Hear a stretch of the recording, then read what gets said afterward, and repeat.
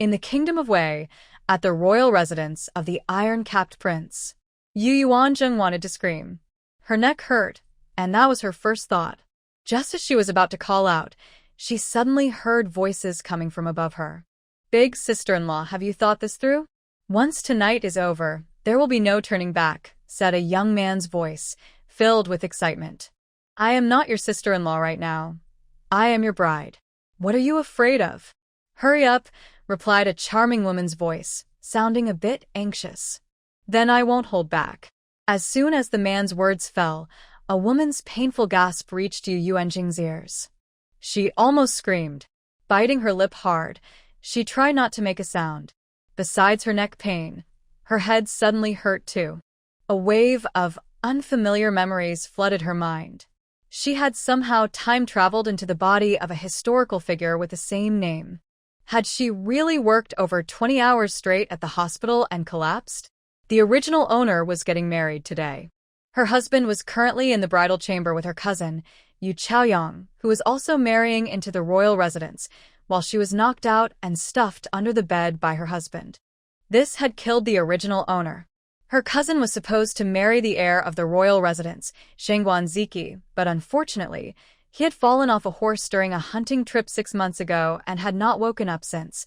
He was like a living corpse. She was marrying the second son, Shengguan Zishu, born of a side consort. As she processed this information, the scene above continued. It was infuriating to witness such a drama unfold in front of her as an unmarried woman. She could tolerate her uncle, but not her aunt. She raised her foot. Thud.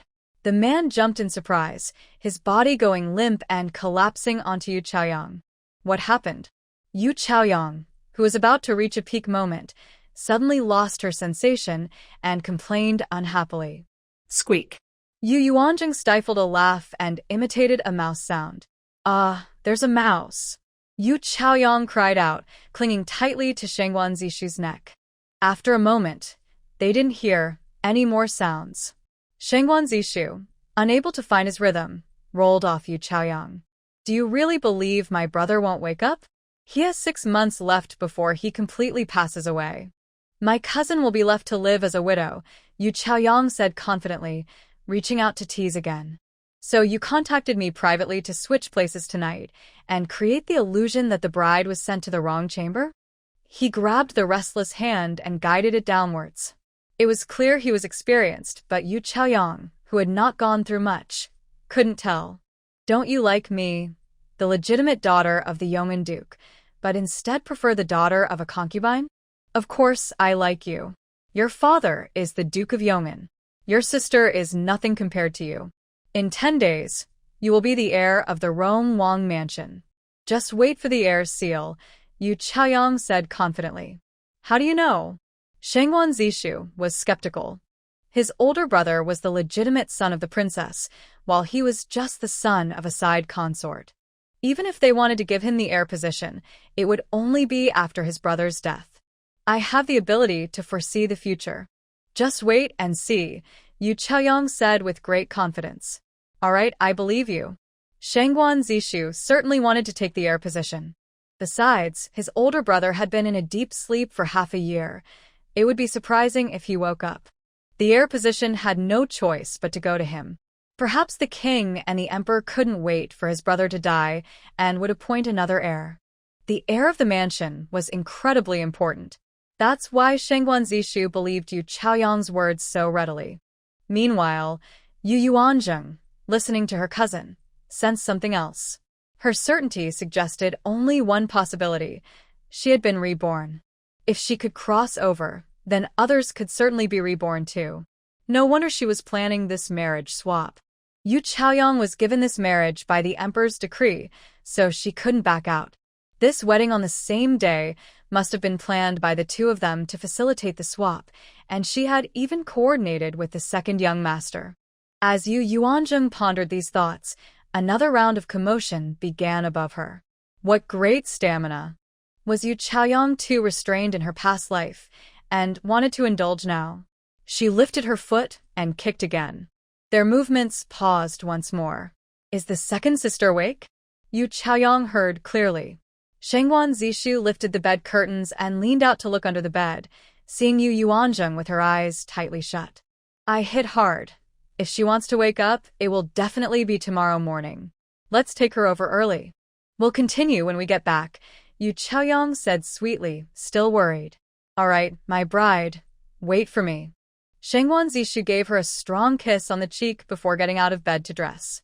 Yu Yuanzheng continued to pretend to be unconscious.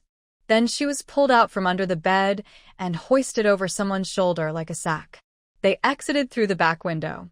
Wow, Shangwan Zishu was quite skilled. Before long, with another leap, Yu Yuanzheng was carried into another bridal chamber. Then she was gently placed by the bed, leaning against the bedpost, pretending to be asleep. Something was then draped over her head. When she heard the soft sound of the back window closing, she dared to open her eyes. Taking off the covering, she found it was a red bridal veil. Everything around her was red, and the red candles were still flickering. Lying on the bed was a handsome young man, sleeping peacefully, with a high nose and well-defined features. His lips were perfectly shaped, resembling a narrow leaf when closed together. This was the heir of the Rong Wangfu, Shangwan Ziki. If he were awake, he would surely captivate many young women. Ah, your bride has been swapped, and you don't even know it, Yu Yuanzheng sighed. Since we will be living together, let me introduce myself. I am Yu Yuanzheng, the cousin of Yu Chaoyang, and I was designed to be your bride. But I think marrying you is better. I won't have to deal with family rivalries or compete with other women for a man. Taking advantage of his unawareness, Yu Yuanzheng reached out to touch Shangwan Ziki's face. After sleeping for half a year, your skin is still so good. It feels really nice. What a pity. My cousin said you only have half a year left to live. As soon as she spoke, she thought she saw Shangwan Ziki's brow twitch. She was startled. Could he really wake up just like that? She observed for a moment longer and found nothing besides the fact that he was indeed quite handsome. Was she imagining things? But don't worry, my medical skills are excellent, and meeting me is your good fortune. I won't let you die. If you do, my cousin won't treat me kindly. Right now, we have exchanged brides, and who knows what else might happen in the future. Yu Yuanzheng thought about her cousin possibly being reborn and having foresight, feeling a bit overwhelmed. She wasn't good at family rivalries.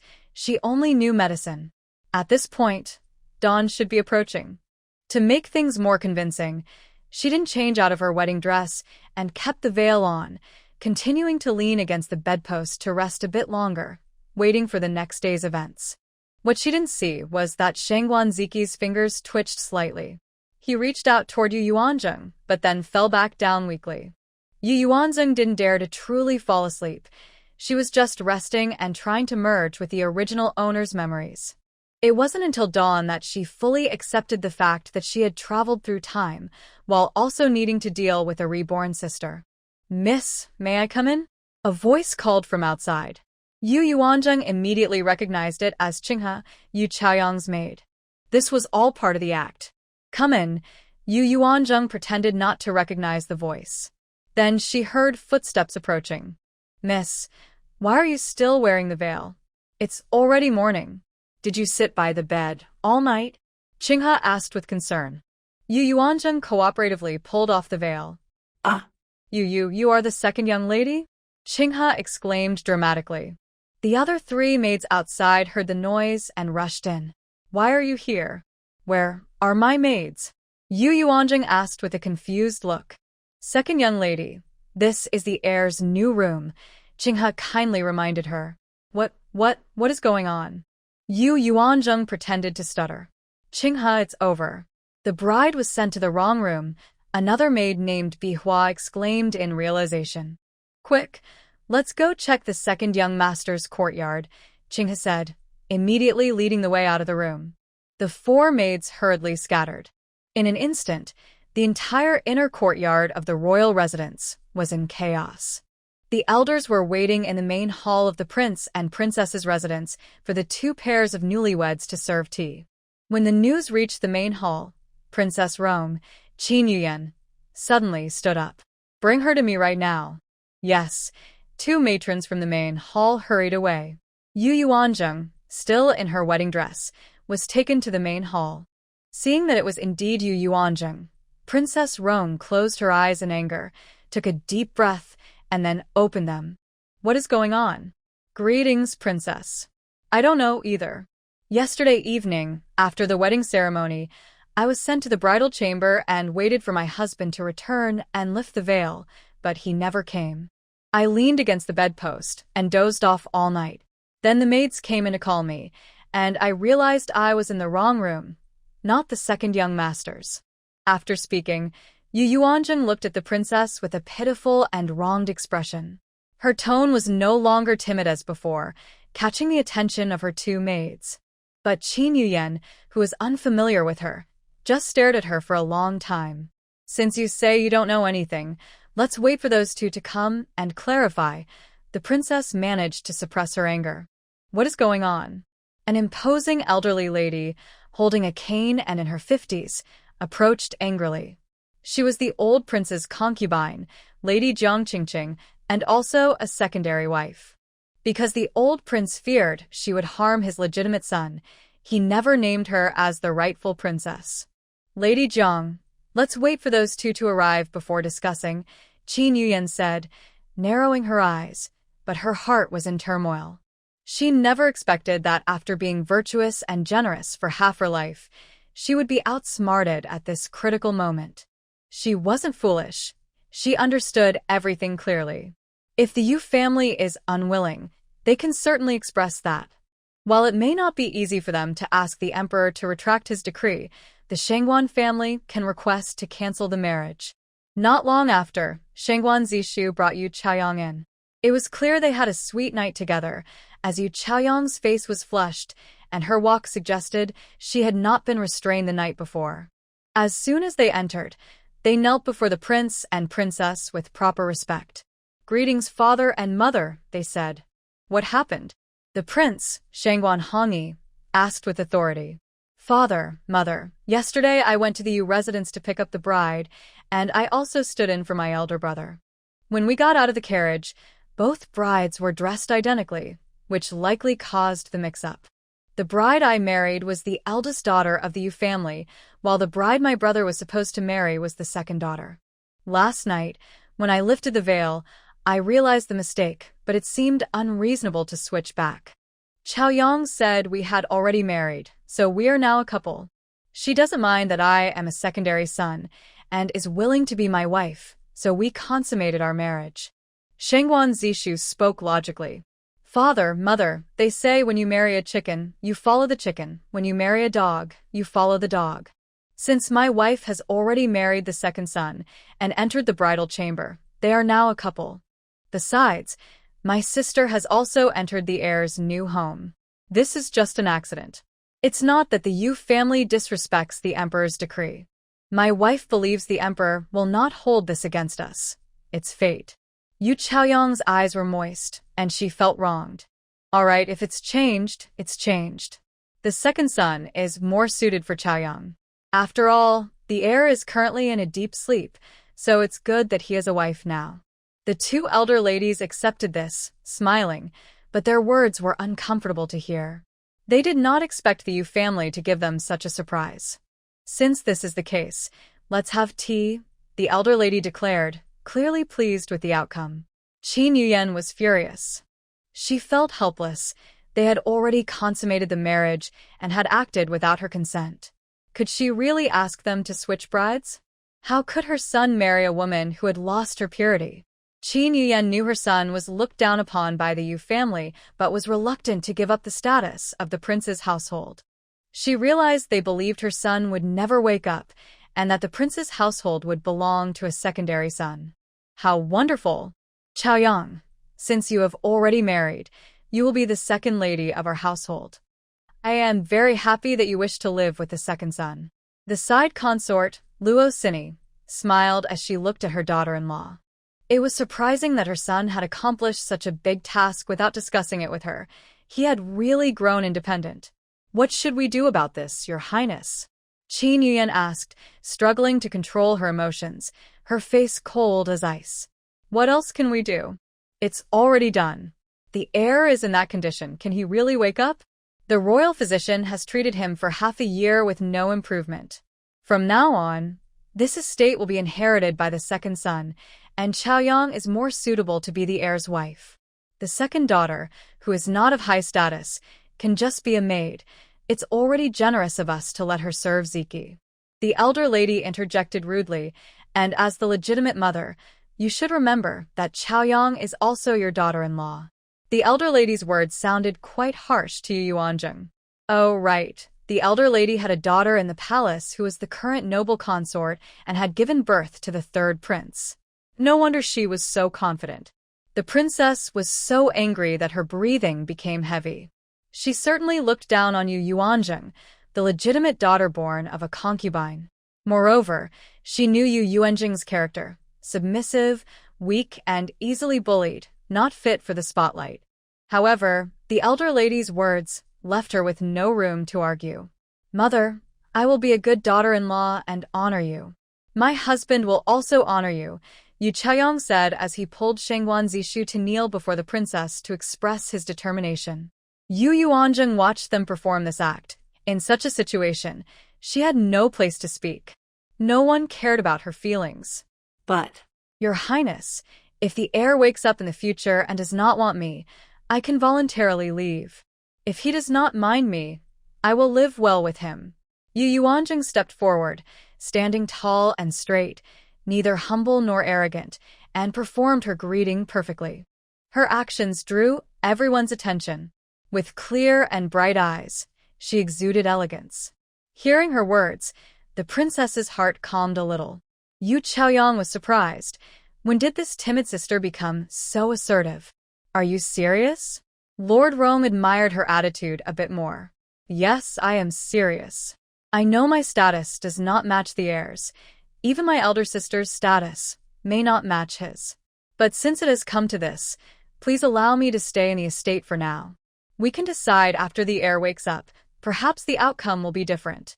Yu Yuanzheng's words were pleasant to hear, leaving room for both sides. Her 2 sentences improved the princess's impression of her greatly.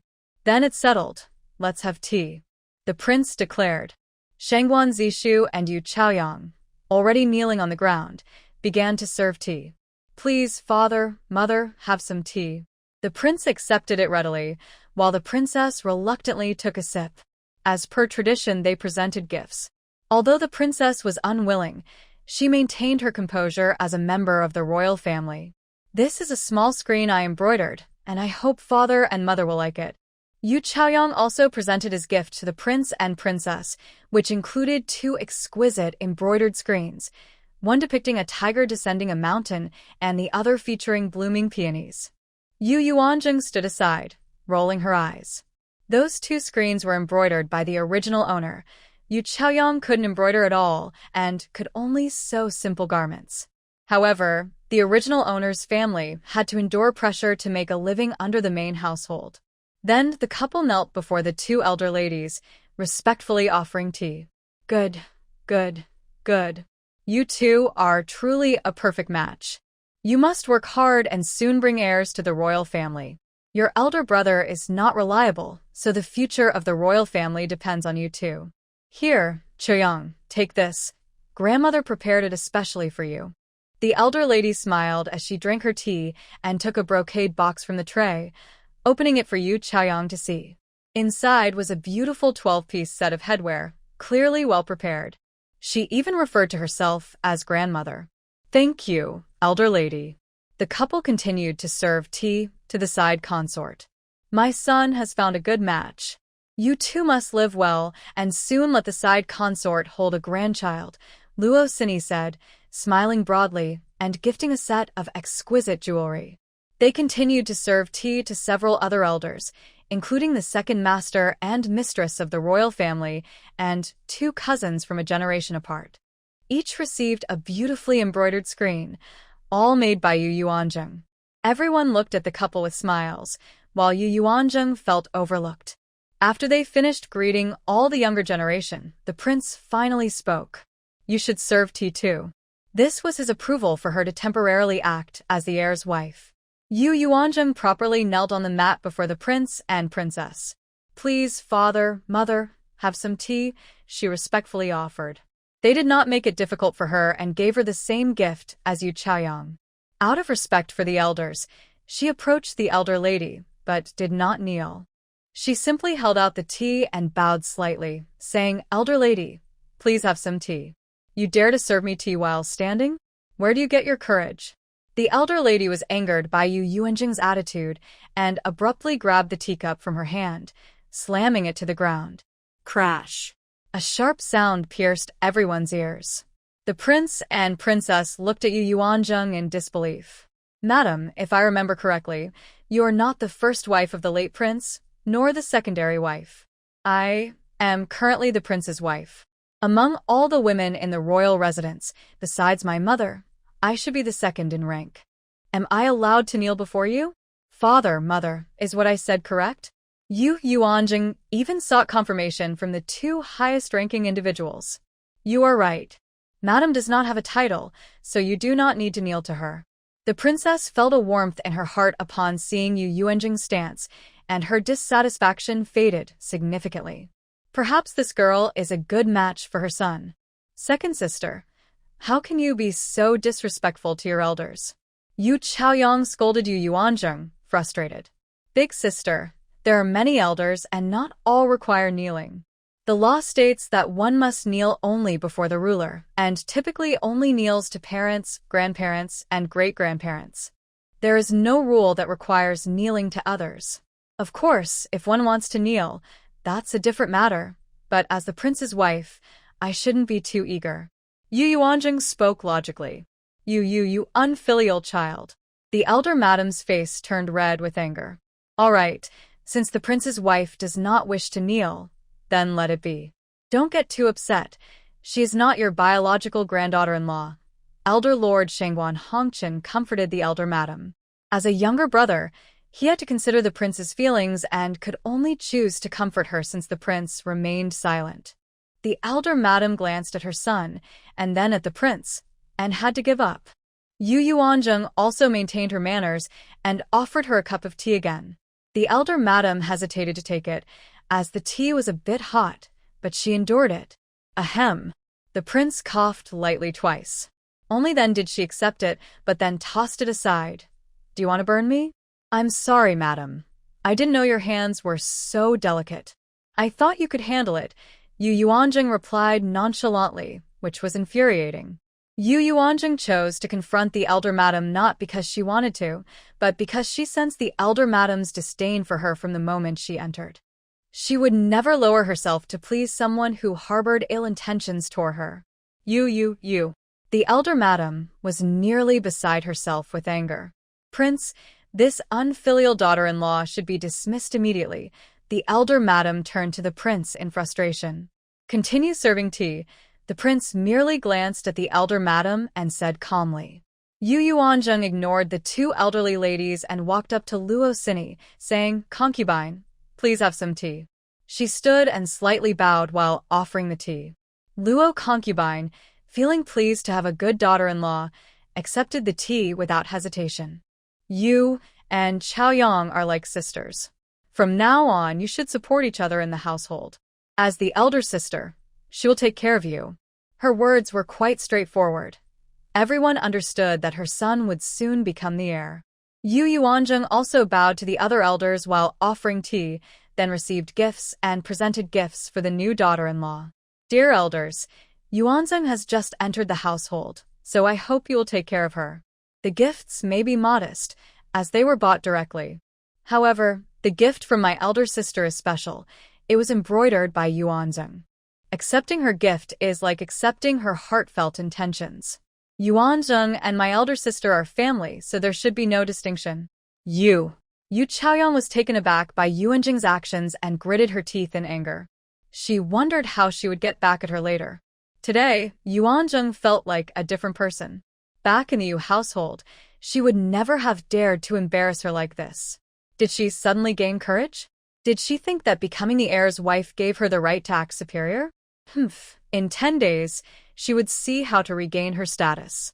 Shangguan Zishu gently patted her hand in comfort. "Elder sister, you must clarify things.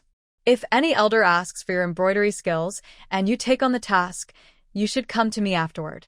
Are they showing you kindness or me? Yuanzheng felt it was necessary to make this clear. She didn't want to be controlled by her in the future. Everyone present looked curiously at the two sisters. All right, let's disperse, the prince said. He was not interested in these small matters and was the first to stand up and leave. Before exiting, the two elderly ladies shot a fierce glare at Yuanzheng, saying, "Princess, please manage your daughter-in-law well." Only the princess, Yuanzheng, and the attending servants remained in the hall. "Mother, I have something to discuss with you," Yuanzheng said, looking firmly at Qin Yuyan. Yuanzheng understood that this was the real mother-in-law. If she wanted a good life, building a good relationship with the princess was the best strategy. She needed the princess's approval. If the heir were to pass away in 6 months, their lives in this grand household would become difficult, and only by supporting each other could they fend off others' bullying. Since Yu Chaoyang had entered the same household, she would surely bully her. Having the princess's backing would make a difference. Even if she is not the crown princess in the future, she will still be the main wife of the royal residence, the daughter-in-law of the princess. Therefore, she needs the princess's protection at the beginning. Seeing her serious expression, Qin Yuyan waved her hand, signaling the servants to leave. Ziyue and Zhanghua exchanged worried glances with their young lady before stepping out as well. Yu Yuanzheng noticed that everyone had left and quietly moved closer to Qin Yuyan.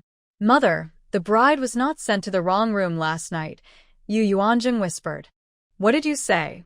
Qin Yuyan exclaimed, surprised. "Sure." Yu Yuanzheng quickly gestured for silence. There were still people outside. "Come with me to the inner room," Qin Yuyan said as she stood up and walked a few steps to the side door. Yu Yuanzheng followed her. "Tell me, what happened?" Qin Yuyan asked urgently. "Mother, look at the back of my neck." Yu Yuanzheng lowered her head and pulled down her collar to reveal her neck.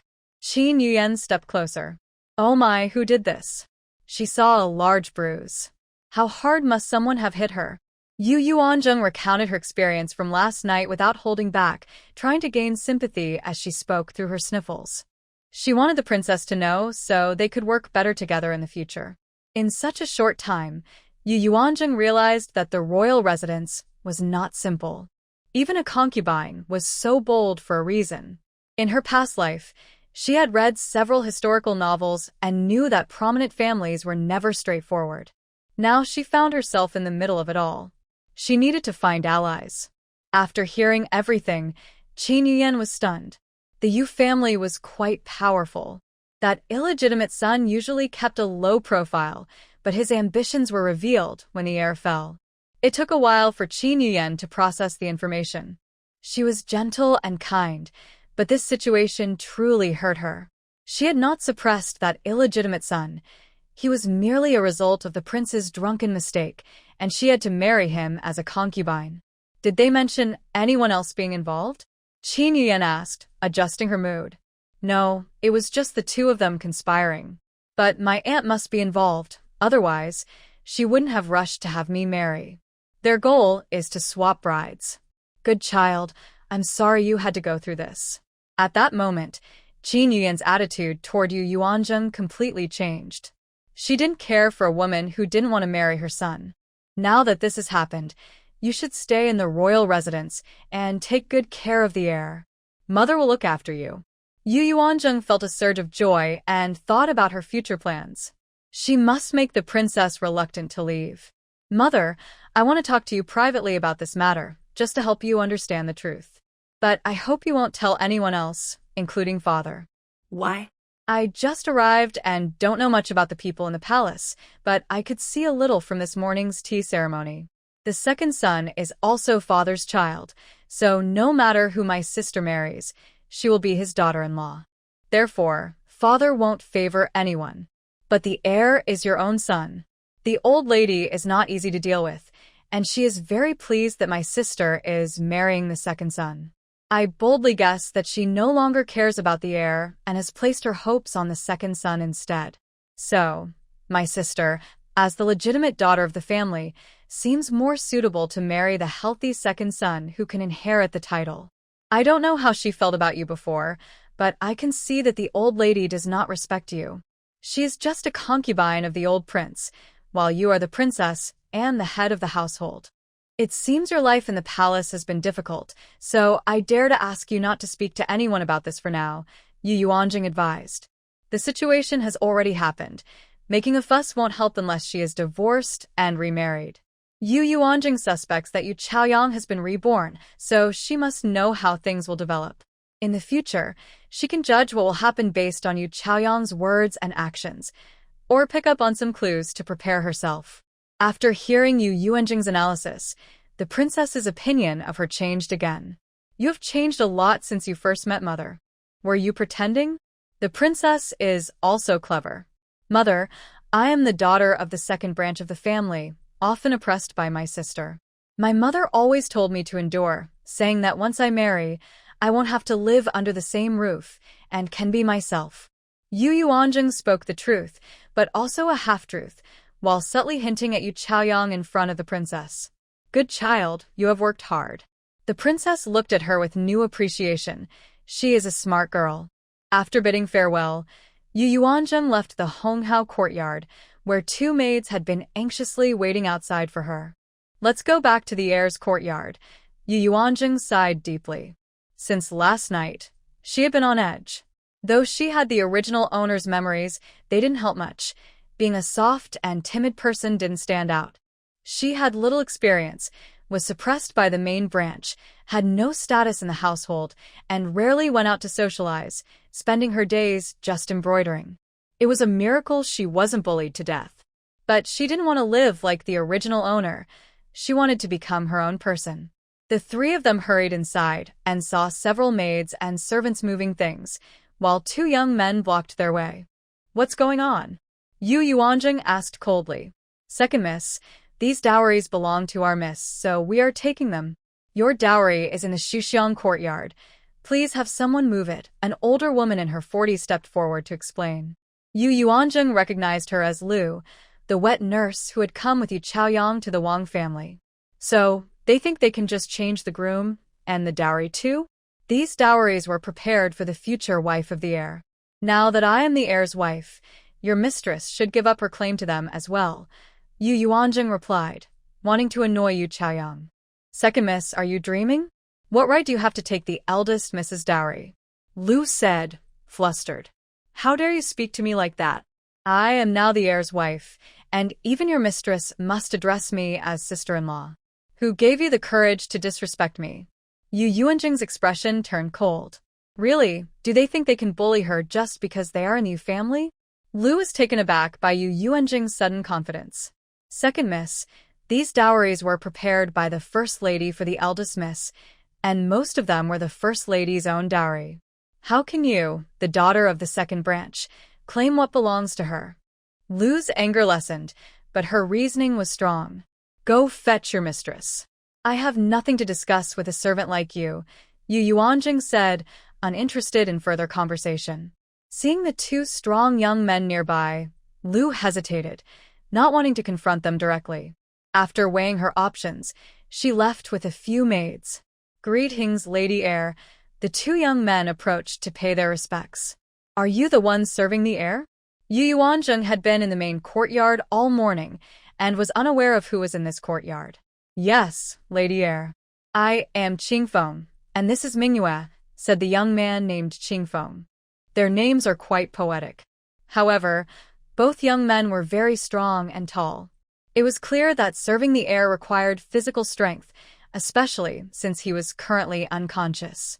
Daily activities like eating, drinking, and using the restroom are essential and always involve people. The two individuals are handsome and distinct. Qingfeng has a round face with almond-shaped eyes, while Manhwa has a square face with wide, fan-like eyes, each with their own charm. Both share a common trait. They do not show the servility typical of lower-status individuals. Instead, they stand tall and greet with a simple clasp of their hands. The young servants in the Wangfu are more charming than the sons of ordinary families.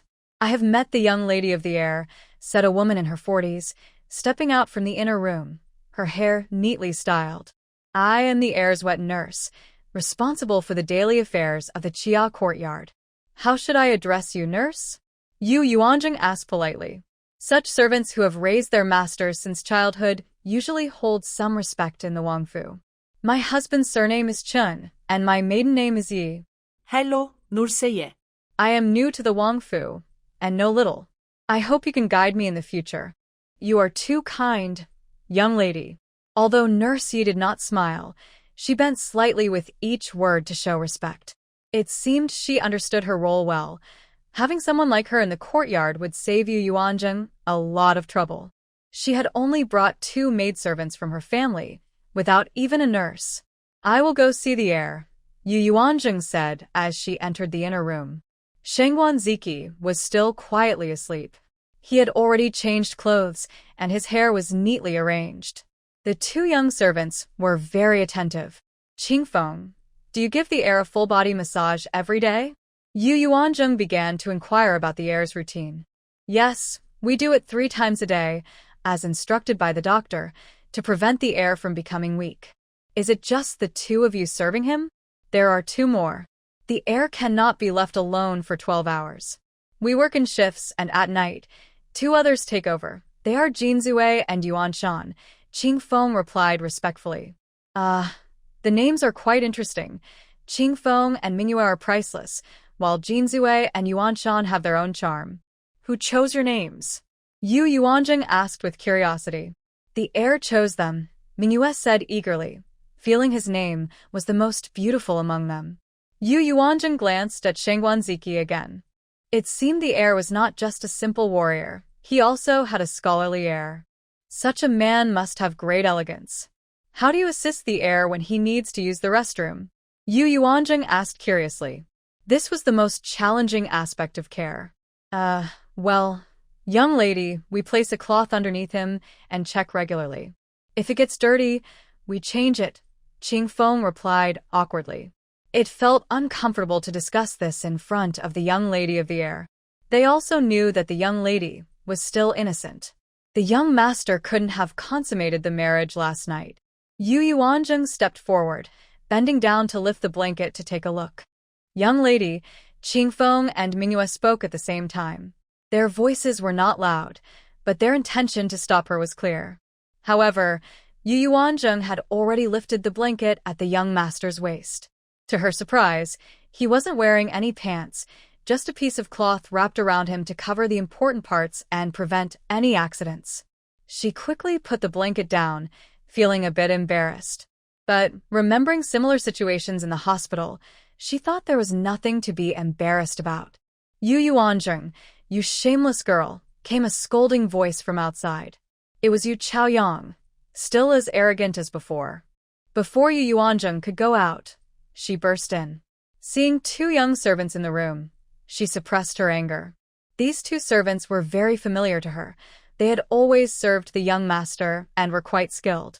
In the past, when she had lost her temper at the oblivious young master, these 2 had dared to scold her and even reported her to the prince and princess, leading to her being reprimanded multiple times by the princess. Their relationship had been quite strained. Now, although she was still her mother-in-law, she was no longer a proper mother-in-law. Yu Chaoyang looked at the young master, lying quietly with disgust. She hated this lifeless person who had ruined her life. Now that she had been reborn, she was finally free from him. Yu Chaoyang's expressions were vivid, and Yu Yuanjing saw everything clearly, further confirming her suspicions. How am I shameless? I haven't stolen or robbed anything, Yu Yuanjing said, her demeanor strong and confident. But Yu Chaoyang didn't think much about it. She reached out to hit her. In the past, if this sister had ever gone against her, she would have slapped her without hesitation. But her hand was caught by Yu Yuanjing midair. I say, sister-in-law, with this marriage, I am now your sister-in-law, not the second sister you could bully in the manner. How dare you be so disrespectful? Is that how your mother taught you? We could take this to the princess and reason it out. Yu Yuanjing squeezed her wrist hard before letting go. Yu Chaoyang cried out in pain. Well, Yu Yuanjing, you've gotten bold, haven't you? Don't think that just because you've married into the royal family, you can act tough. I'll tell you, He won't hold the position of the young master forever. I will be the young lady of the house sooner or later. Just wait and see if you dare to speak to me like this then. If you continue to be submissive, I will give you a good attitude, because you are the daughter of the Yu family. But if you want to provoke me, don't blame me for being rude. Haha, weren't you known for being gentle and graceful outside? What happened? Are you no longer pretending? Don't forget, you are in the royal residence now, not at the Marquis's house. Yu Yuanjing doubted her intelligence. Without having to live under the princess's control, her true nature was revealed. Yu Chaoyang's expression changed several times. She was angered by Yu Yuanjing's intention to take her dowry. When someone is used to being submissive in front of her and suddenly becomes assertive, it is a huge shock. Yu Yuanjing, that is my dowry and I want to take it back, Yu Chaoyang declared confidently, still not calm. Everyone, please step outside for a moment. I need to talk to my sister-in-law, Yu Yuanjing instructed the servants. Qinghe and Bihe glanced at their mistress and left after receiving a nod. Once they were alone, Yu Yuanjing sat down in a chair by the window, poured herself a cup of tea, and took a sip. If you want your dowry back, you can have it, but only if you admit that you deliberately changed the marriage and that you and your mother orchestrated it. After hearing this, Yu Chaoyang looked at Yu Yuanjing's expression and finally calmed down. Since the tea ceremony in the morning, she had sensed something was off with her younger sister. Usually, a single word from her could make the soft and timid Yu Yuanjing cry, so why was she so assertive now? She even dared to confront the elder lady. Still reminiscing about last night's wedding night and the couple's sweet moments, she hadn't had the chance to notice her sister's changes. Now, looking at Yu Yuanjing, she seemed completely different from the pitiful girl she used to be at their family home. Who are you? Yu Chaoyang suddenly thought of a possibility. Could her younger sister have also been reborn like her? Otherwise, how could there be such a drastic change? In her past life, she had a bad marriage. How could she let her younger sister, who was prettier than her, have a better one? So she encouraged her grandmother to marry her off to a sickly man, resulting in both of them living as widows for life. Elder sister, what do you mean by that? Who else could I be but your younger sister? Are you dead? Yu Chaoyang asked cautiously. Elder sister, have you lost your mind? I'm alive and well. How could you say I'm dead? Yu Yuanjing laughed at her. She also understood what Yu Chaoyang meant. She was suspecting that she too had been reborn and was trying to get information from her. Why are you different from when you were at our family home? Yu Chaoyang couldn't understand. I am now married and have left the family, so I no longer have to worry about the main house's opinions. Besides, I am now the heir's wife and your sister-in-law. Do you think I still need to be submissive? Yu Yuanjing showed her true nature, having already thought of an excuse. She didn't want to pretend to be the weak person she used to be. That felt too limiting. You were pretending all along? Yu Chaoyang finally understood. That's right, Yu Yuanjing admitted openly, though it was unclear if she truly believed it. Don't forget, your parents are still in the family, Yu Chaoyang said harshly before turning to leave. She was right. The original person's parents were still in the family. Since Yu Yuanjing took over the original person's life, their parents were now hers too. This situation needed to be resolved. The old master had passed away, but the old mistress was still alive, and she had been oppressing the second branch. The eldest aunt, trying to please the old mistress, also bullied the second branch, and her daughter followed suit. This all started because the old master insisted on taking the old aunt as a concubine, which led to the birth of her father. However, he couldn't protect her and the old aunt ended up being harmed. Despite the old master having 3 concubines, her father was the only son, while the other 2 had daughters. Her father had talent but couldn't show it, and he was not allowed to continue his studies after passing the scholar's exam. He was only allowed to manage some household affairs, living off the main house. As she pondered how to handle her parents' situation, loud noises came from outside. This is outrageous. A son born out of wedlock dares to take the dowry of the legitimate daughter. It was the voice of the old mistress. Yu Yuanjing quickly stepped outside and saw the old mistress entering the Chia courtyard with a group of people. Concubine Luo was dutifully assisting the old mistress, followed by Yu Chaoyang and many maids and servants. They were coming to demand something. Ziki's wife. The dowry in this courtyard belongs to Zishu's wife. Return it to her, the old mistress ordered rudely. Don't worry, your dowry will also be returned to you, concubine Luo added with a smile. They had come as a group to demand her dowry. Stop talking and start moving, the old mistress commanded the servants. Before Yu Yuanzheng could react, they began to take things away. Two young servants wanted to intervene when they saw the heir's wife being bullied, but Yu Yuanzheng shook her head. She was currently weak and new to this situation, not knowing much. Many of the items being taken were part of Yu Chaoyang's mother's dowry, so she couldn't keep them. At the same time, Yu Chaoyang clearly understood who the best support was in this household, not the princess or the prince, but the two elder ladies. This is something worth pondering. The second young master is still the prince's son, yet an old concubine dares to interfere, even though the prince is not her biological child. I need to find out more about the identity of these two elder ladies, as they seem quite bold. While they were enthusiastically moving the dowry, the princess received the news and rushed over. Wait, if you are moving the dowry, leave the part that was given to the Yu family as a betrothal gift when I arranged for Ziki's marriage. The princess had been deep in thought in her courtyard, overwhelmed by the information she learned that morning. Princess, this is not acceptable. The heir is in this condition. Can he really recover? In the future, Zishu will be the heir. Shouldn't you, as his legitimate mother, plan more for him? The two elder ladies argued back confidently. Initially, she had strong objections to the engagement with the second young lady of the Bo family, but the prince had already made a decision, so she had to accept it, thinking that once they were married, she would not have to deal with them anymore.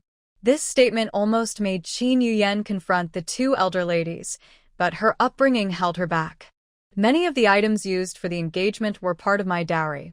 Zishu does not yet have the right to enjoy what my family has given, and besides, my son is not dead yet, Qin Yuyan said coldly.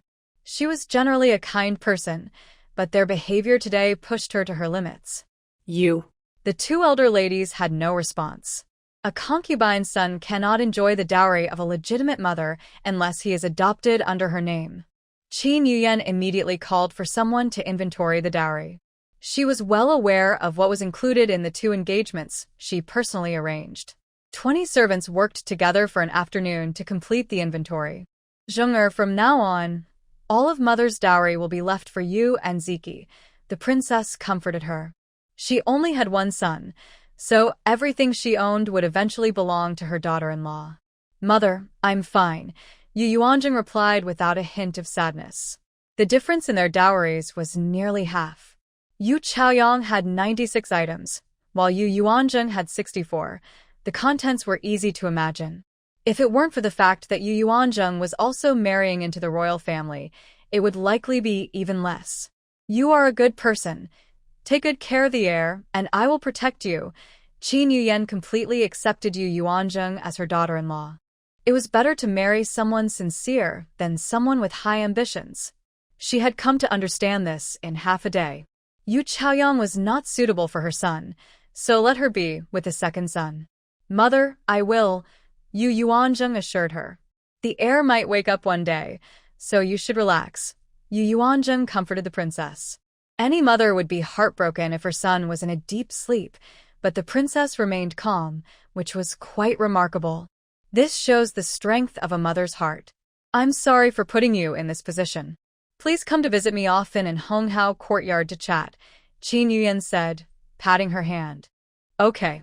Mother, what is the status of the second elder lady? Yu Yuanzheng asked, seeing that the princess had fully accepted her and hoping to get some information that would be more reliable than asking the servants. She is a concubine brought by the late princess and is a daughter of a lesser family. The late princess passed away early, and her status in the household was only below that of the late princess. She also has a son and a daughter, which makes her feel even more important. The old prince was afraid that she would have a son and harm the legitimate heir, so he never mentioned making her the heir's wife. But no matter how important she feels, she cannot compare to the prince, me, or you as the heir's wife. I see. When did the late princess pass away? The original owner knew very little about the outside world. She died when the prince was 3 years old due to illness. It was said that she suffered during childbirth, leading to severe blood loss. Her health declined day by day, and she passed away 3 years later. The old prince, fearing for the legitimate heir's future, did not marry another wife. The late princess's family was originally from the Ministry of Works, but they lost their power due to taking the wrong side. However, the blame did not fall on the married daughter. Then the second elder lady lived quietly in the prince's residence for many years until her daughter entered the palace as a consort, and only then did she stand tall again, becoming somewhat unreasonable. Oh. Mother, how did she treat the heir when he was well? In just one day, Yu Yuanjing noticed that the second elder lady seemed to favor the second son a bit too much. Before Ziki had his incident, she treated both of them similarly. After Ziki's incident, her attitude changed. Yu Yuanjing thought that the second elder lady's behavior seemed acceptable, as the second son would eventually become the heir, so it was normal for her to try to get close. But it still felt strange. A concubine being so bold and not showing much respect to the princess, yet appearing to fear the prince a little. Why hasn't the prince's residence split since the old prince and the late princess are gone? Yu Yuanjing asked about another unclear point. It's because the second elder lady disagrees. She simply doesn't want to leave the prince's residence. If they leave, they would have to rely on themselves for their wealthy lifestyle. The old prince also had another concubine, Lady Wang, whom he brought back from the border. What identity do we have? We don't know. We're just following the third master in his duties outside. Oh. Yu Yuanzheng understood, meaning the prince's 2 brothers and 1 sister, all born from different mothers. The princess got up and went to the bedside to check on her son, instructing the 2 young servants to take good care of the heir before leaving. Normally, young servants are not allowed in the inner courtyard, but the heir is special and needs their assistance. Now that he is married, the young servants cannot stay in the inner courtyard at night. So last night, the 2 servants helped the heir get ready and then left the Chia courtyard. Otherwise, it would have been harder for Shangguan Zishu to succeed. Only then did Yu Yuanzheng have the chance to seriously look at her nominal husband. He was well taken care of by the 2 young servants, with no unpleasant smells, clean and fresh. He was just lying there completely still. You all can go out. I want to be alone with the heir for a while, Yu Yuanzheng instructed. The 2 maids and the young servant left the room but waited outside, ready to respond to any call. Shangguan Ziki, that's a nice name. He is also handsome. If he wakes up, he will surely be charming and captivating, but unfortunately, he seems to have a tough fate. Sigh. Yu Yuanjing muttered to herself. Then she reached out to check Shangguan Ziki's pulse. Last night, she had just arrived and was still getting used to everything, but now she finally felt calm. In her previous life, Yu Yuanzheng was a master's degree holder in both Western and traditional Chinese medicine. She had interned in every department, with a particular love for traditional Chinese medicine. She had her name registered in both traditional Chinese medicine and Western surgery, alternating between the two, and sometimes had to help out in surgery when it got busy.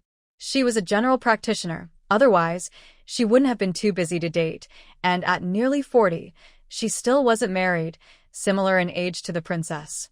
Just as she was preparing to be single for life, since her parents were gone, and no one was pushing her to marry, the old king of sent her here and immediately gave her a husband. But having one was almost like not having one at all. Sigh, was she destined to be single for 2 lifetimes? The pulse seemed fine. If his body was okay, then the issue must be in his head. He fell and hasn't woken up since, which surely means he has a head injury. Yu Yuanjing stood up and touched Shangguan Ziki's head. She noticed a spot at the back of his head that felt a bit unusual, slightly higher than normal. Someone with less experience might not notice it. Could it be that the blood inside hasn't dispersed, causing him to remain unconscious? Yu Chaoyang said he would die in 6 months, but now that might not be the case. With her here, he wouldn't die so soon. She began to think about how to treat a person in a vegetative state to increase the chances of waking up. Then she took out paper and pen to jot down notes. She currently has nothing in hand and can only wait until she prepares a suitable set of silver needles to treat him. At dinner time, the other two young servants, Yuan Shan and Jin Shui, came to take over. Greetings, lady. They were both quite handsome young men, pleasing to the eye. No need for formalities. You may continue your work. The two young servants first fed the young master dinner, which consisted of thick porridge and soup. It was a struggle to feed him, spilling more than he ate. But they were very patient. After that, they helped him wash up and change clothes, providing very attentive service. Lady, if the young master wets himself at night, you can have a maid call us. We will be just outside the courtyard, Yuan Shan said respectfully. Before the young master got married, they would sleep on the floor in the room, keeping watch over him. But now, they could only stand guard outside, ready to respond to the lady's call. All right, thank you. Tomorrow I will tell my mother to build a small room for you outside, so you can rest at night. If you need anything, I will call for you. That night, Yu Yuanzheng lay beside Shangguan Ziki. Since she arrived last night, she had been tense, but now she finally relaxed completely. Before sleeping, she checked his pulse again to determine if he was truly asleep or just pretending. At this point, the young master was already in deep sleep. That night, Yu Yuanzheng slept soundly, and before bed, she changed the cloth underneath him. There was also a sheepskin to prevent any moisture from seeping into the mattress. She went to bed early, and woke up just as dawn broke. The night watch, Ziyue, asked as soon as she heard movement. Miss, are you awake? Yes, come in. Miss, did you sleep well last night? I didn't hear you call for anyone to attend to the young master. I can manage, so I didn't want to trouble them. Please have someone take this wet cloth outside, Yu Yuanjing said, pointing to the cloth she had changed last night. After washing up, Qingfeng and Mingyue arrived to continue caring for the young master, while Yu Yuanjing took the two maids to greet the princess. When they arrived at the princess's courtyard, the princess was already up, and the prince had gone to the morning court. Greetings, mother. Yes. Was Ziki well last night? The young master slept very soundly. He wet himself twice, and I changed him as soon as I noticed. You changed him yourself? Yes, mother. You are a good person, not looking down on Ziki. The princess felt very pleased to hear this. It was quite rare for a newlywed girl to do such a thing. She had already heard from Granny Yi that last night, her daughter-in-law had shared a bed with her son. At this moment, Yu Chaoyang also arrived. Good morning, mother. Yu Chaoyang greeted respectfully. Well, you haven't had breakfast yet, so stay here and eat with me, the princess said equally to everyone. Thank you, mother. Yu Chaoyang was happy that the princess invited her to join the meal. This showed that the princess did not dislike her because of the marriage change. The princess was the head of the entire royal residence, and her demeanor was unmatched. She was not someone to offend in recent years. Breakfast was served. Each person had a bowl of meat porridge, 2 small dishes, and then there were snacks and buns. Yu Yuanjing picked up a spoon and took a bite of porridge. It tasted really good. However, she felt a familiar flavor, saffron. It was very subtle, and most people wouldn't notice it, but she had often dealt with herbs before, so she recognized it immediately. What did this mean? But she saw that the princess was also eating. Did the princess need to promote blood circulation, cool the blood, detoxify, or calm the mind? In moderation, saffron does have medicinal properties, but women shouldn't consume it long term. But since she had just arrived, she couldn't suddenly show her medical knowledge. Otherwise, she wouldn't be able to secretly treat the heir. In such a short time, she realized the royal residence was quite complex. She needed to hide her abilities and use them at the right moment. Just as Yu Chaoyang was about to take another bite, a maid rushed in and interrupted her. Greetings, princess, young lady. Second young lady, the second elder lady asks you to come to the 100 Years courtyard. The maid was Tao Hong from the second elder lady's courtyard. Please tell the second elder lady that I will finish this bowl of porridge with mother and then come to greet her.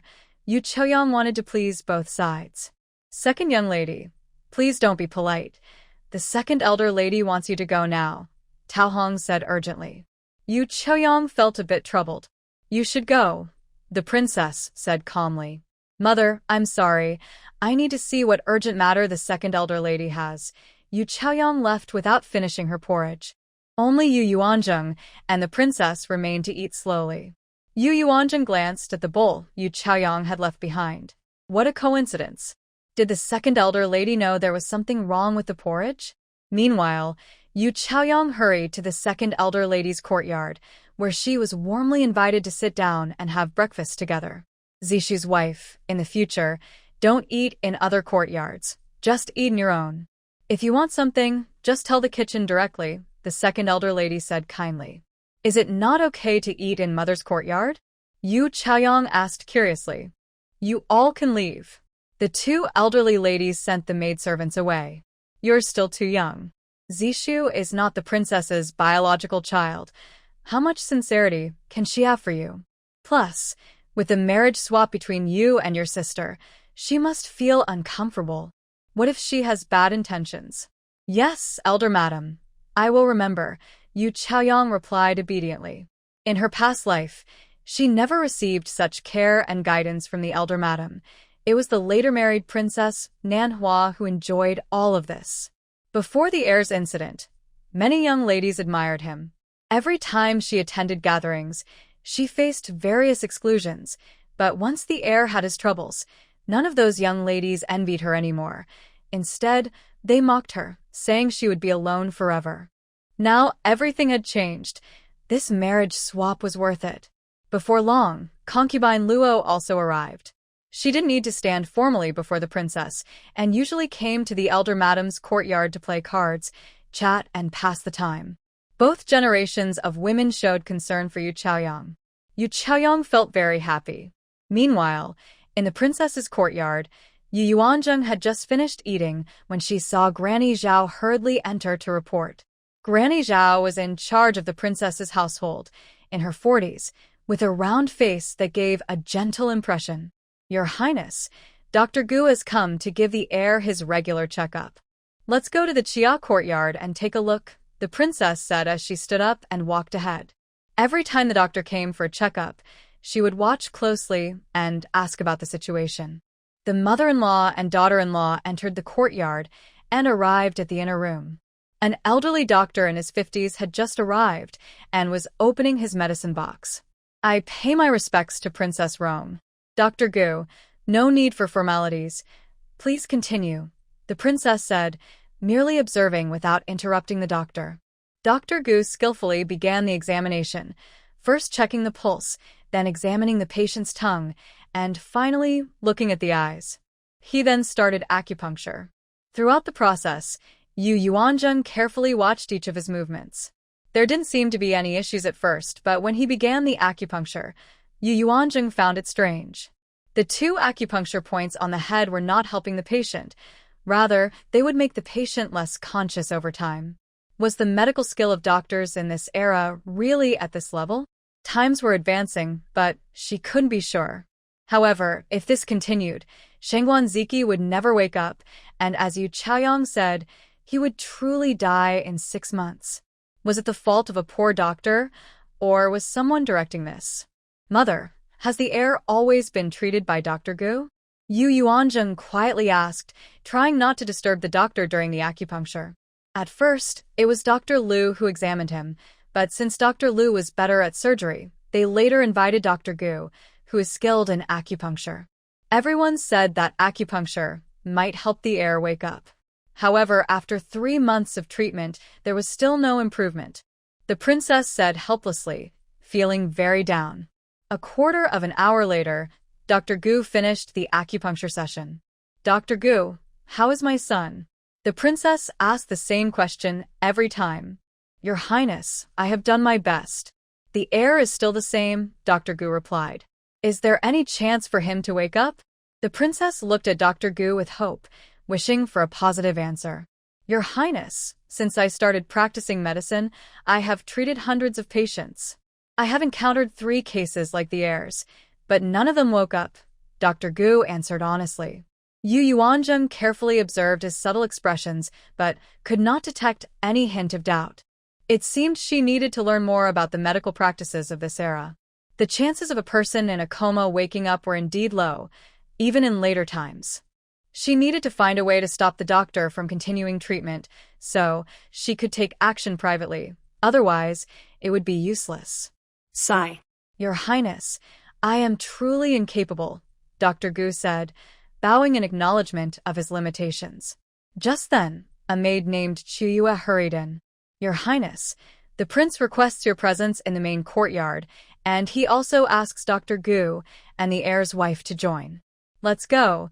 The princess suppressed her disappointment and stood up. Upon arriving at the main hall of Honghao Courtyard, she was surprised to see all the elders present, whom she had served tea to the day before as the new bride. The princess sat directly beside the prince, and Yu Yuanzheng stood behind her. Dr. Gu stepped forward and bowed. I pay my respects to His Royal Highness. Dr. Gu, how is the heir today?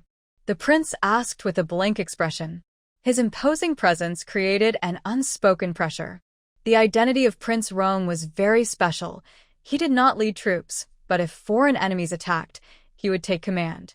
The Rong family was the protector of the Great Wei dynasty.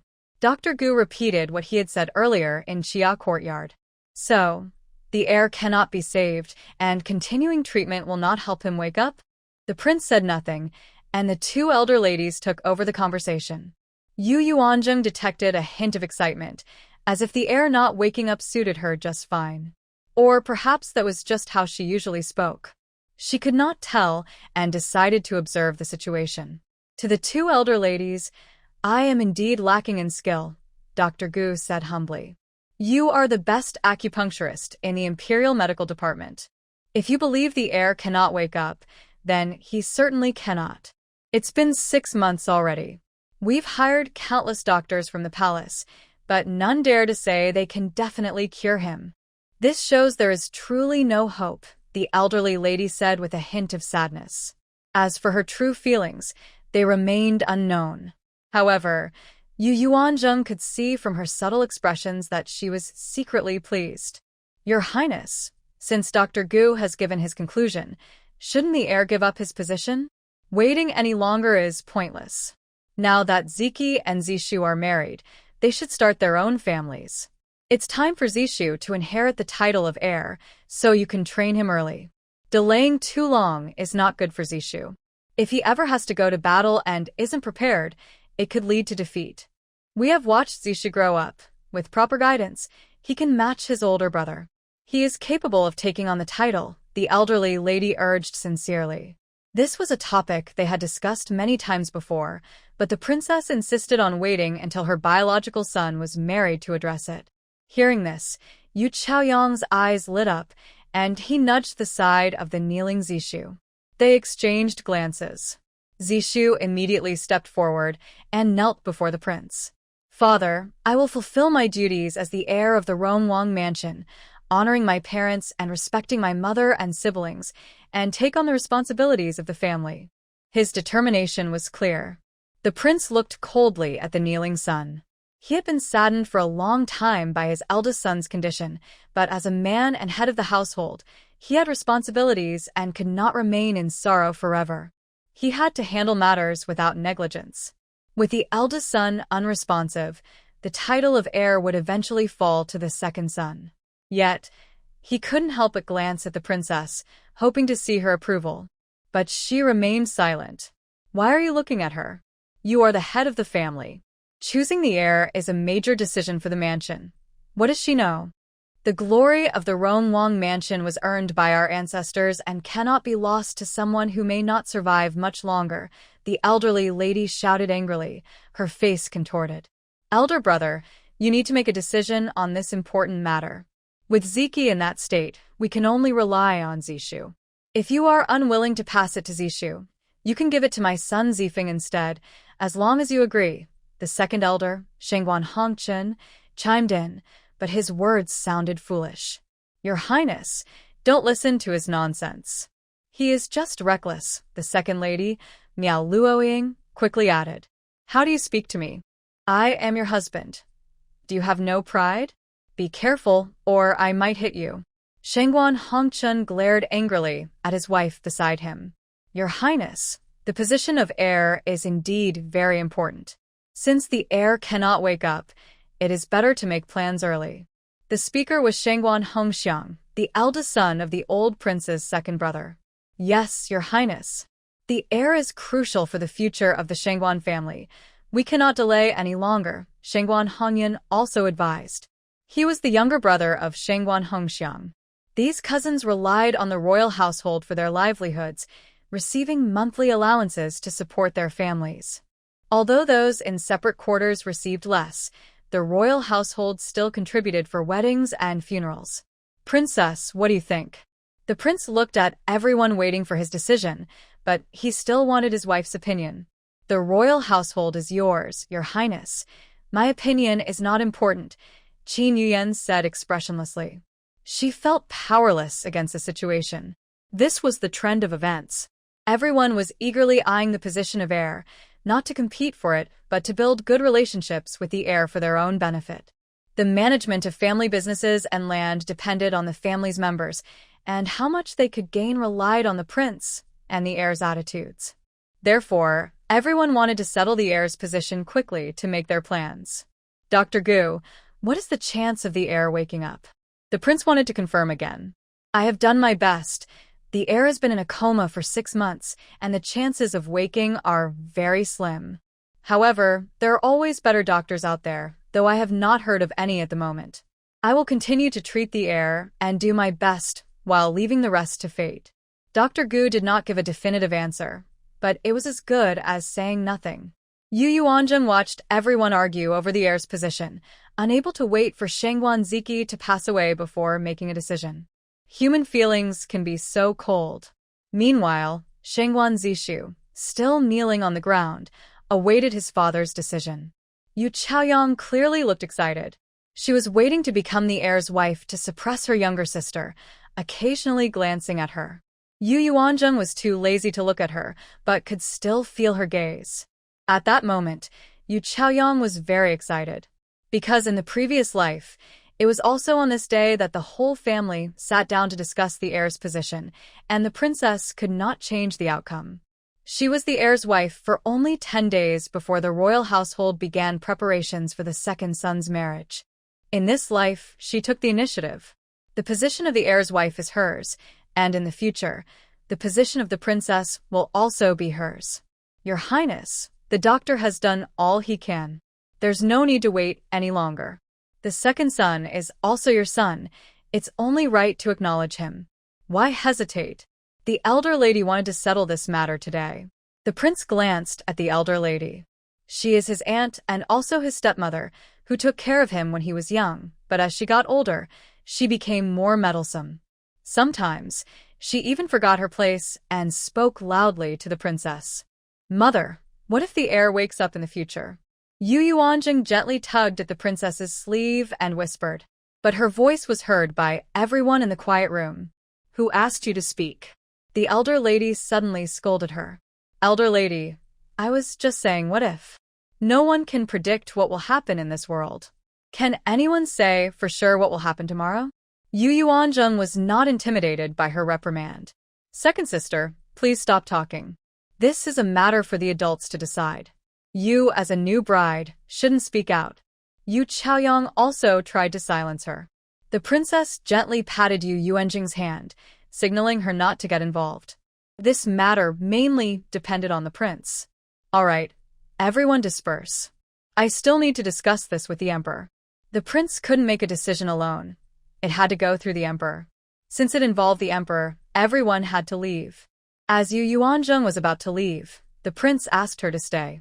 Princess, daughter-in-law of Ziki, please come with me to the study. I have something to discuss with you. Yu Yuanzheng supported the princess and followed the prince to the front courtyard. The prince's study was spacious, with few books but elegantly decorated. Besides the books, there were several weapons on the walls. Yuyan, I'm sorry. I feel powerless. But rest assured, even if Ziki loses his position as heir, I will not give up on him. I will continue to seek medical help until the end. The prince spoke solemnly, his face showing sadness. I know you are heartbroken, but the royal family cannot be without an heir. Please try to understand. The prince added. Your Highness, I haven't thought too much about it. I just pity my son. They won't even wait for him to pass away. It's too cold-hearted. When Ziki was well, how did they treat him? They all fawned over him. Was Ziki not good enough to them? Yet this is the cold response he receives. The princess said, tears welling up in her eyes. The prince had no words to respond. This is human nature, where self-interest reigns. They only get close to those who can benefit them. Your Highness, Zheng is a good person. Much better than Chaoyang, and the legitimate daughter of the Bo family is not much different. It's just unfortunate for this child. I know, so there are some things I need to discuss with her. The prince wiped away the princess's tears. Ziki's wife, yesterday you said that if the heir wakes up, you would step down. But it seems that Ziki will not wake up. We cannot be sure how much longer he can hold on. From now on, you will have to rely on yourself. While we are still alive, we can take care of you a little, but we will eventually leave before you. The future path will depend on you. It's uncertain whether there will still be a place for you in this royal residence. I've heard that your sister is not kind to you, so your days will be even harder. Therefore, I am giving you 10 people. Make good use of them, as they will protect you and Ziki. The prince continued to speak to Yu Chaoyang. Once a woman marries into the royal family, unless the royal family chooses to dismiss her, she will likely stay there for life. A widow without a husband can only imagine what her future will be like. Thank you, father. I will take care of my life. I have one more request, and I hope you and mother can agree. Yu Chaoyang did not expect the prince to accept her, making many things easier for her. What is it? Father, I have heard of something called overtreatment. The heir receives acupuncture regularly, and I feel it might be too much, which could hinder his recovery. For example, if we accidentally cut our hand, it usually heals on its own without treatment. That's a natural ability of the body. But if we worry too much and keep cleaning and applying medicine, it can actually slow down the healing process. So, I dare to suggest that we pause treatment for now and observe for a while. Yu Chaoyang spoke very seriously. Her goal was, of course, to prevent Dr. Gu from causing any more harm to the heir. The prince and princess listened carefully and began to think. Since the heir fell from the horse, they had never stopped treating him. This was the first time they had heard of the concept of overtreatment. Perhaps there was some truth to it. They exchanged glances. All right, we won't call for a doctor for now. We will observe for a while, the prince decided. He also understood that whether they treated him or not might not make a difference, so it was worth a try. Perhaps there would be a turning point. This was his only legitimate son. If something happened, it would hurt him deeply. Today, Dr. Gu had made it very clear that the chances of their eldest son waking up were almost non-existent. He had to make plans for the next step. The prince clapped his hands, and the study door opened, with Qingfeng leading 3 young servants named Mingyue inside. At the same time, 6 people descended from the beams of the study. Ziki's wife, these 10 are the secret guards and bodyguards I have trained for Ziki. You have already met the 4 who have been by Ziki's side, but these 6 are new and I am giving them to you today. How you arrange them in the future is up to you. Their skills may not be unbeatable, but they are quite capable. I hope Ziki will wake up one day under your care, the prince said seriously. The 10 knelt on one knee in front of Yu Chaoyang, saying, "We greet the young lady." Yu Chaoyang did not expect the prince to consider her and the young master so much. Having only been married for 2 days, she received the prince's approval, which showed that being true to herself was the right choice. These 10 looked impressive, specially trained by the royal family. Please get up, Yu Chaoyang said, surprised by the scene. Ancient people valued loyalty highly, so these 10 would be her and the young master's greatest helpers in the future. Thank you, father. I will take good care of the young master. Yu Chaoyang thought happily. Having 10 people at her disposal meant she wouldn't have to worry during her time in the palace. Father, do the others in the palace know these 6? They do. They usually stay by my side. Then, will the second young master and his wife have any objections to you giving them to me? Yu Chaoyang was indirectly trying to find out if the prince would send such people to them as well. Zishu is not capable enough right now. I will continue to teach him and give him more help later. Oh, so he won't give them now but will later. That's good. If the second young master and his wife try to cause trouble, they won't have any help. And if she wants to cause trouble, having help is great. Yu Yuanzheng was very pleased with the prince's arrangement. Father, I want to keep these 10 in plain sight. Otherwise, it will be inconvenient to do things. I want to take 2 with me when I return home tomorrow for courage, Yu Yuanzheng said with a cute smile. The prince and princess felt very pleased. This child showed a very good character. She was not someone who would easily be bullied and knew how to protect herself. Yu Yuanzheng was naturally cheerful. Although she was older, she never felt old. She felt like she was still in her 20s, full of energy and vitality. Otherwise, she wouldn't work so hard, daring to put in over 20 hours. Do as you wish. Yu Yuanzheng took the 10 people out of the prince's study. What are your names, you 6? Yu Yuanzheng looked at the 6 subordinates she was meeting for the first time. Please, lady, give us names, the 6 said, bowing. Do they need to change their names with a new master? After thinking for a moment, she said, now line up by age. The 6 quickly complied. From oldest to youngest, Chunlei, Xiaoyu, Qiufeng, Dongling, Zhuiyun, and Zhuyue. Thank you for the names, lady, they replied in unison, smiling, which didn't seem typical for secret guards. Are you happy with the names? Yu Yuanzheng asked casually. The names you gave us are beautiful. The prince only gave us numbers. Chunlei, the oldest, spoke for the group. In Yu Yuanzheng's eyes, these 10 were all young men in their 20s, full of strength and energy. They were not the cold-faced secret guards she imagined, only focused on following orders. All right, tomorrow I will return home. Chunlei and Xiaoyu asked the housekeeper to prepare 2 carriages. From now on, Chunlei will be your captain, and you will follow his arrangements. Yes. The next day, the 2 newlywed daughters-in-law of the Yu family returned to the Yong'an Marquis' residence. The princess prepared identical return gifts for both daughters-in-law. Early in the morning, Yu Chaoyang woke up Shangguan Zishu, eager to return home. She had been so happy these past few days, finally free from the fate of widowhood, enjoying a loving marriage that she couldn't get enough of. In a few days, she would be the lady of the house. This was the life she had dreamed of in her past life. She wanted to share this joy with her mother. Shangguan Zishu looked a bit tired. He still wanted to sleep. He had worked very hard these 3 days and felt completely drained. Once they left, Yu Yuanzheng got up slowly and got ready. Taking the gifts prepared by the princess, she boarded the carriage to the Yong'an Marquis' residence. Miss, the eldest lady left early. Will the master and madam be upset if we return late? Ziyue asked worriedly. It's fine, Yu Yuanzheng replied nonchalantly. The original owner's parents were practically invisible in the Marquis' residence. She lifted the curtain to look outside. The prince's residence was very close to the imperial city, in a place filled with nobility. There was hardly any business on the streets. It was all about this prince's residence, that Marquis' residence, or the princess's residence. She couldn't even find any excitement to watch. The Marquis' residence was not qualified to be in this area. After about 45 minutes, they finally stopped. Lady, we have arrived.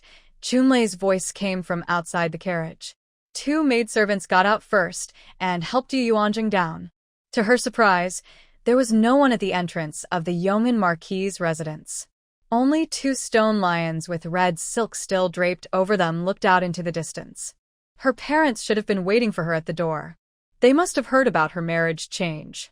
As the daughter-in-law of the heir, it was expected that even the master would greet her at the main entrance. But not only was there no one at the door, it was even closed. Miss, what's going on? Jianghua looked in disbelief at the closed door. It's nothing, just knock, Yu Yuanzheng said calmly. Did they think she wouldn't come back just because she didn't have a man with her? Xiaoyu ran up the steps and knocked the door. The sound could probably be heard a mile away. But the door didn't open right away. It was only after she knocked again that a servant opened the side door. Oh, I've seen the second young lady. I had to step away for a moment because I was in a hurry. Early this morning, the eldest young lady returned, and everyone thought you wouldn't come back, so everyone understood the unspoken part. They thought she was too sad to return after marrying someone unresponsive. Yu Yuanzheng didn't want to argue with the servant and let her companions inside. On the way, they met the old steward, Hebo. He was fair and didn't target anyone in particular. The second young lady has returned, Hebo said with a smile. Yes, Hebo, where are my parents? They are in the old lady's Yongkong courtyard, welcoming the eldest young lady and her husband. Please arrange for someone to take care of the carriage and help move the items inside to the second room. Yu Yuanzheng was familiar with the place, so she led her 2 maids and a few simple gifts for the old lady and the main family to the old lady's courtyard. Oh, the second young lady has returned. A maid in the old lady's courtyard exclaimed upon seeing them. Please, Wu Mama, go inside and let the old lady know I'm here to visit. As soon as she finished speaking, a big maid came out from the hall. Second young lady, the old lady invites you in. Yu Yuanzheng glanced at Wu Mama. Was that loud voice a reminder? Entering the hall, she quickly scanned the room. Everyone was there, but no one spoke. Zheng'er greets the old lady, the uncle, the aunt, and my parents. Yu Yuanzheng politely bowed to each elder she thought was important, but it was just a slight bend. The old lady frowned at her. She had just received a full bow from the morning's greeting. Second sister, why have you returned? I thought you were going to take care of the young master and wouldn't come back. I already told uncle that you wouldn't be returning. I didn't expect you to leave the young master and come back. A woman returns to her family 3 days after marriage. It's a custom. As the young lady of the royal family, I should inform my parents, not just the second young lady. Yu Yuanzheng replied calmly. Zheng'er, before you returned, we were discussing this. It was an accident. What happened has already occurred, and Chaoyang and the second young master are now married. There's no changing that. Later, your aunt will give you some nice gifts to make up for it. Madame Wang smiled and reached out to take Yu Yuanzheng's hand to show closeness. Yu Yuanzheng was well aware of her aunt's cunning nature. All right, aunt, your word is important. I would like the Jade Guanyin statue from your room. I heard it was blessed by a high monk from the National Protection Temple. If I bring it back to the royal residence and offer incense daily, perhaps one day the young master will wake up under the Guanyin's protection. Yu Yuanzheng took advantage of the situation and made a bold request. That Jade Guanyin statue was so valuable that Madame Wang couldn't even part with it as a dowry for her own daughter, worth at least 8,000 taels of silver. Madame Wang gritted her teeth, wanting to slap herself. But her words were already out, and she had to swallow her frustration. Fine, I'll give it to you. I hope the young master wakes up soon. She emphasized the words wakes up. Thank you, aunt. Yu Yuanzheng received the gifts prepared for her by the princess and handed them out to everyone. Thank you for the gifts. You may return to your residence now. The old lady impatiently dismissed them. After receiving the respectful greetings from her granddaughter and grandson-in-law and hearing about the past 3 days, she was in high spirits. She completely ignored the couple from the second household. But upon seeing Yu Yuanzheng, her previous excitement faded away. Father, mother. This was the response Yu Yuanzheng wanted.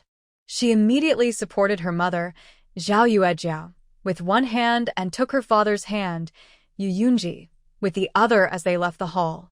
The 3 of them didn't speak on the way. Once they returned to the second household's Mingyi courtyard and closed the door, they finally sat down to talk. Yu Yuanzheng, the eldest of the second household at 16, had a younger brother, Yu Qingsheng, who was 14, and a younger sister, Yu Yuan, who was 10. All were born to Zhao. My child, how will you live from now on? Zhao embraced her daughter tightly. The next day, news reached the family estate, and she longed to visit the royal residence, but the old lady wouldn't allow her to go out. She felt heartbroken seeing the affection between Chaoyang and the second son again. She had been doubting whether this was a scheme by the main house. Mother, don't be sad. Zheng'er is doing well. The prince and princess value her a lot. The heir is the princess's child, and even if he is in a deep sleep, he is still the legitimate son of the royal family. I am still the heir's wife, and even my uncle must pay his respects when he sees me. The honor of the Ronglong mansion is higher than that of the emperor's own brothers, being a first-rank prince, and a prince with a solid title. Really? Really? Zhao wiped her tears. Elder sister. The two younger siblings approached to call her. They were not allowed into the old lady's courtyard. Now that we are just family, I won't hide some things from you. Then, Yu Yuanzheng directly explained the marriage change of the main house. Her daughter is a daughter, but mine is not? Zhao cried out again. Madam, it has come to this. We can only accept it. It's all because I am a concubine's child. Yu Yunji also cried sadly. The two children were equally upset. Father, mother, the reason I'm telling you this is that I want to discuss something with you. Yu Yuanzheng saw that the whole family seemed soft and easily bullied. What is it? Yu Yunji controlled his emotions. Father, you're only 35 years old and still young. Do you want to continue taking the imperial examination? Yu Yuanzheng touched on her father's sore spot. Alas, as long as I am in this mansion, I have no chance to take the exam. Unless the old lady dies now, and we can split the family. Father, I have a way to split the family. Would you be willing? Oh. What method do you have? Just tell me if you are willing. Jing'er, if the old lady is not dead, and we propose to split the family, your uncle won't give us a single cent. Without family assets, how will we live? Don't worry, I won't give up on what we should fight for. Father, since you have no title, if you leave this mansion, you can consider yourself from a humble background and rely on yourself. I am now married into the royal family, and the prince will take care of us a bit because of me. We will manage as long as you are willing to work hard and continue with the exams. If you pass and become a jinshi, you will have an official position, even if it's just as a county magistrate. Master, haven't you had enough of the oppression from the main house? You should have been able to study, but they won't let you. Now that your father-in-law has passed away, even that little protection is gone. I have had enough of these past few years. With my dowry, I can support the whole family. If necessary, we can live without servants and just rent a small place for our family of 4. Every day, Zhao faced the old lady and her sister-in-law, enduring the most bullying, while her husband was out, making her feel less affected. Let me think, Yu Yunji said, troubled. As a man, he knew he had to make this important decision carefully, as the family's livelihood depended on him. Dad, let's split the family, said his second son, Yu Qingsheng, with a look of eagerness. Son, if you leave the Earl's house, you won't be able to enter the Imperial Academy, and your studies will be delayed, Yu Yunji replied, still lost in his dreams. Dad, do you think Uncle will let my brother into the Imperial Academy? Yu Yuanzheng raised another practical question. Yu Yunji was left speechless. If he wasn't allowed to study, how could his son succeed? This year, his son could take the scholar's exam. He didn't dare to think about the future. Dad, you don't have to enter the Imperial Academy to take the Imperial exams. Many students from outside have also become successful scholars without going there. Which of them entered the Imperial Academy? Yu Qingsheng thought clearly. He was doing better in his studies than his father and didn't want to ruin his life. All right, Yu Yunji finally made up his mind, looking at his son's determined face. He couldn't be enslaved by the main family any longer. He managed the Earl's business and land, but he saw none of the profits. His elder brother checked the accounts every month and questioned every detail of the finances. With his father's affirmative decision, Yu Yuanzheng felt relieved. She had been thinking for 3 days about how to help her parents break free from the main family. The threats from Yu Chaoyang pushed her to keep finding ways, but it all depended on her father's agreement. Yu Yuanzheng returned to her old room, which looked just as it did when she left. 2 embroidery frames quietly stood in the outer room. This was the place where the original owner loved to spend time. She had no close friends or social life, only embroidery. But she didn't know how to do it. After recalling the original owner's memories, she picked up the needle and thread and started working on an unfinished piece from before her marriage. At first, her stitches were crooked, but after the 10th stitch, she became more comfortable. In her past life, she had done acupuncture, and each needle had to be placed precisely to avoid mistakes. Now, applying that principle to embroidery, she found herself getting faster and more skilled than the original owner. The two maids watched in astonishment. "Miss, your skills have improved." Jianghua brought her tea, and was surprised to see that the young lady had finished stitching a leaf in such a short time. "Maybe it's because I haven't stitched in a few days. I've rested well and feel refreshed," Yu Yuanjing joked. The original owner had been stitching dowries for Yu Chaoyang for a year and a half, and only when she was about to get married did she manage to prepare a few items for herself. Yu Yuanjing was practicing her needlework skills in preparation for acupuncture on the heir in the future. When it was lunchtime, a maid from the main house came to invite them to eat together. Since two daughters were returning home, this meal had to be shared. They arrived at the side hall of the main courtyard, which was often used for dining with guests. Two tables were set up, one for men and one for women, and without any outsiders, there was no need for a screen. Uncle Yu Yunxin, as the head of the family, sat at the main seat. To his left was Shangguan Zishu, and to his right was the heir of the Yu family, Yu Qingli, followed by the second son, Yu Qinghao, and then Yu Yunji and Yu Qingsheng. The seating arrangement clearly showed the status of the second branch in the family. Yu Yuanjing was grateful that her father agreed to the separation of the family. They ate in silence, with only the men's table occasionally breaking the quiet with some chatter due to drinking. After the meal, Yu Yuanjing noticed that everyone was about to leave and stood up. "Uncle, I have something I want to discuss with you." 45-year-old Duke Yu Yunxin was feeling proud today.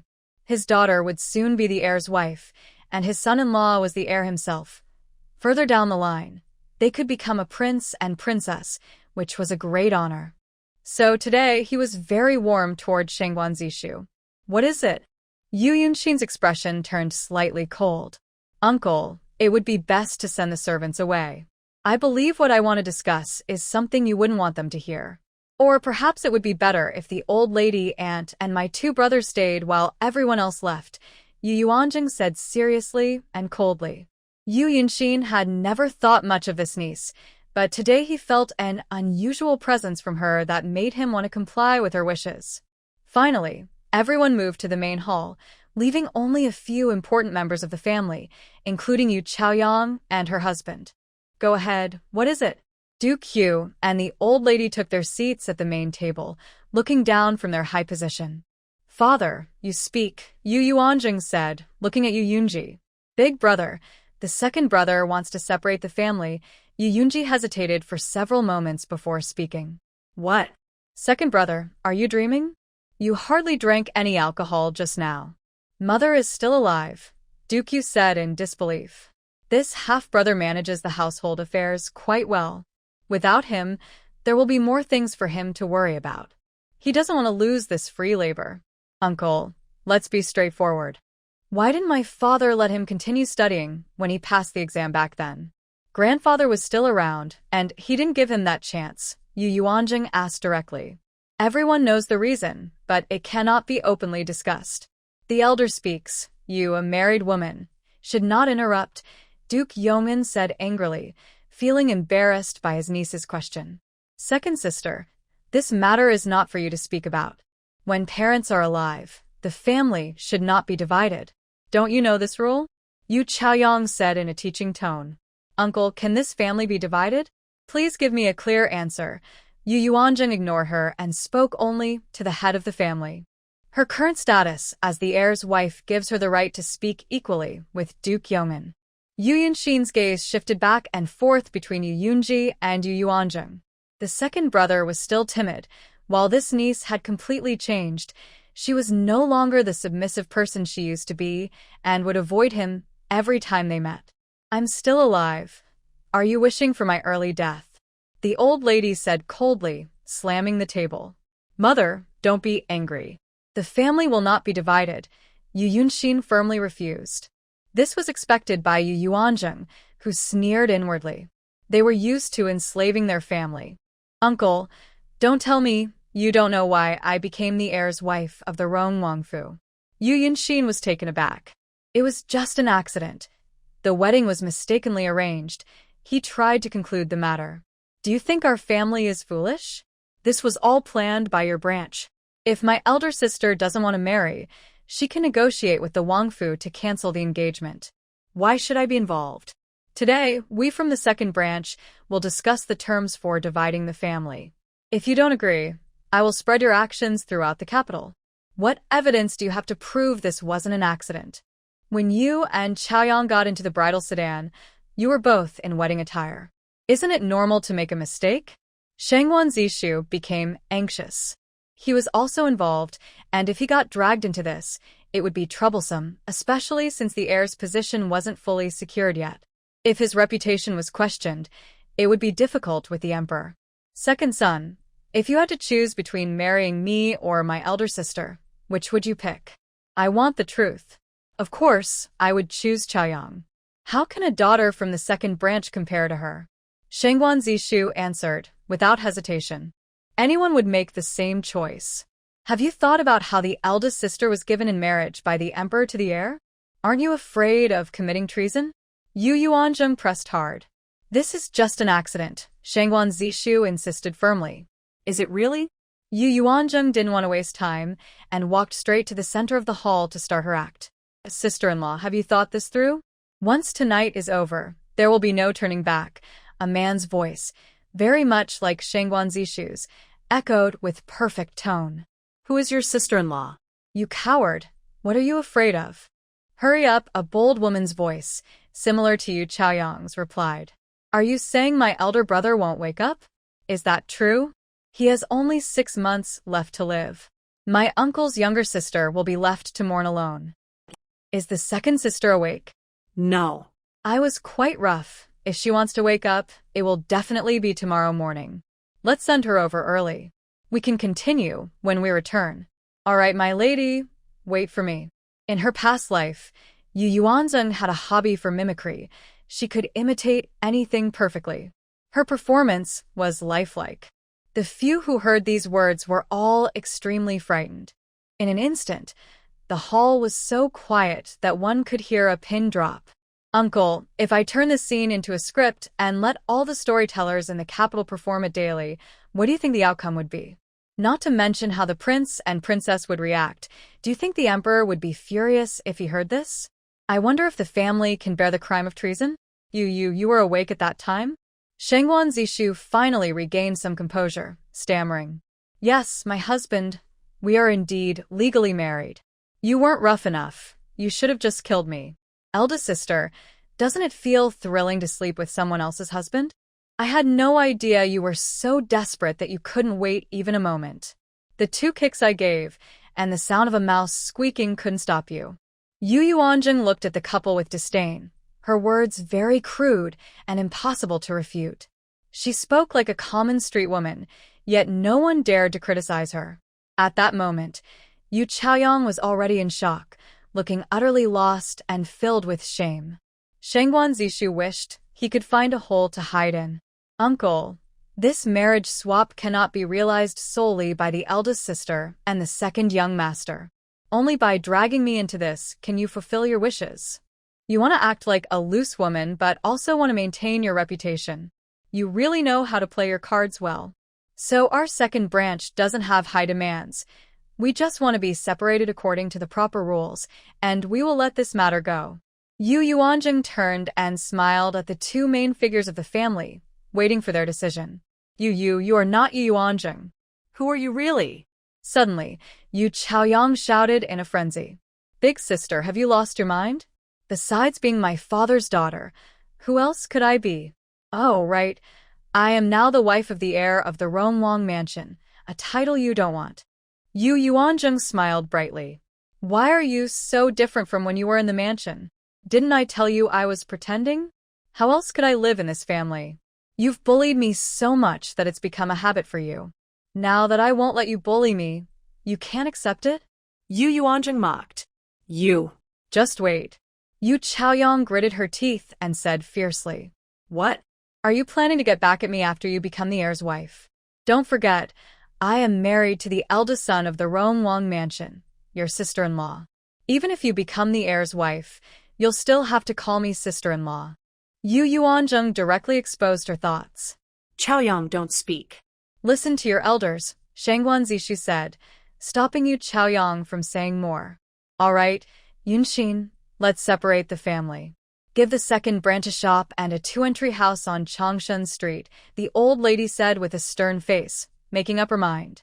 She looked at the people from the second branch, as if they were enemies for a moment. Father, how much of the family wealth does this represent? Yu Yuanzheng ignored the old lady's cold expression and asked her father. A illegitimate son. Do you really think you can share the family property equally with the legitimate son? The old lady's anger flared up immediately. Back then, the old master protected his wife's dignity for that woman, which is why this illegitimate son was even born. This is a future problem. I wonder how the family was divided when my grandfather's half-brother separated? Yu Yuanjing truly didn't know. When the second uncle divided the family, there were 2 shops in the bustling market, a 200-acre farm, and a 3-entry house. There were 20 servants, personal belongings, and 30,000 taels of silver. Yu Yunji reported one by one, as he managed the household affairs and was very clear about these details. Then our demands are not high. We just want the same as the second grandfather, Yu Yuanjing said, feeling satisfied with that amount. The main house would definitely not give more, and causing too much trouble wouldn't work either, as you can't write 2 Yu characters with one. In this feudal era, family values were very strong. Actually, these assets are just a small part of the family estate. Mother, let's go along with their wishes. After all, my second brother is a descendant of the Yu family. Yu Yunshin's hatred for Yu Yunji is certainly not as strong as his mother's, because he also has a son. Although there is a difference between legitimate and illegitimate children, that child is still his. In the future, that child will also know about today's division of the family. However, he truly admires Yu Yuanjing. His niece, who usually has no presence in the household, has made such a strong impression today. He can't help but worry a bit since his daughter will have to live with her in the same household. He needs to find a way to get closer to the prince. The old lady said nothing, stood up directly, and walked heavily past Yu Yunji, giving him a fierce glare before leaving. What does this mean? Second brother, we are all family and shouldn't worry too much. Eldest brother knows you have been wronged over the years. Even after the division, I will still look after you a bit. Yu Yunshin realized he needed to say something nice. After negotiation, the second branch received 2 profitable shops, a 3-courtyard villa, and a farm of 150 acres, although it is a bit far from the capital, about 100 miles away. They also got 18 servants they were used to. The second branch only needs to come to the main house during festivals to pay respects to their ancestors. Getting this much, the second branch is already very satisfied. Back at the second branch, the younger brother and sister happily surrounded the eldest sister, chatting and laughing. Eldest sister, you were so impressive today. Yu Qingsheng had never seen his eldest sister so assertive. He wouldn't dare to be so bold in front of their uncle and the old lady. Eldest sister, can I go to the girls' academy to study now? Yu Yuan looked up with a hopeful expression. The 10-year-old child doesn't quite understand adult matters and still holds onto some innocence. Previously, with her eldest sister protecting her, Yu Xiaoyang didn't bully her. Yes, what do you want to learn? Yu Yuanzheng coaxed her like a child. She was already 38 in her past life, so to such a young child, she feels like a caregiver. I want to learn to play the piano. Yu Yuan's status in the family is very low, so it's impossible for her to have a female teacher to teach her privately. However, Yu Xiaoyang can invite several teachers to teach. This is the difference between legitimate and illegitimate children. All right, then let's learn to play the piano. Yu Yuanzheng patted her head. Father, we shouldn't delay. Let's start moving today. It's only early afternoon now. If the old lady sets another trap, we don't have grandfather to support us, and I can only stay home for 1 day, Yu Yuanzheng suggested. Isn't this a bit too rushed? We don't have enough people, and this time is too short. It all came too suddenly for Yu Yunji to process. Dad, if we delay, things might change. The sooner we move, the better. We can easily find more hands. Let's sort out the things we need to move first, and let Uncle He find some servants to carry them to the front gate. I'll go look for more help. Yu Yuanzheng was a doer. Unless absolutely necessary, she didn't want to step into the Duke's residence again. This place held too many sad memories for her. All right. Yue Jiao, you start counting and packing the items now. I'll go find the steward to arrange for help. Yu Yunji didn't mind being led by his daughter today. The master and servants of Mingyi Courtyard quickly sorted out the items to be moved. They didn't have much, just a bit more from Zhao Yuejiao's dowry, since she came from a merchant family. In the end, their belongings were not taken to the front gate but to the back door, as Yu Yunji said he didn't want to be laughed at. Yu Yuanzheng sent Chunlei back to call her 8 brothers, leaving 2 to watch over the prince. When they heard it was to help with the move, each rented a cart from the street. This sped things up. Before dark, the Yu family had moved into their new home, the newly assigned courtyard. When Yu Yuanzheng returned to the palace, it was already around 6 in the evening. She first went to greet the princess and explain her return home before heading back to her own courtyard for a late dinner. She had accomplished a significant task that day and felt very satisfied. Looking at the prince sleeping soundly on the bed, she felt a sense of warmth.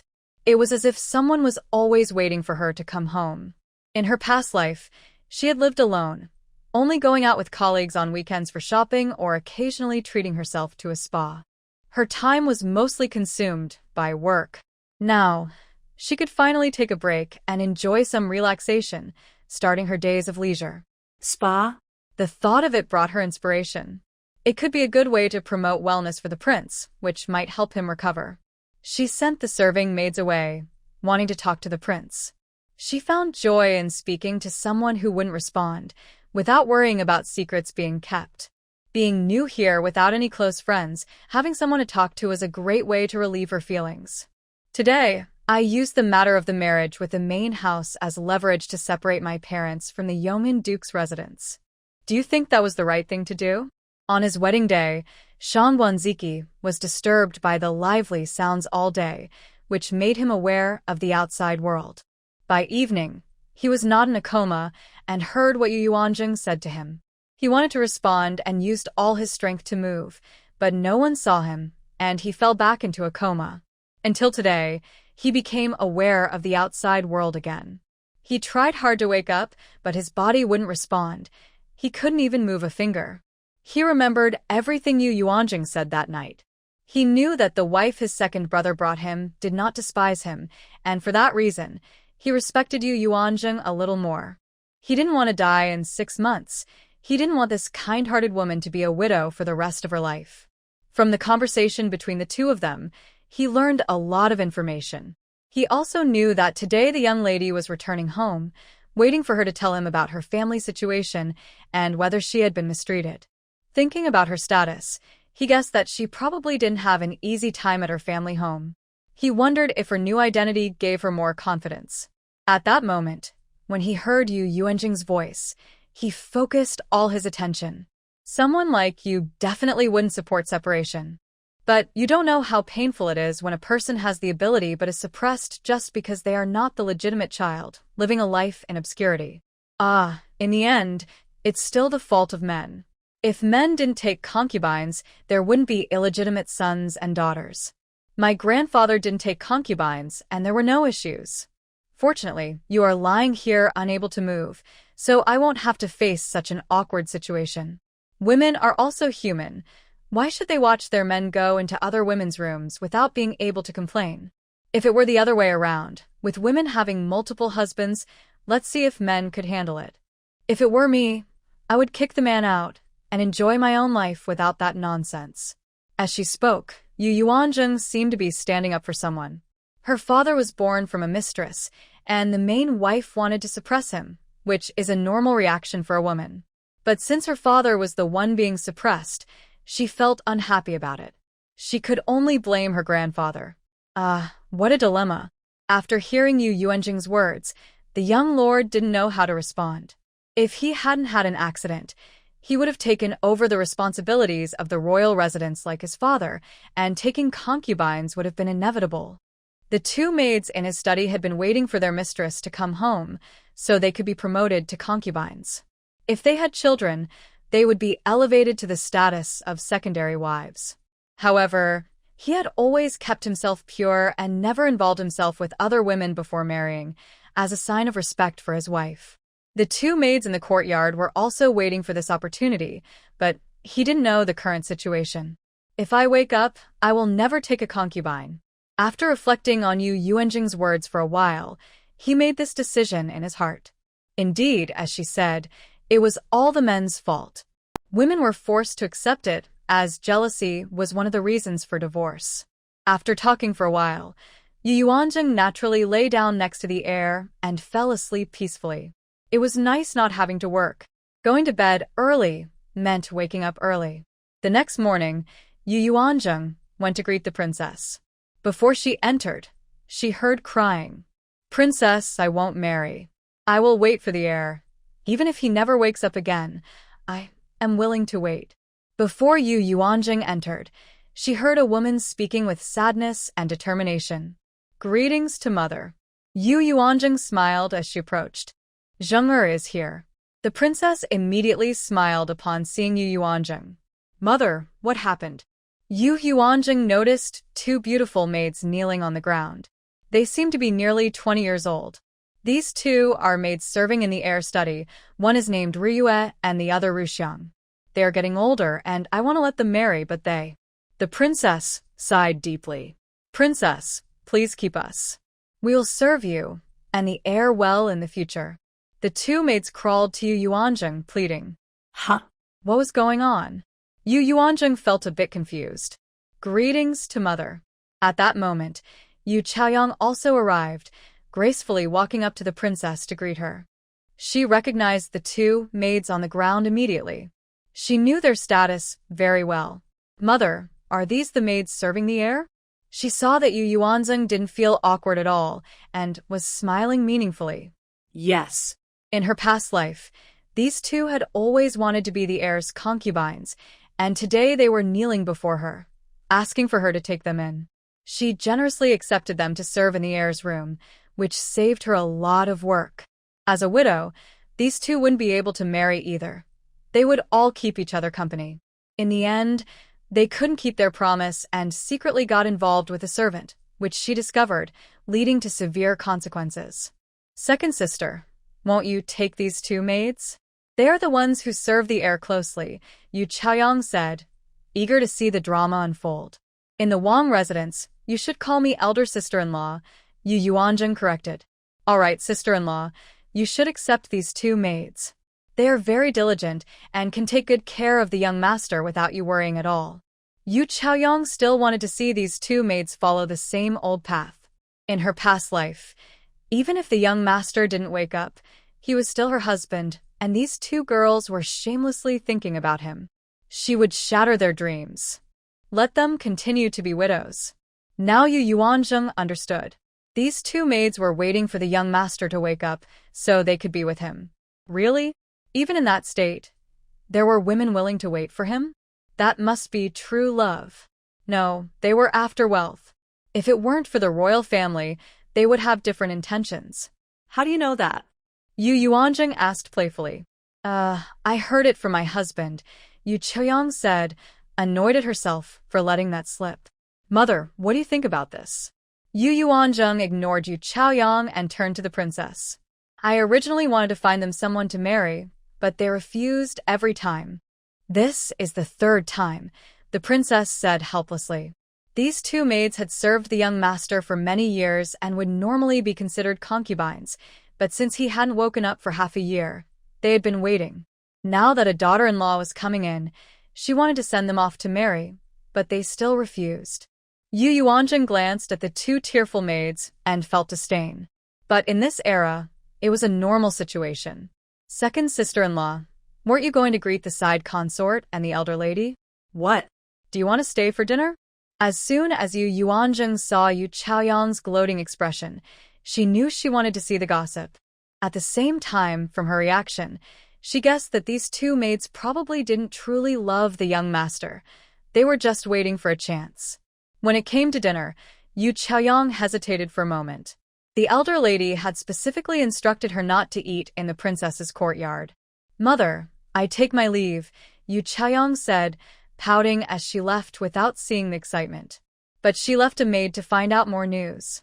There were originally two main maids in the young master's courtyard, but before you married in, the princess had already sent them off to marry. These two were very determined, so they stayed until now, the princess explained. Now it made sense. No wonder in the 3 days since she arrived, she had only seen a few maids doing cleaning and chores in Chia courtyard. The only ones allowed in the inner rooms, besides Granny Yi, were her and the 2 maids she brought. The princess was truly a good mother-in-law, not wanting to add trouble for her daughter-in-law. Do you two want to serve me and the young master? Yu Yuanzheng disliked women who rushed to become concubines, lacking any self-respect. Young master's wife, I have served the young master for almost 10 years. How could I bear to leave? Please let me go to the chess academy. I won't marry.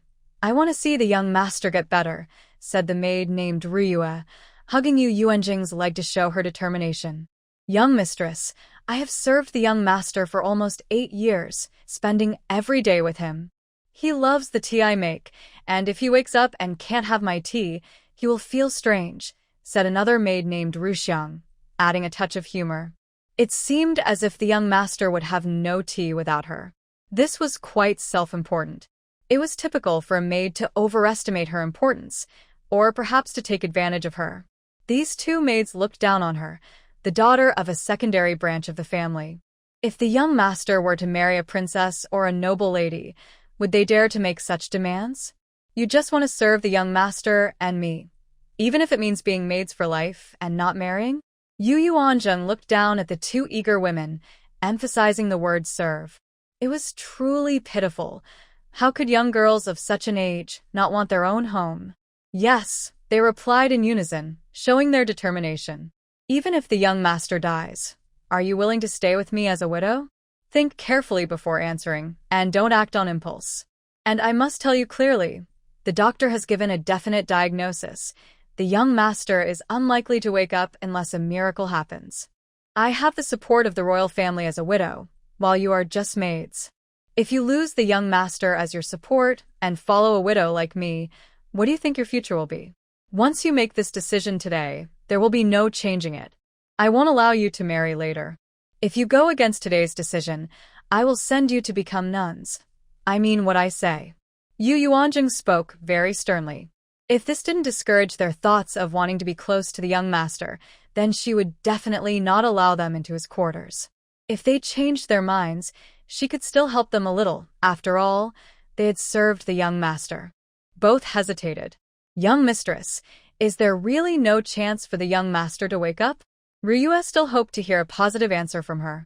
Yes, the prince has stopped treating the young master and is letting nature take its course. The young master's position will likely be passed to Zishu in a few days. The young mistress felt a bit of pity for the 2 maids, not wanting them to waste their lives in this hopeless wait. A daughter-in-law could still have children, but they were just maids. They were indeed very dedicated in taking care of the young master's daily needs. The heir spends most of his time in the study and rarely returns to his own courtyard at night, while the 2 main maids in the chess courtyard receive less attention. The 2 maids felt weak upon hearing this. After waiting so long, it seemed all their efforts were in vain. Wu, they both cried sadly at the same time. What's wrong? Can't you make up your mind? Yu Yuanzheng was truly frustrated. They were so eager to become concubines, not even proper ones, just secondary maids. The 2 maids continued to cry without answering. Everyone knew their intentions, but that unspoken understanding remained unbroken. Yu Yuanzheng felt sorrow for women living in ancient times, willing to be secondary maids instead of marrying as the main wife. Was it a failure of education or society that made them so lacking in ambition? She didn't understand. Stop crying, Yu Yuanzheng shouted angrily. This is so embarrassing for women. You really want to serve not me, but the heir, and your goal is to get into his bed. Am I wrong? Yu Yuanzheng was frustrated with them. Why do you lack ambition? Isn't it better to be the main wife? Why choose to fall so low? If the heir had any interest in you, that would be one thing, but he shows no interest at all. Why embarrass yourselves? Her words struck a nerve with them. How does the heir's wife know he has no interest in us? Louis stopped crying and retorted. For their future, they were willing to sacrifice their pride. If he was interested, he would have brought you into his room long ago. Why would you need to come to the princess today? The two had no answer to that. Indeed, the heir had never shown any intention of bringing them into his room. Yet, everyone in the mansion knew they were the heir's closest maids, destined to be secondary maids. They had always seen themselves in that role.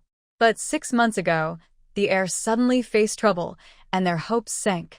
Now that the heir's wife had entered the mansion, their status was uncertain, and the princess had even sent someone to ask for their intentions yesterday. That was why they had come early to express their determination. What? Can't answer? Fine, tell me your decision now. Will you accompany me in widowhood or marry as the main wife? The two were still hesitant. What? Are you reluctant to leave the wealth of the mansion? Yu Yuanzheng was speechless. What she didn't know was that even being a secondary maid was a higher status than an ordinary maid. If they could bear a child for their master, their status would rise even further. Marrying a servant in the household means they will always be a servant, which is a huge difference. The two girls crawled to the princess and said, "Princess, please help us." They were unsure and had to ask the princess for guidance. Well, since the heir is no longer an option, you should get married. The princess sighed and made a decision for them. Yu Yuanzheng wanted to say that even if the heir woke up, he might not accept them. If he did, she would have to find a way to leave the palace. But she couldn't let the princess know this, as she was very traditional. This matter mainly depended on the man. The two maids cried again and had to accept the princess's arrangement. "Since you have served the heir, I will let you choose your future husbands. Go home and let your mothers help you pick. Then report back to me. I will also give each of you a dowry of 100 taels."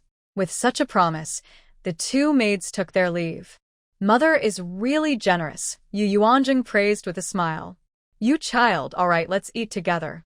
Today's breakfast was porridge, but it didn't have the saffron flavor, which was strange. How could it have been there 2 days ago, and not today? After the meal, "Mother, do you know any good teachers? My husband wants to ask about continuing his studies for the imperial exams." Yu Yuanzheng thought about her family finally leaving the Bo family and needing to plan everything anew. The main reason her father decided to split the family was this. Even if he didn't participate, her brother would have to. Oh, That's good news. let me think. Qin Yuyen surely knew more influential people than her father did. "I heard from the prince that last month, the senior scholar Jean from the Hanlin Academy retired. He is only in his 50s, but due to health reasons, he can no longer serve the court. 30 years ago, he was the top scholar in his field, very knowledgeable, and had many students. If he were in good health, studying under him would be the best option." What a pity. The princess thought of someone but shook her head. A person nearing death couldn't take on students. Does mother know what illness he has? Yu Yuanzheng felt a bit regretful, but even if he were healthy, he might not look at her father. "I heard it's a cough illness." "A cough illness? Can't the doctors treat it?" Yu Yuanzheng was curious. "Well, there are many types of coughs. His should be a chronic cough, which is why it can't be cured." What? Chronic cough? Yu Yuanzheng understood immediately.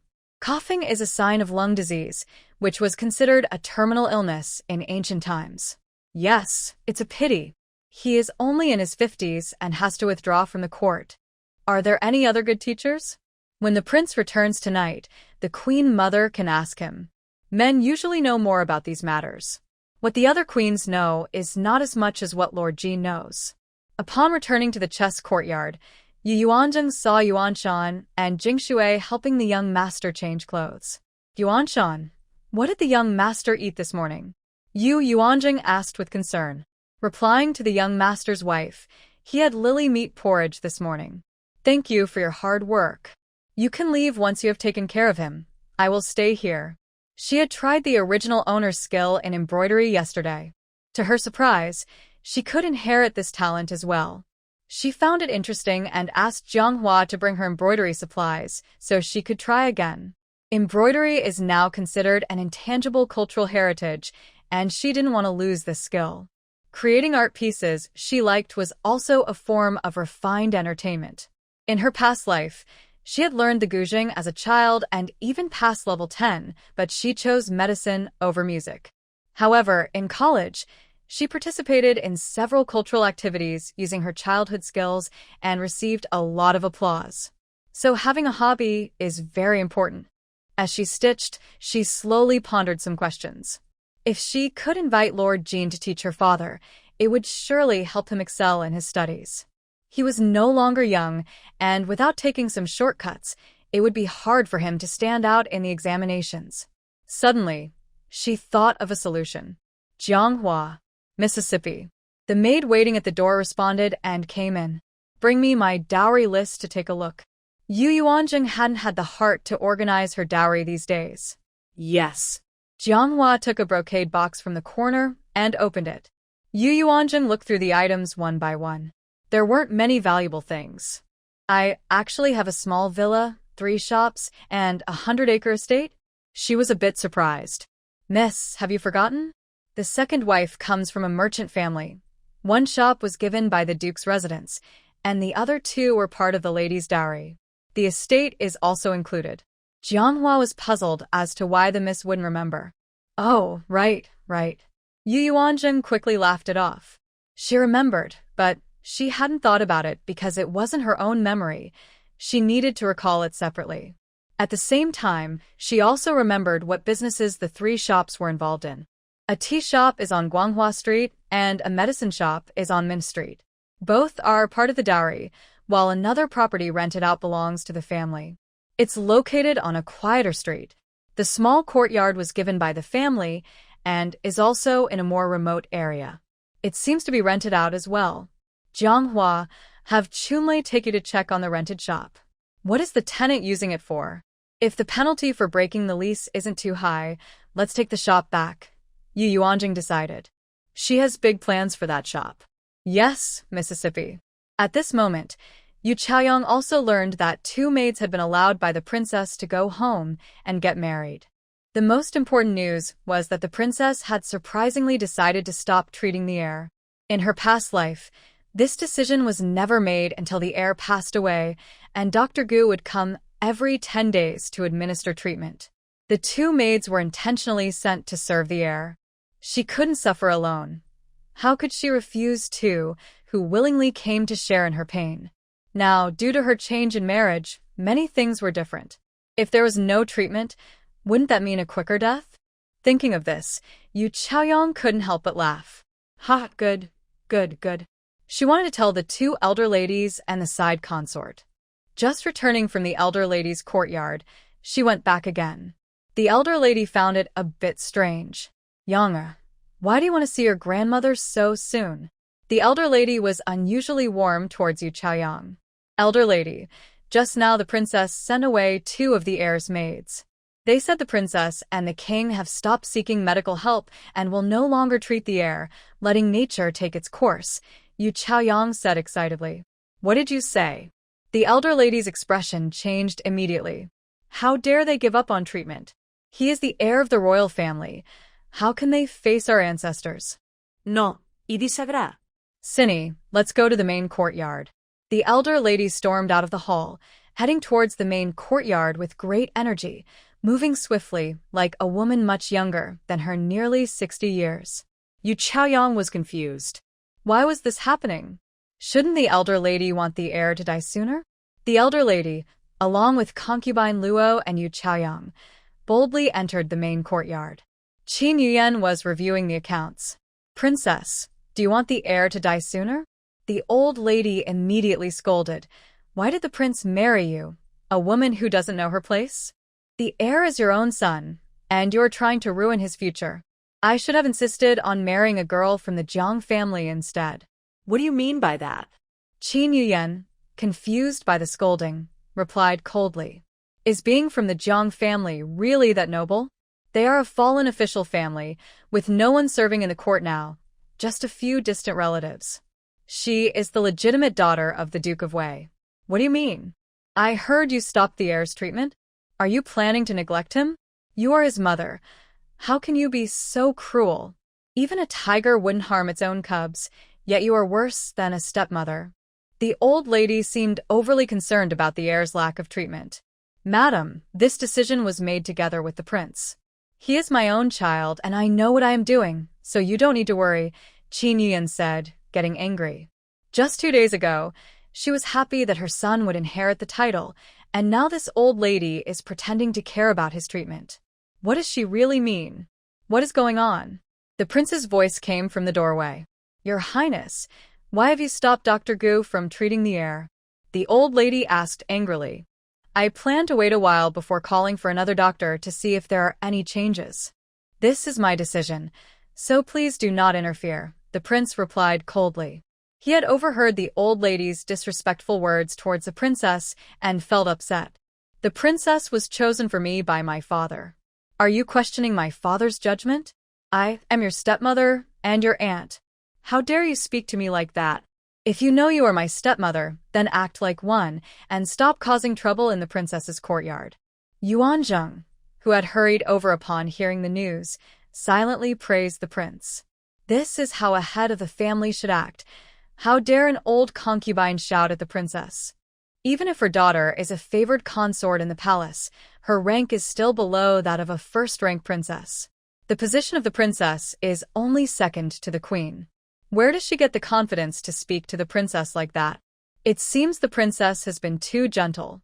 Is it you, little brat, who encouraged your mother?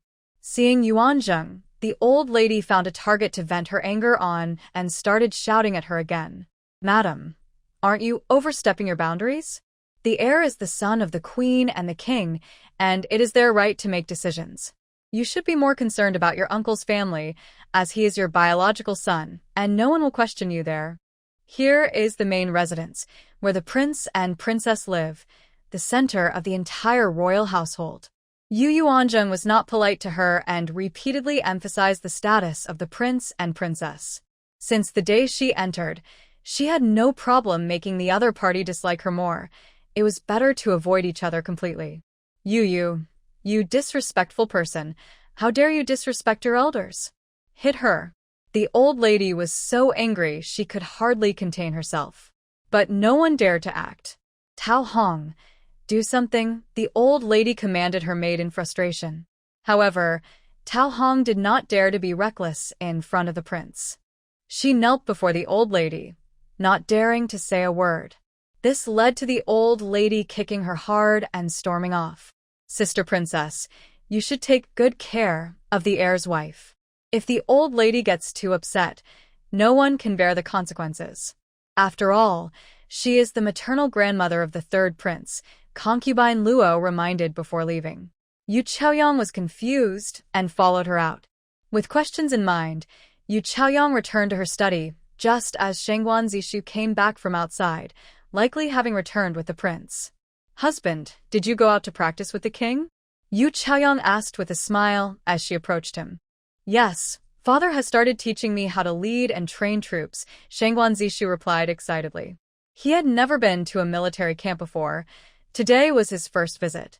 Although the Rongwangfu did not hold military power, the prince could enter and participate in various military affairs at any time, including inspecting troop training. The prince was also quite casual about attending court. The emperor required him to attend at least 10 days a month, leaving him free for the rest of the time. The thought that he could be like his father in the future made him very happy. Husband, the old lady was very unusual today, and I can't understand why, Yu Chaoyang said. What happened? Shangguan Zishu asked. Yu Chaoyang recounted the day's events. Shangguan Zishu was also puzzled. In the past, the heir's treatment had never stopped, but this time it was completely different, and she couldn't make sense of it. The old lady's attitude was baffling. Perhaps she really cares about my brother, Shangguan Zishu suggested. He couldn't find a reason. Before anything happened to his brother, the old lady treated him and his brother similarly, though she seemed to be a bit kinder to him, but it wasn't very obvious. Since the elder brother had an incident, the two old ladies have been much nicer to him. But this is normal. If he becomes the heir, the second uncle will need to rely on him, so it's natural to build a good relationship in advance. Besides, the third prince also needs their support. However, I have noticed that the two old ladies haven't shown much concern for the heir these days, and today they suddenly seem very caring, Yu Chaoyang said, still puzzled. Don't think too much about it. Just be close to whoever treats you well in the future, but you must always respect your father and mother, Guan Zishu said wisely. I know that. Yu Chaoyang wasn't foolish enough to go against the prince and princess. In the main courtyard, after the two old ladies left, Yu Yuanjing approached to comfort the princess. Father, mother, I'm sorry. This is my fault for not considering things carefully. Yu Yuanjing didn't expect the two old ladies to be so fierce and disrespectful to the princess. This has nothing to do with you, Qin Yuyan said. After spending 22 years in this royal residence, she knew the two old ladies well. They were quite confused. One moment they were nice to the heir, and the next moment to the second son. It was hard to understand their behavior. Father, mother, is there a problem with this? Yu Yuanjing wanted to guide the conversation. She had noticed that Dr. Gu's method seemed off, but she wasn't familiar with the medical practices of this era, so she couldn't tell if he was genuinely incompetent or just acting. What problem? The prince asked. I can't quite explain it, but I feel the two old ladies' attitude has become very strange. Don't pay attention to her. She has always been like this over the years. The heir's treatment should still be paused for a while.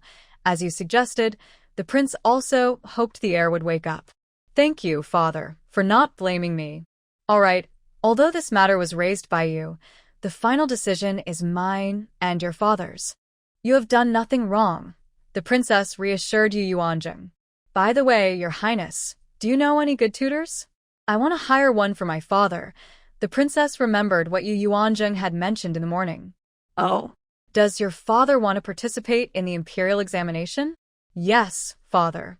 He didn't have this opportunity before at the uncle's residence, but now that we have separated, he wants to give it a try.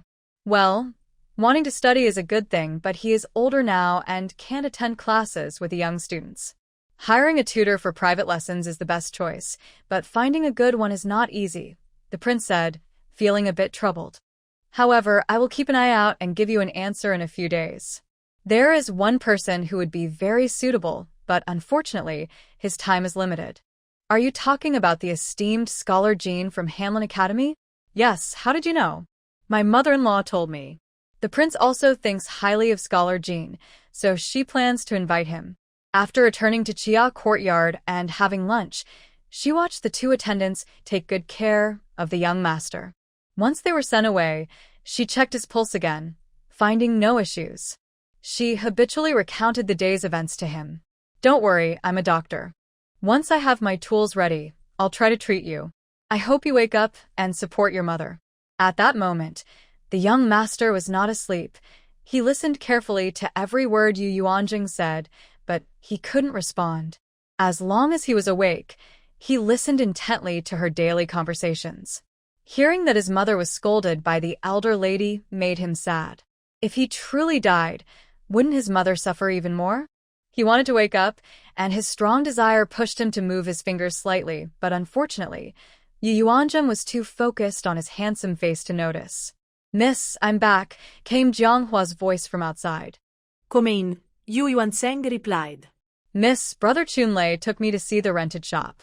It's not big, only the size of the front hall of Chia Courtyard, but it does have a backyard with 3 rooms. The tenant complained to me that the location is poor for his food business. He can't make more than 200 taels a year. He wants to break the lease early, but I didn't dare decide without asking you first. What a coincidence. Then let Chunlei handle it and have the tenant cancel the lease. I'll go check it out in a few days. Yes, Mississippi. 2 days later, Yu Yuanjing asked the princess if she could go out to check on her dowry shop. After receiving permission, she left the palace with her attendants. With Chunlei and Xieyu accompanying her, the princess felt at ease. However, just as she reached the entrance, she ran into Yu Chaoyang, who was also heading out. Oh, why are you out when your sister-in-law isn't home to take care of the young master? Hey, are you going out? Did you inform our mother? Yu Yuanjing teased on purpose. The two had already fallen out, and there was no friendliness left, just a facade of peace. As a daughter-in-law, I must inform our mother when going out. Why do you have 2 guards? Did our mother arrange them for you? Yu Chaoyang asked, noticing Chunlei and Xieyu, unfamiliar with them. Why didn't she have such guards in her past life? What did Yu Yuanzheng do to earn such kindness from the prince and princess? She angrily tore at the handkerchief in her hand. Yes, the heir is lying in bed, and without a man to support me. My mother is worried I might face danger when I go out, so of course, she is to assign guards to me. What about you? Are you going out alone? Isn't your second brother accompanying you? Yu Yuanzheng smiled brightly. Yu Chaoyang turned and entered the estate. He wouldn't go to the princess to ask for help, would he? Accompanied by 2 guards and 2 maids, Yu Yuanzheng arrived at the shop for her dowry provided by the duke's residence. The previous tenant had already moved out. The door was wide open, and there was nothing inside, just a pile of trash. The space was only about 30 square meters. Inside, there were indeed 3 rooms and a small courtyard. One room was divided in half, with one side being a kitchen and the other side for storage. The other 2 rooms clearly looked like bedrooms. If a small shop were opened, someone could stay overnight to watch over it. After looking around, Yu Yuanzheng felt more certain about her plans. Chunlei, Xiu, that day the prince entrusted you 10 to me. Will you only listen to me, or will you still report everything about me and the heir to the prince? Yu Yuanzheng needed to clarify this. If she wanted to use these 10 people for certain tasks, they would need to know some of her secrets. Princess, the prince instructed us to obey the heir and the princess. Unless it concerns life-threatening matters, we generally won't report to the prince, Chunlei said with a bow. Good. You are all trained by the palace, and I trust your loyalty. So I will be straightforward today. You will be my most capable assistants. I will do everything I can to help the heir recover. Our future happiness depends on how well you cooperate with me. Understood? Thank you for your trust, Princess. We will certainly follow your orders. They were originally trained for the heir, and now that he was incapacitated, the princess was their new master. All right, Ziyuet Jianghua, you 2 are my maids. If I live well, you will live well too. We must work together to manage our little lives. In the future, I will also find good matches for you and prepare generous dowries.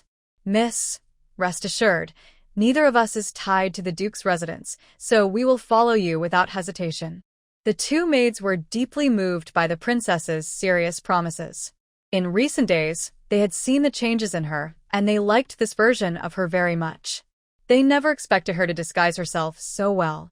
As servants, they hoped to serve a wise master. Their future is in the young lady's hands, so of course, they hope she does well. To gain their loyalty, Yu Yuanzheng plans to share her plans with them.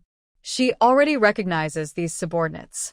The ancients really made one feel secure about loyalty. Their contracts are in her hands, and she holds the power of life and death over them. Even if they tell the prince and princess, it doesn't matter. The heir is their own son. If she truly helps him recover, she will be a hero in the entire royal residence. However, she cannot directly tell the princess now, as there are clearly people in the residence who do not want the heir to wake up. It's better to be discreet. There is one thing I have never told anyone, including my parents. I can heal, and I am just as good as the royal doctors. Yu Yuanzheng states her ability directly. What? Miss, I have grown up with you, and have never seen you study medicine, Ziyue says in disbelief. As for how I learned, I cannot reveal that for now, but I will tell you when the time is right. Since I have not left the residence, I have never had to use it. You all know our second branch's position in the family. If I reveal that I can heal, what do you think will happen? I would definitely be suppressed even more. The main branch would not want to see the second branch succeed. Even a young lady cannot overshadow the main branch. That's great, miss. If you can heal the heir, we won't have to worry about being bullied anymore, Jiang Hua exclaims happily. Chunlei and Xiaoyu also look at Yu Yuanzheng in shock. If the heir is healed by the princess, their future will be bright. Don't be too optimistic. The heir's illness is not easy to treat. Everything depends on fate. The reason I brought you here today is that I want to disguise myself as a healer. But I can't do it alone, and as the Heirs princess, I can't show my face. So, I want Chun-Lei to pretend to treat him while I handle the healing. Our first step is to find the old man Jean, who has a cough, to test our skills. Princess, that's not a good idea. The illness the old man Jean has can easily spread, Chun-Lei opposes. Yes, princess, this is not a joke. No healer has ever cured a cough like that. If it goes wrong, we could get infected too. Xia Yu also disagrees. Miss, let's choose another patient. We can still spread the word. Ziyue adds her objection. That's right, Mississippi. Let Chun-Lei find out who is a suitable patient, and we can plan from there. Zhanghua also tries to stop her. Don't worry, I can cure this illness. The contagiousness of the cough is not as scary as you think. As long as we take precautions, we generally won't get infected. I chose to approach Elder Jean because I want to ask him to take my father as a student, Yu Yuanjing explained. Seeing that they couldn't persuade her, the subordinates had to give up. I usually don't have the chance to leave the house, but today I told my mother that we should go out. Let's go visit him today. Chun-Lei and Xieyu, you two go buy some outfits right now. Get me a set of men's clothing, a mask, a medicine box, silver needles, and a few other medicines for show. In short, buy everything a doctor would need, and then rent a plane carriage. We are short on time, so move quickly. Yu Yuanjing handed a silver note to Chun-Lei. The two hurried off to get things done. The three of them waited in the small shop, hiding the Wang family's carriage in the backyard. Once everything was ready, a young boy emerged from the shop. He had a handsome face, wearing a white long robe, and a light blue ribbon tied his hair up high, giving him the look of a young gentleman. Miss, your outfit looks really nice, Ziyue complimented with a smile. All right, everyone put on your masks and masks. Let's go. The rented carriage was a bit simple, but it had 2 rows of benches inside. 2 men drove the carriage toward the Jean family home. The Jean family was not located in the crowded southern district of nobility, but in the eastern district where many officials lived. When the carriage stopped at the Jean family's gate, another carriage happened to stop at the same time. But just by looking at the emblem, it was clear it belonged to the Jean family. A middle-aged man in his 30s stepped out of the carriage. Then an elderly man, clearly a doctor, emerged as well, likely around 70 years old. He carried a medicine box and wore a flat-topped hat. Your Highness, that man is Jean Hanlin's eldest son, Jean Lin, the current deputy of Jingzhou Prefecture, Chun-Lei quickly whispered to Yu Yuanjing. Oh. Are we just in time to meet someone who has invited a doctor? Yu Yuanjing realized they had crossed paths and felt a bit awkward. But it didn't matter. Everyone relied on their own abilities. Yu Yuanjing confidently stepped forward and said, "Greetings, Lord Jean." She politely cupped her hands in respect. "Who are you?" Jean Lin asked, looking at the group, all wearing masks, but noticing one person carrying a medicine box. "Lord Jean, let me introduce myself. I come from Yaowang Mountain, and my master is a reclusive expert. I have studied medicine with him for many years. I have come down the mountain to gain experience. I heard that Elder Jean is unwell and has a cough. It's quite a coincidence. I have a lot of knowledge in this area, so I volunteered to come here for a consultation," Yu Yuanjing said confidently, creating an impressive identity for herself.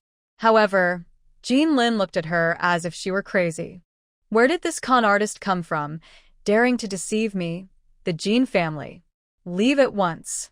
Jean Lin had just been tricked out of some money a few days ago, and now another one appeared, which was truly absurd. Hey, Lord Jean, I'm not a con artist. I really am a doctor." But Jean Lin ignored her completely and was about to leave. Yu Yuanjing was not willing to give up easily and grabbed his sleeve. "Lord Jean, you can't let your father's chance at life slip away. That would make you the most unfilial son. Let go." Jean Lin was clearly angry. He had hired countless doctors for his father's illness and had tried every possible method. How dare she accuse him of being unfilial? "I won't let go. Just give me a chance. I won't charge you. I'll provide a free consultation. Someone, get this con artist out of my sight," Jean Lin ordered. Four guards and 4 servants rushed out and immediately began to confront Yu Yuanzheng and her companions. She didn't expect them to be serious and quickly pulled her 2 maids back. Chun Lei and Xiaoyu would not let anyone touch the future lady, so they charged forward, throwing punches and kicks. In no time, the 8 men were knocked down and unable to get up. Of course, they didn't use their full strength. It was just a lesson. Yu Yuanzheng watched in amazement. It was her first time seeing someone fight like that, and it was impressive. She thought about rewarding her capable subordinates when she had money. Jean Lin was startled by the fighting skills of the 2 women. Which con artist would dare to attack people from the Jean family? He had to re-evaluate the 4 of them. However, their old carriage didn't look like it belonged to a respectable family. Seeing his gaze, Yu Yuanzheng understood what he meant. Lord Jean, you can't judge a person by their appearance. That carriage is just a temporary rental. We just arrived in the capital today and haven't had time to buy our own. Jean Lin noticed that among the 5, there were 2 women. Although they wore masks, it was clear they were young girls. Their clothing didn't look like that of commoners. They were dressed like maids. Are you really a doctor? Of course. If you don't believe me, you can ask the old doctor behind you a few questions to see if I can answer them. Yu Yuanzheng replied confidently. Mr. He, could you please ask her a few questions? Jean Lin really made that old doctor ask. When Dr. He saw such a lively young man, he was amazed by his boldness. It's true that a young calf is not afraid of a tiger. He dares to enter the residence of a grand scholar. Although colleagues may be wary of each other, the old man still has some affection for the younger generation. Young man, let me test you. What is the difference between typhoid and cold-induced fever? Dr. He asked with a smile. Typhoid's main symptoms are fever, headache, fatigue, weakness, muscle pain, dry cough, loss of appetite, weight loss, abdominal pain, diarrhea, constipation, and rash. Sometimes it can lead to intestinal bleeding, gastrointestinal perforation, liver and spleen, or severe pneumonia.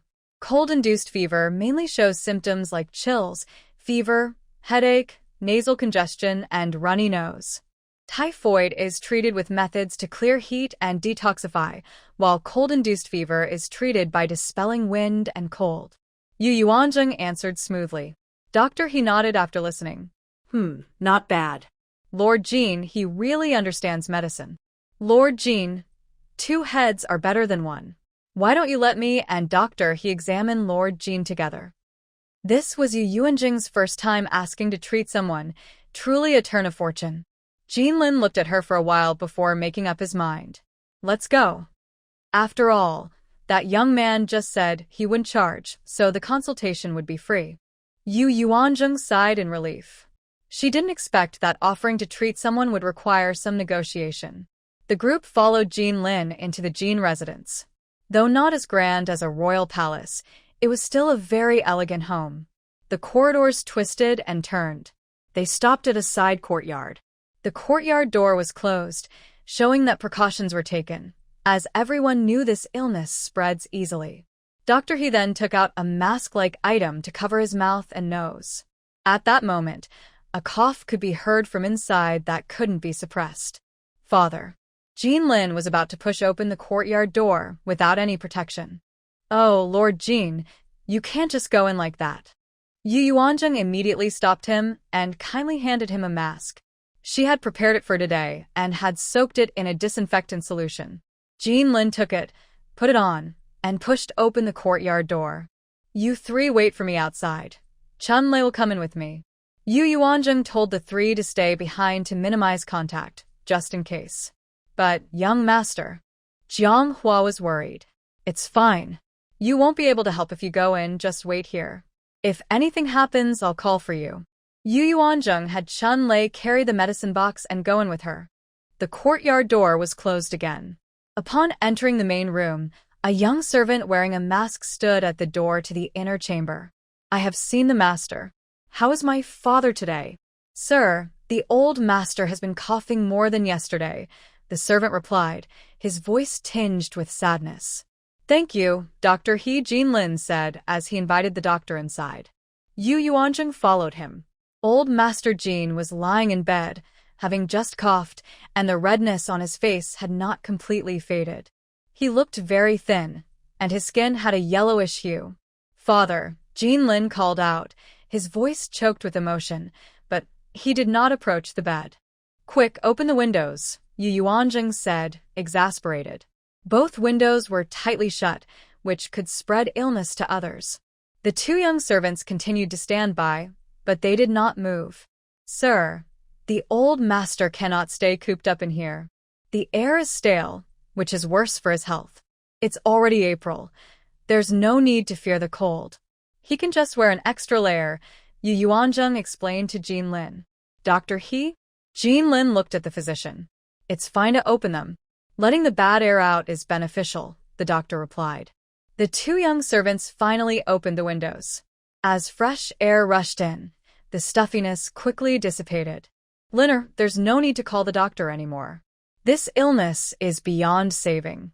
Just let me go in peace," old Master Jin said, seeing his son had called for a doctor again. He had accepted his fate and saw no need to waste energy. "Father, I am unfilial," Jinlin cried upon hearing his father's words. He had already consulted every doctor he could find, both from the royal hospital and local practitioners, even traveling over 100 miles to find this one. He had sought help from anyone he heard was good, but no one could offer a cure. He wanted to save his father, but despite his efforts, he felt powerless. "Old Master Jin, your son traveled far to bring me here. Please appreciate his intentions. Every extra day is a blessing. He is a dutiful child," the doctor said. Cough. Cough. Another fit of coughing followed. Everyone must face this moment. What difference does it make if it's one day more or less? Old Master Jin said helplessly. Dr. He sat by the bed, began to feel his pulse, and asked the patient to open his mouth to examine his tongue. He then checked his chest and shook his head. "Dr. He, what do you think?" Jinlin asked, wiping his eyes. The old gentleman's illness has reached a critical stage, and there is little hope left. I can only prescribe some temporary relief to make him more comfortable, Dr. He said, feeling helpless.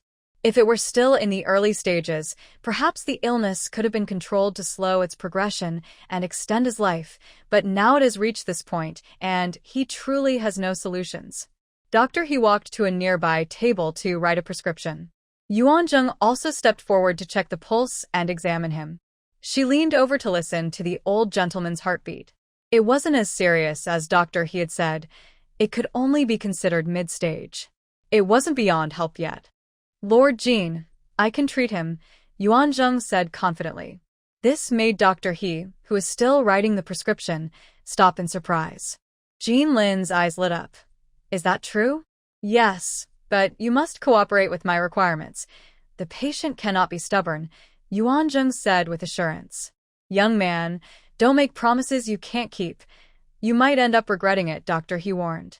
In their profession, they had unspoken rules and never stated things too definitively, yet this young man spoke with such certainty. "Lord Jin, trust me. If you give me the chance, I will restore your father's health. All right, as long as you can heal my father, I will agree to any request you have, as long as it is reasonable," Jinlin promised, as if holding onto a lifeline. "Good. "I will start treatment now, but this illness cannot be cured in a day or two. It will take some time. However, you should see results within a month. To fully recover, it may take 8 months to a year. As long as you can heal him, we will fully cooperate." Yuanzheng immediately began the treatment. This illness can be treated not only with medicine but also with acupuncture, massage, cupping, and gua sha. I will start with a prescription for daily medication, and I will also perform some of the other treatments on the old gentleman today, so he should sleep much better tonight. As she spoke, she went to the table to write the prescription. Once finished, Dr. He picked it up and looked at it. "You are quite bold with your prescriptions. This wolf poison is not something to use lightly, yet you dare to include it. Dr. He, this medicine is crucial for the treatment. Don't worry, I have carefully controlled the dosage." Then she took out silver needles from her medicine box, heated them over the candle, and prepared for acupuncture. The servant helped by loosening the old gentleman's clothing. To keep him warm, they also closed the window. Lung Shu Point, Qi Hai Point, De Jue Point, and Gao Huang Point, each point should be needled 3 times, then twisted. Good job, young one. Your acupuncture skills surpass even mine, said the old doctor, nodding at Yu Yuanjing's actions. Hearing this, Jean Lin felt a bit relieved. A quarter of an hour later, she used cupping on the old man's back and chest. Chun Lei had also bought this set of tools, and they were just right for the task. Once this set was done, they couldn't do gua sha again. It would have to wait until next time. Otherwise, the old man wouldn't be able to handle it. But massage was still possible. Watch my massage technique closely. If you learn it, you can massage the old man twice a day. Yu Yuanzheng called the 2 young servants to the bedside. She then began to stimulate each acupoint. Massage the Tian 2 Point, Lung Shu Point, Zhong Point, Higu Point, and Feng Qi Point until each feels warm. Do you understand? Yes, we understand, the 2 young servants replied in unison. After completing the set of movements, Yu Yuanzheng felt a bit tired. Her strength was not very strong. All right, since you understand, now you demonstrate it for me. The 2 young servants each took a turn, and whenever they did something wrong, Yu Yuanzheng pointed it out immediately. From the start of acupuncture to the massage, the old man only coughed a few times. The results were very clear. Okay, you 2 will take care of the patient every day. I will also give you a prescription to prevent infection. But you must wear masks like today. The windows need to be ventilated. When they heard this, the 2 of them suddenly knelt before Yu Yuanzheng. Thank you, doctor. They bowed deeply. As servants of the Jin family, they had to do whatever their master ordered. They were assigned to take care of the old man, and although their master promised that if they were to become infected and die, their families would be taken care of, who isn't afraid of death? Even ants strive to survive, let alone humans. For so long, Yu Yuanzheng was the first to consider their feelings. They were almost in tears. All right, you are not infected yet, but it will be hard to say in the future, so prevention is the best strategy. May I ask how to address you, young doctor? Jean Lin suddenly remembered he didn't know her name. Just call me Dr. Zeng. My name is Zeng Yuan, Yu Yuanjing said, giving herself a temporary name. The treatment was finished, and the prescription was written. Old Master Jean, you will not die. You need to gather your spirits. You haven't seen your great-grandson yet, have you? I assure you that you will see results as long as you cooperate with my treatment. Yu Yuanzheng encouraged Elder Jean with a smile. When a patient has hope, their mood improves, making treatment more effective. All right, Elder Jean nodded repeatedly. He felt much better after the treatment and noticed his chest wasn't as tight. Also, you need to pay attention to your diet. Eat more nutritious foods like lean meat, fish, shrimp, eggs, and milk. Include more fruits and vegetables, and reduce salt, spicy, and stimulating foods, Yu Yuanjing advised. After washing her hands, the consultation ended. You're impressive, young man. I've never met anyone who dares to say they can treat a cough. You are the first. I've learned something new, Doctor, he remarked.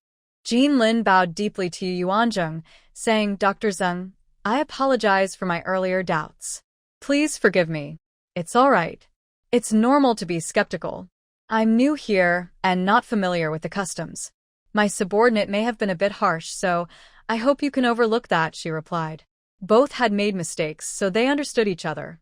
Everyone laughed, creating a harmonious atmosphere. I prescribed medicine to be taken for 5 days. I will return after that, she continued. May I ask where Dr. Zeng is staying? I would like to send a carriage to pick you up, Jean Lin inquired. I just arrived today and haven't found a place yet. I will go out to look for one and let you know, Yu Yuanjing replied, not wanting to reveal the truth. If you don't mind, Dr. Zeng can stay at my residence, Jean Lin offered. Thank you, but I have friends to visit, so I won't trouble you, she declined politely. As Jean Lin was seeing her out, a woman hurriedly approached. Master, young master, you has a fever. I heard you called for a doctor, and the second lady sent me to ask if you could have a doctor check on him, the woman said, who was a servant from the second lady's household. Young Master Yu was Jean Lin's young nephew. Please, both doctors, come this way. Jean Lin immediately gestured for them to follow. They turned towards the courtyard of the second lady's residence. Second Lady Ming was waiting in the yard, holding the child. The child looked weak and listless, around 3 or 4 years old, and they could hear him coughing. "Brother, Yu has had a slight fever since yesterday. We called the house doctor, thinking it was just a cold, but today there's been no improvement. I heard you invited a famous doctor, so I'm troubled to ask for your help," Second Lady Ming said, feeling a bit embarrassed. Uncle went far away and hired an expensive doctor to see Grandpa, but she interrupted him halfway, which was a bit disrespectful. "Thank you, Dr. He," Jean Lin said, inviting the old doctor to examine first. This was a sign of respect. The child was unwell and refused to get down from his mother's arms. Ms. Ming had no choice but to hold him while the old doctor examined him. After a thorough examination, Dr. He had a clearer understanding. "Lord Jean, Lady Jean, your young master seems to have caught a cough." "What?" Ms. Ming almost dropped the child when she heard this. "My child, is he going to be okay?" she asked, crying. "Madam, what's wrong?" At that moment, Jean's son, the second master of the Jean family, returned. He was under 30, and this was his second legitimate son. Worried about the child, he had come back early from work to check on him. "Hubby, Yor has the same illness as Grandpa," Ms. Ming cried sadly. It was clear that he had caught it from Grandpa. At first, Grandpa had not been diagnosed with tuberculosis and had not been isolated. The little grandson from the second branch was his favorite, so they had been in close contact. After a period of incubation, symptoms had now appeared. "What?" Jean's son was shocked to hear his son had the same illness and nearly lost his balance. "Doctor, is there any hope?" Jean's son quickly stepped forward, looking eagerly at Dr. He for answers. "I can only slow the progression of the illness." The doctor shook his head, "but this young friend here might have a solution." He pointed to Yuanzheng. Jean Sin then looked at the 4 people standing to the side, all wearing masks. "Dr. Zeng, could you please check on my nephew as well?" Jean Lin invited. Yuanzheng then stepped forward to examine the child. Her method was different from Dr. He's. After a thorough examination, she gently encouraged the child to lie down on the table. She listened to his chest and pressed on it. When she heard the child whimper in pain, she confirmed it. He indeed had tuberculosis. "Lord and Lady Jean, the child does have what the old doctor mentioned, but his symptoms are not as severe as Grandpa's. He can be treated, and children tend to recover faster. I will write a prescription for you to follow. If the child refuses to take the medicine, I can prepare some pills for him next time. However, please be cautious, as those close to him, including parents, may also be at risk of infection. I recommend that you all take the medicine together. Because the child is very young and needs constant care, anyone looking after the child must wear a mask. The mask should be soaked in a special solution and changed every 2 hours. I suggest that everyone in the household wear masks, even when going outside, to reduce the risk of spreading illness to others." Yu Yuanzheng immediately prepared 2 prescriptions, one for the child and one for prevention, and asked everyone to take them. "Thank you, Dr. Zeng. We will definitely follow your advice."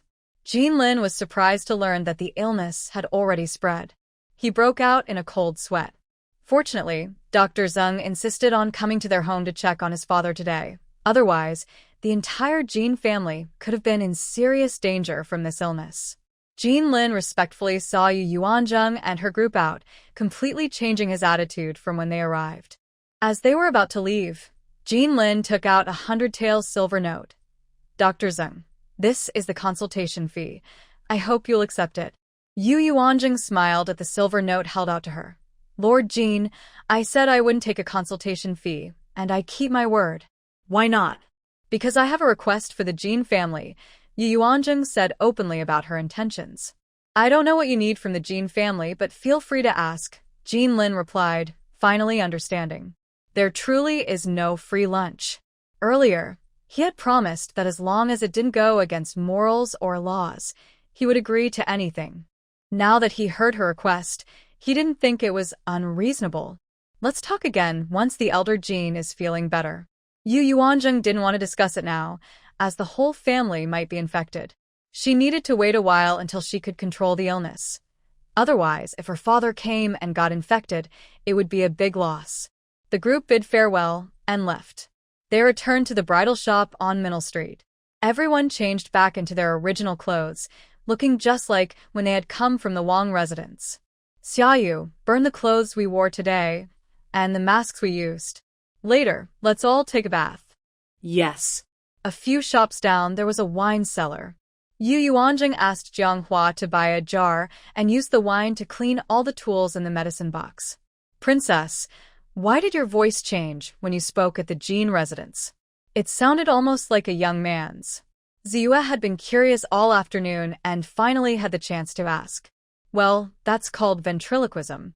I practiced it secretly, Yu Yuanjing replied, immediately imitating two bird calls. Wow, it really sounds similar, Ziyue exclaimed. All right, it's about time. Chunlei, I have an idea. Today, my treatment of elder Jin for tuberculosis will soon spread. I expect the Jin family will speak of me in amazing terms. However, I can't go to their house often, and I don't rely on this for a living. I just want to build my reputation as a skilled doctor to help the young master. In a few days, the royal family will hear the news. So we need a place, and this shop is just right. Later, you can find someone to tidy it up a bit and hire an old man to watch over it. Or I can prepare some medicine to sell at the counter. From now on, you will take on the role of this skilled doctor. Once we gain fame, the prince will surely come to invite us. At that time, you can wear a mask when entering the palace, and we can treat the young master openly. Yu Yuanjing shared her plan. Miss, why wait for the skilled doctor to enter the palace before treating the young master? Ziyue asked, confused. Now that we have the tools, we can start tonight. I'm talking about the public announcement. Privately, it's a different matter. Oh. All right, I'll write a prescription now so we can give the young master a medicinal bath tonight. But this must remain a secret. Not even the prince and princess can know? Ziyue couldn't understand. Ziyue, Jianghua, you both need to be more cautious. The royal family is not as harmonious as we think. You will understand this better later. Yu Yuanjing thought about Yu Chaoyang, who knows what will happen in the future, and the unpredictable old lady, which gave her a headache. Young master's wife. What if someone comes to invite the skilled doctor?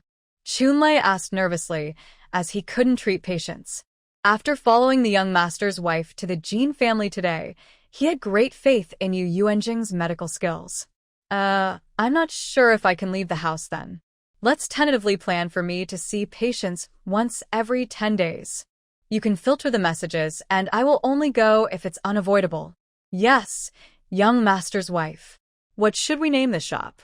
Chunlei felt happy to have something to do, especially since he saw hope. If the young master's wife could treat tuberculosis, which even the royal physician couldn't, then she could surely help the young master. Let's call it Shiri Tang. With the plan set, they bought the medicine and headed back home. It was already late afternoon. However, just as they reached the door, they ran into Yu Chaoyang, who had just gotten out of a carriage, followed by two maidservants carrying boxes. It seemed they had been out shopping. Sure enough, there were two guards from the royal family by the carriage. Yu Yuanjing didn't care whether they were regular guards or special ones. Oh, sister-in-law is out shopping too? It's so late to come back. Aren't you afraid your mother will say you're not behaving properly? The young master is still lying in bed, and you dare to go out all day. Yu Chaoyang knows how to make his presence felt. I say, sister-in-law, can't you just live your life while I live mine? Do you feel uncomfortable unless you say something sour about us? Do you know how important it is to get along? Should we switch husbands now? After all, I'm still an unmarried girl. Yu Yuanjing is quite straightforward when giving advice. Yu Chaoyang snorted and stepped into the courtyard. Chunlei, please quietly bring the medicine box and the things we just bought to Chia courtyard tonight, Yu Yuanjing whispered. Yes. The two guards took the carriage away. When they returned to Chia courtyard, Granny Yi was directing a few maids to tidy up the courtyard and hang out the cloth. Because of the young master's special situation, there are two maids specifically assigned to wash his clothes. Greetings, young master's wife, Granny Yi said with a respectful bow. She comes every morning and leaves at night. She has her own family, but they live in the servant quarters of the palace. Granny Yi, No need for formalities. I went out today. How is the young master? Everything is normal. That's good. Yu Yuanzheng went inside to check on the young master, who was lying still. She thought it wasn't good for him to lie there all day. He should get some sunlight, or it would affect his calcium absorption and weaken his immunity. Maybe consider getting him a dual-purpose wheelchair. After dinner, she started to draw a plan, clearly outlining the structure of each part. By the time it was late evening, the entire palace was quiet. Chunlei brought all the guards quietly. Yu Yuanzheng assigned a few to guard the courtyard to prevent anyone from getting close. Chia Courtyard has its own small kitchen, making it convenient for cooking. To avoid unnecessary trouble, Chunlei put a few maids resting in Chia Courtyard to sleep. Jianghua and Ziyue began to prepare the medicine. Mingyue and Qingfeng heated water. When the water was almost ready, they poured it into the bathing tub and added the medicinal liquid. The water temperature was just right. Chunlei carefully placed the young master into the tub, loosening his upper clothing. After all this fuss, the unconscious Shengguan Ziki regained a bit of awareness. However, he couldn't move and was at their mercy. Qingfeng and Mingyue supported the young master in the medicinal bath. A person who is not conscious cannot stabilize themselves and feels like a lump of clay. Feeling the young master's heartbeat, the warm water made it quicken. Taking out the thickest silver needle, aloe and sterilized by fire, Chunlei asked, "Young master's wife, can we really keep this from the prince and princess?" Qingfeng still felt a bit hesitant. The four of them had always been close to the young prince, following him every day, and they shared a deep bond. He was very worried. He had not witnessed the treatment that Yu Yuanzheng provided for old Master Jean today. He only heard about it from Chunlei. What if the young princess's medical skills were not as good as Chunlei claimed? If something happened to the young prince, no one could bear the responsibility. Yes, young princess, should we call the prince to come and give another acupuncture treatment? Mingyue also hesitated. Do you think it's better for everyone in the mansion to know that I'm treating the young prince and face all kinds of obstacles, or should I quietly heal him without anyone knowing? Yu Yuanzheng countered. The two could not answer. If everyone in the mansion found out, no one would trust the young princess's medical skills. How confident are you that you can heal the young prince? Qingfeng asked. The young prince's condition is different from other illnesses. I can only say we do our best and leave the rest to fate, but it's definitely better than what the previous doctor, Gu, did. Do you know how he treated him? I don't know, Mingyue replied, confused. He wasn't really treating the illness. He was making the young prince worse day by day, slowly leading him to his end. If he continued like that, the young prince would be dead in 6 months at most. The 2 acupuncture points he used on the young prince were actually harming him, but no one could expose him. I don't know how skilled the doctors are, whether he did it intentionally or if that's just how he practiced medicine. But I noticed the problem when I saw him perform acupuncture that day, which is why I asked my father to stop inviting him. Now that I'm taking over, at least the young prince won't die in 6 months.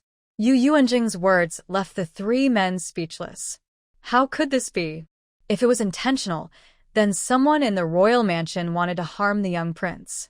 Don't worry, I don't want to be a widow yet, so I won't harm the young prince, Yu Yuanzheng added. The guards no longer stopped her from performing acupuncture. At that moment, the young prince had his own awareness.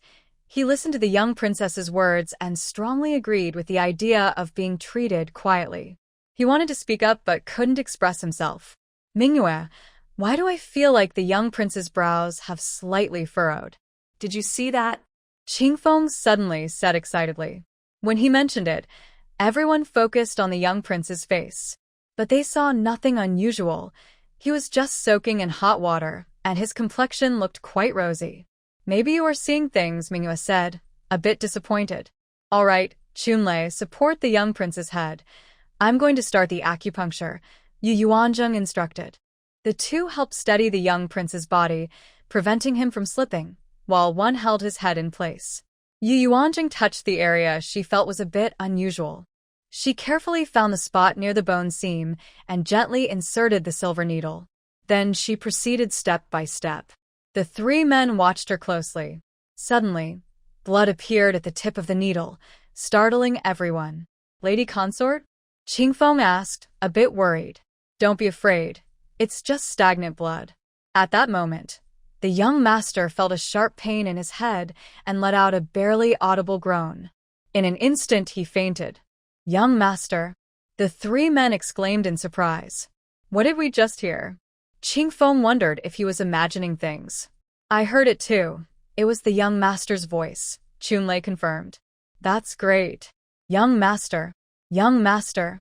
Manhwa called out twice, but the young master showed no response, just like when he was asleep. Yu Yuanzheng ignored the guards and carefully continued to manipulate the silver needle. Just as I suspected, the blood in his brain hasn't dissipated, and there's quite a bit of it. It's surprising he can wake up at all.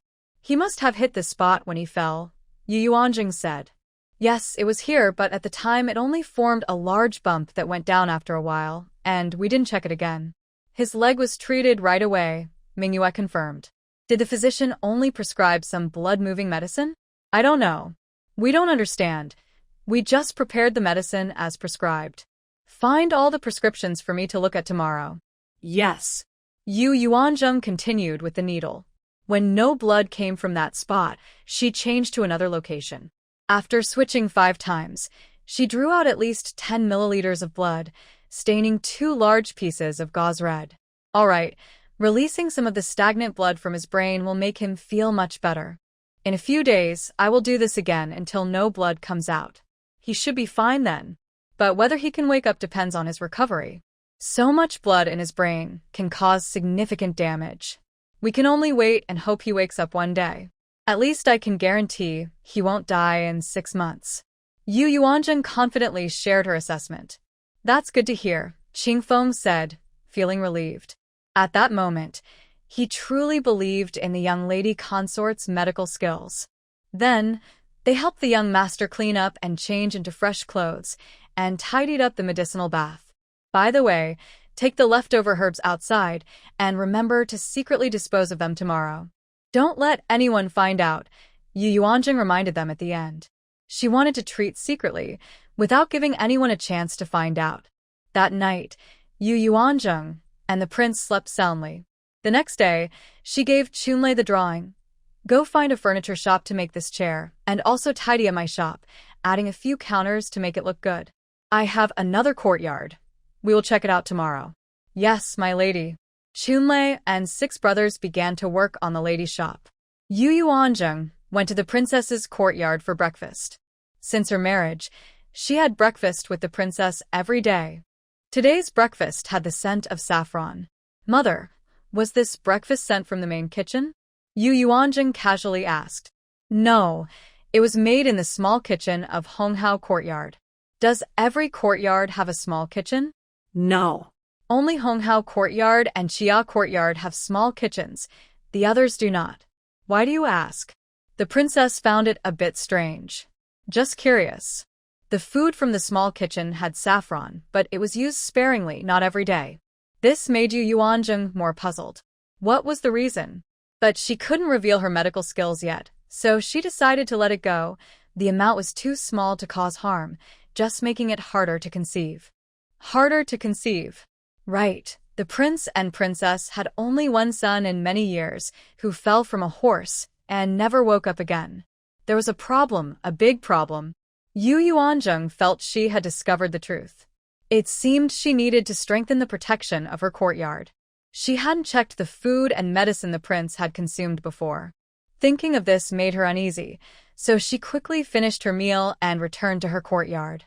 Yuan Shan and Jing Shui were feeding the prince. Yu Yuanzheng stepped forward, took a spoonful, and tasted it carefully. Fortunately, there was no problem. She had scared herself for nothing. Now she was confused again. Was there really an issue with the princess's food? Saffron is also a traditional medicine that can invigorate blood circulation, relieve stagnation, and treat various ailments. If the princess was troubled by the prince's situation, eating some saffron porridge would be beneficial. Yuan Shan, are there usually any hidden guards in the princess's courtyard? Yu Yuanzheng began to inquire about the main courtyard. There shouldn't be. The prince keeps important things in the study, which has hidden guards watching over it at all times. What kind of people serve in the main courtyard? There are 2 caretakers in the princess's courtyard. One is the wet nurse, Madame Zhao, whom the princess brought from the Duke of Wei's residence. She takes care of matters close to the princess. The other is Madame Zheng, a senior maid left by the late princess, who later married but was kept by the prince to manage the affairs of the main courtyard. The princess has 4 senior maids, all daughters of the royal family. Their names are Qiuyu, Qiuhe, Qiuxiang, and Qiuyi, and they have only been with the princess for a few years. There is an unwritten rule in the household that maids must leave to marry by the age of 18, so the maids around their masters are usually young. Only those who choose not to marry can stay and serve their masters for life. The rest are lower-ranked maids, totaling 10 in number. Yuan Shan was quite familiar with the situation in the main courtyard, having often been by the prince's side, who managed the inner courtyard before the princess married into the royal family. Yu Yuanjing asked again. The late princess had passed away long ago, so there must have been a new head of the household. Mainly, it was the 2 elder ladies, and the 3rd elder lady also managed some affairs. They jointly managed the inner courtyard until the princess entered the household, at which point the old prince directly instructed them to hand over the authority. Yuan Shan, being a born and bred child of the household, knew some of its history. Hearing this, Yu Yuanzheng began to think deeply. The prince was 41 this year, and the late princess had died when he was 3. Therefore, the 2 elder ladies had been in charge for at least 17 years, and it was unlikely they hadn't gained some influence during that time. The next day, Yu Yuanzheng reported to the princess that she was going out to see where her dowry courtyard was located. The princess was very understanding and agreed as long as she explained her purpose. Please don't come back too late like last time. Mother, I might be a bit late again. I want to visit my family and discuss some matters with my parents. They just moved out of the Duke's residence, and I want to know how they are doing. Yu Yuanzheng felt no awkwardness talking to an elder who was about her age, and sometimes she even unconsciously acted a bit spoiled. Not being married was nice. It allowed her to keep a youthful heart. In her past life, her parents had already passed away, but now she had them again, which felt wonderful. It was still the same group of 4 from the day before. The Chia courtyard was overseen by Madame Yi. They used a very modest carriage. Passing by the small shop on Middle Street, Yu Yuanjing saw that it was already being tidied up. Chasing Cloud and Pursuing Moon were busy inside, and as soon as they saw Chun Lei, they immediately ran out. Greetings, Lady Consort. The 2 people clasped their hands together. You all are busy. I'm just passing through. How many days will it take to clean this place up? At most 2 days. We can go buy some cabinets this afternoon, replied Chasing Cloud. That's good. The back area also needs to be cleaned up, so it can be lived in. She planned to have someone stay here to watch over the shop. She didn't have much money, only 2,000 taels saved up, and the prince had given her 1,000 taels as a greeting gift. If this shop could open, maybe she could earn some money. Fortunately, she didn't have to pay her subordinates. Yes. The carriage continued moving forward. After a lot of searching based on the address on the property deed, they finally found the place. It was at the very end of a narrow alley where only a carriage could barely fit. She wondered how the noble family could have such a property. Could it be bought for relatives who were asking for handouts? When she arrived at the small courtyard, the door was slightly ajar, and she surprisingly heard voices arguing inside. Young man, we agreed to pay rent every 6 months. There's still over a month until then. Why do we have to pay now, and with a 50 tael increase? A middle-aged woman's voice said.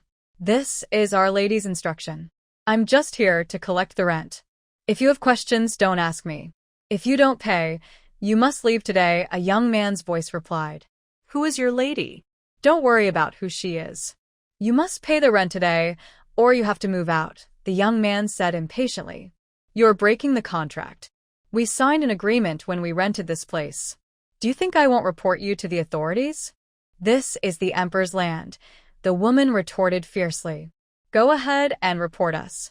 Do you know who the owner of this house is? Who? The woman's voice lowered slightly. It's the wife of the heir to the Ronglong estate. Do you think you can afford to offend the Ronglong family? The young man said proudly. You're talking nonsense. The Ronglong is our great general who protects the people. How could he allow his daughter-in-law to bully common folks like us? Who are you? Are you a fraud? Jiang, quickly bring a broom and drive this fraud away. The woman suddenly shouted loudly.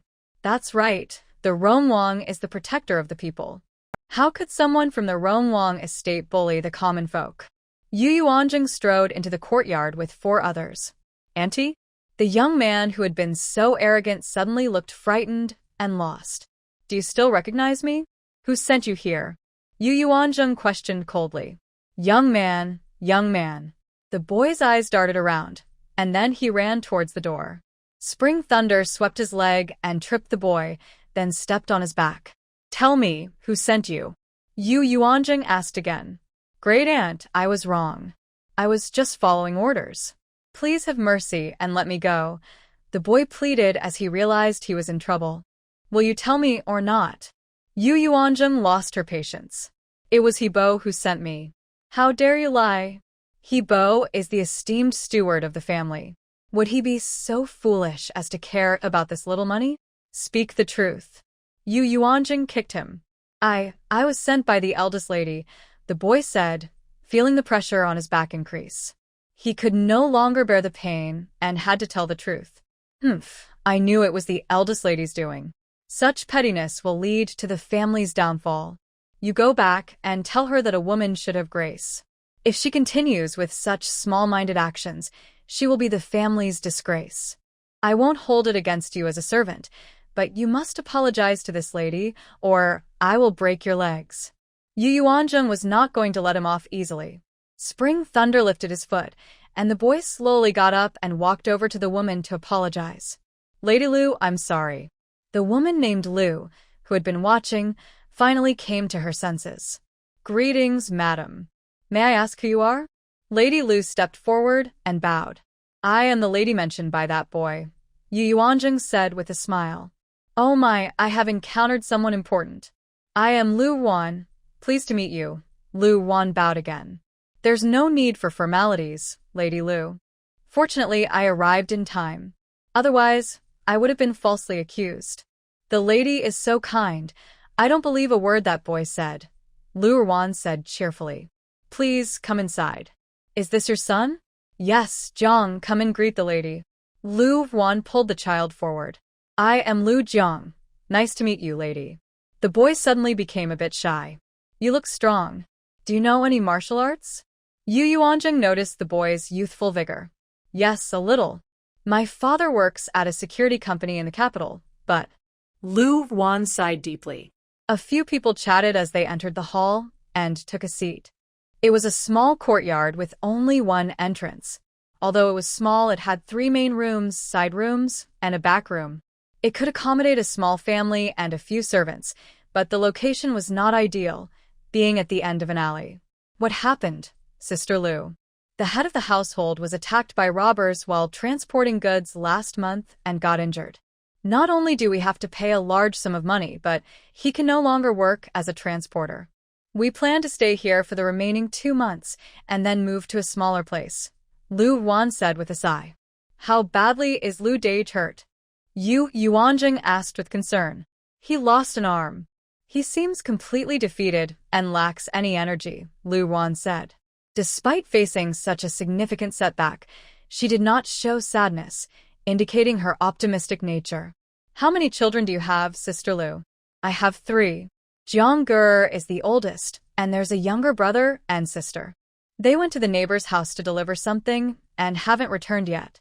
What will you do for a living in the future?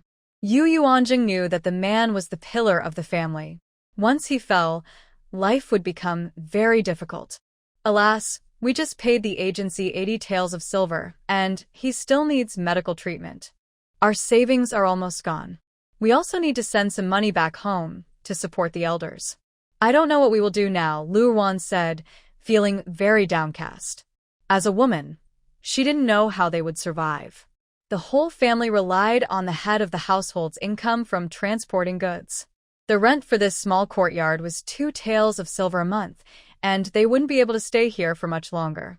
The gap in their living situation was too great. Did the princess come today to collect rent? Lu Wan asked about the main issue. I'm not here to collect rent. I just married into the Rong Wangfu, and the family gave me this place as part of my dowry. I wanted to see what kind of courtyard it is, Yu Yuanjing replied. That's good. We'll move after 2 more months, Lu Wan said, not wanting to overstay. Yu Yuanjing indeed had plans to reclaim this courtyard for her own purposes, but seeing the family situation made her feel a bit sorry for them. After thinking for a moment, she came up with an idea. Sister Lu, would you be willing to help me with some work? You don't have to move. You can continue living here. I'll give you some tasks to do in this courtyard, but there's one condition. The work must remain confidential. Really? Thank you, princess.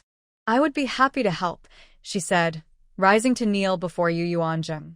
Lady Lu, there's no need for that. Please get up, Yu Yuanjing said, struggling to adapt to the ancient custom of kneeling. Your Highness, you have saved our family. I would be happy to help, she said, rising to kneel before Yu Yuanjing. Lady Lu, there's no need for that. Please get up, Yu Yuanjing said, struggling to adapt to the ancient custom of kneeling. Your Highness, you have saved our family. You don't know, ever since my husband lost his arm, his temper has grown worse each day. If the children misbehave, his arm isn't even healed, Lu Wan said, helplessly watching her husband fall deeper into despair. Go bring him back, Yu Yuanjing ordered.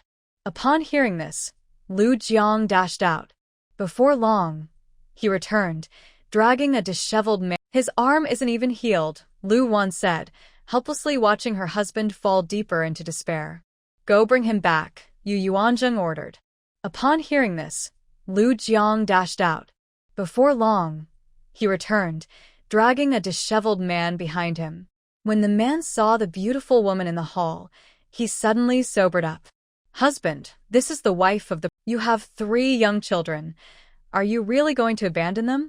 Yu Yuanjing questioned sternly. It is frightening when someone gives up on themselves. At such times, guidance is especially needed. Yu Yuanjing's words stunned Lu Mingde, who then raised his right arm, which was only half intact. He stared blankly for a long time.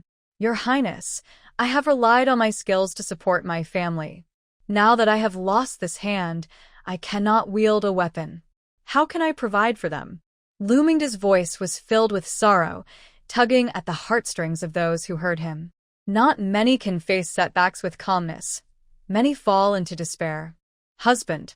Lu Wan choked up, unsure how to comfort her husband. She knew he had been struggling emotionally. Working as a bodyguard means living on the edge. You should have been prepared for this day.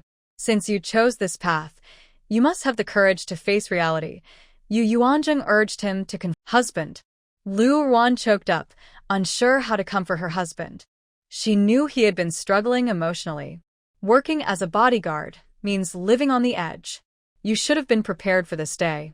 Since you chose this path, you must have the courage to face reality. Yu Yuanjing urged him to confront life. Yes, I was prepared, but when the day actually comes, he had not completely given up on life. He just hadn't overcome his internal struggles yet. Yu Yuanjing nodded after hearing his last sentence. This person has some good qualities and a sense of responsibility. All right, Lu Zhuangshi, I have something to discuss with you. Before you returned, I spoke with your wife and mentioned that your family can work for me. I will pay you for your work, right here, in this courtyard. Would you be willing? Yes, I would, but can I still work with only one hand? Lu Mingde worried that his disability might be a problem. Don't worry, you have your feet and another hand, so you can still work. Thank you, lady. Lu Mingde respectfully bowed. At that moment, his spirit suddenly changed. Although he still looked unkempt, his energy was completely different from before. A man who has spent years on the road carries a certain strength. Once he found his motivation, his passion for life naturally returned. I will write a list for you later, and you can prepare things according to my requirements. This is Chunlei. He is my chief steward, and you will communicate with him for many matters. You must keep my identity a secret. This place is remote, so you only need to close the door and work. I may bring in more people later. And you won't have to pay rent for this courtyard. Just live here. But you need to clear out enough space for everyone. Understood, lady. Let's sign a contract first, and from now on, you will be my people. Of course, I don't mean for you to sell yourselves. I just want to hire you for long-term work. I can guarantee that your family will have no problems living here. Thank you for your kindness, lady. Lu Mingde was very touched. He never expected to find help during his lowest point in life. He got paper and pen and wrote 2 identical contracts, clearly stating the obligations and responsibilities of both parties, especially emphasizing the confidentiality clause. If the Lu family failed to comply, they would face serious consequences. On the way back, Ziyue finally asked her question. Miss, what do you plan to do with the Lu family? I plan to make a lot of money, so I can generously give you a monthly allowance in the future. Really? That's great. Ziyue was thrilled to hear that her allowance could increase. At just 15, she was still a bit naive despite being mature for her age. All right, we haven't even started yet. You will all be my biggest helpers. I plan to make and sell pills. Yu Yuanjing finally revealed her plan. But there are many kinds of pills sold in pharmacies. It won't be easy to make a lot of money, Zhang Hua, who had visited pharmacies several times, pointed out. What I want to do is have what others don't, and have better quality than what others have. This way, I can make money, right? Yu Yuanzheng had many excellent formulas in mind, and their effects would definitely be better than the pills of this era. Well, I have a shop that happens to be a pharmacy. Let's go take a look and buy some medicine to take back. I'll try making some first, and you all can learn from me. Then we can teach the Lu family. Lady, if we do this in the palace, others will find out, Ziyue said worriedly. We'll do it quietly at night. Don't worry, I don't need to boil medicine to make pills, so there won't be any smell. The 2 maids then felt relieved. They arrived at Min Street, at Baikateng. This shop was part of Yu Yuanjing's mother's dowry, and now it belonged to her. But she had never been there before. After getting off the carriage, she saw people coming in and out, and the business seemed decent. Excuse me, madam. Are you here for a doctor or to get medicine? A young attendant approached her as he noticed a new customer. Is the shopkeeper here? Are you looking for our shopkeeper? He is in the back room. Please follow me. The young attendant, seeing Yu Yuanjing's fine attire, did not dare to be disrespectful. He led her to the back room. Shopkeeper, there is a guest, the young attendant called out. Hearing this, a middle-aged man in his 40s came out from the main room. He wore a dark blue long robe, had a goatee, and a square face with bright eyes, clearly a sharp-minded person.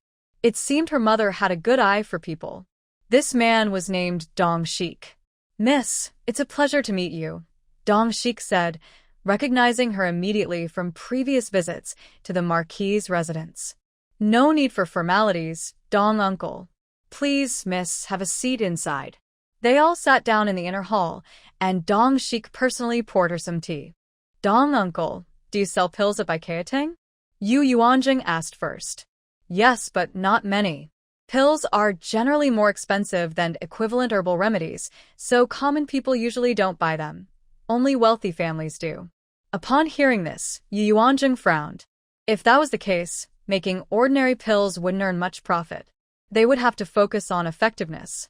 If the same effect could be achieved by taking pills in 2 or 3 days, while boiling herbs took half a month, people would choose the pills. Dong uncle, where do the pills in the shop come from? Yu Yuanzheng was still unsure if pills were produced in workshops in this era. They are made by our shop's doctors based on their prescriptions, created by the staff mainly for the convenience of travelers. Oh, I see. So there are no supply channels. No. Each pharmacy makes their own products, Dong Shik replied honestly. Dong Bo, please bring me some pills from the store to take a look. Dong Shik went next door and brought back 5 porcelain bottles. Yu Yuanzheng examined the labels, which mainly indicated effects for treating colds, diarrhea, and relieving pain. She took some out to taste. The formula seemed average. It had some effects, but they were not significant. If she made pills based on her own formula, they would definitely be much better. With this in mind, she planned to target the high-end market. Miss, do you know medicine? Dong Shik asked, puzzled by Yu Yuanjing's actions. I've read a few medical books in my father's study, but I wouldn't say I know much, Yu Yuanjing replied. She was only there to investigate the market and did not want to reveal her knowledge of medicine. Dongbo, please send the account books to the Wang residence from now on. You should know that my mother has already given the shop to me as part of my dowry. Yes, miss. The lady has already instructed me. Back at the Wang residence, Yu Yuanjing immediately wrote several prescriptions and listed the tools she would need. Some tools might not be available for purchase, so she drew diagrams for Chunlei to find someone to make them. Chunlei was quick. Aside from a few custom tools, she bought everything else that night. Jianghua and Ziyue were very curious. They had never made pills before and were eager to see how the miss would do it. I'll teach you tonight, so don't look so clueless, Yu Yuanjing said, amused by the two eager maids. This was quite a physical task. To avoid being discovered while secretly making pills, the three women chose to work in the inner room, right in front of the young master's bed, and waited until it was late at night. Qingfeng and Mingyue had already seen to the young master's needs and left early. The princess had arranged for a small house to be built outside for them to use at night. As long as the maids called softly from the courtyard, they could hear. Both were skilled fighters and could leap in without opening the courtyard door. But this matter had to remain hidden. Miss, shall we begin? Ziyue had already moved the items to the center. The cutting knife, grinder, stone pestle, fine sieve, and more were all ready. Yu Yuanjing planned to start with the Butian de Zhaowan, prepared for the old official gene, measuring out the various herbs according to the recipe. Ziyue, you handle chopping the herbs first. Tonight, we'll grind them into powder. Don't complain about the effort. The three women began working busily. Meanwhile, on the bed, Shengwan Ziki became aware of the outside sounds amidst the delightful clinking. He regained consciousness after fainting last night due to the bloodletting by Yu Yuanjing. He felt that his head was not as heavy as before. He could hear the voices of three women and understood what they were discussing. The three women were talking about the illness of Elder Jean and then shifted the conversation to him. Miss, I heard from Qingfeng that you took a lot of blood from the young master last night. It really startled him, and he couldn't sleep all night, Jianghua said with a laugh. Wasn't he a grown man? Had he never seen blood before? The two maids had become quite familiar with the young master as they watched the servant attend to him every day. Yes, the reason he couldn't wake up is that the blood clots were pressing on his nerves, one of them explained. Miss, what are nerves? Ziyue asked curiously. Well, for example, you can use a knife to cut herbs. Why does your hand do that? It's because your brain is telling your hand what to do, and this command travels through the nerves from your brain to your hand. When your hand receives the command, it moves as you intend. Oh, I see. Shengwan Ziki on the bed listened carefully and wanted to try it himself. He focused all his energy, trying to command his hand to move. On his wedding night, he had done this before and exhausted himself completely. After that, he fell into a deep sleep for several days before he could sense the outside world again. His hand slowly lifted a tiny bit, but then fell back onto the bed. Surprisingly, he did not fall asleep again like last time. Instead, he could still hear the women talking. The three busy women were so focused on their work that none of them noticed his movement. They were cutting herbs, grinding, sifting powder, mixing in a small pot, sprinkling, and rolling them into as they cooled. The three young girls worked hard until midnight to finish. Seeing the small black, each slightly smaller than a cherry, they felt a sense of accomplishment. Miss, is this done? Jianghua asked, rubbing her tired eyes. Not yet. Once it's dry, we can bottle it. This is only 100 pieces, enough for Elder Jean for 6 days, the miss replied. Really? After all our hard work, it only lasts 6 days. But miss, you aren't charging a consultation fee, so aren't we working for free? Don't worry. We need to build our reputation first, and then we'll earn money in the future, Yu Yuanjing said with a smile. The two maids seemed even more eager for money than she was. Time to sleep. Yuanjing yawned widely and said, let's leave the pills on the table for now. They should set by tomorrow morning, and then we can dry them slowly and bottle them. The next day, Yuanjing and her two maids overslept. After just a few days of relaxation, their biological clocks seemed to have stopped working. As a result, Mama Yi, who came to take over her shift, was the one to wake the two maids sleeping in the outer room. "Oh, dear ladies, why are you still asleep? It's already past the time to greet the princess." Mama Yi usually found the young lady up and ready to greet the princess, but today, neither of them was awake. What was going on? She wasn't angry with them. She just felt something was off. When Ziyue and Jianghua saw the sunlight streaming into the room, they jumped up in fright. They quickly got dressed and went to wake Yuanzheng. Miss, wake up." Yuanzheng was still lost in a beautiful dream where she finally got married. To her surprise, her husband was a handsome young man, and even more unexpected was that he was younger than her. She was 38, and he was in his 20s. But why couldn't she see his face clearly? "Miss," Ziyue called out twice without waking her, so she pushed the curtain aside and nudged her sleeping mistress. Yuanzheng was suddenly pulled from her dream and was about to get angry when she opened her eyes and saw the face of the handsome man, realizing he looked familiar. It was her husband, who had been in a coma. She quickly pulled back the bed curtain. "Oh my, the sun is already up," Yuanzheng exclaimed. "Miss, you shouldn't speak like that," Jianghua said, feeling the word was too crude. Yuanzheng hurried to wash up, hoping the princess wouldn't be upset. Just as she was about to leave her room, she encountered Yuanshan and Jingshui, who were there to attend to the young master. Yuanshan was carrying something on his shoulder. When Yuanzheng saw it, her eyes lit up.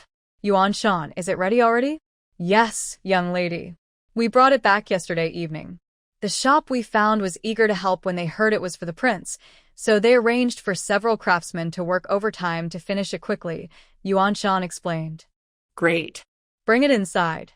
I'll go greet my mother and be right back."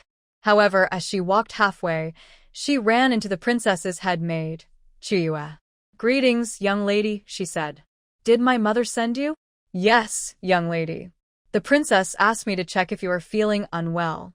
If you're not feeling well, you don't need to greet her.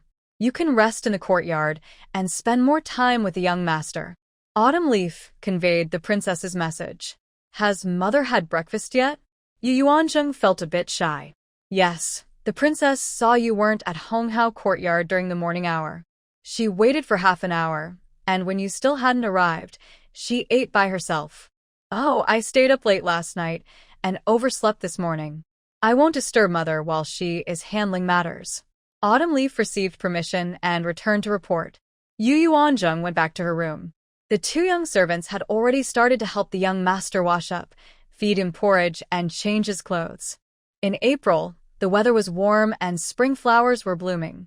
It was already late morning, around 9 a.m., a nice time with gentle sunlight. "How about we take the young master outside to enjoy some sunshine?" Yuanzheng suggested, noticing the wheelchair was ready. Sure. They had heard the young master's wife say that he needed to get more sunlight for better health. Together, they carefully placed the young master in the wheelchair, reclining him slightly. Then they carried him out to the courtyard. A few cleaning maids, seeing the young master's wife bringing him outside, curiously came over to greet her. They usually weren't allowed into the inner room, and it had been a long time since they had seen the young master. "Young master's wife, you haven't had breakfast this morning. The kitchen has some porridge left for the young master. Would you like to have some?" At that moment, Nurse Yi approached with a tray. "Thank you, Nurse Yi." Yuanzheng had a good impression of Nurse Yi. Having someone so dedicated in the household made things much easier for her. The porridge this morning was egg drop porridge. It would be even better if some medicinal ingredients were added for the young master's recovery. "Nurse, you are mainly responsible for the young master's diet, right?" "Yes, young master's wife. I usually prepare a 10-day menu and submit it to the princess for approval. If she agrees, I prepare the young master's 3 meals a day according to the menu. Please bring me the menu for the past few days." Yuanzheng felt a bit negligent. It had been 10 days since she had properly checked on the young master. He was now her patient, and she should take full responsibility. Nurse Yi quickly brought the menu. Yuanzheng carefully reviewed each meal plan. Due to his difficulty eating, it mainly consisted of porridge. There were various types of porridge: lotus seed porridge, red bean porridge, sweet potato porridge, red date and longan porridge, and vegetable meat porridge, among others. The variety of porridge was impressive. The royal residence had all kinds of ingredients available. Have you prepared any medicinal dishes for the young master regularly? Yu Yuanjing looked at all the porridge. It was nutritious, but none of it was medicinal. The imperial physician said that the young master is already taking medicine, so there's no need for medicinal porridge. It could cause heat in his body, which isn't good for him, so we didn't prepare any. I see. From now on, I will arrange the young master's meals. You just need to prepare the ingredients according to my list. Well, Madame Yi hesitated. Although the young master's wife was his spouse, she had only been married for 10 days, and she wasn't sure how much the young master meant to her. In her view, the young master's wife might not care too much for him, and over time, she could grow to dislike him. After all, a young lady who becomes a widow right after marriage would likely harbor resentment after a while. Don't worry, I will discuss this with the princess.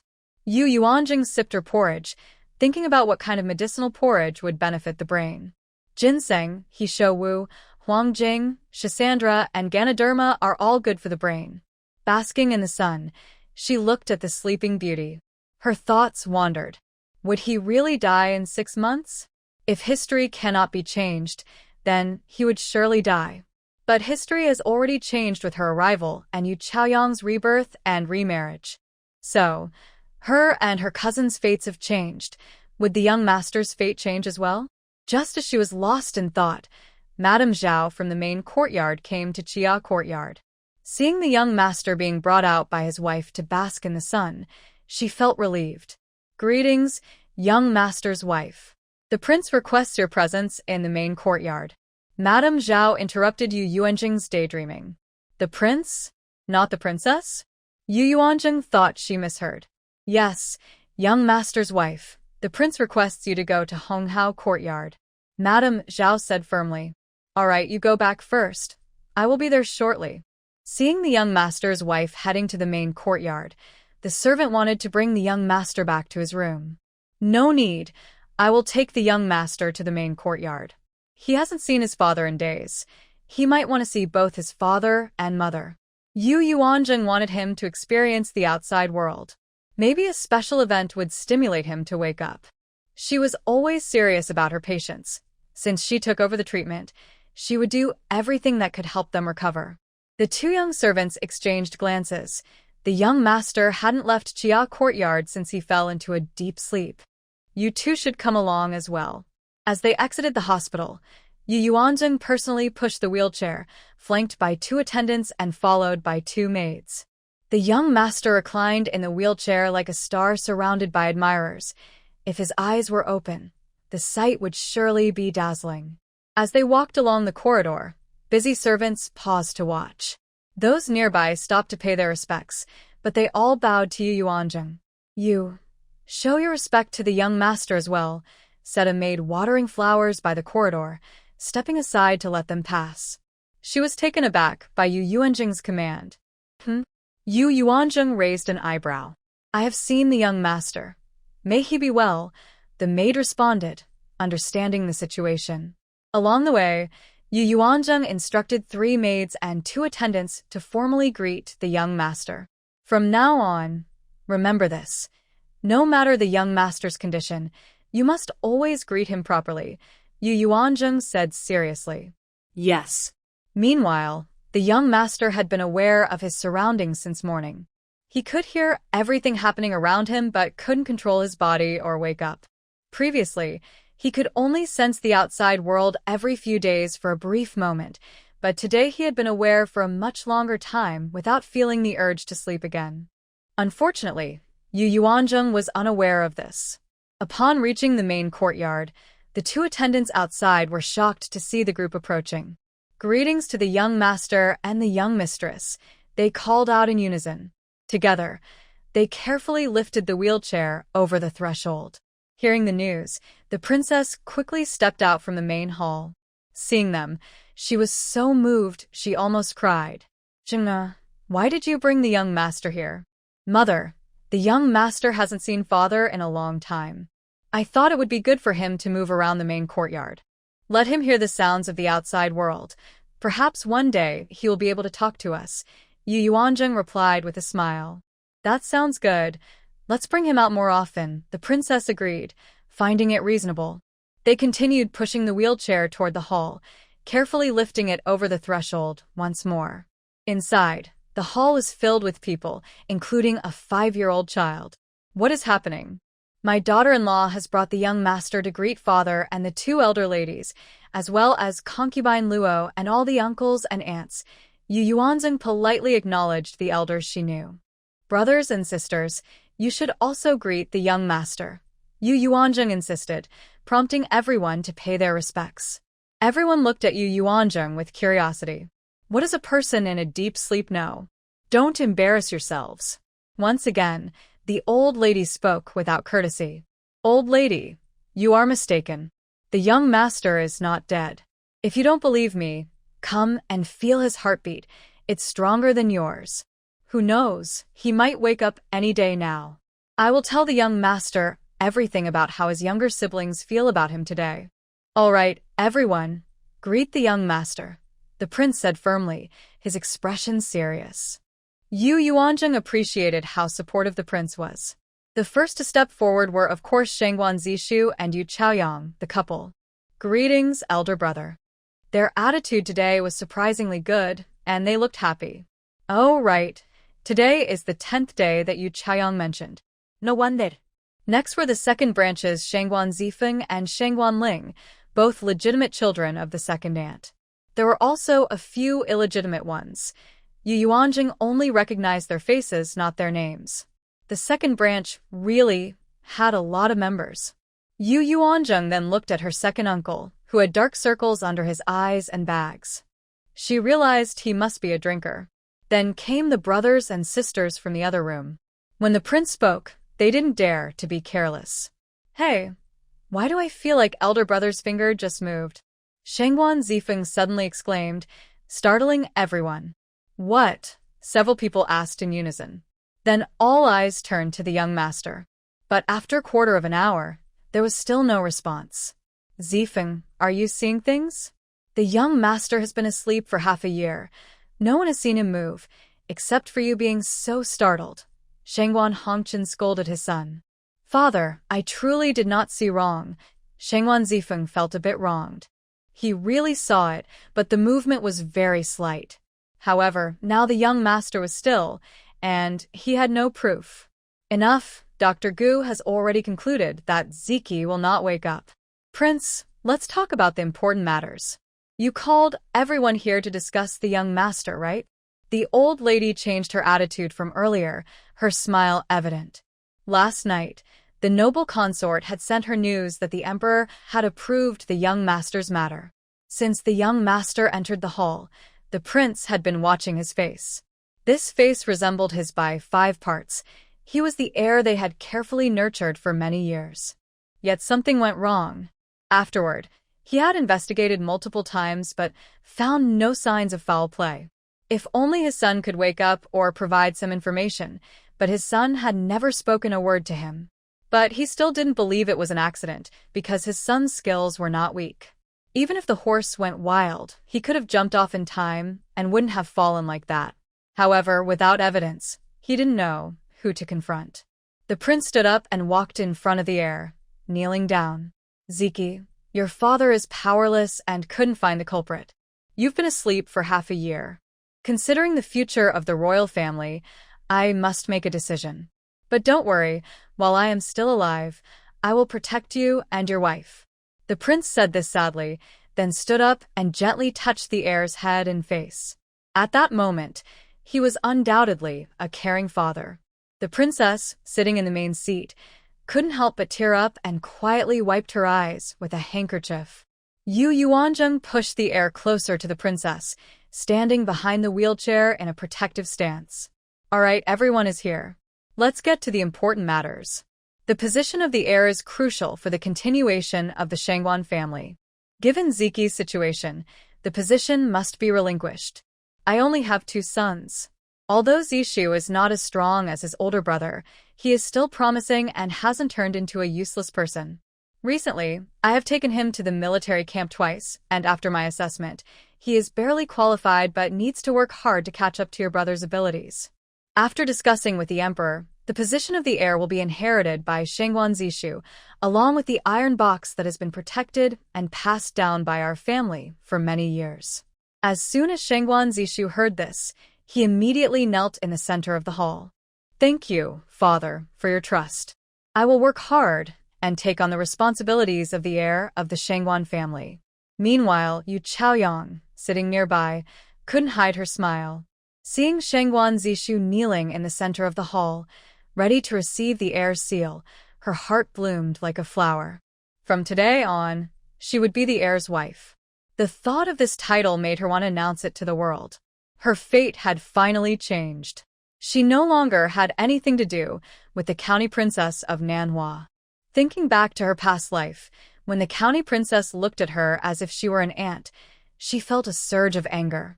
But she had to endure the mockery and ridicule from the county princess. She would no longer be alone in licking her wounds as she had in her past life. She would rise above others.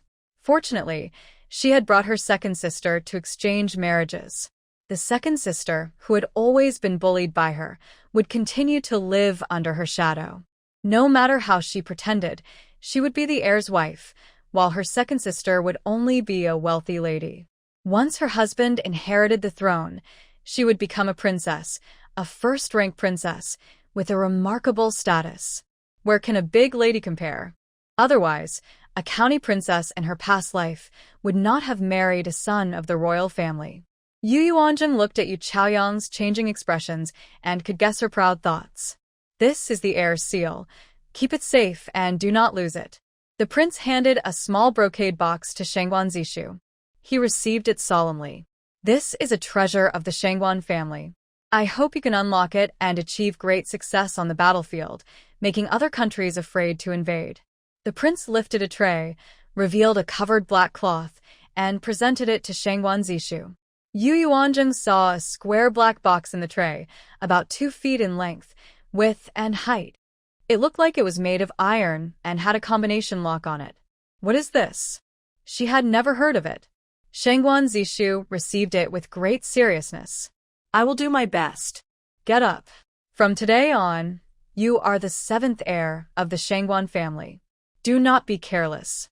You must guard this iron box well.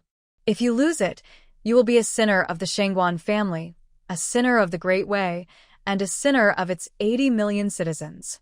Yes, I will guard it well and strive to unlock it. I will send 10 secret guards to protect your courtyard, just in case. You must grow up quickly and be able to stand on your own. Only then can I fully entrust these guards to you. Do you understand? I understand. Shangwan Zishu bowed 3 times seriously before rising and sitting back down with the tray. Yu Chaoyang eagerly reached for the iron box. In her previous life, she had spent 8 years in the royal residence, and the box had never been opened. The heir and the county princess of Manhwa tried every method but failed to unlock it, even when the enemy invaded. In the end, the war was resolved by ceding 2 cities. Now, in this life, it was in her hands. Heaven had given her a chance to be reborn. She was the chosen one, so she would surely be able to unlock it and help her husband achieve great success. At that time, they would be unmatched in the Great Way, except for the emperor. Thinking about their future status and happiness, Yu Chaoyang's smile grew wider. The couple curiously looked at the iron box before them. Ziki is the legitimate son of the prince and the princess, and the grandson of the Duke of Wei. After the prince and princess pass away, this branch can inherit 40% of the royal family's wealth. The prince glanced at everyone present and announced another decision. This showed his affection for his legitimate son and his respect for the princess. What? Your Highness, how can this be? How can the royal family's wealth be divided like this? The heir is supposed to inherit the throne.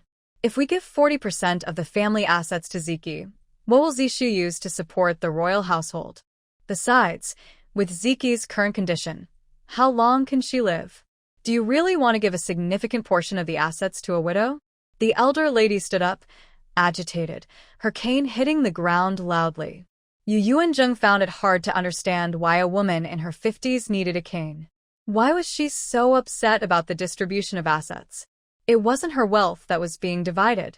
The prince listened without responding. Ziki is not just a commoner. She is my legitimate child. Do you expect me to treat her like a lesser child? The prince clearly showed signs of anger. Your Highness, don't forget that Zishu will inherit the royal household in the future. If he doesn't have enough assets, how will he manage the expenses of the household? Do you know how much the household spends each month? The second daughter-in-law asked the princess for 1,000 taels to renovate the second branch's courtyard, but she was told that the monthly expenses are fixed and there's no money available. What amount do you think is appropriate, elder lady? The prince narrowed his eyes. When the family is divided in the future, Ziki will likely be gone. Giving her a few thousand taels to support herself would be fair for her time in the royal household. The elder lady looked at Yu Yuanzheng with disdain, showing no sympathy for her. Elder lady, if my husband had not faced any issues and remained the heir, how much of the family assets would be appropriate for my second brother? Yu Yuanzheng stepped forward to ask hypothetically. This is not your place to speak.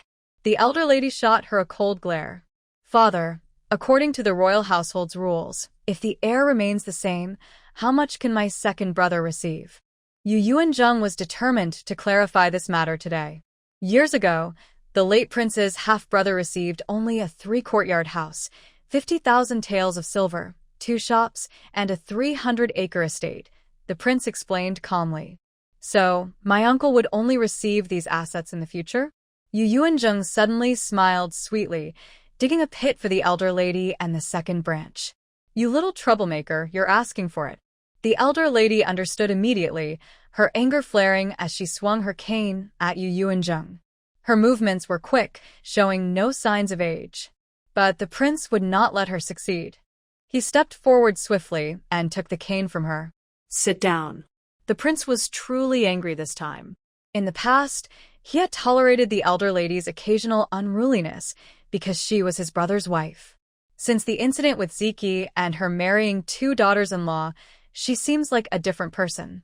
She no longer cares about Ziki and treats Zishu as if he were her own grandson.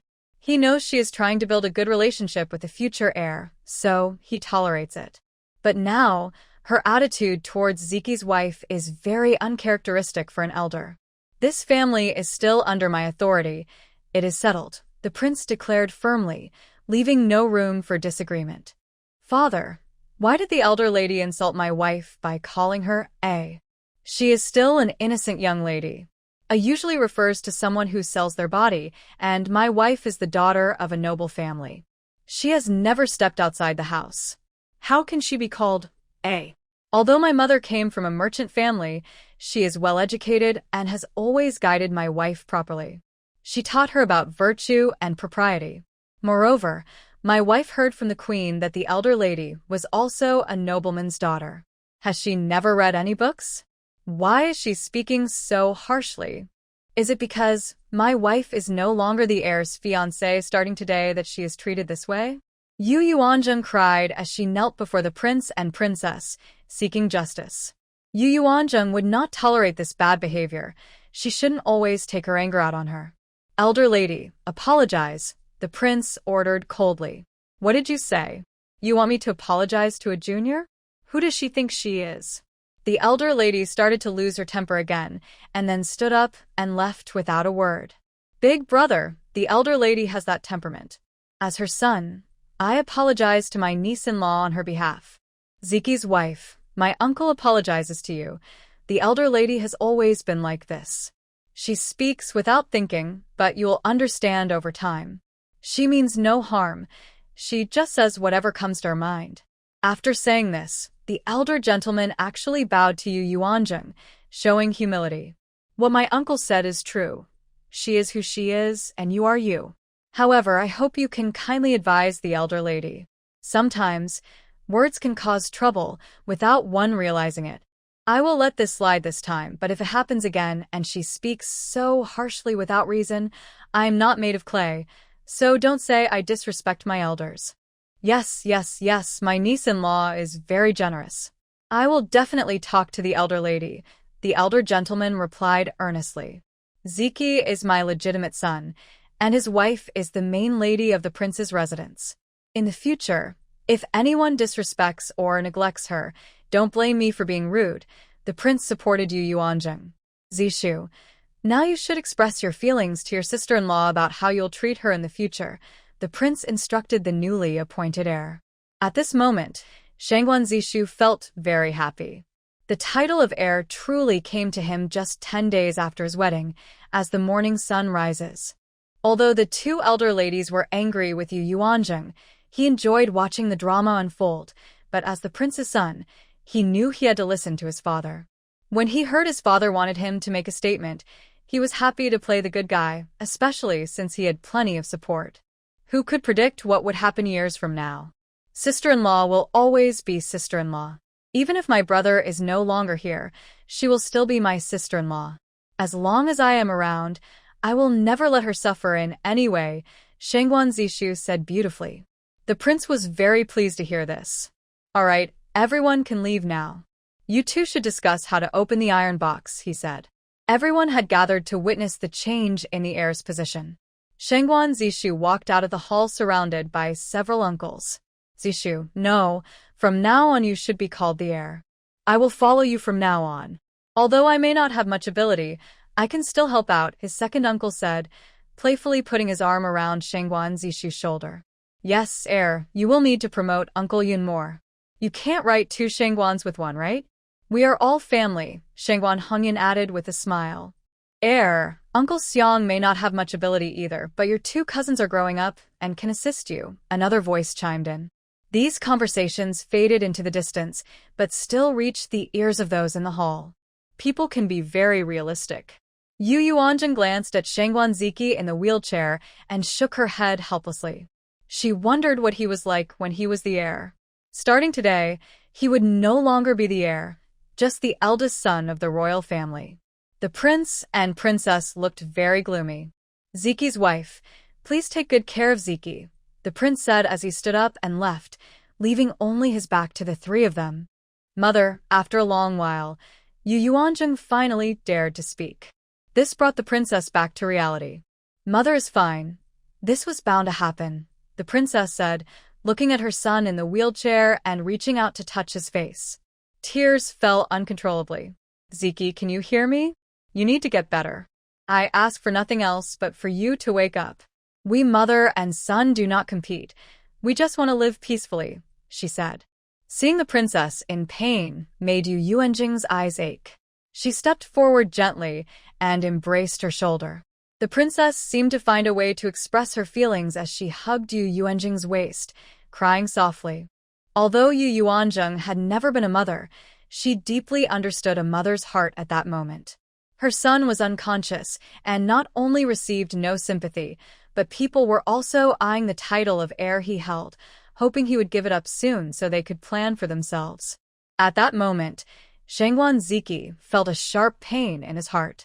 He heard that his title had been given to his younger brother. He wasn't sad, but he was shocked to see the change in attitude of the two elder ladies. Hearing the shift in his uncle's attitudes didn't make him sad either. It was just human nature. But now, hearing his mother cry, his heart ached deeply. He couldn't die. If he did, what would happen to his mother? What would happen to his wife?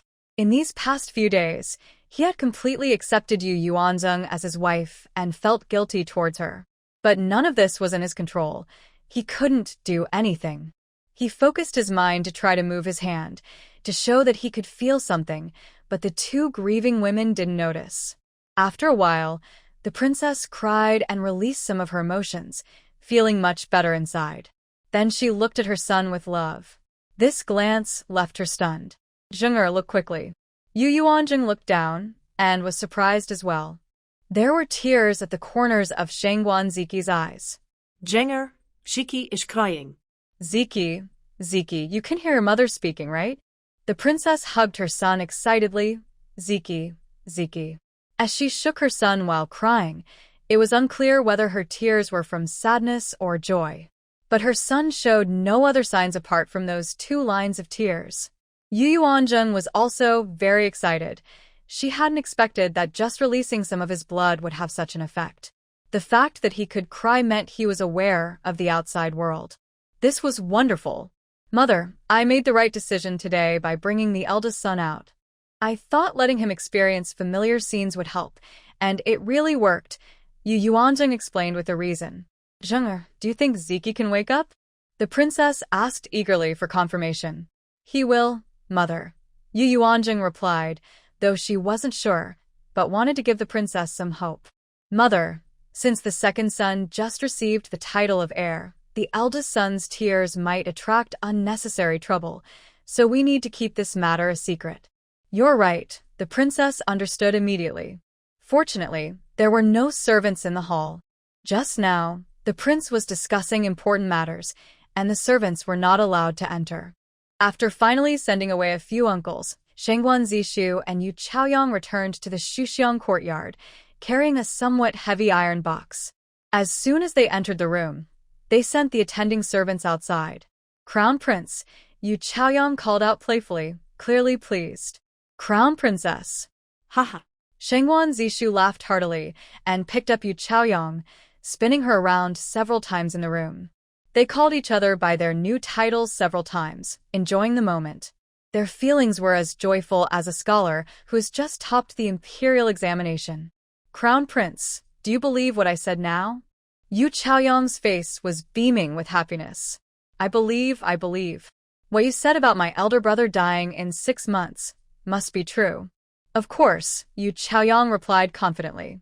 In that case, there's no need to bully my sister-in-law, or it might upset our mother and father. We just need to be good at being the crown prince and crown princess. Let's not create trouble, otherwise, my father will be disappointed in me. Besides you, my father has no other sons. Does he have any other choice? He does. What? Yu Chaoyang couldn't believe it. If the crown prince truly cannot bear the responsibility, the clan will ask my father to choose another heir to train. Even the emperor would make such a request. The century-old legacy of the Shangguan family cannot be ruined by an incapable crown prince. She thought that obtaining the title of crown prince would solve everything. It turned out that even the emperor was watching the prince's actions. Is it because of this iron box? Yu Chaoyang suddenly realized this possibility, waking from her excitement. Exactly, it's because of this iron box. It concerns the stability of the entire Wei dynasty. The northern Kanglan Kingdom and the southwestern Nanshu Kingdom are wary of this iron box. They fear that someone from our Wei dynasty might open it. Oh, why? Yu Chaoyang was even more puzzled. In her previous life, she had never touched this iron box. It was not given to the prince until after his marriage. Later, she learned that this iron box was very important to the royal family and many wanted to open it, but no one could until her death. In this life, because of her marriage change, the titles of crown prince and this iron box were given to the prince on the same day. The contents of this iron box can deter both kingdoms. I don't know what's inside.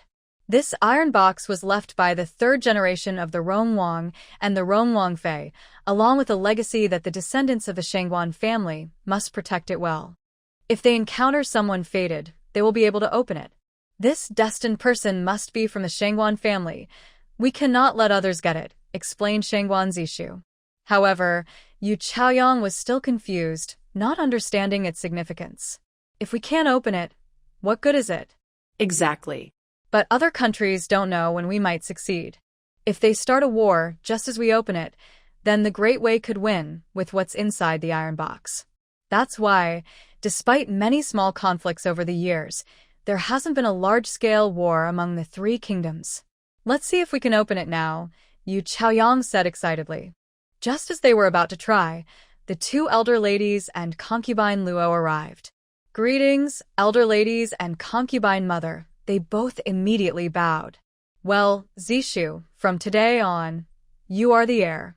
It's wonderful. Your grandmother has been waiting for this day, and it has finally come true, the elder lady said with a kind smile, referring to herself as grandmother. She had called herself that many times, and everyone was used to it, so no one pointed out that it was improper. But Shengwan Zishu never dared to call her grandmother directly. My son is now the heir, and it makes all the hard work of concubine mother worthwhile, Concubine Luo said, tears streaming down her face. No one could understand her pain. She had entered the royal residence through improper means and had never received any affection from the prince. If it weren't for her son, she didn't know how she would have survived. She had endured this bitterness for 19 years. At least the prince acknowledged this son, and even granted him the important position of heir. She felt both happy and emotional. So, what if the princess was the legitimate mistress? In the future, it would still depend on her son's status. Thinking of this, she felt a sense of relief. On such a joyous day, why are you crying? If you must cry, do it outside, the elder lady scolded. Elder lady, I am just so happy that I am moved to tears. Concubine Luo quickly wiped her eyes with a handkerchief. From now on, study hard with your father. You must not bring shame to the royal residence. Try your best to open this iron box. Whoever can open it will be a hero of the Shengwan family, and even of the Great Way, the elder lady said, looking at the iron box still on the table. We were just about to try. This item has been in my father's study, and my elder brother has tried many times without success. I don't know if we will have better luck, Shengwan Zishu said, lacking confidence. If generations couldn't open it, he might not have the ability either.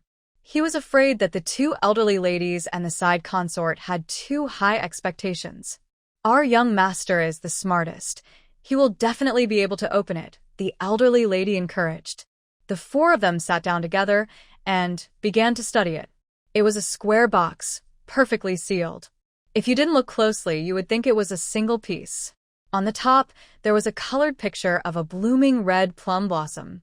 On the front, there was a raised area as thick as a pinky finger and 4 inches long. But there was no real lock. Instead, there were small indentations. Each indentation had a tiny round wheel underneath, surrounded by teeth.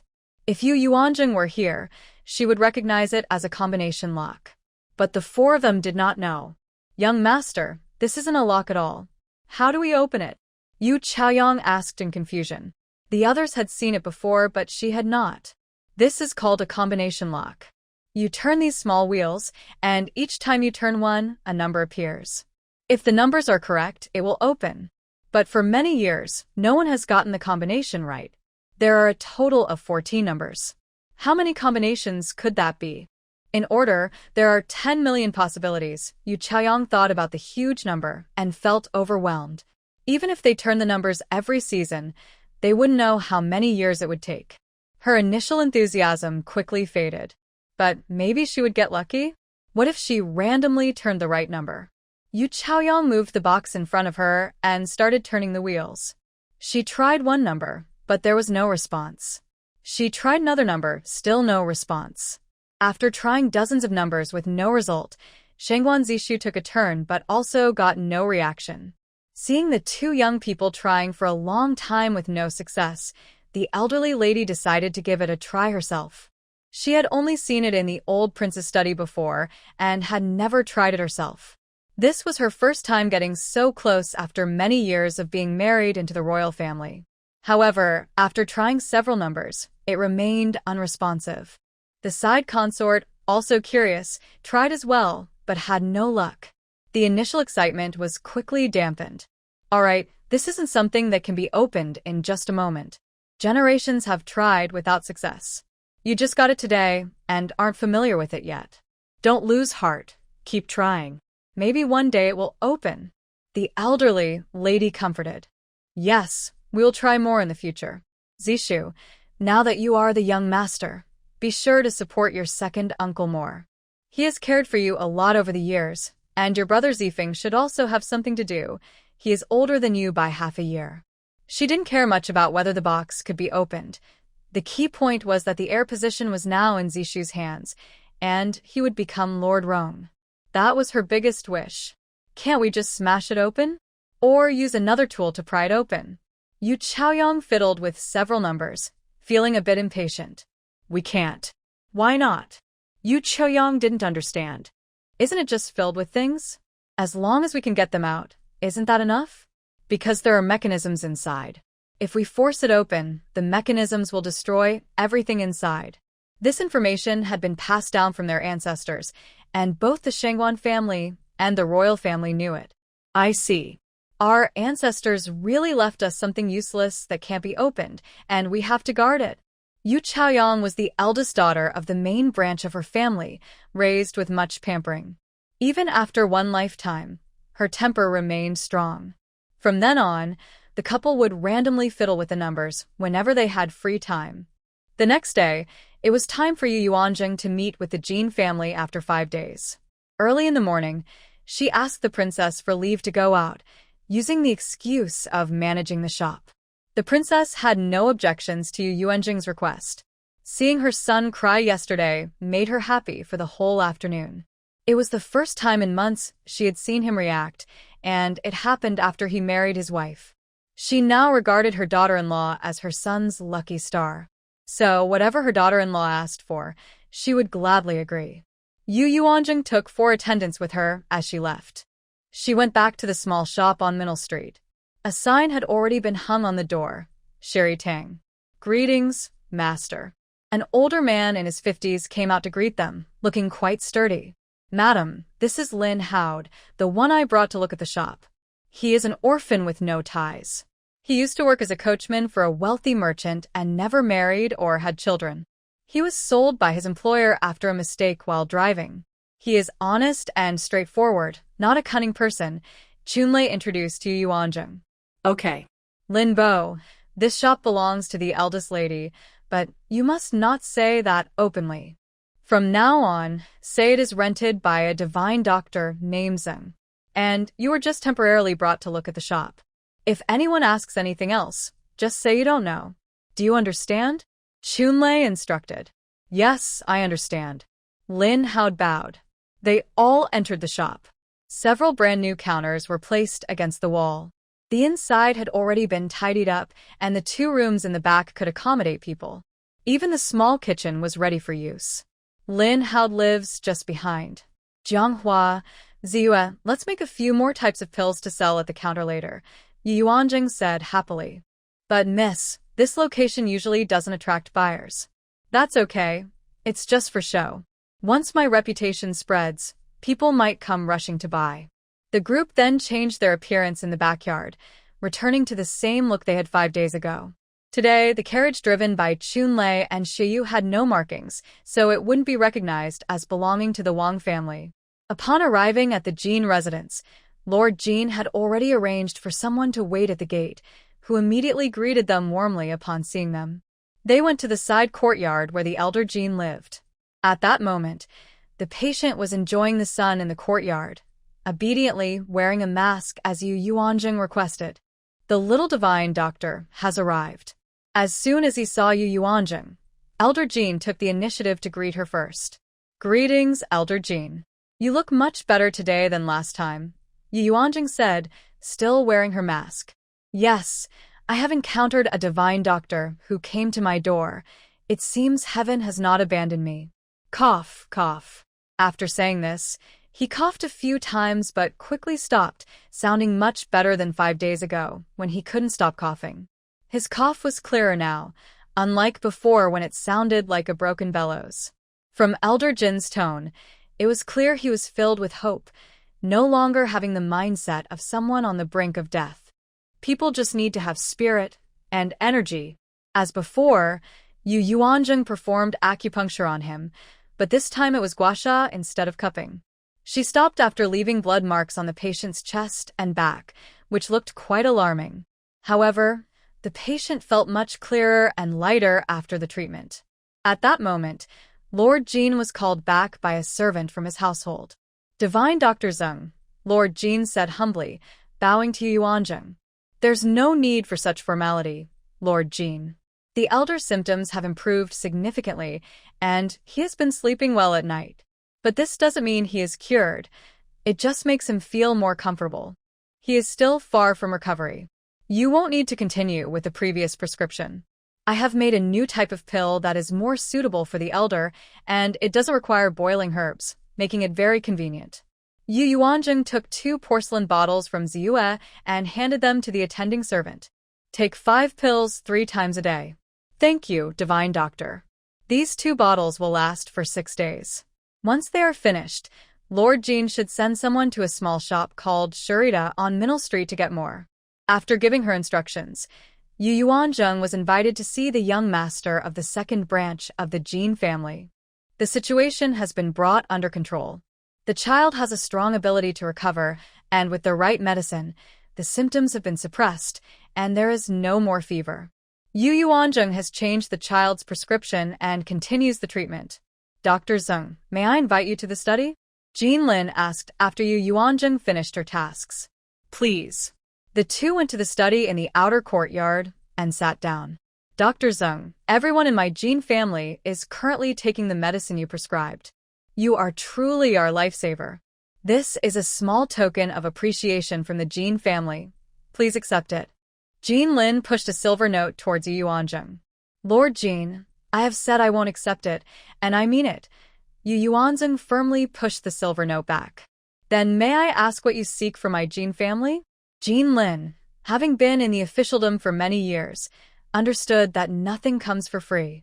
He felt uneasy not knowing the request, fearing it might be something his family couldn't fulfill, which would make accepting help awkward. If he accepted the money, it would be a transaction. If he didn't, it would be a favor.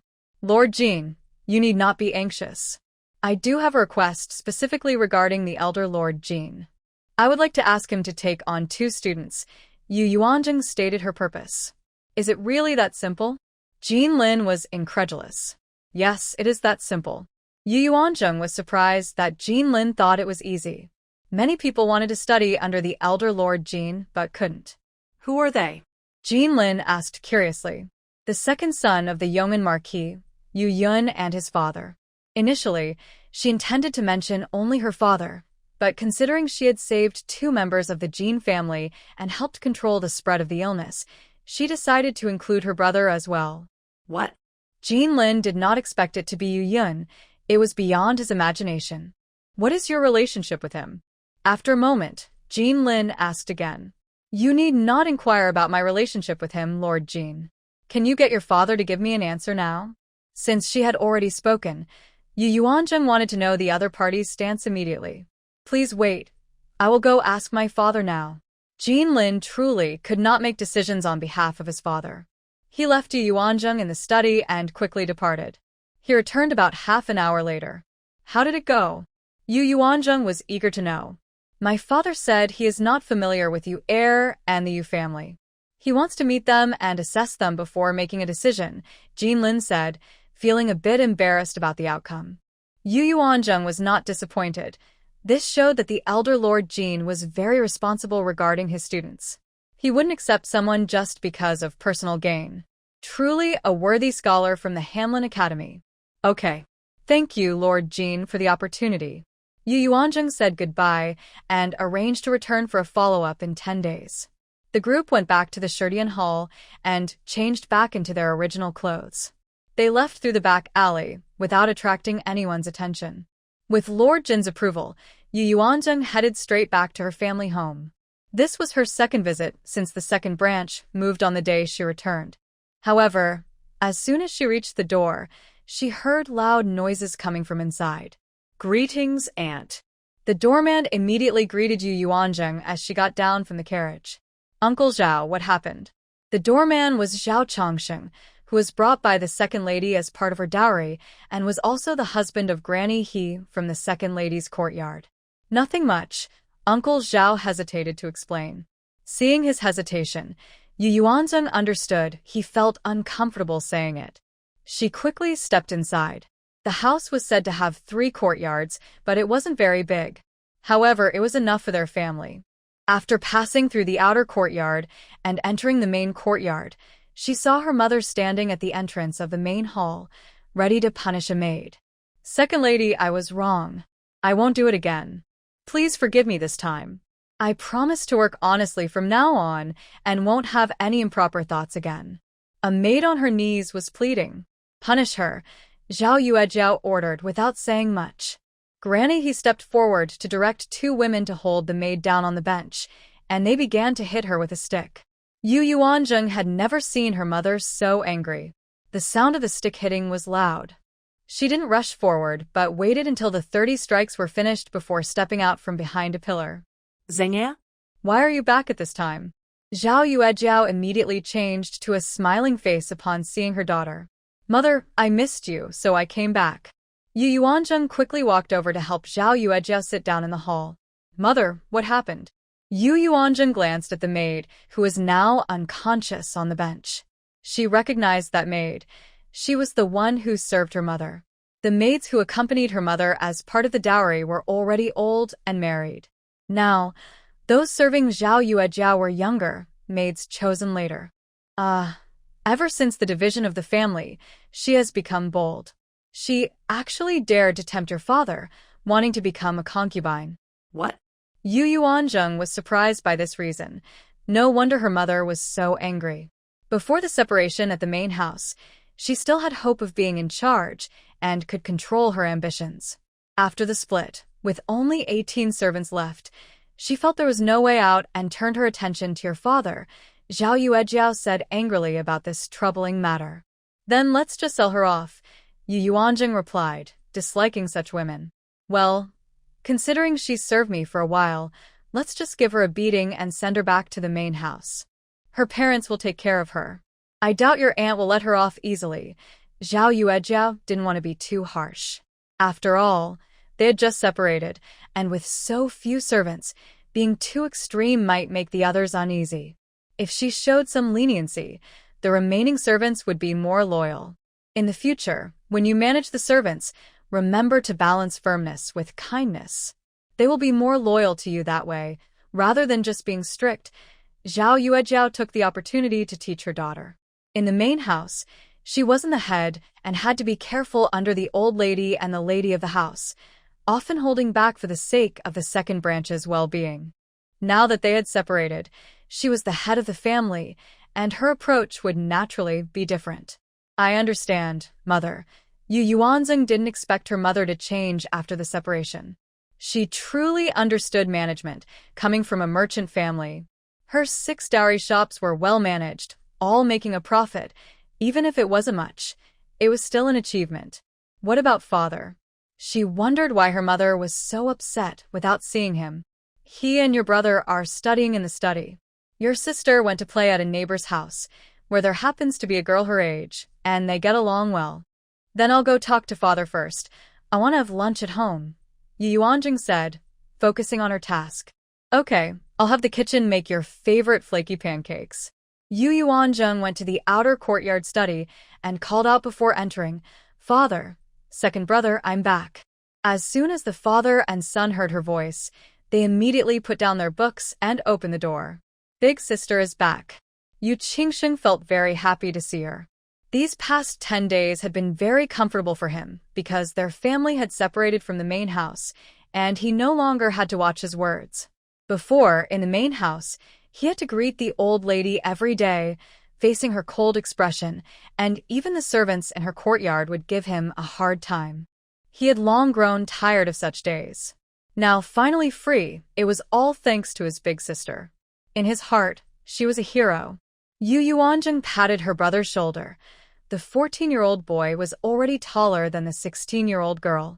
The 3 of them sat down together. Dad, is there an exam for the local scholars this autumn? Yu Yuanjing asked directly about the matter. Yes, I want to sign up to try, and your brother will also take the exam, so we have been studying hard every day at home, hoping we can both pass, Yu Yunji said, but he did not show any joy about it. He hadn't studied this seriously in a long time. Over the years, although he had read and learned, he didn't study systematically because he knew he had no chance to take the Imperial exams. Dad, how did you do when you took the scholar exam back then? Hearing this question, Yu Yunji fell into memories. That was more than 10 years ago. He was only 16 when he passed the scholar exam, and his teacher praised him as a good candidate, saying that if he continued studying, he would surely succeed in the higher exams. Unfortunately, his stepmother did not allow him to continue studying and arranged for him to do other things early on. His father even argued with her about it, but he couldn't win the chance for him. Later, he learned that his stepmother had threatened to harm herself if he continued his studies, showing how much she hated his biological mother. For the sake of family harmony, he gave up. From then on, he became his brother's assistant, managing household affairs. However, he loved books and would buy his favorite ones whenever he had a little money. Seeing his father lost in thought, Yu Yuanzhang knew he was recalling painful memories. After a while, Yu Yunji came back to the present, but his eyes were red and his nose felt sore. Back then, I ranked first, he said with a bittersweet tone that made others feel sad. Dad, I came today to bring you good news. To lighten the heavy atmosphere, Yu Yuanzhang got straight to the point. Oh, What good news? Yu Yunji asked, curious. Lord Jean, the senior scholar, is willing to assess your and your brother's knowledge. If you impress him, he is willing to take you both as his students, Yu Yuanzhang said with a smile. what did you say? Yu Yunji could hardly believe it. Given his status and situation, he thought he would never catch Lord Jin's attention. Lord Jean did accept students from humble backgrounds, but they were usually outstanding individuals seeking education from various places. Moreover, it would not involve family conflicts. If he accepted him, it would mean opposing the current Duke of Yong'an. Everyone in the upper class of the capital knew about their family's issues. But no one cared about the future of a secondary son. Families openly and secretly suppressed secondary sons. For the sake of the family, which father wouldn't turn a blind eye? Yu Yuanzhang nodded in agreement. But Master Jean is quite ill. I heard he has a cough. This illness can be contagious. Yu Yunji recalled another matter and suppressed her excitement. Many people knew about this. Before the family split, she had heard her elder brother mention it. Father, 10 years ago, I helped a little beggar. Now he has grown up and learned medicine. A few days ago, he came to the capital, found me, and wants to repay my kindness. He can help treat my husband, and he can also help with Master Jin's illness. I plan to ask him for assistance. Yu Yuanzhang fabricated a story. She didn't want her family to know she was the renowned doctor yet. The two maids could be convinced with a little lie since they were always with her and would support her. But it would be harder to deceive her closest family. If she became famous and the news got out, it would be troublesome if everyone came to her father. Really?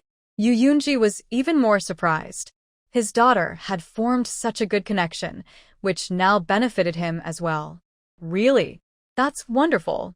If Master Jean guides me, I will surely pass the Imperial examination.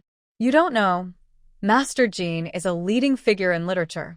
Many people wish to seek his advice, but never get the chance. If he weren't ill, the Emperor wouldn't let him retire. He is a wise man. Yu Yunji paced excitedly in the room. Eldest sister, can I also study under Master Jean? Yu Qingsheng was overjoyed. But he hadn't even passed the scholar's examination yet, so he felt a bit down. Of course, as long as you can pass his assessment.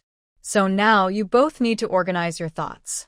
Tomorrow, bring some gifts for his health when you visit, but remember to wear masks and keep at least 5 feet away from Master Jean. Okay, the father and son replied in unison. Yu Yuanjing happily had lunch at her family home, then went to Baichao Hall to buy some medicine. Tonight, she would prepare a medicinal bath for the eldest son again. She also needed to continue making pills. The ones she made for Master Jean didn't have a wax coating, so they only lasted about 10 days. Now she wanted to make some for sale, which needed to be coated in wax to preserve their effectiveness for a longer time. She thought about which medicines were popular among wealthy families and decided to make those first. Her dowry wasn't large. The two shops earned a maximum of 500 taels of silver a year, which was only a small profit. The money from the prince's residence was just enough to give her a monthly allowance. Madame Yi said that the monthly allowance for the heir is 100 taels, and for the heir's wife, it's 80 taels. Now that they have lost their titles, they can only receive 50 taels each month, totaling 100 taels together. This is only because the eldest son is the legitimate heir of the royal family. If they want to spend more, they have to go through the princess, and for larger expenses, they need the prince's approval. Since they haven't separated from the family, the old lady's household is always watching. If she behaves inappropriately, she will be in trouble. After thinking it over, having money in hand is the best way to go. That night, Yu Yuanzheng and 3 guards helped the eldest son with a medicinal bath and bloodletting. After preparing him, they laid him on the bed. Qingfeng and Manhwa dressed the heir and put on a diaper. Then they noticed something surprising. The eldest son was actually like a normal man. The 2 young servants, being men themselves, understood what this meant. They stared at the eldest son in shock, having never seen anything like this in all the time they had served him. They were overjoyed to witness it tonight. The eldest lady was a young woman, so the 2 men felt embarrassed to mention it directly to her. They knew they had to tell the prince, but Yu Yuanzheng did not see this.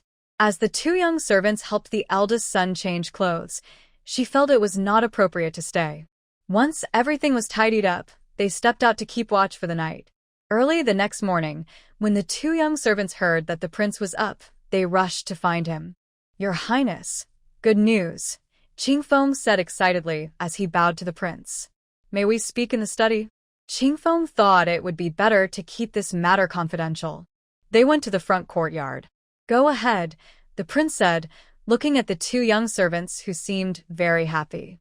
"Your Highness, last night while we were attending to the eldest son, we discovered that he—" Manhwa started excitedly, but hesitated to say it directly. "Oh, "Is it that Ziki has awakened?" The prince leaned forward, excited, thinking his son might be waking up. Your Highness, the eldest son is not awake. He is like a normal man." Manhwa pointed to his own lower body. The prince, being a man, understood immediately. "Really? That's wonderful." The eldest lady's suggestion to pause the treatment was indeed correct, the prince exclaimed, slapping the armrest of his chair in excitement. The 2 young servants, however, did not share the same sentiment. They clearly understood that this was the result of the eldest lady's treatment. From then on, they had even greater respect for her medical skills. "All right, keep this matter confidential for now." The prince quickly made a decision. The position of heir had just been given to Zishu, so it wasn't the right time to announce that Ziki showed signs of improvement. The prince was in a good mood and went to court today. The 2 young servants returned to sleep. Yu Yuanzheng stayed up late last night and had already asked the princess for leave, so she didn't need to pay her respects this morning. She enjoyed a nice sleep and woke up. Yuan Shan and Jin Shui were already waiting outside. However, the eldest young lady had not yet gotten up, so they felt embarrassed to rush her. They also knew that the eldest young lady had stayed up late treating the eldest son. At that time, the 2 of them were responsible for guarding the outer courtyard, preventing anyone from approaching the Chia courtyard. Yu Yuanzheng habitually wanted to change Shangguan Ziki's diaper. After all, she was unmarried in her past life, so it felt awkward to look directly. Usually she would just pull it off and toss it aside. But today, why did it feel like there was resistance when she pulled it? Out of curiosity, and since there was no one else in the room, she lifted the blanket to check. What did she see? Rubbing her eyes and looking again. There was no shyness at all. At that moment, she was just a healer observing her patient. No way? Thinking back over the past 10 days sleeping in the same bed, it seemed she had never seen this before. Nor had she felt it. Putting down the blanket, it was still obvious. Great. He definitely wouldn't die in 6 months. He even had a normal response. Yu Chaoyang's prediction would fail. I wonder how Yu Chaoyang will react when the eldest son is still alive in 6 months. Getting up, she washed up in a cheerful mood, had a slightly late breakfast, and then took 2 maidservants to stroll around the princess's courtyard. Their mother-in-law and daughter-in-law relationship was quite good now. In Yu Yuanzheng's heart, they were more like peers. Although they had different educations, Yu Yuanzheng really liked the princess's refined demeanor. By spending more time with the princess, perhaps she could also become a refined lady. She could change her previous temperament to better adapt to life in the ancient household. However, as soon as Yu Yuanzheng entered the Honghao courtyard, she heard many voices in the main hall, as if there were many people talking. Guests had arrived? Yu Yuanjing quickly walked into the main hall and saw a circle of women sitting. Greetings to my mother, to the two elder ladies, to the second aunt, to the side mother, to the eldest aunt, and to the second aunt. She greeted each one. To her surprise, the two aunts from the side room were also there.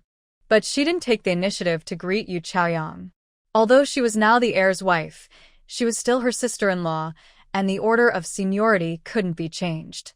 They just nodded at each other. Yu Chaoyang did not take the initiative to greet her.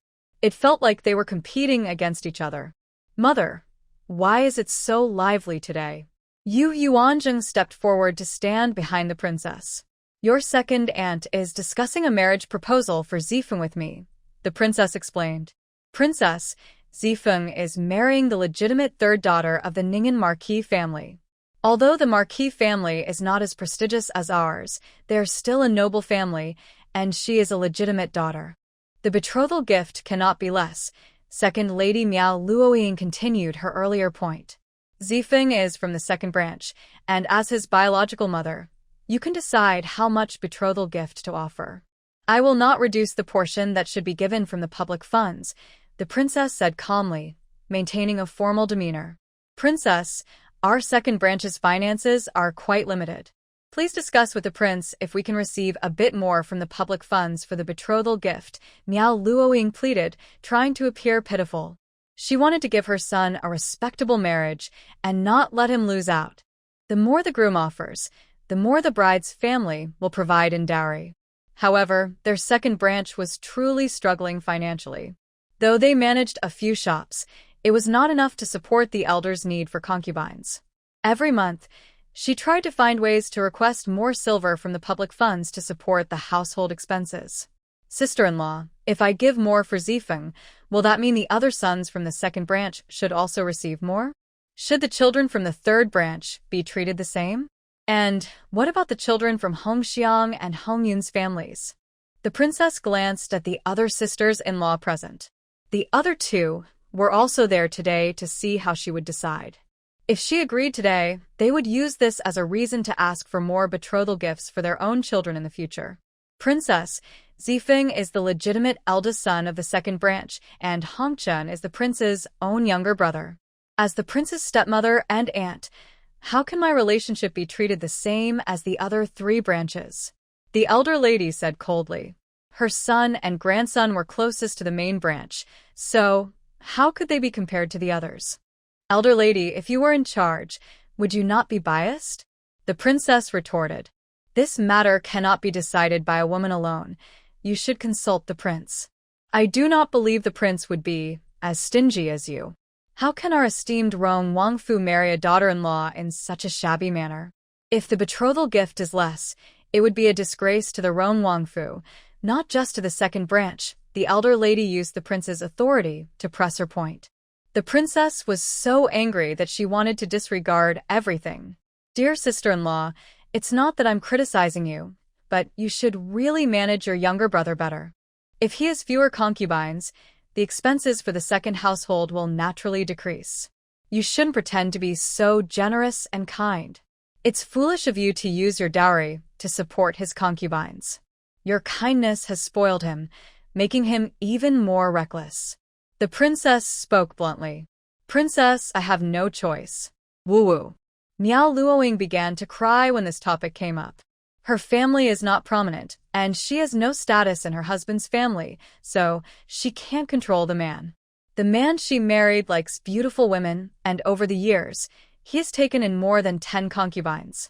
If she hadn't managed some of it, there would be even more. Who doesn't need money?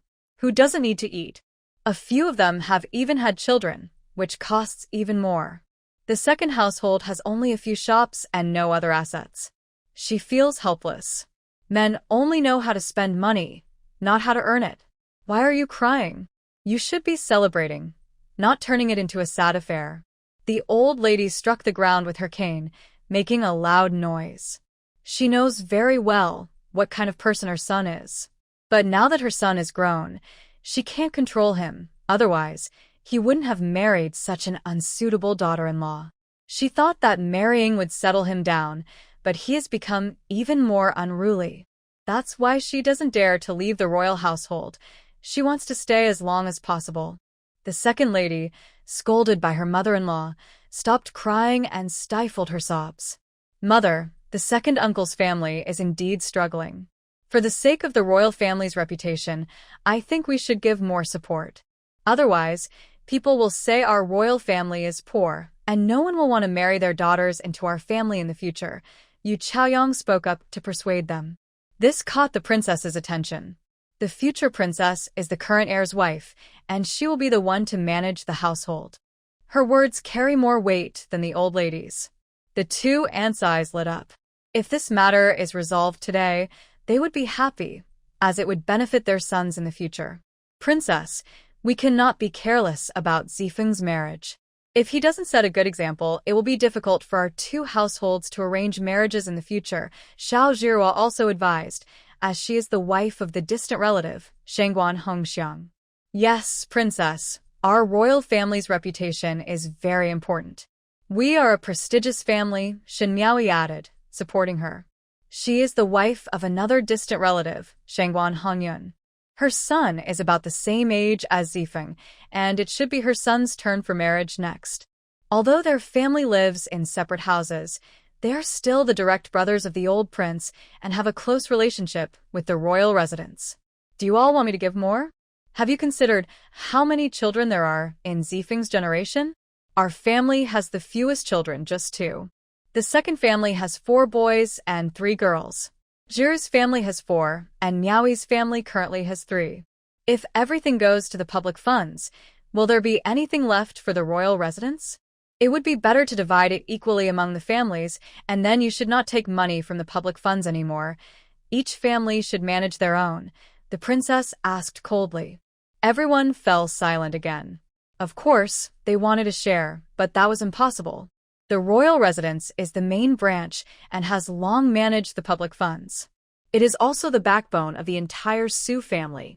The clan members are not just the 5 main branches. There are other clan members too, and each year the public funds must provide them with some benefits. If it were divided, those clan members would never agree. The clan elders would surely tear them apart. What are you talking about? Isn't it just giving a little more in betrothal gifts? Why make it sound so serious? The second elder lady muttered, but her voice was loud. Just then, a maid came in to report, Princess, the prince has returned. As soon as she finished speaking, the prince strode in. Everyone stood up to greet him. Why are you all gathered here? Are you here to pay respects to the princess? The prince scanned the crowd with a cold gaze. Prince, the second elder lady and the sisters are discussing Zifeng's marriage and are asking me for help. The second family cannot provide a proper betrothal gift and wants to take from the public funds. What do you think? The princess explained briefly. At that moment, the second elder lord, Su Hongchen, also walked in. Big brother, big sister-in-law. Oh, both sisters are here too. He didn't greet his own mother. He rarely addressed his biological mother in public.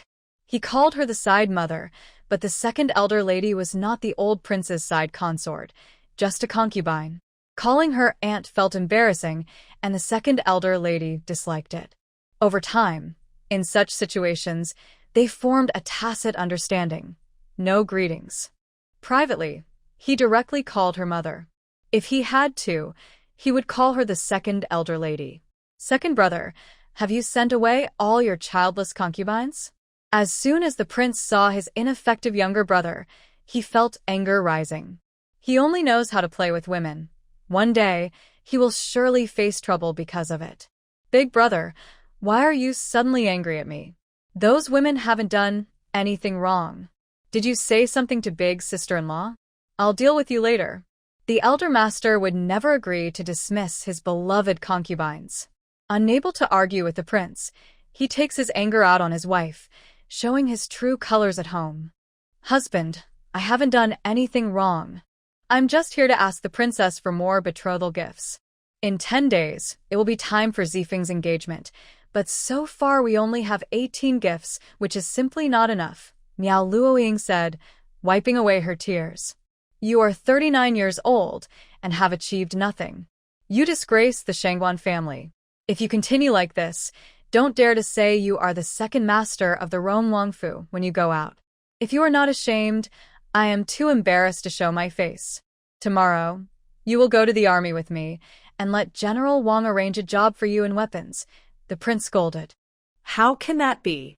Brother, look at my second brother. He is not fit for such work, the elder master protested, feeling like a cat with its tail stepped on.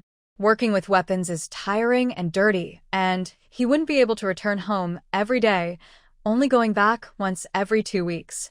This is not up to you. You will go with me tomorrow, or you can send away all the women in your room, the prince declared firmly, frustrated with his brother's lack of ambition. This younger brother had been spoiled by the elder madam and showed no signs of responsibility. The elder master wore a defeated expression but dared not oppose his brother. He would just wait for the right moment to escape. Prince, please decide on Zifeng's marriage. It is not a small matter for the royal family to marry off its children. We cannot afford to look shabby. There are only 10 days left until the engagement, and we still do not have a proper betrothal gift. The elder madam redirected the conversation. The prince was well aware of the situation in the second household. He had tried to help this brother multiple times, but it was no use. The second sister-in-law was not capable of managing the household, and they had made a mess of things. The prince glanced around at everyone. What does the princess think? The princess was surprised he would ask her. He was the head of the family, and as long as the prince agreed, she would follow his lead. I will handle matters fairly. We cannot treat one differently. The Shangguan family has more than just Zifeng, she replied. Yes, the princess is right. The prince agreed with her. But brother, Zifeng is your own nephew, and the elder madam is your aunt. This relationship is not the same as with other relatives, the elder master argued strongly. Do you want to be the prince? The prince's words silenced him. Prince, the bride is the legitimate daughter of the Ningen Marquis family. If we cannot present proper betrothal gifts, this marriage may be in jeopardy. Xiao Zhihua stepped forward, emphasizing the seriousness of the situation. At the same time, she was also planning for her son. Her son was a few months older than Zifeng. Although she had mentioned it, no formal engagement had been made, and she was waiting for Zifeng's outcome. She had long known that the second branch could not provide a proper betrothal gift, and was waiting to receive it from the princess. The old lady of the second branch chose to discuss this matter only 10 days before the engagement, which was pressuring the princess. How much betrothal gift has been prepared? The prince asked. Only 18 sets, Miao Luoying replied quietly, feeling embarrassed. Hearing this, the prince felt frustrated. The second branch was unable to present even a decent betrothal gift due to the wastefulness of the second brother. Before the old king passed away, he had given the second branch 5 shops to ensure that the second son would have a better life, and the second sister-in-law also had 3 dowry shops. The third brother did not have as many assets. The prince sighed deeply. Zifeng has grown up under my watch. As his uncle, I will take 1,000 taels of silver from my private funds to help with his wedding. However, starting next month, the second branch's allowance will be reduced by 100 taels. The prince offered a generous gift but also delivered a gentle warning. Thank you, Your Highness. Thank you, Princess, the second lady immediately said with a smile, bowing to the two at the main seat. The other 2 sisters-in-law looked displeased. The funds did not come from the public treasury but from the prince's own pocket. This was a personal act of kindness. The prince wanted to help their sons get married, and it was his choice to give or not. Reducing the allowance by 100 taels meant that the 1,000 taels would be equivalent to 100 months of support. It wouldn't be long before the princess would feel pressured to make up for it due to the old lady and the second lady's insistence. The 2 women exchanged disappointed glances. For Zijin, I will give 3,000 taels for his wedding, and I will also give 3,000 taels for Zilu in the future, the prince continued. Shangguan Zijin was the eldest grandson of the side branch, and Shangguan Hongxiang's eldest son. Shangguan Zilu was the second grandson of the side branch, and Shangguan Hongyun's eldest son. Xiao Zhihua and Xin Miaoi, the 2 sisters-in-law, felt relieved to hear that the prince would also give to their sons. even if it was less than what Zifeng received. At least it was something. The two approached the prince to express their gratitude. The prince's arrival had solved the princess's dilemma. The second branch left happily, and the side branch was not too disappointed. Everyone dispersed. Yu Yuanzheng did not leave. Throughout the process, she had been a mere bystander and had not spoken at all. "Princess, are you unhappy with how I handled this?" the prince asked, noticing the princess's lack of response, feeling a bit uneasy. "No, Your Highness is the head of the family. You can spend your own money however you wish. I would not dare to have an opinion." "All right, don't be upset, princess. Here are some silver notes for you." He then took out a stack of banknotes from his pocket and handed them to Yu Yuanzheng. Yu Yuanzheng was surprised. Could this really be happening? But she hesitated to take them, looking at the princess for guidance.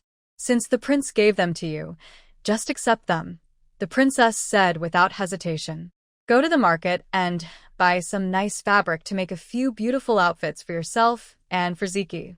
Once the engagement is set, the wedding will be soon, and you will need to receive guests with your mother, so you can't look too plain."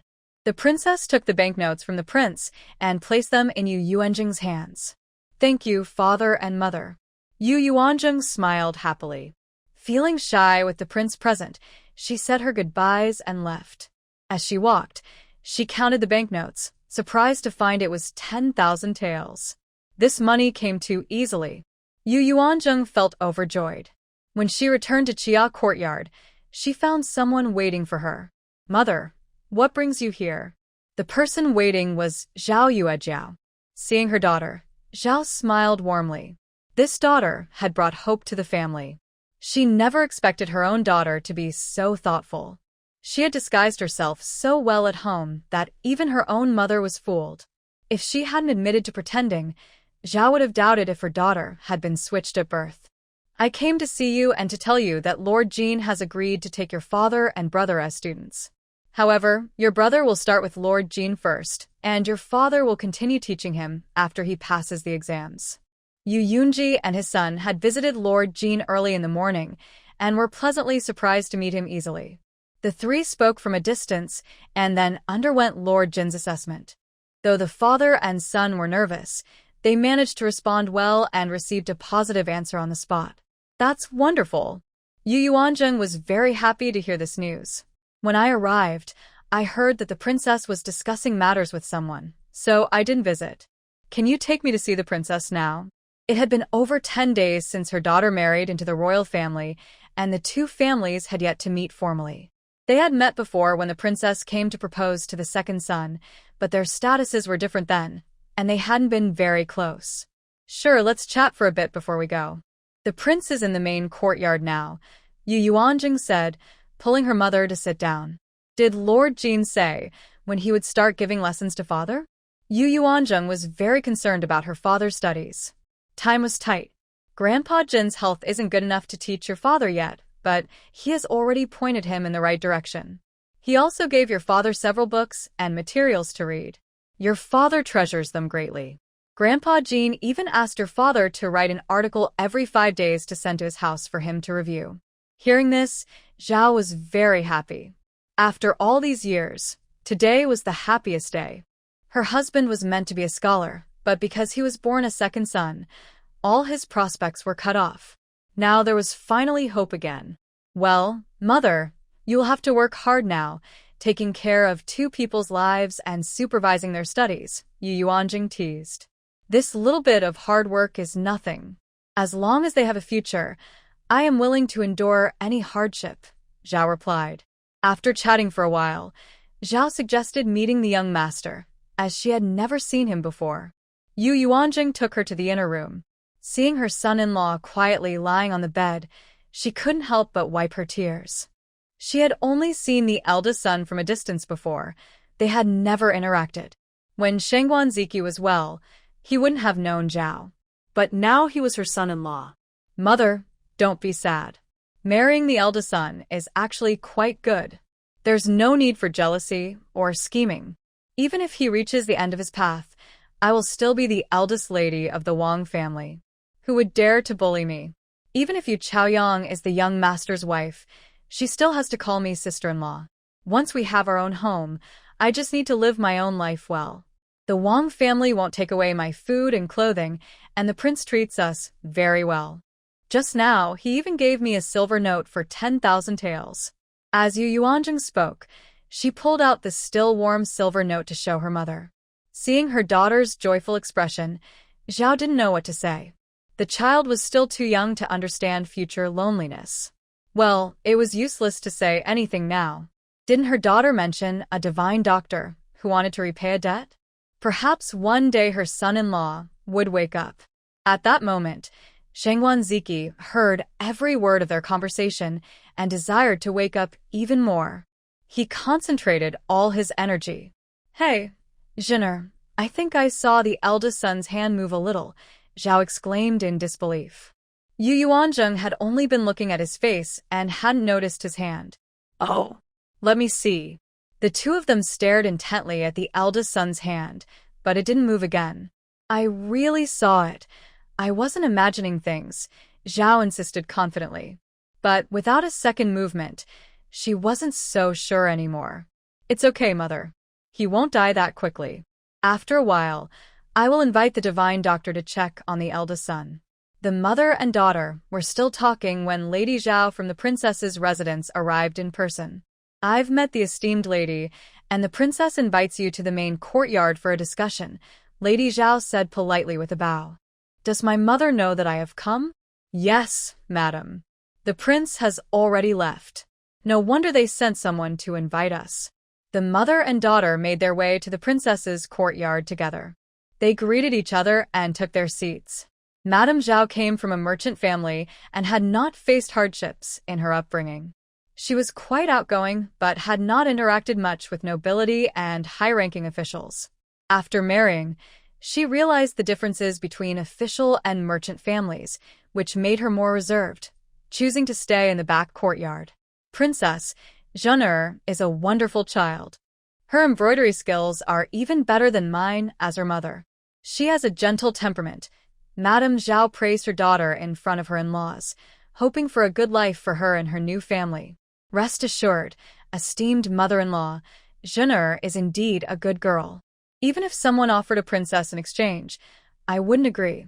The princess smiled as she praised her daughter-in-law. "Mother, you shouldn't praise your daughter-in-law too much. Be careful, or one day she might cause trouble for you," Yu Yuanjin joked. "Haha." The princess laughed heartily.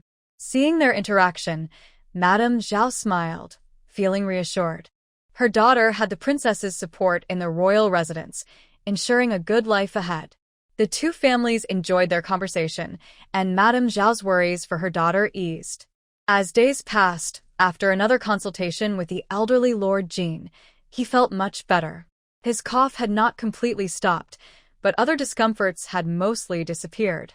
He was eating well at every meal with a balanced diet, and the acupuncture was boosting his immunity. Each day was becoming easier.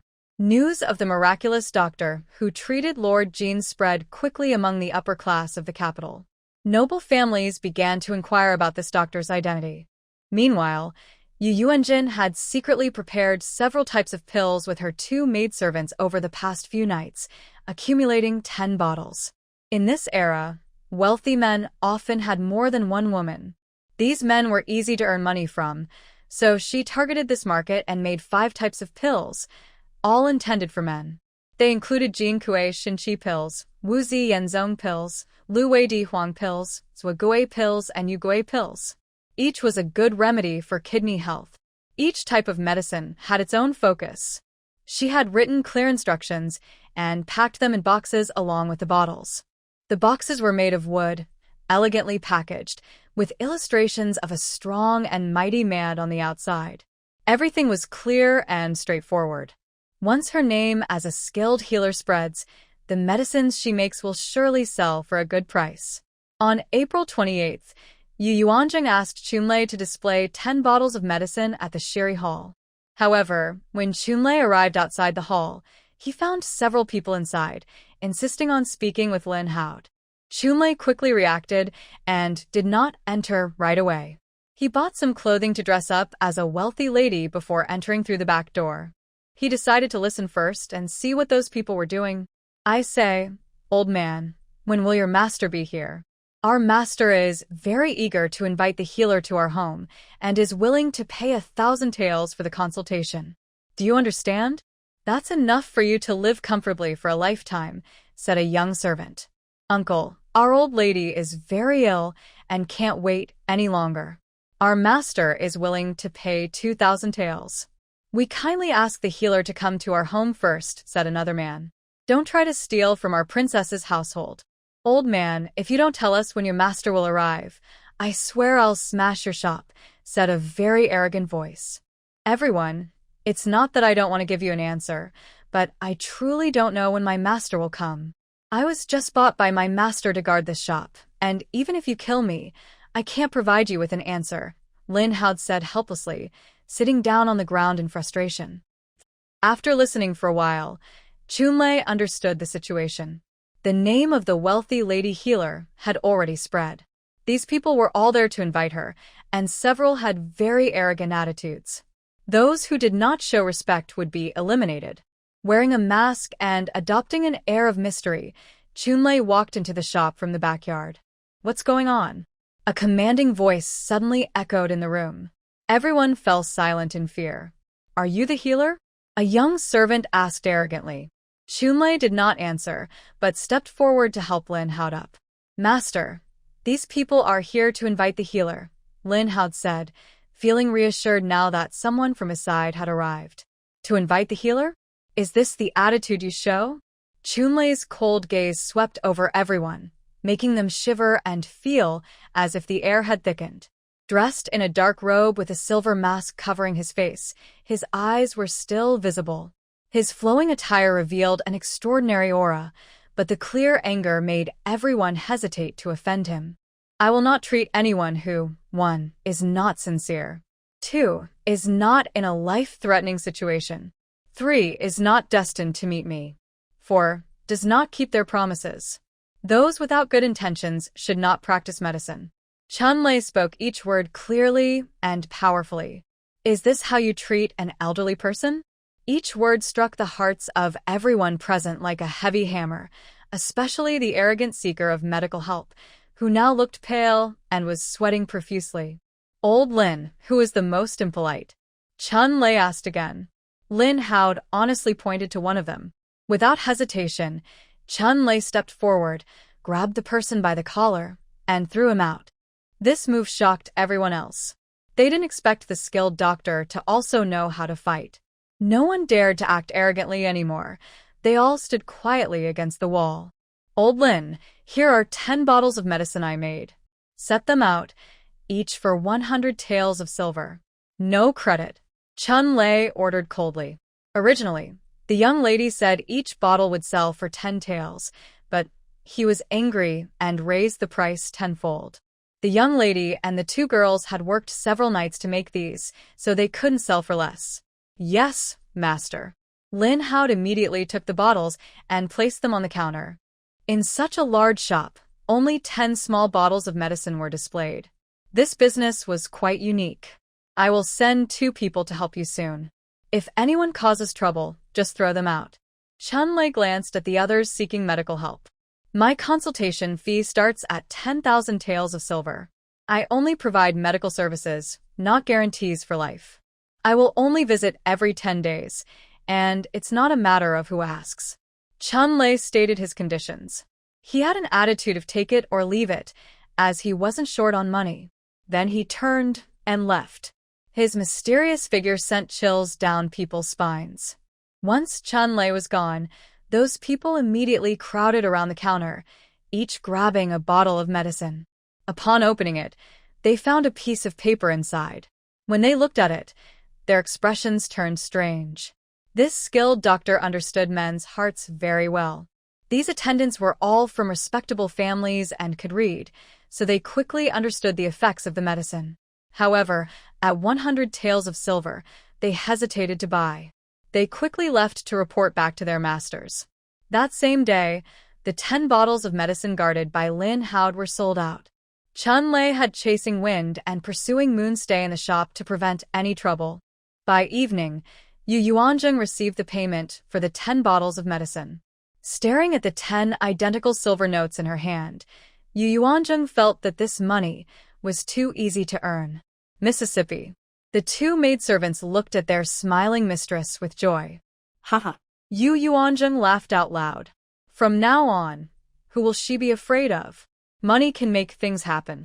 Even if she lost her position as the heir's wife, she can still live well in the palace using her wealth. Isn't a household made up of a master and servants? Wherever there are people, there are relationships, and everyone loves money. Ziyue, this is for you. Jianghua, this is for you. In the future, if you see anyone suitable in the palace, give them some benefits and gather more information about the past and relationships here. Yu Yuanzheng generously handed out one to each of them. Miss, this is too much, Jianghua said, feeling a bit shy to accept it. 100 taels is more than their combined monthly allowance for several years. Having money in hand brings peace of mind. When I earn more in the future, you will both benefit. If there's any left over, save it for your dowries. Thank you, miss. The 2 maids happily accepted the money. These days, they had been making pills with the miss and were surprised by the good results. They now admired her greatly. Yu Yuanzheng then took 5 more notes to give to Chunlei to distribute among 10 brothers. Chunlei accepted without hesitation. When the guards saw Yu Yuanzheng, the first thing they said was, "Thank you, madam." They had followed the prince before but never received such treatment. Everyone was smiling, looking nothing like their background as secret guards. After tasting the sweetness of success, Yu Yuanzheng started making other pills that night. In just 3 days, 5 different types of pills were produced. The 2 maids learned how to make 10 types of pills. Then she sent them to the dowry courtyard to teach Lu Mingde and his wife. The 2 maids taught for 3 consecutive days until Lu Mingde and Lu Wan learned, and then they stopped. Chunlei raised the consultation fee to 10,000 taels, and in the past few days, Lin Hao had not received any new patients. Such a high price surely few could afford. That morning, Yu Yuanzheng went to greet the princess and stayed for breakfast in the main courtyard, but there was still no saffron. This matter puzzled Yu Yuanzheng. She never went to greet the 2 elder ladies or concubine Luo, and she had even asked the princess if it was necessary. The princess directly exempted her, saying she only needed to greet her. Just after finishing breakfast, all the ladies of the palace arrived. 2 elder ladies, the princess called out coolly. "Princess, tomorrow is the day Zifeng's betrothal is arranged. We should discuss how to proceed," the second lady said with a smile, explaining her purpose. Having received 10,000 taels, she had been busy these days but was also very happy. Zifeng's betrothal should naturally be handled by you as his mother. What is there to discuss? The princess replied, puzzled. Your Highness, although our second branch is part of the Roan Wangfu, we are still the second branch. If you and the young lady personally go to propose, I believe the Ningen Hofu will be more willing, and it will show how much we value this marriage, said the second madam, flattering her. The Dragon Boat Festival is the day after tomorrow, and I won't be free tomorrow, the princess replied, understanding the implication immediately. They were using her for their own benefit. Sister-in-law, you must help with this. Zifeng has grown up under your watch, and his reputation in the Hofu reflects well on our Wangfu as well, the second madam said, rarely calling her sister-in-law to draw closer, showing her desperation. Princess, you must take action. The Ningen Hofu will become our family in the future. We need to maintain this relationship well. The third prince is already 17, and our Wangfu is his maternal family. We will be his support. As his aunt, you cannot act as if nothing is happening. We need to build these connections for him, the elder madam insisted firmly. Elder madam, please think carefully about what you say. Our Roan Wangfu only serves the people of Dawei, remaining loyal to Dawei and the emperor, without involvement in other matters, the princess said coldly. All right, let's not mention the third prince.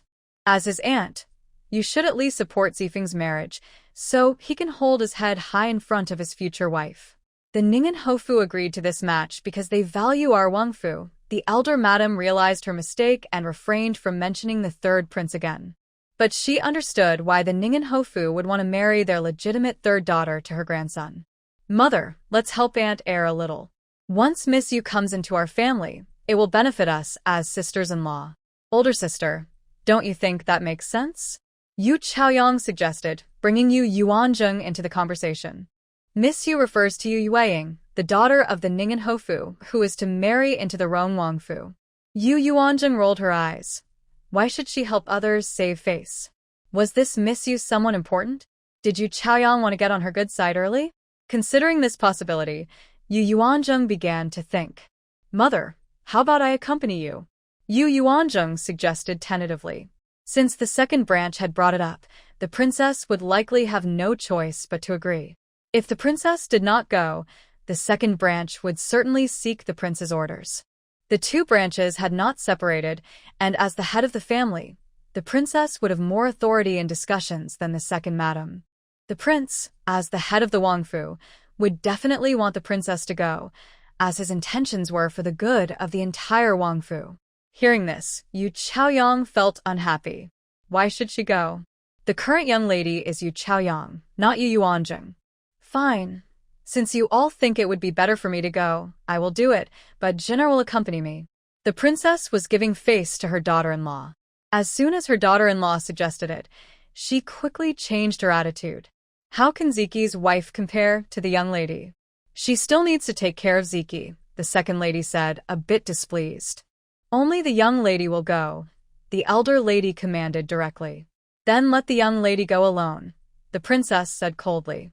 Although Yu Chaoyang was not in trouble, the princess couldn't help but feel uneasy about her actions. They were only maintaining a facade of harmony.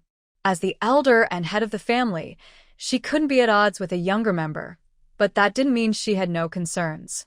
Seeing the princess so firm, the elder lady and the second lady dared not say more. It was certainly better for the princess to represent them than the young lady. Then the princess and Ziki's wife will go, the second lady conceded. Yu Chaoyang glared at Yu Yuanzheng in anger. Such a good opportunity was snatched away from her. In her past life, Miss Yu received a lot of care from the elder lady after entering the household and became friends with the then young lady of Manhwa County. Later, at various banquets, the two sisters-in-law worked well together and thrived in the social circle. Now that she was the young lady, she naturally wanted a helper. The position of young lady in the Rong Wangfu was quite envied. With a helper, she wouldn't suffer at public gatherings in the future. The young lady should go too, the elder lady insisted, ignoring the second lady's hint. The princess glanced at Yu Chaoyang, who was also looking at her eagerly. Mother, please let your daughter-in-law accompany you, Yu Chaoyang pleaded. If you want to go, then go, but don't speak out of turn, the princess nodded. The main focus of the engagement was on her, not the young lady, so she was just accompanying her. After achieving their goal, the elder lady and others took their leave. The next day, on the 4th of May, Yu Yuanzheng only brought her maid Ziyue to the main courtyard to wait for the princess to go to the Ningen Marquis' residence. Jiang Hua had already left the house to teach someone how to make pills. She felt that having only 2 maids was a bit insufficient. She would need to ask Yema to find 2 diligent and loyal maids from the rough work staff in the courtyard. The second house prepared 28 sets of betrothal gifts, which was quite good for someone of Shangguan Zifeng's status. At that time, the Wang family sent 36 gifts to the Yong'an Marquis' residence to propose to the heir. When the time came, the princess asked the guards and servants of the Wang family to carry the gifts to the Ningen Marquis' residence, which was in the same area. The Marquis' residence had already sent people to wait at the entrance. Upon hearing that the princess had arrived, the old lady and the main lady of the Ningen Marquis' residence personally came out to greet her. Greetings, Princess Rong. The two were about to kneel in respect when the princess stopped them. Old lady, madam, there's no need for that. From now on, our families will be related, so we shouldn't be so formal. It is truly an honor for me to have the princess visit, the old lady said with a smile, taking the princess's hand and leading her inside. They arrived at the main hall and took their seats. Younger ones pay their respects to the old lady and madam. Yu Yuanzheng and Yu Chaoyang then properly stepped forward to greet them. Good, good, good. The princess's daughters-in-law are both so beautiful. The old lady, wise with age, was aware of the happenings in the Wang family and did not overly praise the heir's wife, but complimented both instead. Come, I don't have much to offer, but as a first meeting, here's a small gift for you to enjoy. The old lady handed 2 boxes to them. Yu Yuanzheng respectfully accepted the gift and returned to her seat, asking a maid to take care of it. However, Yu Chaoyang quietly turned to peek inside. Her little action did not go unnoticed, revealing the difference in their manners. Princess, how is the eldest son doing now? The old lady inquired about Shangwan Ziqi's condition. Everything is normal, the princess replied, her smile fading slightly, but she did not appear sad. The eldest daughter-in-law seems to be a well-educated and sensible girl. With her taking care of the eldest son, you can rest easy. Yes, Zhen'er is a good one. Since she entered the family, she has taken great care of Ziqi every day. Congratulations to the princess for having such a wonderful daughter-in-law. Thank you, old lady. Madam, where is the 3rd miss? I will call her to meet the princess right away. A maid immediately went out. Before long, a bright young lady entered. Her light pink dress made her look even more lively and charming. With a heart-shaped face, cherry lips, and sparkling eyes, she was truly a beautiful flower. Yueying pays her respects to Princess, to the heir's wife, and to the eldest daughter-in-law. Yu Yueying said shyly. She was actually a year older than Yu Yuanzheng. To be honest, Yu Yuanzheng felt that Yueying marrying Shangwan Zifeng was somewhat of a loss for her. However, in this era, marriage was decided by the parents. Well, good child, come here. The princess waved at her and gave her a gift. Yuanzheng, Chaoyang, why don't you go play with the 3rd young lady? We adults have matters to discuss, the princess said, sending the 2 daughters-in-law away. Arranged marriages are adult matters, and the 2 young wives are just there for support. The 3 of them left the main hall. Young lady Yu, Mrs. De Shao, let's take a stroll in the garden, Yu Yueying warmly invited. The weather was just right for a walk. As they arrived at the Ofu garden, it was early May, and the flowers were still blooming, with butterflies and bees buzzing around. The Ning and Ofu has a long-standing noble background. The estate was large, with a spacious garden. The 3 walked along a shaded path. Miss Yu, what do you usually do at home? Yu Chaoyang asked first. She wanted to build a good relationship with Yu Yueying. Not much. I enjoy painting, reading, and sometimes doing embroidery, Yu Yueying replied. She had 2 older sisters, and her family didn't focus much on whether she was a proper young lady, so her upbringing was quite relaxed. Her mother had her 4th child before finally having a son. Yu Yuanzheng had learned this information from Mama Yi the day before. Miss, you can also do embroidery? Yu Yuanzheng asked with a smile. Yes, I feel a great sense of accomplishment when I create something. I once embroidered a headband for my grandmother, and she praised my work. She really liked it. As she spoke, Yu Yueying's face flushed with pride. Seeing the conversation turn to embroidery, Yu Chaoyang felt left out and a bit frustrated. What kind of books do you like to read, Miss Yu? I particularly enjoy storybooks and poetry. Yu Chaoyang tried to steer the topic back to her strength. I've read a couple of storybooks, but my mother doesn't allow me to read them, saying they are harmful. She says there aren't many wealthy young ladies who like poor scholars in real life. Those stories are just fantasies written by poor scholars who can't marry wealthy young ladies. Miss Yu is right. Storybooks are just the fantasies of poor scholars. One must live in reality and not desire what doesn't belong to them, Yu Yuanzheng added with a hint of meaning in her words. Exactly. What Mrs. De Shao said aligns with my thoughts. Yu Yueying felt that Yu Yuanzheng spoke with depth and had a very good impression of her. On the other hand, Yu Chaoyang felt like she was from a different world. Suddenly, a shout interrupted their conversation. Oh no. The 4th young master has fallen into the water. What? Upon hearing it was the 4th young master, Yu Yueying was frightened and ran towards the direction of the voice.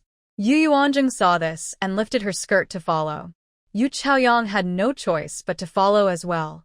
They followed Yu Yueying's figure to the center of the garden. They arrived at a pond and saw a small figure struggling in the water, with two young servants swimming towards the child. Swim faster. Fourth brother is in trouble. Yu Yueying shouted anxiously. Yu Yuanjing noticed that the child had fallen into the water from a high rock formation nearby. The servants quickly reached the child and worked together to lift him to the surface. They swam back to the shore. By the time they got the child to land, he had already passed out. Xiao Wan, hurry and fetch the doctor. Be quick. Yu Yueying cried while giving orders. The maid beside her immediately ran off. The child looked about 11 or 12 years old. His face was pale, clearly having been in the water for a while, which explained why he had fainted. Fourth brother, wake up, please. You can't be in trouble. Mother worked so hard to give birth to you.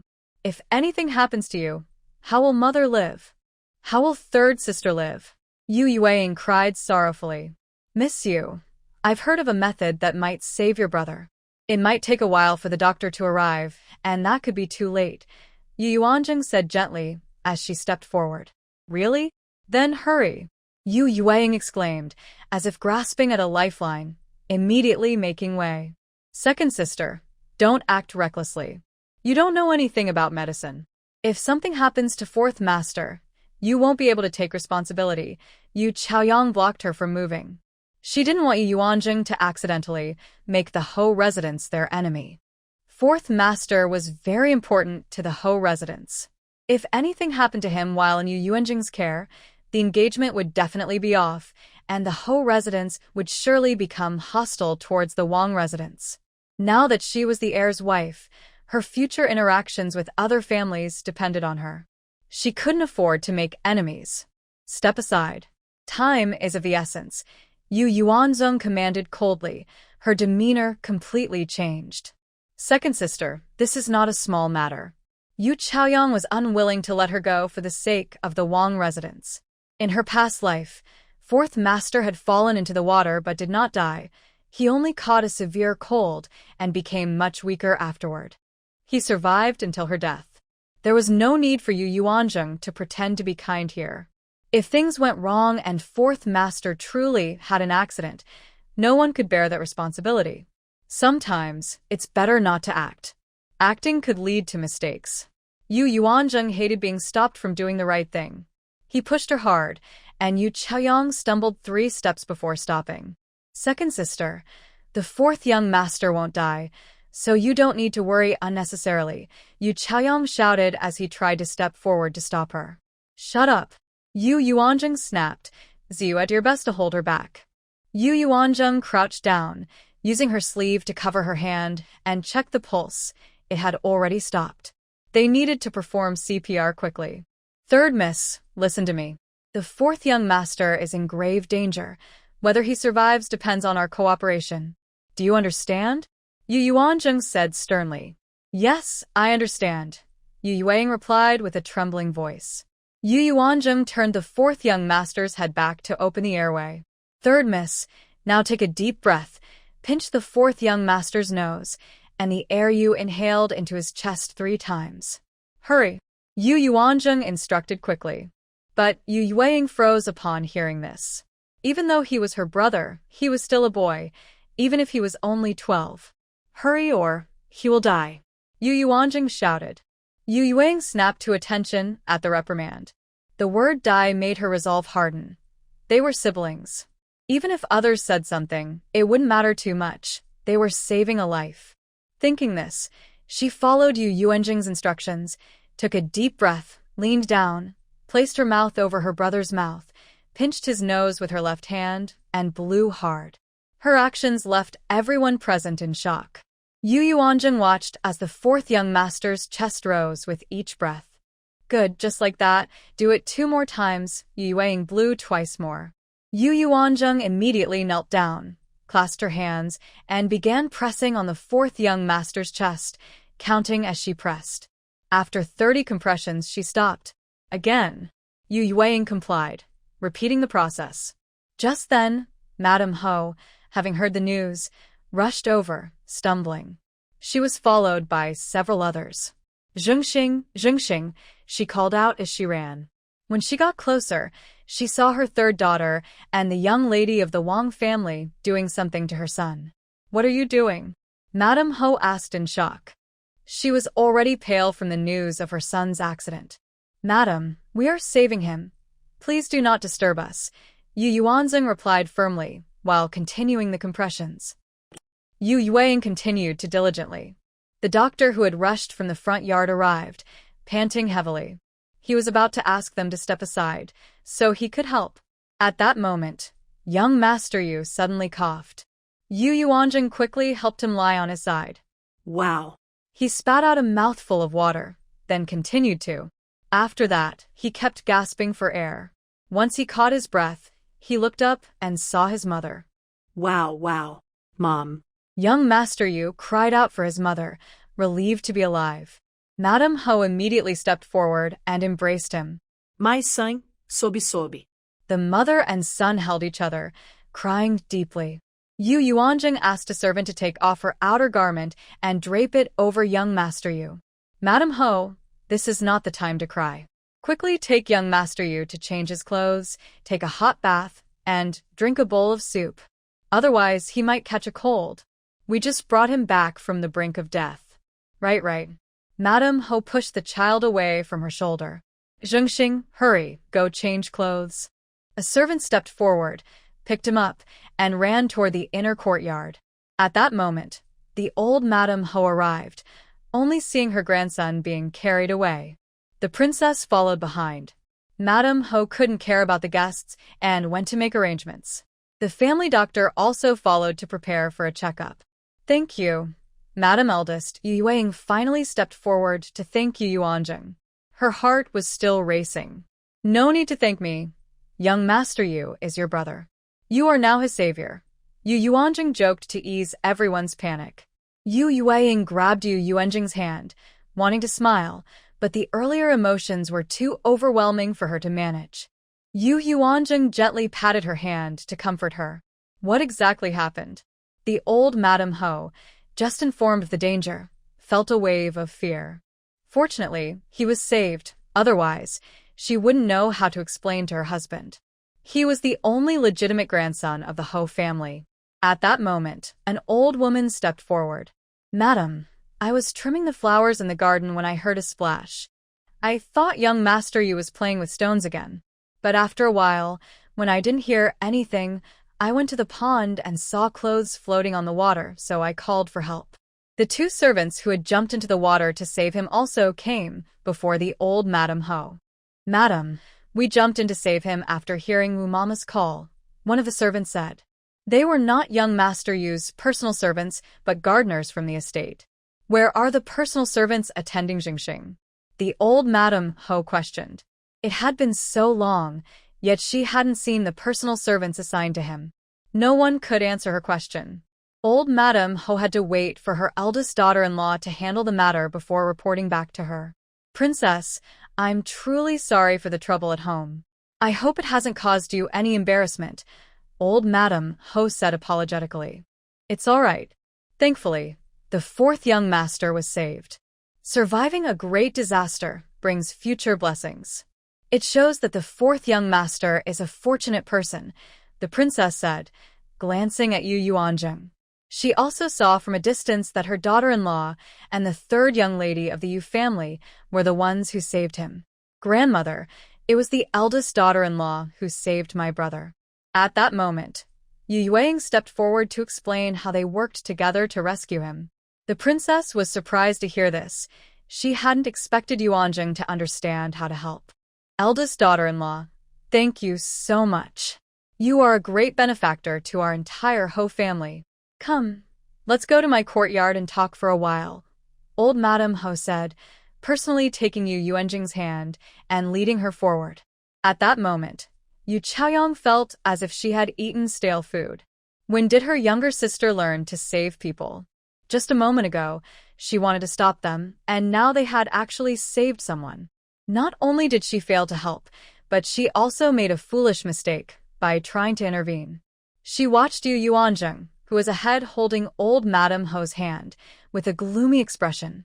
How did her plan for a marriage swap lead to so many unexpected events? Everyone arrived at old Madame Ho's courtyard, where she sat Yu Yuanjing beside her, looking at her with the same affection as she would for her own grandchildren. Eldest daughter-in-law, today we owe it all to you. Old Madame Ho, it was just a coincidence. Anyone would have stepped in to help, Yu Yuanjing modestly replied. Linner, go get the magpie figurine for my box. Old Madame Ho instructed a maid behind her. Yes.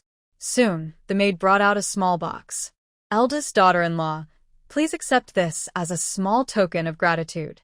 Old Madame Ho, there's no need. It was just a small effort on my part, Yu Yuanjing declined. Take it, or I'll be upset, Old Madame Ho insisted. Yu Yuanjing glanced at the princess, and seeing her nod, she accepted it. Thank you, Old Madame Ho, Yu Yuanjing said respectfully as she received it. Princess, today you brought your daughter-in-law here, which has brought our Yu family of good luck.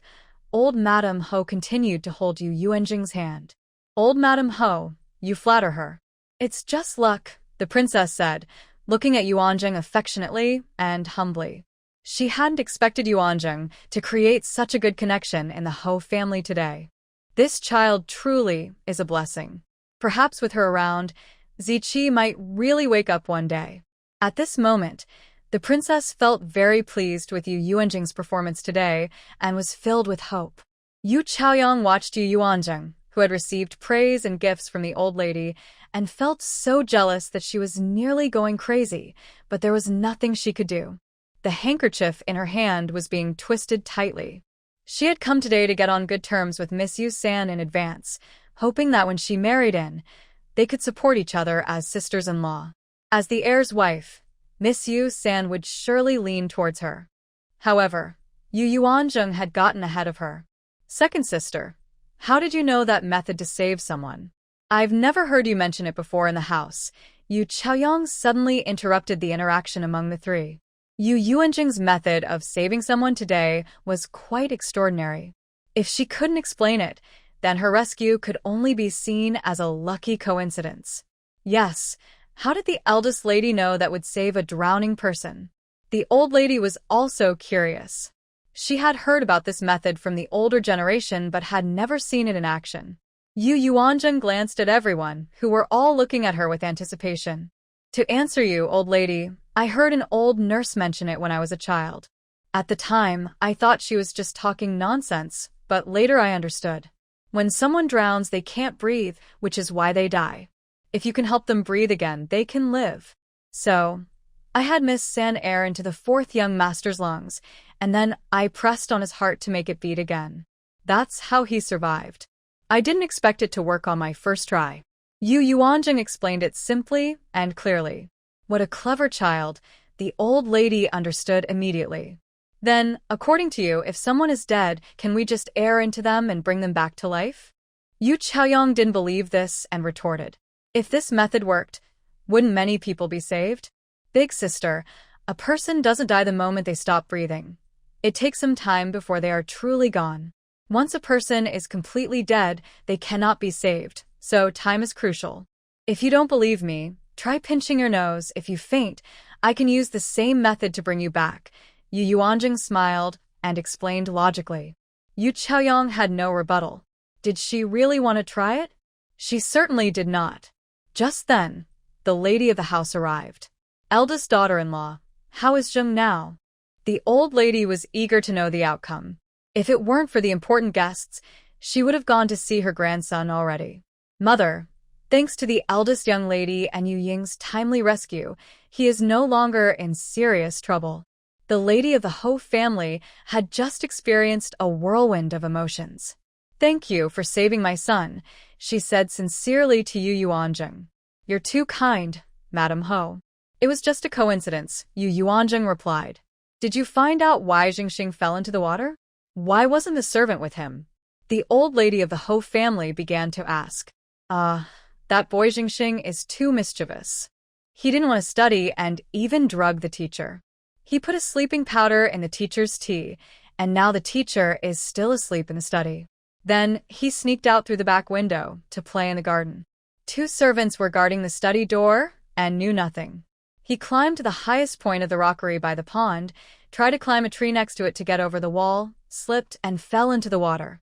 Madame Ho was furious when she talked about this. If it weren't for the eldest young lady of the Wang family using a strange method to save him, her son might have faced a serious accident. After having 3 daughters, she finally had a son, whom she treasured like a precious gem. This had led him to become unruly. His 2 older half-brothers were nothing like him. We can't spoil him like this anymore. It will lead to trouble. From now on, let his father discipline him, and we must not interfere. The old lady of the Ho family realized the seriousness of the situation. Yes, I understand my mistake, the daughter-in-law replied. After this incident, the Ho family insisted on inviting the princess and her mother-in-law to lunch. At the dining table, Yu Chaoyang took care of Yu Yuanzheng and didn't serve herself at all. Their relationship was as close as that of sisters. Yu Chaoyang, watching them, didn't even know what he had eaten during the meal. The engagement discussion went very smoothly, and they even skipped the customary waiting period to set the wedding date. Considering the summer heat and how uncomfortable it would be for the bride in her wedding dress, they decided on August 8th, a date widely recognized as auspicious, without needing to consult anyone.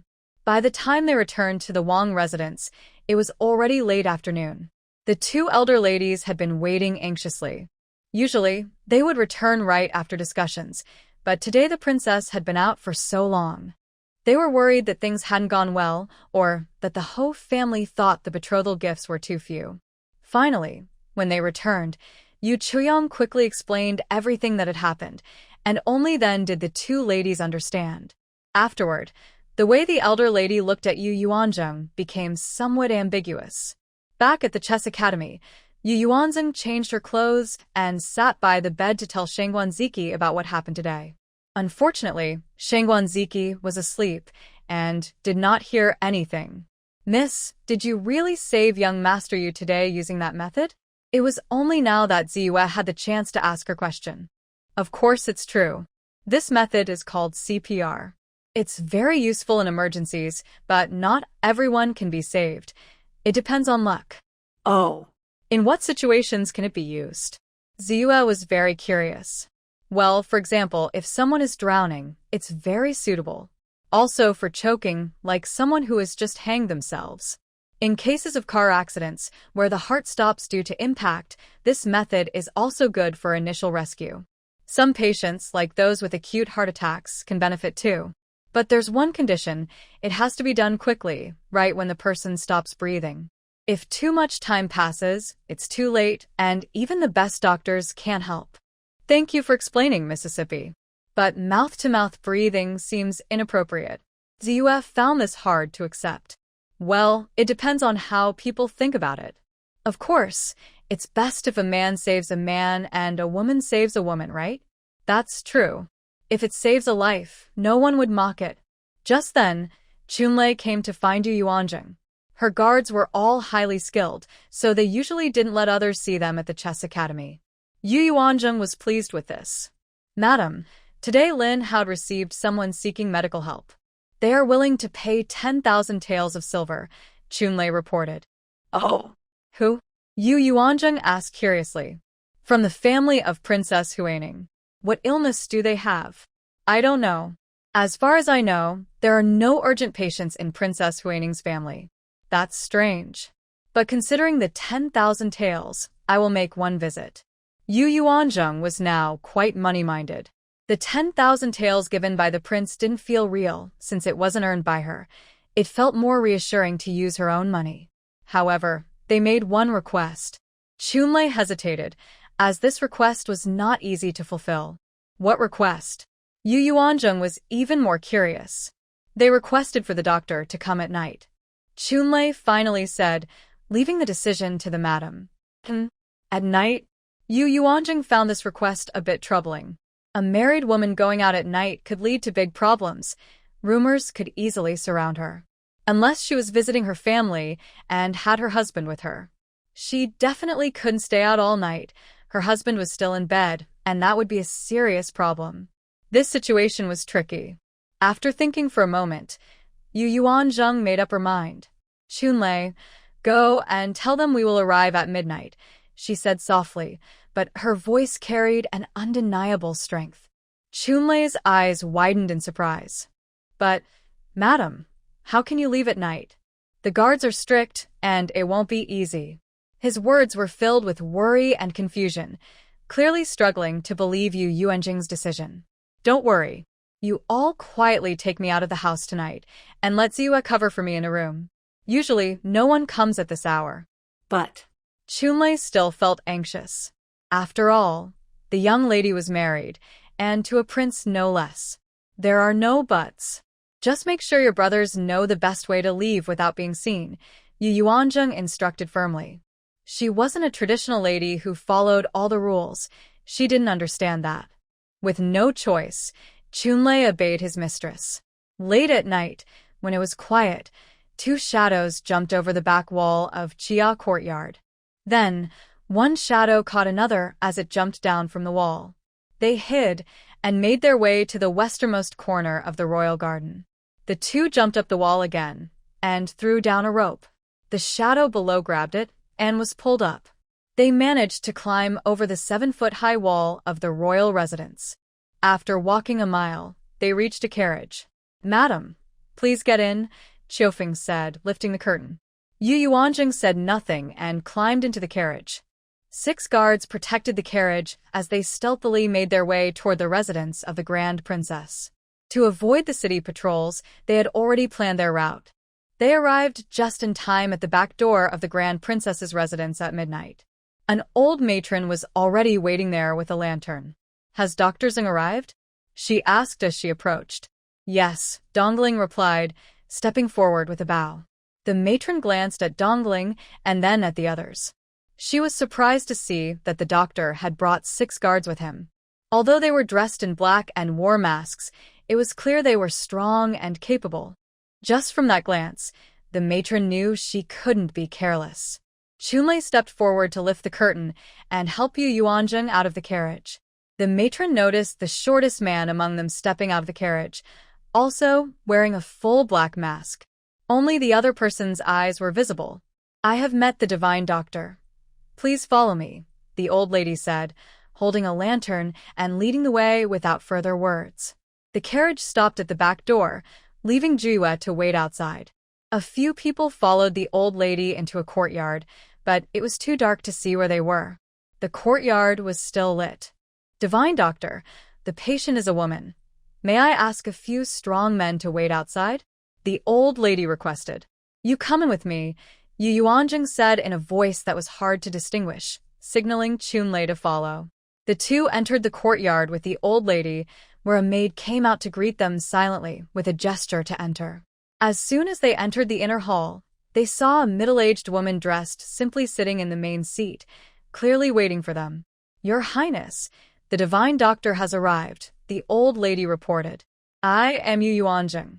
It is an honor to meet you, Your Highness, Yu Yuanjing said, bowing respectfully. Chunlei did the same. Please, no need for formalities, Princess Huining said, examining the two before her. It is quite bold of me to summon you at this late hour. May I ask who the patient is? Yu Yuanjing inquired directly, wanting to get to the point. She couldn't stay away from the palace for too long. Coming out at night was risky. Let's go inside, the princess said, personally leading them into the inner room. Inside were 3 women. 2 were clearly maids, and 1 sat at a table, surprisingly wearing a veil. Yu Yuanjing immediately guessed that her face must have been disfigured. Divine Doctor, this is my eldest daughter, Xiangling. She was injured in an accident as a child, and her face was damaged. Now she is 18 and still not engaged. Upon hearing that a divine doctor has come to the capital, who can even heal Lord Jin, I ask you to help my daughter, the princess said, wiping her eyes. Mother, can he really heal me? Hua Xiangling asked doubtfully. When she was 4, she accidentally knocked over a kettle and fell, scalding half her face, and since then, she had been sent away to recover, only returning a few days ago. Her mother had secretly consulted countless doctors during her childhood, but none could help her. As time passed, her family nearly forgot about her existence, with only her mother visiting occasionally. With such a face, even a talented girl was brought low. Every time her mother saw her face, she would sigh deeply. With a face like this, it was impossible to marry. No family would accept a woman with a disfigured appearance. As a county princess, she couldn't marry just anyone. Let the skilled doctor give it a try. We should give ourselves a chance, the princess comforted. Miss, please remove your veil, so I can see, Yu Yuanzheng said gently. Be good, and let the skilled doctor take a look, the princess encouraged. Hua Xiangling hesitated for a moment before gently lifting her veil. Yu Yuanzheng saw a face that was both beautiful and marred. One side of her cheek had deep discoloration from burns, and some areas had grown unevenly. If someone saw such a face suddenly, it could be quite shocking for those who are timid. Yu Yuanzheng leaned in for a closer look. Fortunately, it wasn't severe growth. The main issue was the discoloration, which was a mix of red and white. The uneven areas could be surgically removed, and with some scar cream, it shouldn't be a big problem. The main challenge was the long-standing discoloration. She thought for a moment and came up with a method and formula that could effectively reduce the scar pigmentation. Skilled doctor, what do you think? Can it be treated? The princess asked, noticing Yu Yuanzheng's silence. Your Highness, the county lord's injury has been present for too long, making treatment more complicated. I can only promise to do my best. It will definitely be much better than now, but the county lord will have to endure some discomfort. I will need to surgically remove the uneven areas so her skin can heal properly. During the healing process, I will apply medication to prevent further growth. If I also provide a cream for the discoloration and it is used consistently, we should see results in about 2 to 3 months. Hearing this, both mother and daughter felt a surge of hope. Then we will trouble you, skilled doctor. Money is not an issue. Whatever medicine you need will also not be a problem, Princess Huaining immediately stated. Over the years, no doctor had ever given a response like Yu Yuanzheng's today. However, since I haven't seen the patient before, I wasn't prepared for this situation. I kindly ask for 5 days to gather the necessary items before you return. That's not a problem. We were the ones being abrupt. The princess did not act superior, which pleased Yu Yuanzheng. She was always wary of encountering royal individuals who looked down on others. Skilled doctor, please keep this matter confidential. My daughter has been kept away due to her appearance for many years, always claiming to be unwell and never appearing in public. We only brought her back because we heard the skilled doctor was in the capital.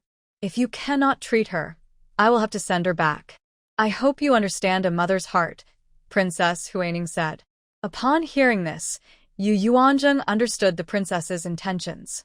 She didn't want the world to know she had such an ugly daughter, but she wanted to protect her child. Don't worry, princess. As a healer, we never reveal our patients' privacy. Thank you, divine healer. Princess Huaining was pleased with Yu Yuanzheng's understanding. She had invited the healer because she had heard about their mysterious abilities. A healer with an unknown background would not dare offend the royal family if they wanted to survive in the capital.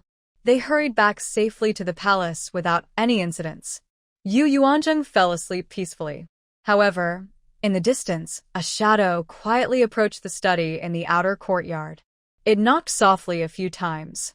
Prince, the shadow whispered. Come in, the prince said, getting up from the couch, clearly awake and waiting. The person has returned, the shadow reported.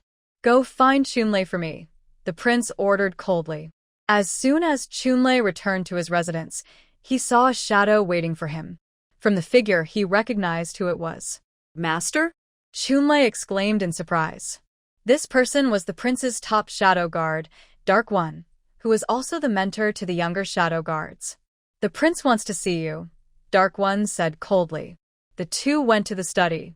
I pay my respects to the prince, Chunlei said nervously, kneeling on one knee. The prince just stared at the shadow guard he had personally trained. Seeing the prince silent, Chunlei began to sweat nervously. Did the prince find out something? The invisible pressure made Chunlei afraid to rise. Tell me, what were you doing with Ziki's wife? The prince did not ask him to get up, only questioned coldly. Chunlei realized the prince knew about their outing that night. Prince, it would be better to ask the eldest lady about this. Chunlei felt a bit fearful in front of the prince. But since he was now a subordinate of the eldest son and his wife, he had to think carefully about how to show his loyalty. Even if the prince was the highest authority in the palace, he couldn't just answer everything the prince asked. The prince, upon hearing Chunlei's words, was not angry but nodded. Such subordinates are good ones. If they spill everything at the first question, they become useless. Get up. Chunlei felt relieved. How does Ziki's wife feel about Ziki? The prince asked about something else instead of their activities today. The eldest lady cares a lot for the eldest son. Chunlei replied honestly. Go. Protect Ziki and his wife well. Yes. Chunlei stepped out of the study, still in disbelief. Did the prince really let him go? In the study, the prince asked Yi, which direction did they go? To the Princess Huining's residence. From now on, you don't need to keep an eye on the eldest young couple. Focus mainly on the heir's courtyard to ensure the safety of the iron box. Yes, my lord. The next day, Yu Yuanjing woke up late again. The princess was very indulgent with her. If she was late, she didn't have to go to pay her respects. Today was the Dragon Boat Festival, and the royal family was going to the palace for a banquet. The princess had been preparing for the festival for several days. The doors of each courtyard were decorated with mugwort, and the whole palace smelled of it. The princess also made each member of the royal family a garment embroidered with 5 poisons. As soon as Yu Yuanjing got up, she put one on. She even helped put one on Shangguan Ziki. For the festival, everything needed to be festive. Shangguan Ziki wore a long crimson outer robe, while Yu Yuanzhen wore a rose-red one.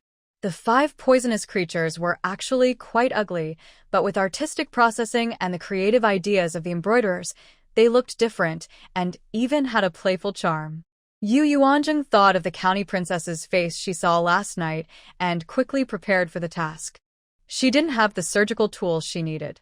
After a simple breakfast, she began to draw and label instructions. Then she asked Chunlei to arrange for someone to make them outside. She also wrote 2 prescriptions and asked Chunlei to go to the herbal shop for the medicine. Her herbal shop was her main supplier of medicinal materials. The shopkeeper, Dong Shik, had been in this business for many years and had several channels for sourcing. He could usually get the herbs Yu Yuanjing needed. After arranging these matters, she dressed up, and it was almost time. The princess sent someone to call her to the main courtyard. The princess wanted to take the family into the palace. The prince had already taken the men ahead of time. Yu Yuanjing gave instructions to Granny Yi before leaving. Qing Feng and Mingyu would not leave today, so Yu Yuanjing felt at ease bringing the 2 maidservants with her. You really shouldn't have kept the elders waiting, the elder lady said, feeling angry when she saw Yu Yuanjing was the last to arrive. I'm sorry, elder lady. The heir is perfectly fine, so the heir's wife can come early, and my uncle doesn't need my aunt to attend to him, so she can leave whenever she wants. But I can't do that. The eldest young master needs me to take care of everything. Heir's wife, how about we switch husbands? After all, the heir won't lose out.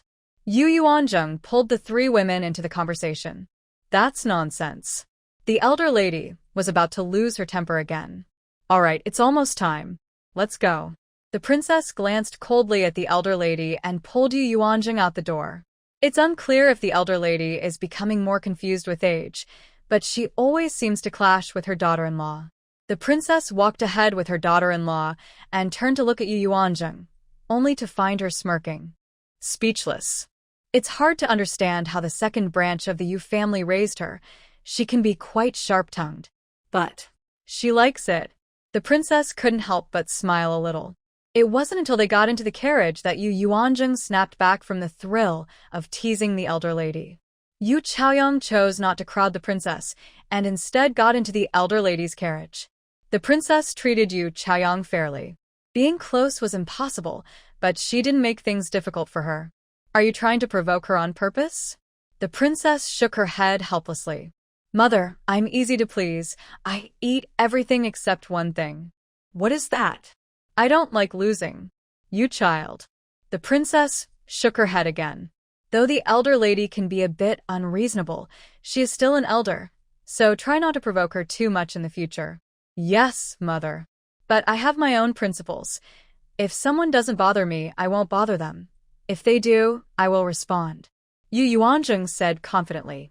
The princess had no reply to that.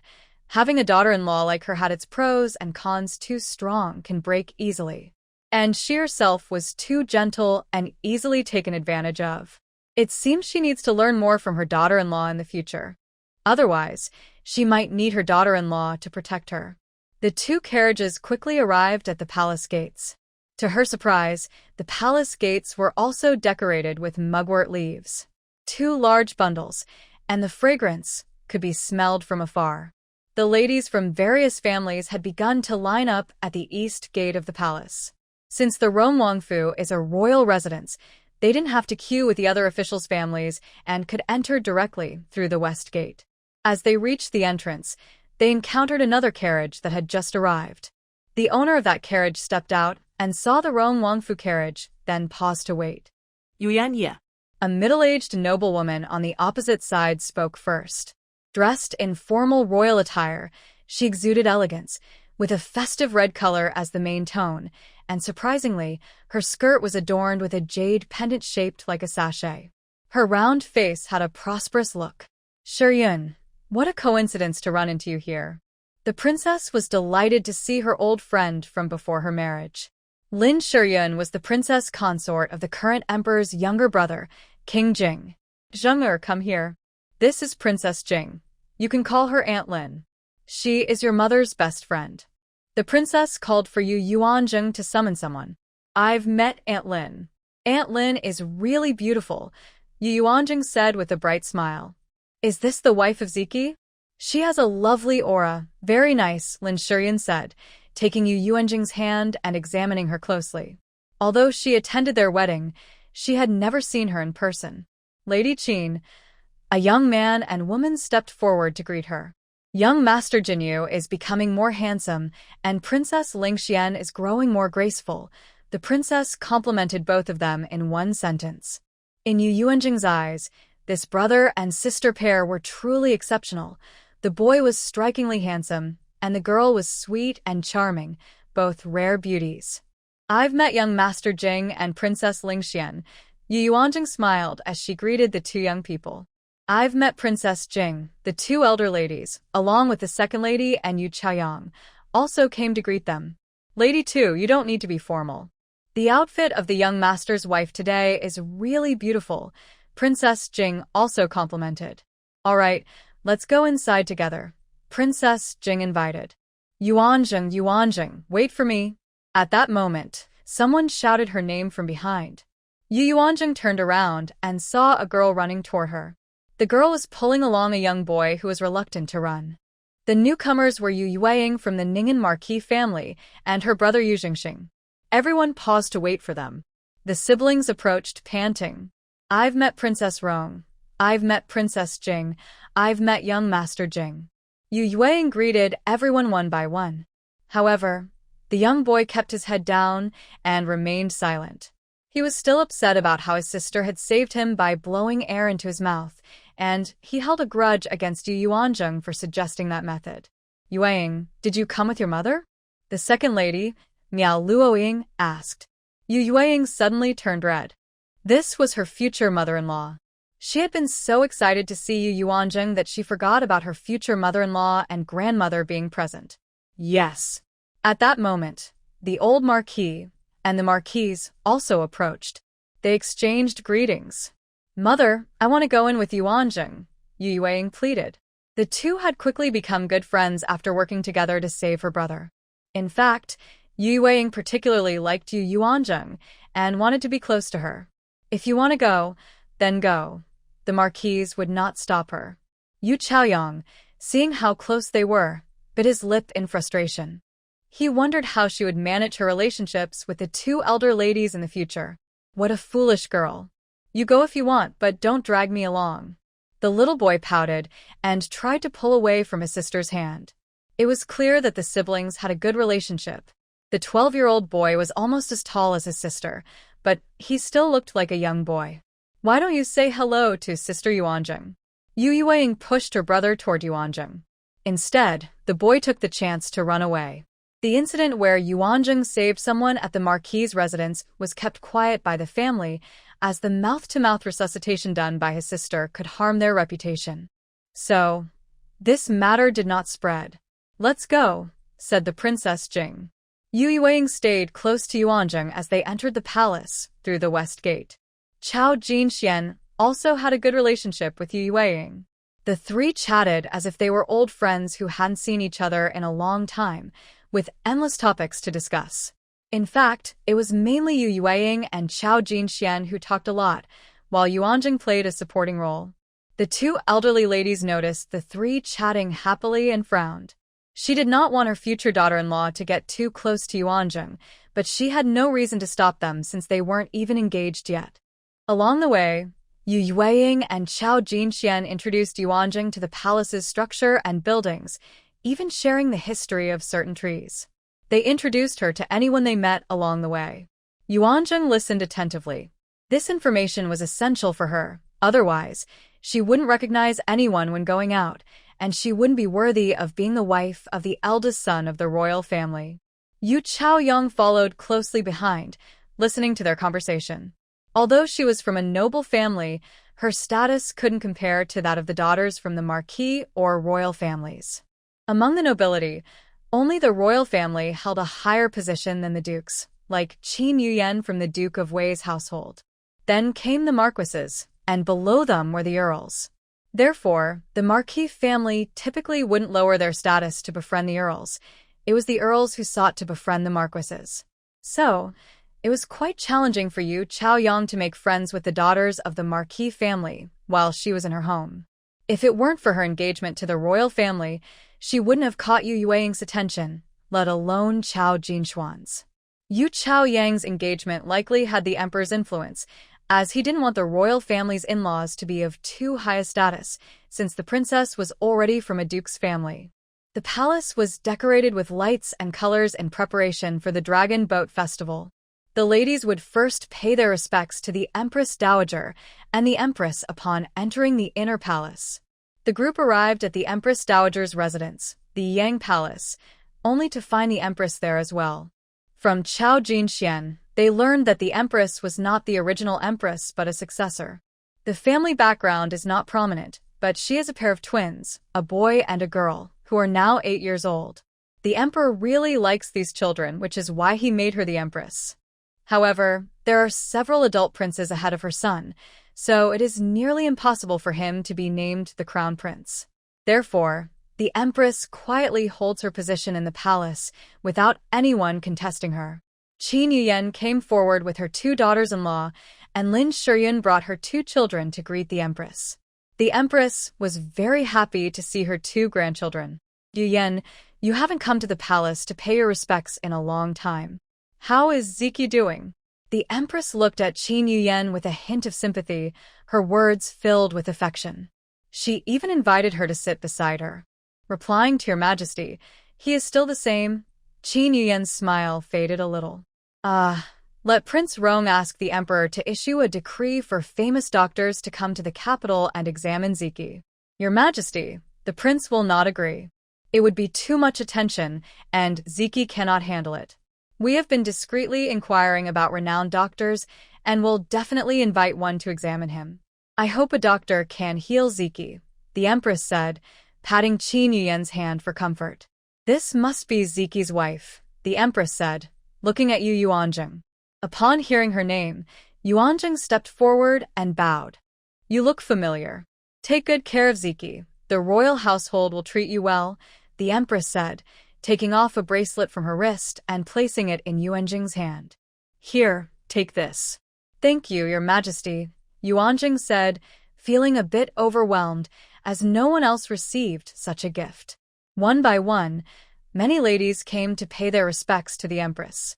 The young girls and wives began to feel restless. Young ones, go and play. I have prepared many games in the garden, so don't feel shy. When it's time, I will send someone to inform you for dinner, the Empress said, noticing that the hall was getting crowded. With the Empress's words, The young ones gathered in groups and left the Empress's palace. Sister Yuanjing, let's go play with the powder. It's so much fun. Let's see who can hit the most. We can compete and eat too. Chao Jinxian quickly became familiar with Yuanjing. But I don't know how to play, Yuanjing replied, as she had never played before and the original owner had never been to the palace. If it weren't for marrying the eldest son of Prince Rong's household, she would never have had the chance to enter the palace. That's okay, I'll teach you, Yu Yueying said, pulling her in a certain direction. The girls were all around the same age, making it perfect for them to play together. They arrived at a small garden and saw that several palace maids had already prepared the equipment. 2 girls were already taking turns shooting. When they saw the newcomers, the 2 girls immediately stopped and greeted them. Today we're just here to have fun. No need for formalities. Let's take turns playing, said Chao Jinxian, the noble lady from the Jingwang mansion, whose status was only second to that of a princess, so other official daughters usually showed her respect. Chao Jinxian tried shooting first but missed, looking quite disappointed. Yuanzheng, why don't you give it a try? I'll teach you, Chao Jinxian said, liking Yuanzheng's personality. She was not overly lively but also not dull, always speaking with a hint of a smile. Although she had a low status before marriage, she was now the respected lady of the Rongwang mansion, and her status had completely changed. Plus, her brother and Ziki's brother were very close, so she wanted to look out for her sister-in-law. All right, Yuanzheng replied, feeling encouraged by the young girl's enthusiasm. Raise your hand higher, keep the bow steady, and aim at the target. If the target is blown off by the wind. Before Chao Jinxian could finish her instructions, the small arrow had already flown from Yuanzheng's hand. Oh my! Both Chao Jinxian and Yu Yueying looked in disbelief at the arrow that hit the target. You said you couldn't shoot. How did you hit the target on your first try? The 2 girls stared in amazement at the target swaying back and forth. I just aimed like you said, and my hand felt a bit tired, so I released the arrow, Yuanzheng said, surprised by her own luck. She wasn't used to exercising, and holding the small bow for a little while made her arms ache. I don't believe it. Try again, Yu Yueying insisted, handing her another arrow. Yuanzheng, feeling a bit helpless, demonstrated once more. Whoosh! Wow, you hit it again. The 2 girls clapped their hands in excitement. Yuanzheng couldn't believe her good fortune. Do you think it's because I often do embroidery and have good aim? She suggested. That's very possible, Chao Jinxian agreed, nodding. Lady, here are the targets you hit, a palace maid said, bringing over 2 targets on a plate. Wait, let me shoot again. We should each have one, Yuanzheng said excitedly. She picked up the bow and shot again, but this time she missed. I knew it, the first time was just luck, Yuanzheng joked. She shot 2 more arrows, and it was only on the 5th shot that she hit another target. Everyone got one. The 2 girls each took a few shots, but didn't hit anything. With Yuanzheng as a reference, it wasn't fun without a sense of achievement. Alright, there are many more fun things to try. Let's see what else we can do, suggested Yuanzheng. Sure, that sounds great, agreed Yu Yueying. Let's go watch the young men play with the wooden arrows. Maybe we can join in too, said Chao Jinxian, who really liked this game. Chao Jinxian was familiar with the palace, so with her leading the way, the 3 of them quickly arrived at an open area between 2 halls. This spot was between the main court and the inner palace, where the men mostly gathered to play. To their surprise, both men and women were here, showing that everyone enjoyed this game. Yuanzheng was squeezed into a crowd by the 2 girls. She had never seen this game before. The original owner had only heard about it but never witnessed it. Looking closely, she thought, isn't this just bowling? It's a bit different from the modern version, but the idea is similar. She knew how to play this.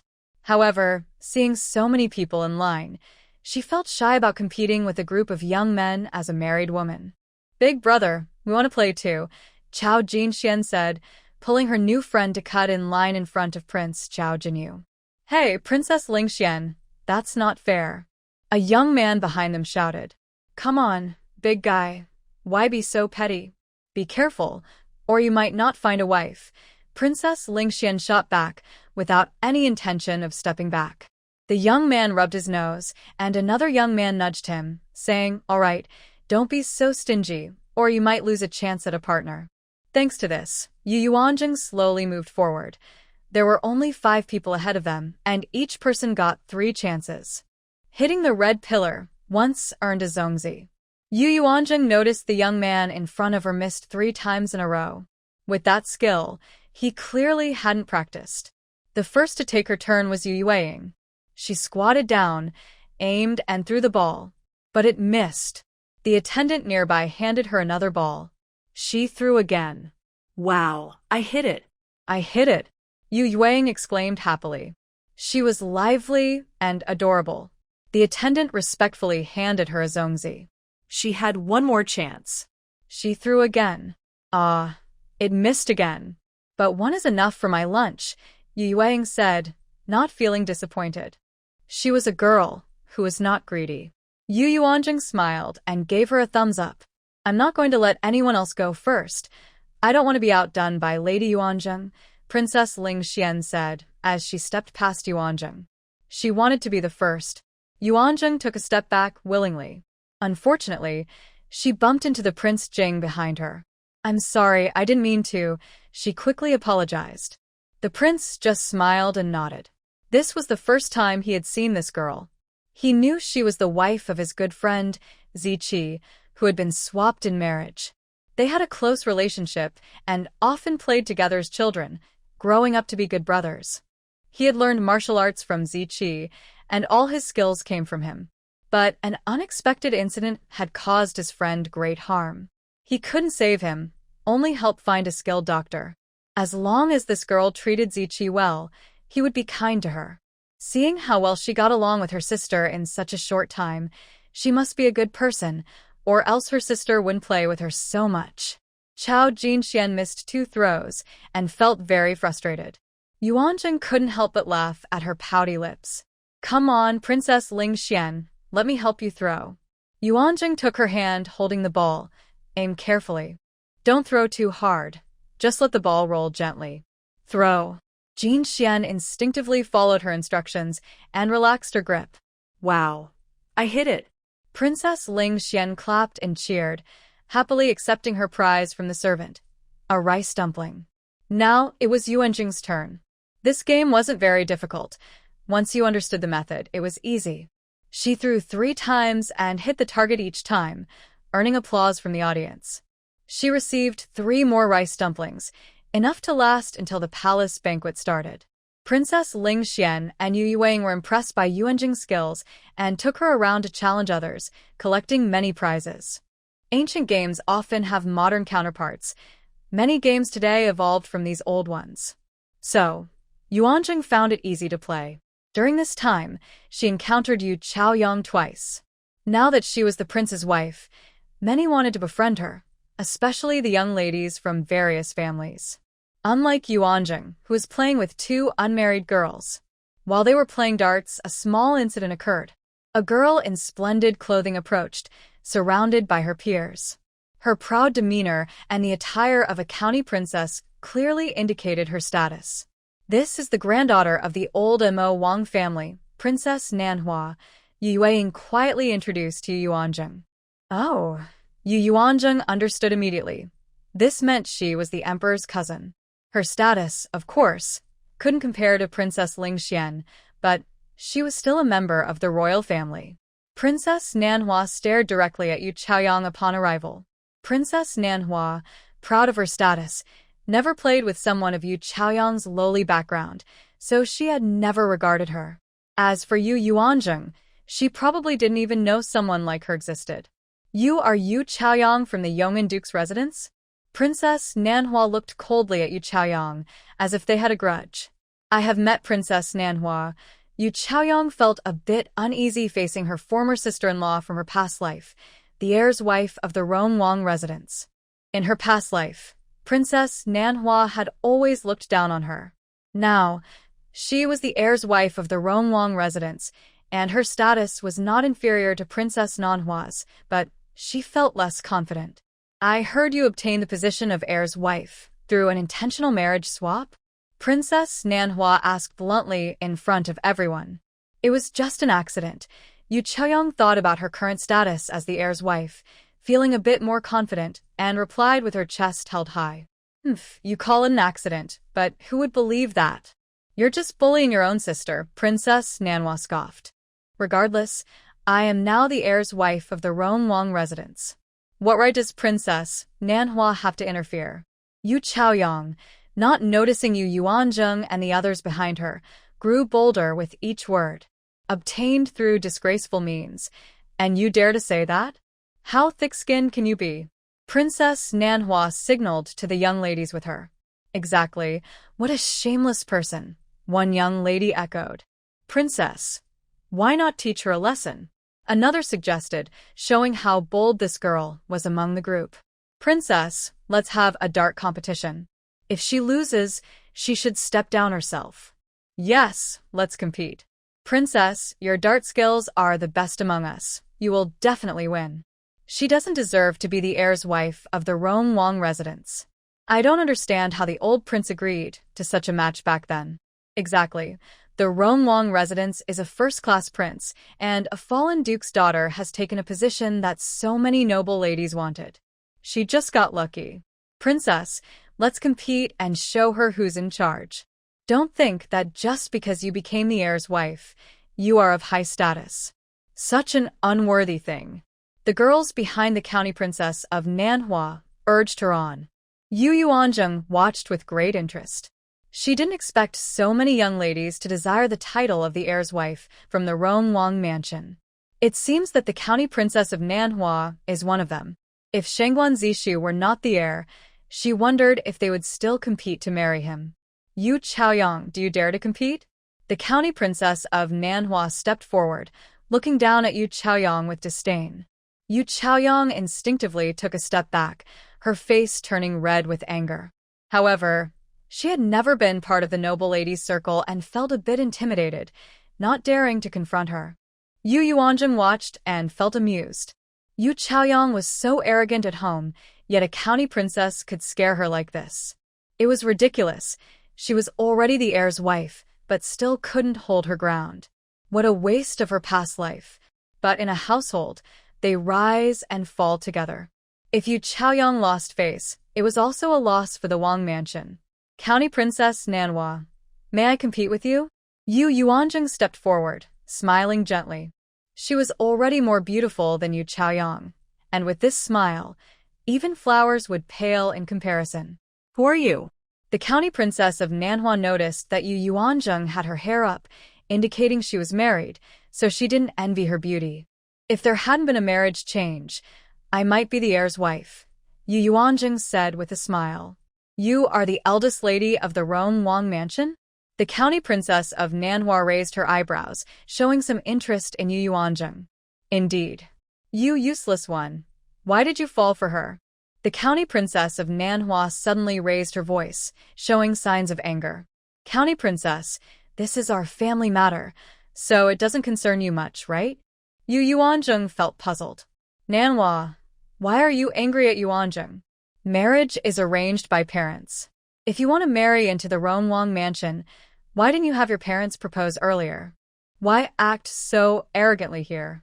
Princess Lingxian pulled Yu Yuanzheng behind her to shield her and faced the county princess of Manhwa. What does it have to do with you?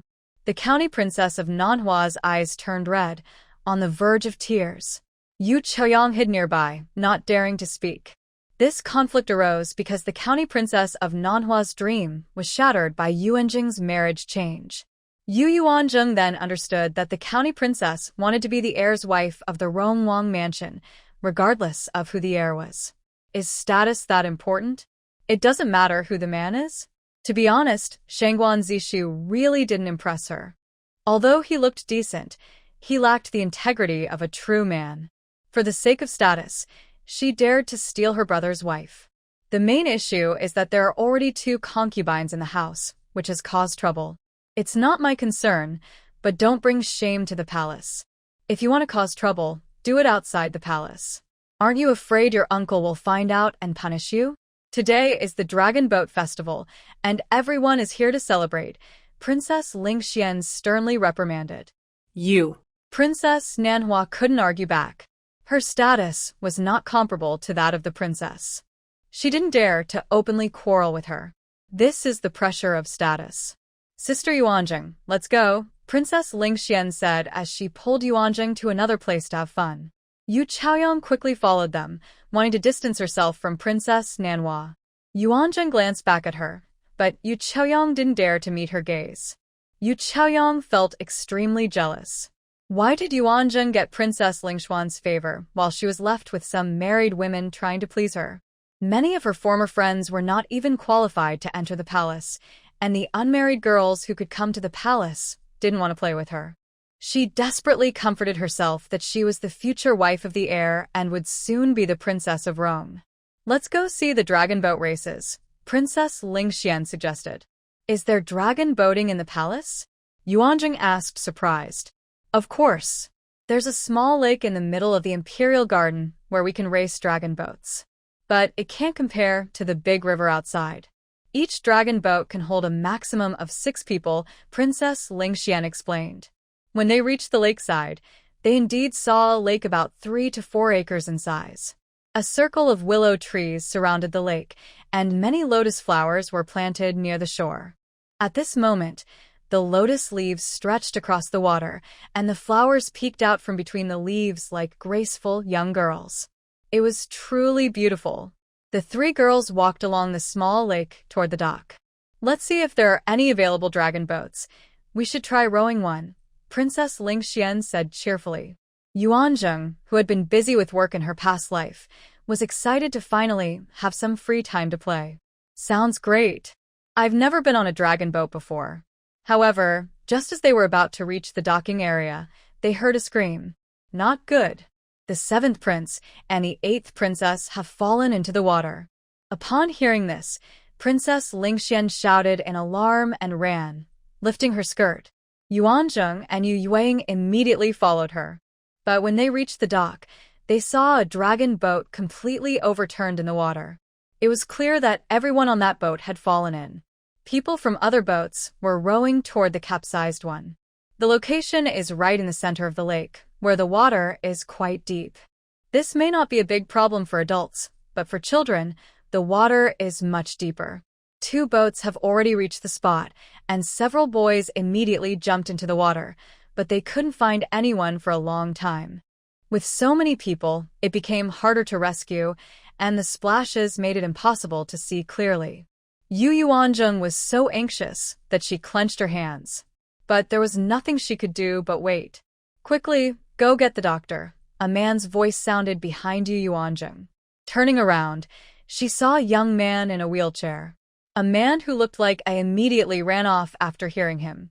Yu Yuanjing didn't recognize him.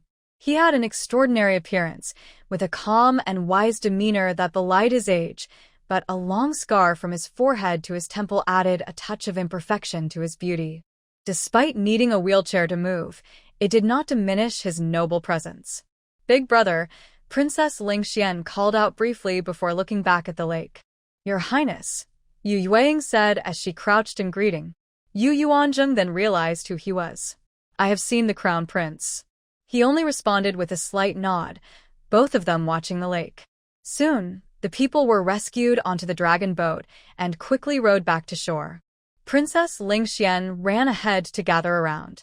There were 6 children in total, all unconscious. The oldest looked to be only 12, while the youngest were a pair of twin siblings. The earlier screams had attracted many nearby children playing. Yu Chaoyang was also in the crowd. In her previous life, she had been unhappy due to a bad marriage, and the princess had never allowed her to enter the palace. But she hadn't heard about this incident in the palace before. Why was this life so different? Jingxing? Why is he here again? He just fell into the water a few days ago. How can he be so forgetful to jump into the lake with the prince and princess? Yu Yueying was almost furious. Yuanjing? Yu Yueying looked at Yu Yuanjing with pity, clearly urging her to save the children using the previous method. Oh no, this is bad, someone exclaimed. The seventh prince and the eighth princess, the queen's niece, and two grandsons of the old princes, another person announced the identities of the children. Time was of the essence, and Yu Yuanjing knew she couldn't hesitate. Yu Chaoyang had seen Yu Yuanjing rescue someone that day, so she immediately stepped forward. Sister-in-law, hurry and save them. My sister-in-law is also involved. Yu Yuanjing glanced at her and understood her intention. She wanted to take credit for the rescue. However, she had seen her save someone that day, which made her more credible. She knew how to seize the moment well. Yu Chaoyang went directly to the eighth princess, and she really knew how to pick her targets. Among the 6 children, 2 were girls and 4 were boys. Yu Yuang immediately picked up her brother. Get 3 more people and do as I say. Hurry! Yu Yuanjing shouted to the crowd. Then she quickly crouched next to another girl. 3 people stepped forward, one of whom was a guard beside the crown prince. Each of you choose a drowning child. Follow my instructions. First, position the child's head like this to keep the airway clear, and check for any obstructions in the mouth and remove them. The others watched Yu Yuanjing's actions and followed suit. Pinch the child's nose, take a deep breath, and air into the child's stomach 3 times. Yu Yuang knew what to do and started the rescue, without waiting for Yu Yuanjing to finish. The others quickly understood what to do. Yu Yuanjing blew air into the girl 3 times and then stopped. At this position on the child, place your hands together and press down 1, 2, 3. Yu Yuanjing kept counting while pressing down. The others followed her lead. After 30 presses, air again. The other 3 young men, trained by their families, had good learning abilities. After Yu Yuanjing demonstrated once, they all followed the rhythm perfectly. The first to wake up was Yu Jingxing. After coughing up some water, Yu Yuang didn't hold back and started patting him hard. You reckless boy, I'll teach you a lesson. Yu Yuanjing pressed down twice more, and the little girl in her hands finally coughed and woke up. She looked around, for had already woken up, but the 8th princess in Yu Chaoyang's hands was still unconscious. Seeing his actions, he wasn't applying enough pressure. Yu Yuanjing immediately pushed him aside and took over. She pressed down twice more, but the 8th princess still didn't wake up, while the other 5 had. Yu Yuanjing felt anxious. If the princess died in her hands, even if she saved 5 others, it wouldn't end well for her. Stay calm, stay calm. The child was too small. Too much force could break ribs, but time was of the essence, and she couldn't worry about that anymore. Yu Yuanjing applied more pressure. Again. Press again. The crowd surrounded them, holding their breath. After all, this was the emperor's most beloved twin 8th princess. Only a few of the rescued children were crying. Your Highness, a voice called from afar. The crowd parted to make way. The queen stumbled in, no longer the noble and graceful figure she once was. What are you doing? She scolded as soon as she saw Yu Yuanjing performing actions she had never witnessed on her daughter. Mother, please don't disturb her while she is trying to save someone, the eldest prince intervened. At that moment, Yu Yuanjing focused entirely on her task, ignoring all distractions as she pressed and breathed into the patient. A group of people rushed in, led by the current emperor, Emperor Qiming. In the tense atmosphere, no one bowed to the emperor. They simply made way for him to approach. The eldest prince stopped the crowd and quietly explained what had just happened to the emperor. Everyone watched Yu Yuanjing intently. She was sweating profusely. A small, crisp sound reached Yu Yuanjing's ears. She realized a rib had broken. However, the cries of several children masked the sound. This broken rib caused the child to curl up in pain. Then came a strong cough. Yu Yuanjing quickly turned the child onto her side. The 8th princess coughed and cried at the same time. The pain from the broken rib made her cry even more. Don't cry. It will hurt more, Yu Yuanjing gently comforted her. At that moment, the imperial physician finally arrived, out of breath from running. The royal hospital was too far away. After calming the 7th prince, the queen rushed over to hold the 8th princess. Your Majesty, please don't move her. Yu Yuanjing immediately stopped her. What is it? The queen's eyes were still filled with tears. Seeing a middle-aged man in a bright yellow dragon robe standing nearby, Yu Yuanzheng recognized him immediately. She quickly knelt before him. In this era of imperial power, she knew she had to adapt, or she might not survive. Although she was the daughter-in-law of the Rongwang family, she was still just a subject's wife. "Your servant, Yu Yuanzheng, greets the emperor." "Your servant has sinned," she admitted. "You saved my daughter. How could that be a sin?" Emperor Qiming was confused. The young lady voluntarily participated in the rescue, but her efforts were too weak, causing her not to wake the princess in time. "By the time I took over, precious moments had passed, and I had to apply more force, which resulted in the 8th princess's rib breaking." In addition to explaining the situation, Yu Yuanzheng subtly pointed out Yu Chaoyang's shortcomings. "Is it so easy to claim credit?" Humph. Hearing this, Yu Chaoyang immediately knelt before the emperor. "Your servant has sinned. This was my first time saving someone and I lacked experience. Please punish me, your majesty." Everyone rise. No great harm has been done. The merits and faults balance each other out. The emperor saw that both children had woken up, so he was not as angry anymore. With the emperor's permission, they got up from the ground. As they stood, Yu Chaoyang shot a fierce glare at Yu Yuanzheng. "Are you the wife of the chess player?" the emperor asked. "Yes, your majesty," Yu Yuanzheng replied confidently. "Good. You have done a great service today," the emperor said, as the crown prince had already told him the whole story. At that moment, the royal doctor checked each child.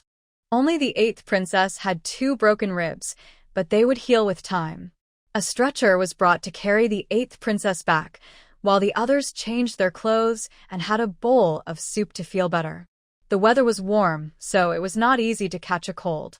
Once everyone had changed and drunk their soup, they went to the nearby Mingyi Hall, where the emperor began to question what had happened.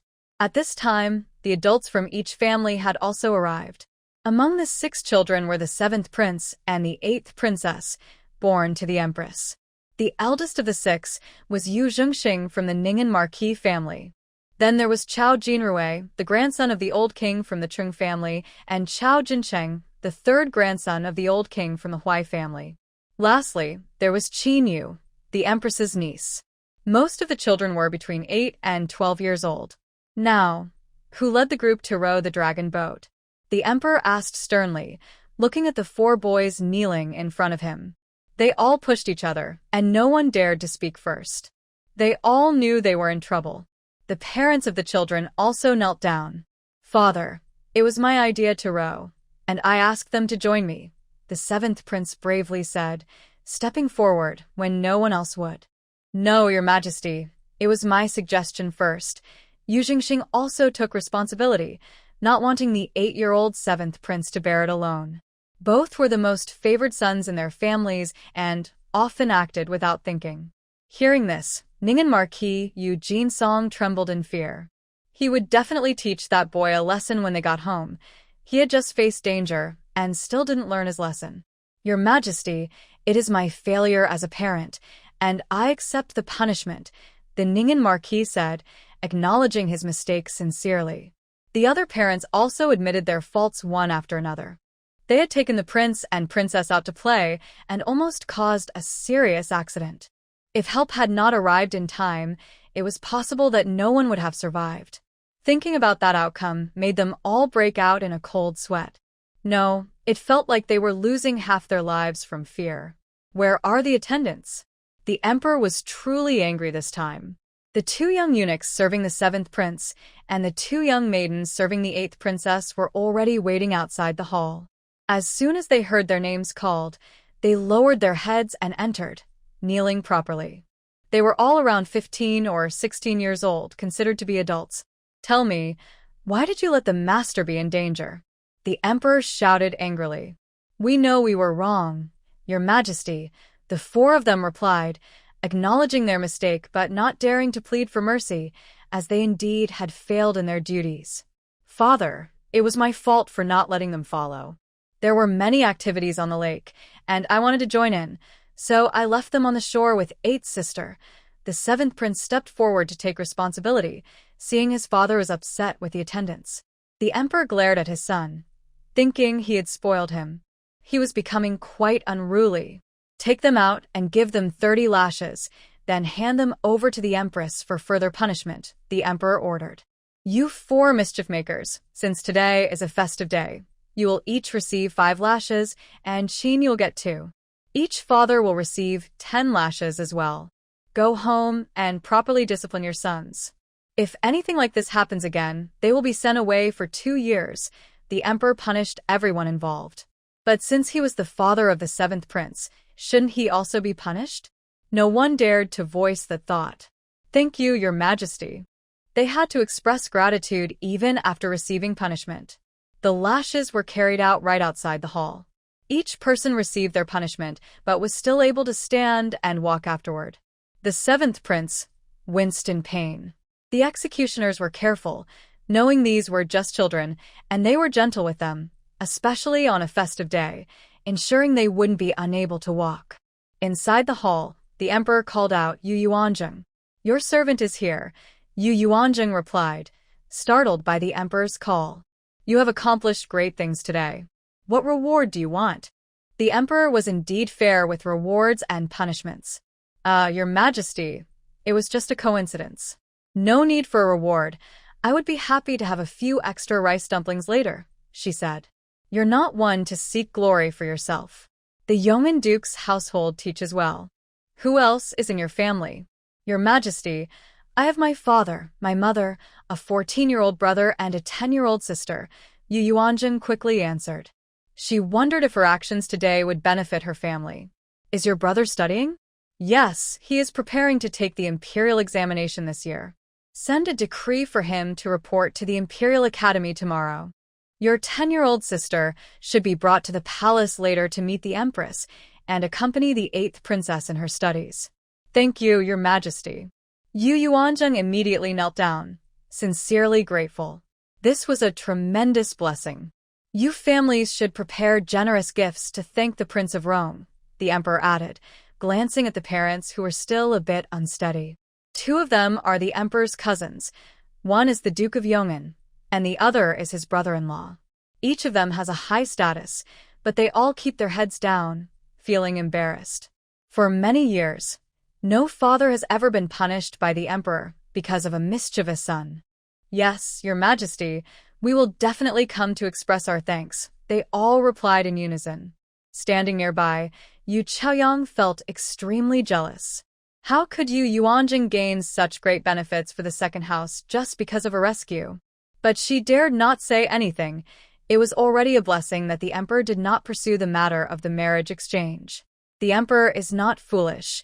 He surely understands the situation. Each of the others who participated in the rescue will receive a reward of 100 taels of silver, the emperor added.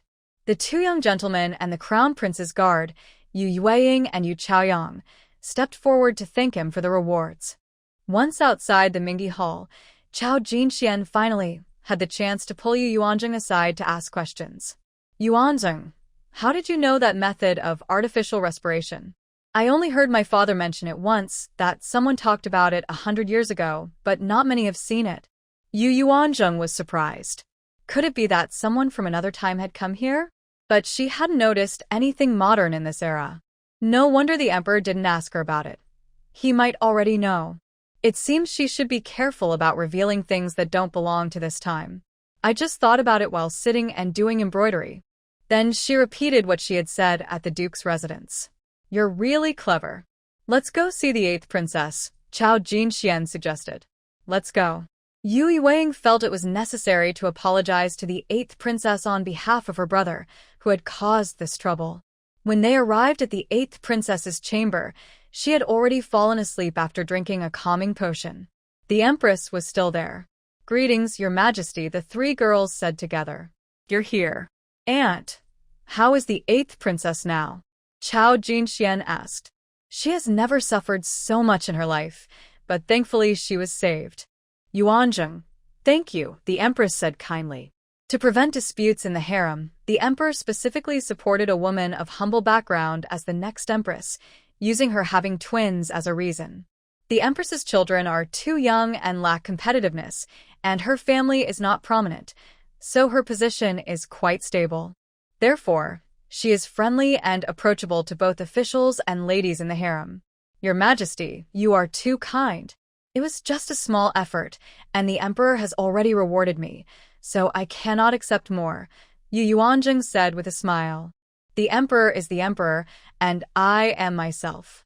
Saying this, the Queen took off a jade bracelet from her wrist and placed it on Yu Yuanjing's wrist. Since it was given by the Queen, it couldn't be refused. Thank you, Your Majesty. Let's go, it's almost time. We should head to the Tai Ming Hall. The Queen noticed the time and saw her daughter sleeping peacefully. The Tai Ming Hall was the main hall for the banquet. The three young ladies continued toward the Tai Ming Hall. On their way, they encountered someone. Elder brother. As soon as Chao Jinxian saw the eldest prince, Chao Jinqi, sitting in a wheelchair, she immediately rushed over to greet him. Yu Yuanjing noticed that the eldest prince was not heading to the banquet hall but was quietly waiting there. Sister Xian, I have something to ask the eldest lady. Would you mind waiting a moment? The eldest prince spoke gently to the young ladies, his voice pleasant to hear. It is rare to see someone who has been in a wheelchair for a long time maintain such a good attitude. The two young ladies stepped aside. The two guards and eunuchs serving the eldest prince also moved back a distance. Yu Yuanjing took the initiative to push the wheelchair to a nearby pavilion. How is Ziki? The eldest prince looked into the distance and asked his first question softly. I don't know how he used to be, as I have only been married to the prince's residence for almost a month. He has not changed much during this time. He sleeps deeply every day. Yu Yuanjing, not knowing much about the eldest prince, couldn't speak too frankly. I am 2 years older than him, and we have been friends since childhood. 2 years ago, I had an accident and he often came to see me. Since his accident 6 months ago, I haven't seen him again. The eldest prince spoke about their past with a hint of sadness on his face. You were friends? Yes. Who else was his friend? For some reason, Yu Yuanjing wanted to learn more about Shangguan Ziqi's past. Having been in the prince's residence for so many days, she had not taken the time to understand the eldest son's history or what he was like before. The original owner was too afraid to show any interest in him. Even asking a few questions would lead to criticism from Yu Chaoyang, who thought she was overreaching. The heir of Prince Jing, Chao Jinyu, the eldest son of the Prime Minister's family, Zhao Jinyu, and I have always been praised as the 4 young masters of the capital by young ladies. Now both Ziki and I have become useless. The eldest prince's face showed a sense of loss at the end. A once prominent figure had fallen from grace. Not everyone can face such a drastic change calmly. The eldest prince still maintained a relatively good attitude. Some people cannot accept it and end their lives. Oh, I didn't expect my husband had such a title before. If it weren't for fate, I wouldn't have become his wife. This is fate, isn't it? You take good care of him, and maybe one day he'll wake up. He is a loyal person. The implication was that if she took good care of Shangguan Ziqi, he would be responsible for her in the future. Yu Yuanjing hadn't really thought about this. She didn't have those feelings for him. Right now, he was just her patient. Don't worry, I don't want to be a widow yet. Do you know medicine? The crown prince suddenly changed the topic. Why do you ask? Yu Yuanjing replied cautiously. Artificial respiration is mentioned in the historical records of the palace. It was proposed by the Princess of Rong over 100 years ago, and she really saved someone using this method.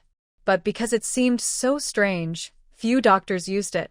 It requires mouth-to-mouth breathing, which is quite awkward. Yet you used it today. I see. I don't know medicine. I just thought of it myself. I used it recently at the Ning'an Marquis's residence when young Master Yu drowned and stopped breathing. I didn't expect to actually save him.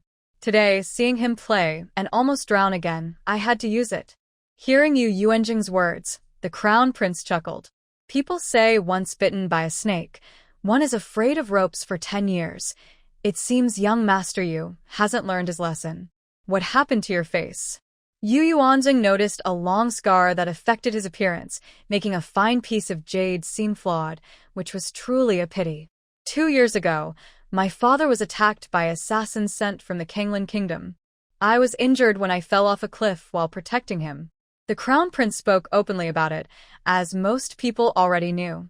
Is your leg also injured from that incident? Yu Yuanjing glanced at his leg and asked. Yes, the crown prince replied briefly, not wanting to discuss it further. As a prince who was injured while protecting the emperor, many doctors must have treated him, but after 2 years, he was still in a wheelchair, indicating it was a chronic condition. Let's go, it's about time. The crown prince was only interested in knowing about Shangguan Ziqi's condition. Yes, the crown prince can visit my husband at the residence, Yu Yuanjing said as she helped the crown prince back to the palace path, handing him over to his guards. Their conversation in the pavilion was seen by Yu Chaoyang from a distance. She was on her way to the Taiming Hall and noticed the two of them talking alone in the pavilion. How did Yu Yuanjing become so familiar with the crown prince, and why were they speaking privately? Although Princess Yu Yueying and Ling Xian were nearby, this was still against the rules. As a married woman, she dared to meet a man in public, especially the crown prince. However, she did not approach.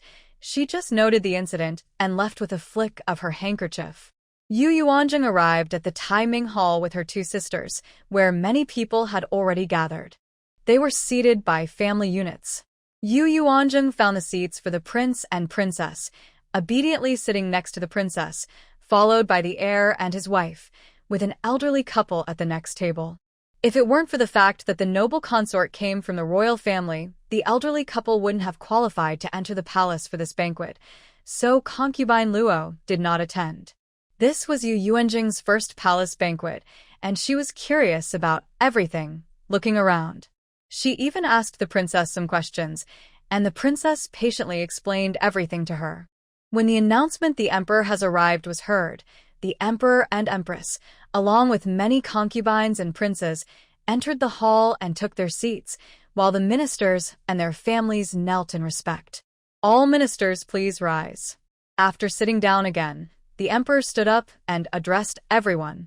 I am fortunate to witness this prosperous era. On this Dragon Boat Festival, I have arranged this banquet to celebrate the occasion with all of you and to share in the joy of family. The Dragon Boat Festival is an ancient tradition, rich in history, commemorating loyalty and wishing for peace and health. Today, I gather here to honor our ancestors, hoping that all of you, my officials, can take this as a lesson to care for the people, govern diligently, and build a prosperous foundation for our dynasty. I wish for all citizens, no matter where they are, to enjoy the blessings of peace, health, and happiness. Now, dear ministers, let's raise our glasses together. May our dynasty remain strong, our country thrive, and may the Dragon Boat Festival bring health and lasting blessings. Everyone raised their glasses in unison. Then, the singing and dancing began, and the banquet officially started.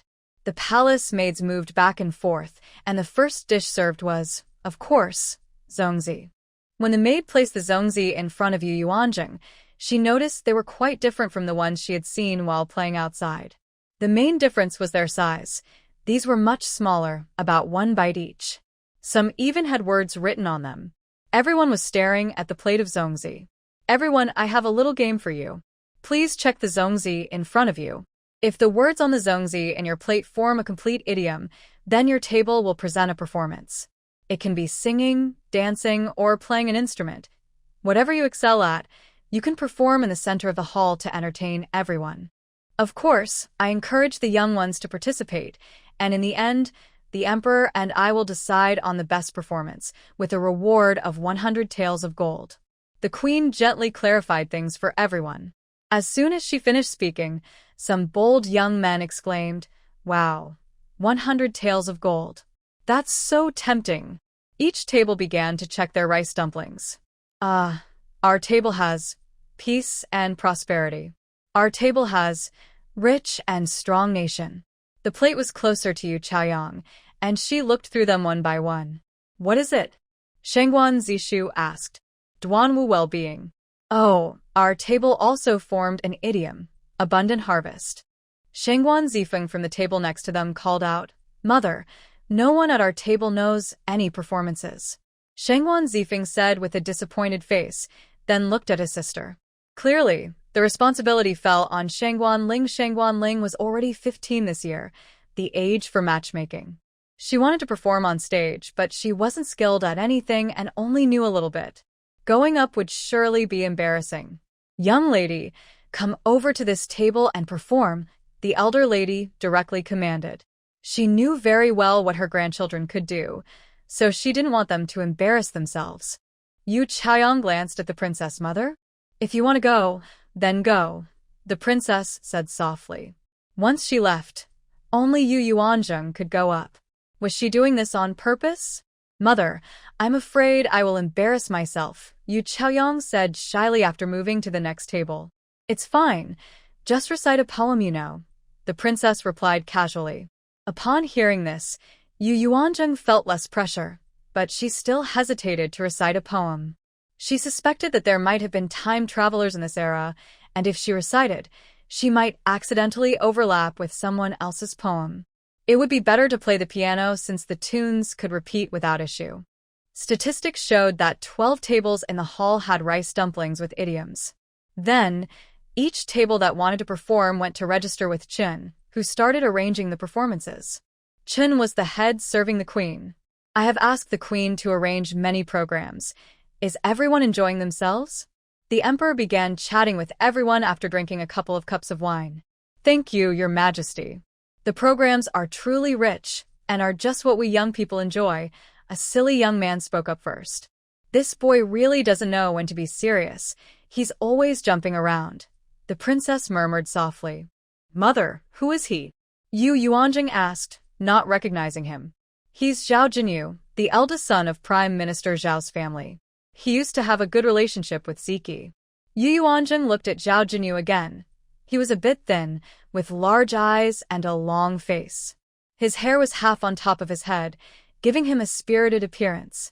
A young girl, around 15 years old, sat next to me. When she saw Yu Yuanjing looking at their table, she sweetly smiled at her. It seemed like they didn't know each other. "Mother, is the girl next to young Master Zhao his sister?" "Yes, that girl often came with her brother to the palace to play with Ziki. She's a lively girl named Zhao Zhiro." The songs and dances prepared by the palace were temporarily put aside, and the performances at each table began. When the first performance started, Yu Yuanzheng was surprised to see it was Princess Manhwa. She performed a ribbon dance. Did she know the Empress had planned this game and prepared for it in advance? I heard that in ancient palace banquets, young men and women would compete to showcase their talents in front of the Emperor, Empress, and nobles. This dance could not be performed well without practice. Dressed in red, the princess's skirt flowed like a celestial being, and the ribbon danced in her hands as if alive. When she finished, she received a round of applause. With a flushed face full of pride, Yu Yuanzheng clearly saw her glance at Yu Chaoyang with a challenging look. Today, Yu Yuanzheng learned that Yu Chaoyang had taken the position of the heir she desired most. If the Yu family hadn't acted quickly to secure this match before the position reached the second son, Princess Manhwa would likely have married him. As a princess, she wouldn't rush to propose to the palace before the heir's position was confirmed. This made things interesting. Princess Manhwa's dreams were shattered, and now Yu Chaoyang had one more enemy. Next, each family arranged for their younger members to perform. The funniest was when a minister arranged for his 5-year-old grandson to perform rolling on stage, amusing everyone and causing laughter throughout the hall. Yu Yuanzheng couldn't help but laugh out loud, only to be met with a cold remark from an elderly lady. What kind of behavior is this? Yu Yuanzheng didn't want to argue with an elder and pretended not to hear, but she did tone it down a bit. When it was Yu Chaoyang's turn, he played a standard piece called Spring Day. He received some applause, but it was average, lacking anything special. Then, it was Yu Yuanzheng's turn. The princess didn't even know what Yu Yuanzheng would perform since she had signed up with Chen herself. In fact, no one knew what others would perform. Upon taking the stage, Yu Yuanzheng first bowed to the Emperor and Empress. "Your Majesty, Your Highness, I don't have much to offer, but I'll play a piece to lift everyone's spirits. The title is Lotus Pond Moonlight." "Your Highness, I wonder if you have any props?" "Before entering the palace, I didn't know I had to perform, so I wasn't prepared. The queen immediately had someone bring a pair of gloves for her. After putting them on, she sat down. It had been a long time since she played, and her hands felt stiff. Yu Yuanjing tested the sound of the guzheng to get used to it. In her previous life, she used a 21-string instrument, but in this era, it was only 13 strings, missing the higher and lower octaves. Seeing Yuanjing choose to play the instrument surprised Yu Chaoyang. She had never learned to play the guzheng. In the palace, if she played poorly and disturbed the emperor and empress, there would be consequences. Mother, my second sister has never learned to play the guzheng at home.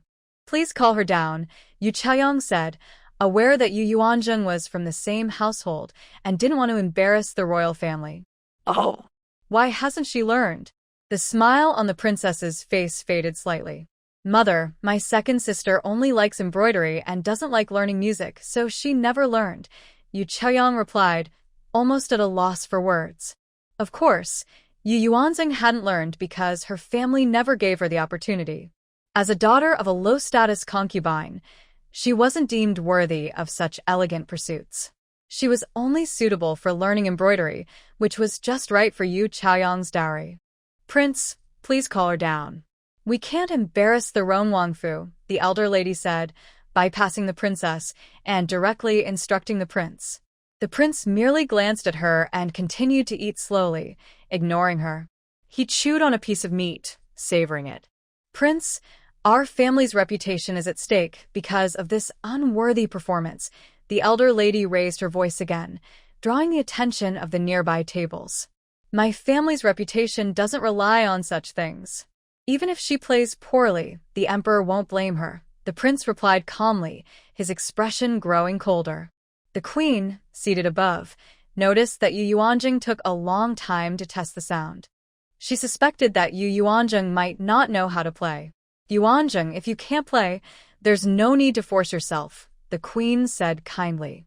Replying to the queen, I am just a bit unfamiliar with the instrument. I will be ready soon, Yu Yuanjing said, refusing to give up and continued to test the sound. The chaotic sounds of the guzheng were heard by everyone. Laughter began to rise from the audience. Yu Yueying and Chao Jinxian were both worried for her. If she embarrassed herself in front of so many officials and ladies, she would be mocked at gatherings for a long time. Yuanjing, would you like me to perform for you? Chao Jinxian stood up and walked forward. It's fine, I will be ready soon. Yu Yuanjing took her time to finally tune each string of the instrument and remembered the notes they represented.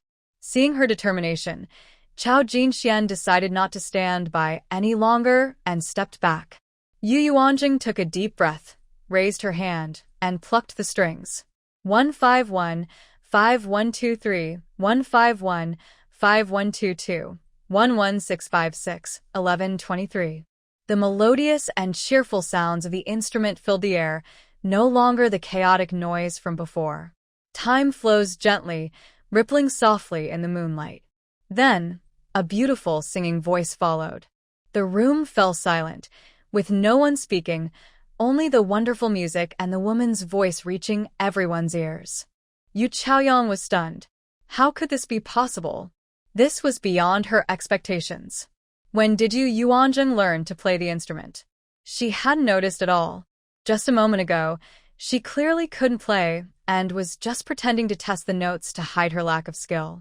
But now, it felt like a slap in the face. This was unusual. She had never heard this piece before. She had played many famous songs but had never heard Lotus Pond Moonlight. What was remarkable was how beautiful this piece was, and it had lyrics that could be sung. Though the words were simple enough for a 3-year-old to understand, they were very poetic.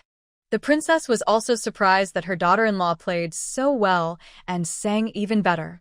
This piece was truly delightful, joyful, graceful, with a deep meaning and a lively rhythm.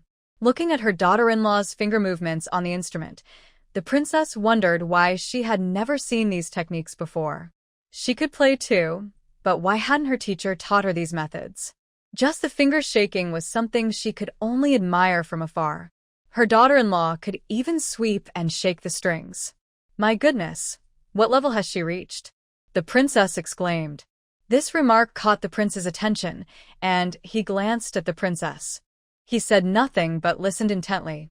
What no one noticed was that the prince was gently tapping his knee in time with the music. He had some understanding of music. Which young master or young lady hadn't studied music? The emperor, seated at the front, had closed his eyes, enjoying the beautiful music. The queen stood up and walked to Yu Yuanjing's side, watching her hands dance over the strings. At this moment, the instrument was mainly played with the right hand, while the left hand provided minimal support. However, Yu Yuanjing used both hands together, with their speed varying perfectly in harmony. The queen was amazed. An idea formed in her mind. She wanted to send the 8th princess to the royal palace to be her student. When the last note was played, the sound lingered in the air. The entire venue was silent. It wasn't until the queen started clapping that people woke from their daze, and the applause thundered. Haha. I've never heard such beautiful music. The eldest lady is truly surprising. I want to hear it again. Can you play once more? The emperor laughed joyfully. Of course, it was impossible to refuse the emperor's request. Yu Yuanjing played and sang again, while the queen stood nearby, watching how her fingers moved to create such complex melodies. Sometimes, the movements were so quick that she couldn't see clearly. Everyone enjoyed the beautiful moment once more. Yu Yuanjing returned to her seat amidst the applause. The princess sweetly took her hand and led her to sit beside her. I didn't expect you to give mother such a big surprise. Xiaoyang even said you couldn't play the piano. The teachers mother had before were not as good as you. You're too kind, mother. It's just a pastime, nothing special. Yu Yuanjing knew that the music of that time wasn't complete, the techniques were simple, and it hadn't developed to the complexity of later times. Naturally, it wasn't as impressive. In reality, she played just okay, but in this era, that made her a master. Second sister, when did you learn to play the piano? I had no idea. The family didn't hire a teacher for you. Yu Xiaoyang was almost furious. Why was it Yu Yuanjing who stole the spotlight instead of her? The family had hired a piano teacher just for her, and yet a person who had never played before came on stage and captivated everyone. Oh, I just remembered what you played. Yu Yuanjing replied casually. What? That's impossible. Yu Xiaoyang didn't believe it at all. I learn quickly. I can understand after seeing something once and can apply it in different ways. Is that not possible? Yu Yuanjing didn't want to argue further. Her words left Yu Xiaoyang speechless. Shengguan Zishu held back Yu Xiaoyang, who wanted to say more. Don't take it too seriously. Big sister-in-law playing well brings honor to the royal residence, Shengguan Zishu reassured her. Yu Xiaoyang had to let it go, but the frustration inside her was hard to bear. Yuanzheng. Yuanzheng. 2 girls ran over. Later, when I go on stage, will you accompany me? Chao Jinxian immediately took the lead, not giving Yu Yuanjing a chance. Both of them chose to dance. But your dance might not match the piece I play, Yu Yuanjing said, puzzled. The dance and music needed to correspond, not just any piece would do. It's okay, as long as you choose a gentle piece, I can dance to your rhythm. Chao Jinxian really wants to invite her. All right. The performance continued, and when it was their turn, everyone noticed Yu Yuanjing accompanying them. Everyone stopped talking, ready to listen to the music. Chao Jinxian danced to Spring River, Flower Moon Night, while Yu Yuanjing danced to Fishing Boat Singing at Dusk. Both are classic pieces, though the instrument wasn't great, and the sound range was limited. However, for the ancient people, it felt like entering a fairyland. The music greatly enhanced the girls' performances. The applause was loud. After they finished, both girls rushed over to say they danced better than ever. With such musical accompaniment, it was a perfect match of beauty and elegance. The 2 girls chatted excitedly, one wanting to learn to play the piano from her, and the other wanting to teach her how to dance. Yu Chaoyang felt quite envious. Yu Yuanzheng made close friends on her first outing and won the favor of Princess Ling Xian on her second visit to the palace, becoming good friends. As for her, she ended up with an enemy, Princess Manhwa. One by one, the performances were presented, and when all 12 were finished, The emperor stood up to praise each young lady and gentleman who had performed. Without a doubt, the first prize went to Yu Yuanzheng. When she received the 100 taels of gold, she felt overwhelmed with happiness. Previously, the prince had given her silver notes, which didn't feel as tangible. This was the first time she had seen so much gold so directly. In later times, how many gold necklaces could this make? About 10 grams could make one necklace. 100 taels, equivalent to 6 pounds and 4 ounces in later measurements, could make around 300 gold necklaces. Yu Yuanzheng smiled foolishly. Actually, it was only worth 1,000 taels of silver. Thinking of that, she felt it wasn't so much after all. Madam, could you write the sheet music for the 3 pieces you played earlier? I would like to give it to the palace musicians to practice so everyone can hear these pieces in the future. The queen made a small request. Of course, I'll write it for you in a couple of days. Yu Yuanzheng replied generously, as it wasn't her exclusive work. However, as soon as she said that, she remembered she didn't know how to write sheet music from this era. What's wrong? The princess asked, noticing her sudden freeze. Mother, she doesn't know how to write sheet music. Yu Chaoyang took the opportunity to point it out. Yu Yuanzheng felt embarrassed. It wasn't that she couldn't, it was just that she didn't know how to write it in this era. Don't worry, when we get home, I'll help you write it. You just need to play it, and I can write it down based on the melody. The princess gently patted Yu Yuanzheng's hand in comfort. The banquet continued, and people began to mingle with each other. Many guests approached the prince to toast him. At that moment, a young man dressed in fine clothing walked over to their table, holding a cup. His hair was styled high, secured with a jeweled gold hairpin, and a few strands fell gently across his defined cheek, adding to his youthful charm. Although he smiled, Yu Yuanzheng felt there was a hint of gloom in his expression. "Greetings to my uncle, aunt, and both elder ladies," he said. Upon hearing his titles, Yu Yuanzheng recognized him. This young man was the third prince, Chao Jindeng, the son of the second elder lady. He was already 17 and still lived in the palace. According to the rules, princes could leave the palace and establish their own households at 18 or after marrying. The third prince does not need to be so formal, the prince replied lightly. I have not yet met my elder cousin since she entered the household, so I came to say hello, the third prince said, looking at Yu Yuanzheng. Greetings, third prince. Since he had come specifically to greet her, Yu Yuanzheng stood up and bowed. I didn't expect my elder cousin to have such high musical talent. My mother asked me to inquire if you have any other pieces besides the 3 you just played. She would like to learn them to perform for the emperor, the third prince stated frankly. But should she agree to this request? The queen hadn't even mentioned it.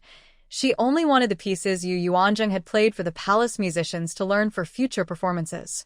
However, the consort seemed to want them for her own advantage. Yu Yuanzheng was unsure about the consort. Did she share the same nature as the second elder lady, or did she know her limits? Mother? Yu Yuanzheng gently called out to the princess. If you have any, just give her one. If not, it's fine, the princess replied calmly. Yu Yuanzheng understood that this meant to offer just one piece as a formality. Write down all the pieces you know and send them to the consort in the palace, the second elder lady said firmly, as if giving an order. Yu Yuanzheng did not respond. No need, just 3 or 5 pieces will be enough, the third prince said with a smile, appearing not to be too demanding. 3 or 5 pieces. She didn't want to give even one. They were not familiar with each other. Yu Yuanzheng felt a sense of aversion toward the third prince. He gave her a completely different impression than the first prince. The first prince seemed like a gentle gentleman, warm and wise, while the third prince felt like a snake lurking in the shadows. Although he smiled, it seemed his smile didn't reach his eyes. Even though it was the first time the 2 princes met her, the feeling was already established. Yu Yuanzheng felt even more awkward. The other party was a prince, and although she was his cousin, her status could not compare to that of a prince. Just give her a song. Zheng'er can't write music, so I will help her, the princess said, noticing her daughter-in-law's discomfort. Big cousin, are you well? The third prince asked with apparent concern. Same as usual, the princess replied softly. Third prince, come, Sit here.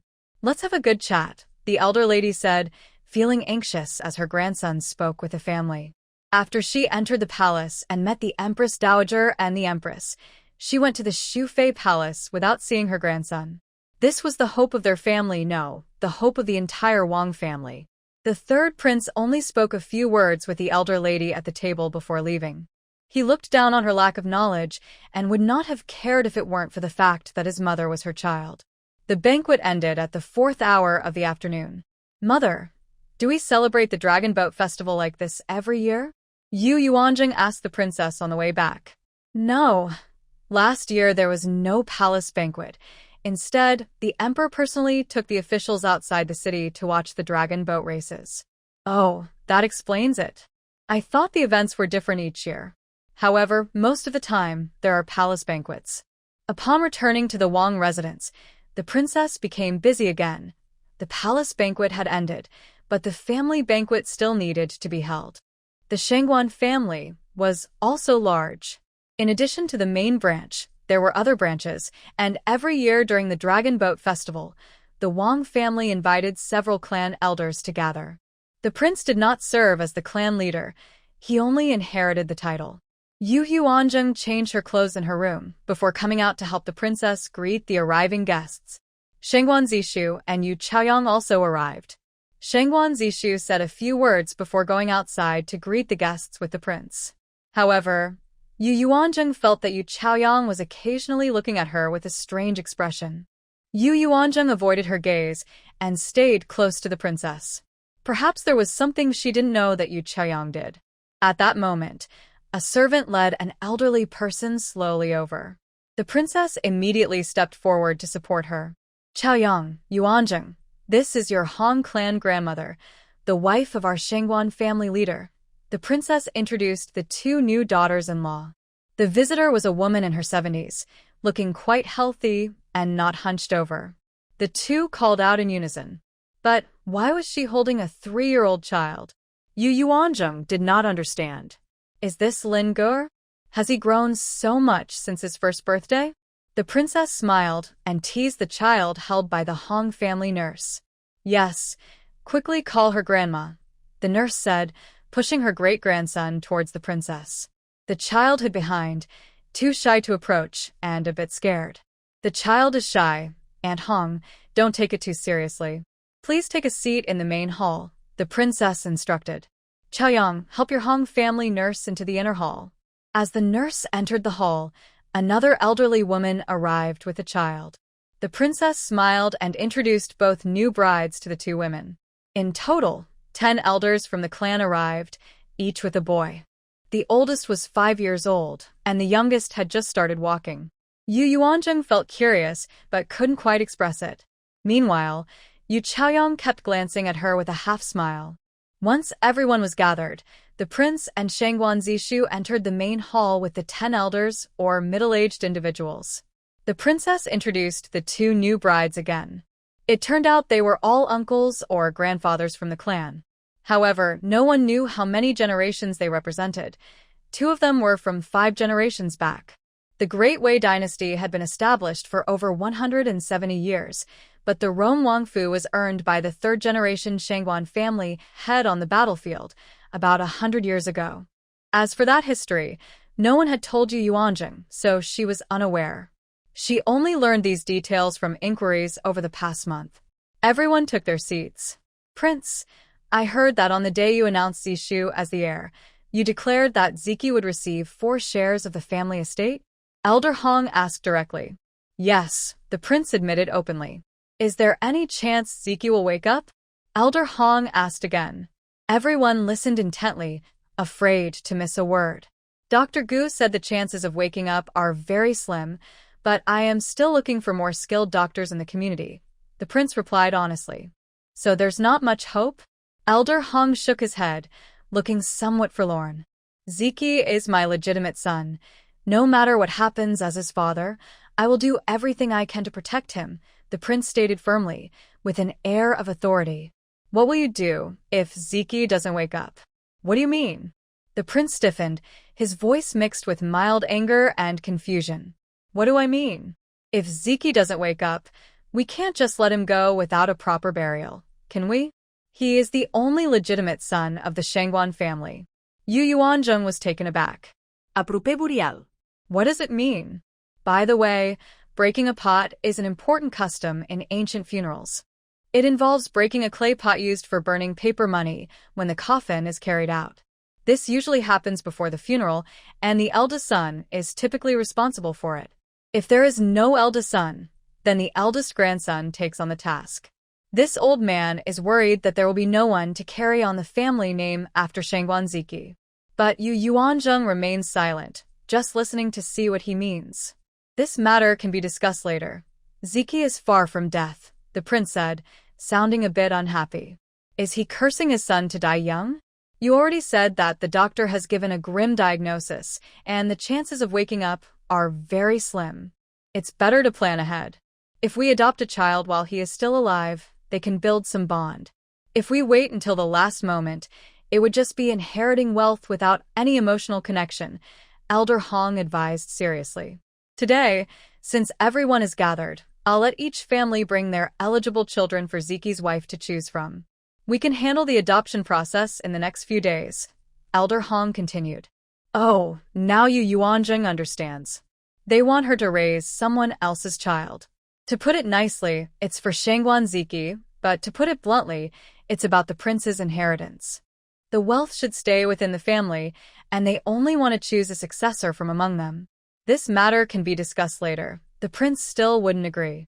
He clearly remembers what Qing Feng and Mingyue reported to him that day. There might still be a chance for his son to wake up. If they adopt now, it would be difficult to reverse that decision later. Your Highness, this is a serious matter, Elder Hong insisted. Elder Hong, the eldest son might wake up any day now. I don't want to adopt a child at this moment, Yu Yuanzheng stated firmly. She has no habit of raising someone else's child. First, she has never raised a child before. If she chooses a very young one, she wouldn't know how to care for them. If she picks an older one, they would remember their parents, making it hard to bond. In her past life, she had seen many stories of adopted children, and very few truly regarded their adoptive parents as family, unless they were completely unaware of their origins. But these children all have living parents. They are here with the intention of inheriting wealth. Ziki's wife, you are still young and don't understand many things. When you grow old, you might find yourself alone, without even a relative to serve you tea.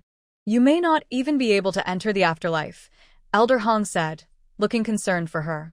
Yuanzheng looked at the 10 children, all of whom were lively and came from families that could provide for them. She couldn't understand why someone would want to adopt them out. Was life in the royal palace really that good? She didn't realize how much wealth the palace had. Money can sway people's hearts. The palace was ruled by a prince, and the child was the legitimate son of the princess. If adopted into the palace, he would be very close to the prince's children, with a bright future ahead. I'm sorry, Grandma Hong, but I will listen to my parents, Yuanzheng said with a shy expression. She was still a young lady and felt a bit embarrassed discussing adoption. At 16, she was even younger than Yu Chaoyang. Child, you need to think about your future. Being a widow is already hard for you. You should have a child to support you in your old age, Grandma Hong advised earnestly. Sister-in-law, you really should consider adopting a child. Otherwise, you might feel very lonely in the future. Having a child around to play with would make your life much better, Yu Chaoyang added with a smile, sitting next to Yuanzheng.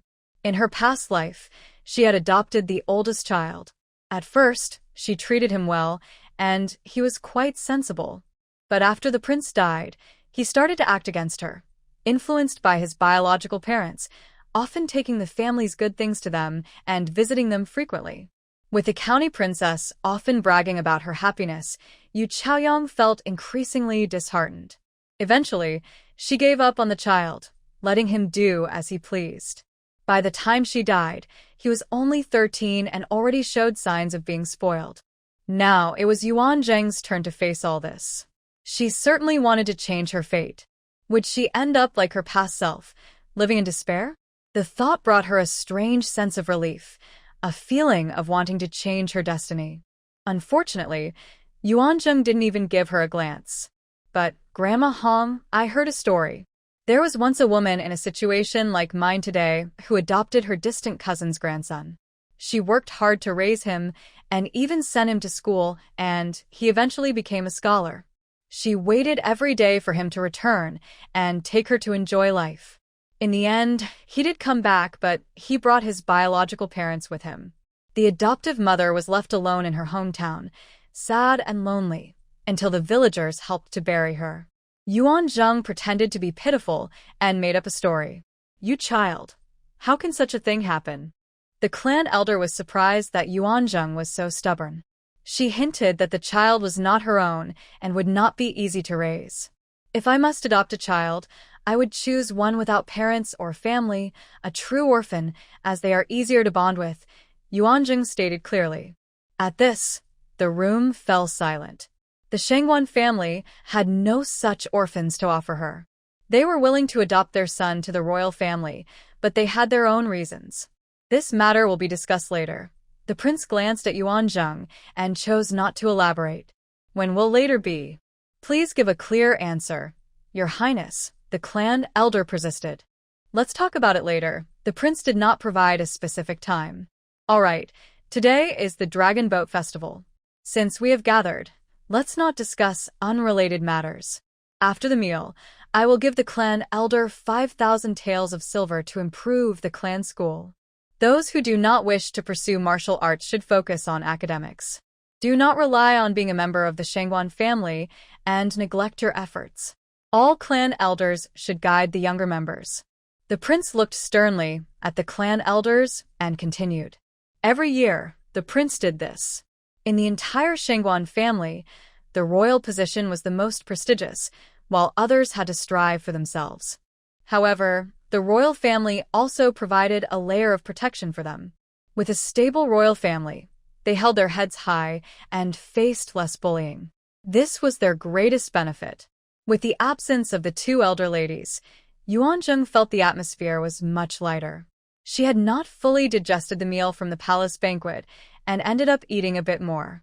The group of clan elders left feeling disappointed. Yu Chaoyang and Yuanzheng accompanied the princess to see them off. But Yu Chaoyang felt uneasy. Everything had changed. Today, Yuanzheng did not choose a child for adoption. In her previous life, the prince and princess had agreed to the adoption and even let her choose someone on the spot. Why? Yu Chaoyang, feeling unsettled, did not sleep well all night. Meanwhile, Yuanzheng, who did not want to raise another's child, returned to Chia courtyard and recounted her day's experiences to the sleeping Shangwan Ziki. Hearing his wife's voice brought great comfort to Shangwan Ziki. He had waited all day, without falling asleep, just to hear her share her day. He was surprised to learn of her significant achievements in the palace, even earning the emperor's gratitude. You have created such a great opportunity for your family. Why did the emperor reward my family instead of the Shangwan family? This question troubled Yu Yuanzheng all afternoon. She had already married into the Shangwan family, so it seemed right for the emperor to benefit them. But instead, he favored her own family. Foolish girl, the royal family status and glory have reached their peak. There's nothing left to reward them. The only option is to reward your family, Shangwan Ziki chuckled softly. Hey? Why does your usually expressionless face seem to have a faint smile? Yu Yuanzheng was looking at his handsome face while speaking. She was paying close attention. It was simply too pleasant to look at. She enjoyed it. It's natural to appreciate beauty. After receiving the gold, Yu Yuanzheng had a lovely sleep. The next morning, she reported to the princess that she was going back to her family. Her family still didn't know about the emperor's reward. Zheng'er, you need to come back early so we can write the music score the queen requested together. The princess was becoming more and more pleased with her daughter-in-law. She was so outstanding and didn't mind her son. They shared a bed every night, changed his diapers, and adjusted his meals. She did everything even better than the princess herself. Oh. I hope one day Ziki can wake up. That would be perfect. Okay, I will definitely come back early. When Yu Yuanzheng returned to the Yu residence, she was surprised to see her uncle there. Was he here to mend relationships? Did he know their branch was about to rise? Niece greets uncle. Yu Yuanzheng politely greeted her uncle, Yu Yunxin, the Duke of Yong'an. He had certainly attended the palace banquet yesterday and was astonished by his niece's uniqueness.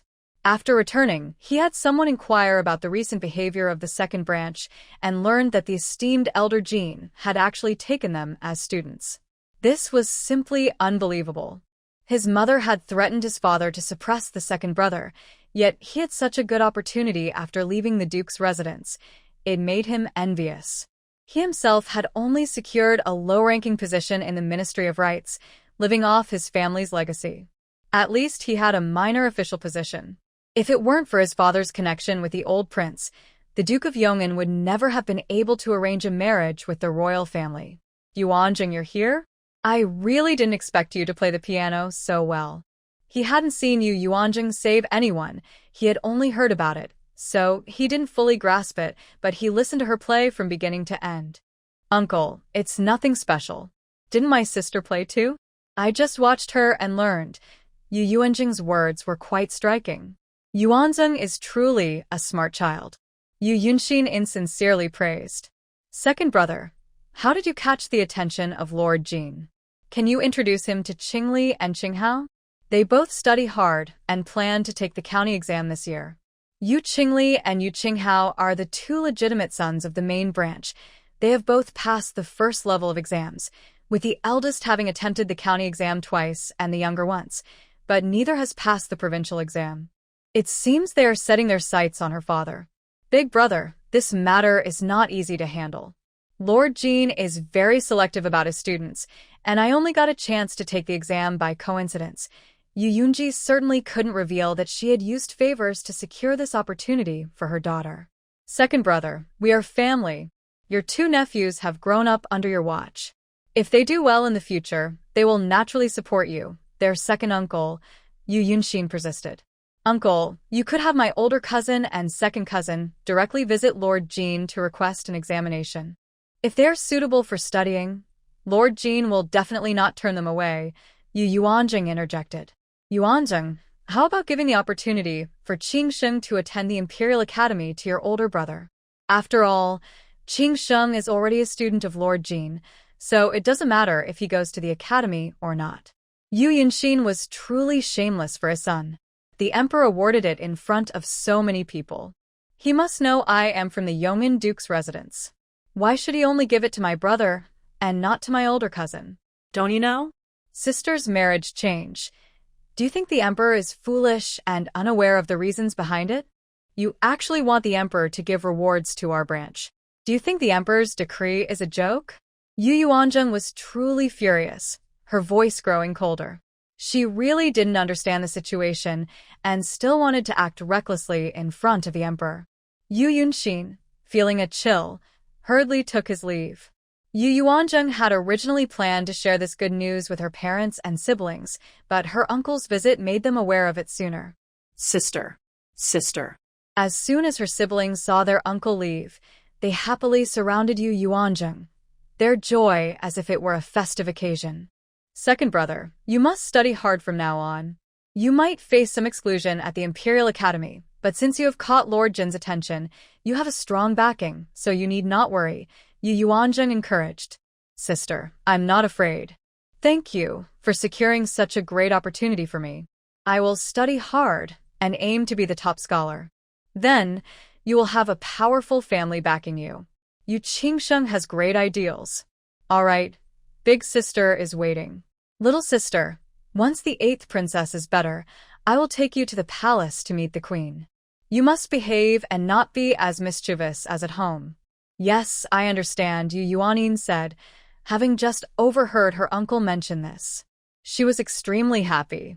If it weren't for her big sister, she would never have this opportunity. Zhao Yuejiao smiled gently, seeing the children's joy. Zheng'e, you must take care of yourself in the royal residence. Your family cannot help you. You have to rely on yourself. Don't worry, mother. Since you all know, I will go back now. Mother is waiting for me to return early. Good. Don't keep running back to your family. It will annoy the princess. Which married daughter keeps going back home? Zhao Yuejiao said, though she secretly wished her daughter would visit often. "Mother, I don't believe you don't want me to come back every day," Yu Yuanzheng playfully disagreed. "Father, please take these 2 bottles of medicine to Lord Jin," Yu Yuanzheng said, taking out the medicine she had prepared over the past few days. Having her father deliver it was also a way to show respect and indirectly inform Lord Jin of her father's close relationship with the divine doctor. "All right," Yu Yunji replied without asking further, accepting the bottles. As Yu Yuanzheng returned to the royal residence, she was stopped by Granny Zhao at the main courtyard. "Madam, the princess is waiting for your return." Granny Zhao was about to go to the front gate to instruct the doorman when she saw the madam return and led her to the main courtyard. Upon entering the main courtyard with Granny Zhao, she realized that many guests were present with the princess. Yu Yuanzheng walked slowly into the main hall and first bowed to the princess. "Greetings, mother. You returned just in time. This is the wife of the heir to the Chengwang residence. This is the wife of the heir to the Huaiwang residence, and this is Madame Qin, the aunt of the 7th prince and 8th princess. You know her, Lady Ning'an." The princess introduced each guest. Were these people here to thank her on the emperor's orders? The 2 elder ladies, Yu Chaoyang, concubine Luo, and the second lady, were also present. Yu Yuanzheng greeted each of them. "Yuanzheng, thank you so much for yesterday. You saved our family Zhengxing twice. This kindness will be remembered for a lifetime," Lady Ning'an said with a bright smile. At the same time, she was very upset with her son, wanting to teach him a lesson. If the emperor hadn't punished him yesterday, she would have wanted to scold him again to make him remember. Having such a son made her feel older. Last night, the Marquis said they could no longer indulge him. Otherwise, one day he might be lost. "Yes, thank you, lady. If you hadn't helped my son in time, he might not be alive now." "Thank you." The wife of the crown prince wiped her eyes as she expressed her gratitude. Yesterday, when she received the news, she rushed to the small lake and arrived just in time to see her son coughing up water. Otherwise, she might have fainted from fear.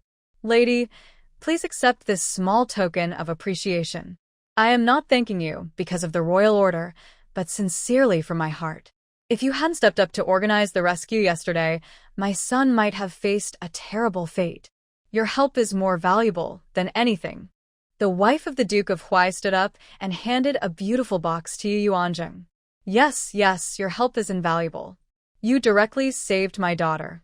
She was very frightened yesterday, and once she recovers, I will bring her to thank you in person," Mrs. Qin quickly added. She was also quite scared yesterday and didn't sleep well, having nightmares all night about her daughter drowning. She got up twice to check on her daughter and finally relaxed in the morning. Each lady presented gifts to Yu Yuanzheng, all of them boxes of jewelry. However, she preferred cash but couldn't say so directly. It felt too ordinary. Her hands were full, and her maid had to help her hold everything. "You are all too kind. I was just in the right place at the right time. It was because you were there that my son had a chance to live. Others wouldn't have known how to perform CPR. This method is just a legend from many years ago, and few people know it now. Even fewer can use it effectively to save someone. If the doctor had arrived, the child would have already been gone." The wife of the crown prince felt a wave of fear wash over her. Yu Yuanzheng had no words to respond. It was indeed true. If she hadn't been nearby and had just gone to join the crowd, those children might have died. So, accepting these gifts didn't feel inappropriate. "Thank you all very much," Yu Yuanzheng said, raising the box in her hand. After chatting a bit with the princess, the ladies took their leave. The wife of the crown prince and the wife of the Duke of Huai had to visit another family to express their thanks, as their sons had survived thanks to Yu Yuanzheng's guidance.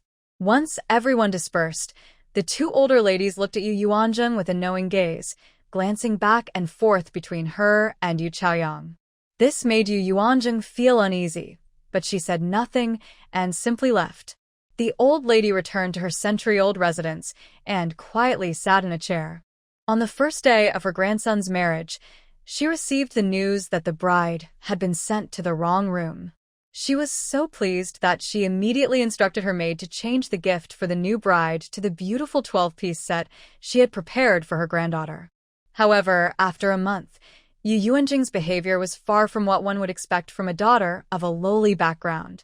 In fact, she was even better than the carefully nurtured legitimate daughters of the Bo family. At this moment, her satisfaction with Yu Chaoyang had diminished since the day she arrived. But now that things were this way, she didn't know how to change it. "Taoheng, go and call the young lady for me," the old lady instructed. Yu Chaoyang soon arrived. "Greetings, old lady." "Chaoyang, come, sit beside your grandmother," the old lady said with a smile. Yu Chaoyang obediently sat down. "Good child, how is your research on that iron box with Zishu going?" the old lady asked. If they could open that box, it would be a great achievement for the entire Sugong family and would enhance their status among their relatives. "Not yet," Yu Chaoyang replied, feeling embarrassed. They had tried countless times every day. She had tried the most since her husband was often out during the day, leaving her with more time.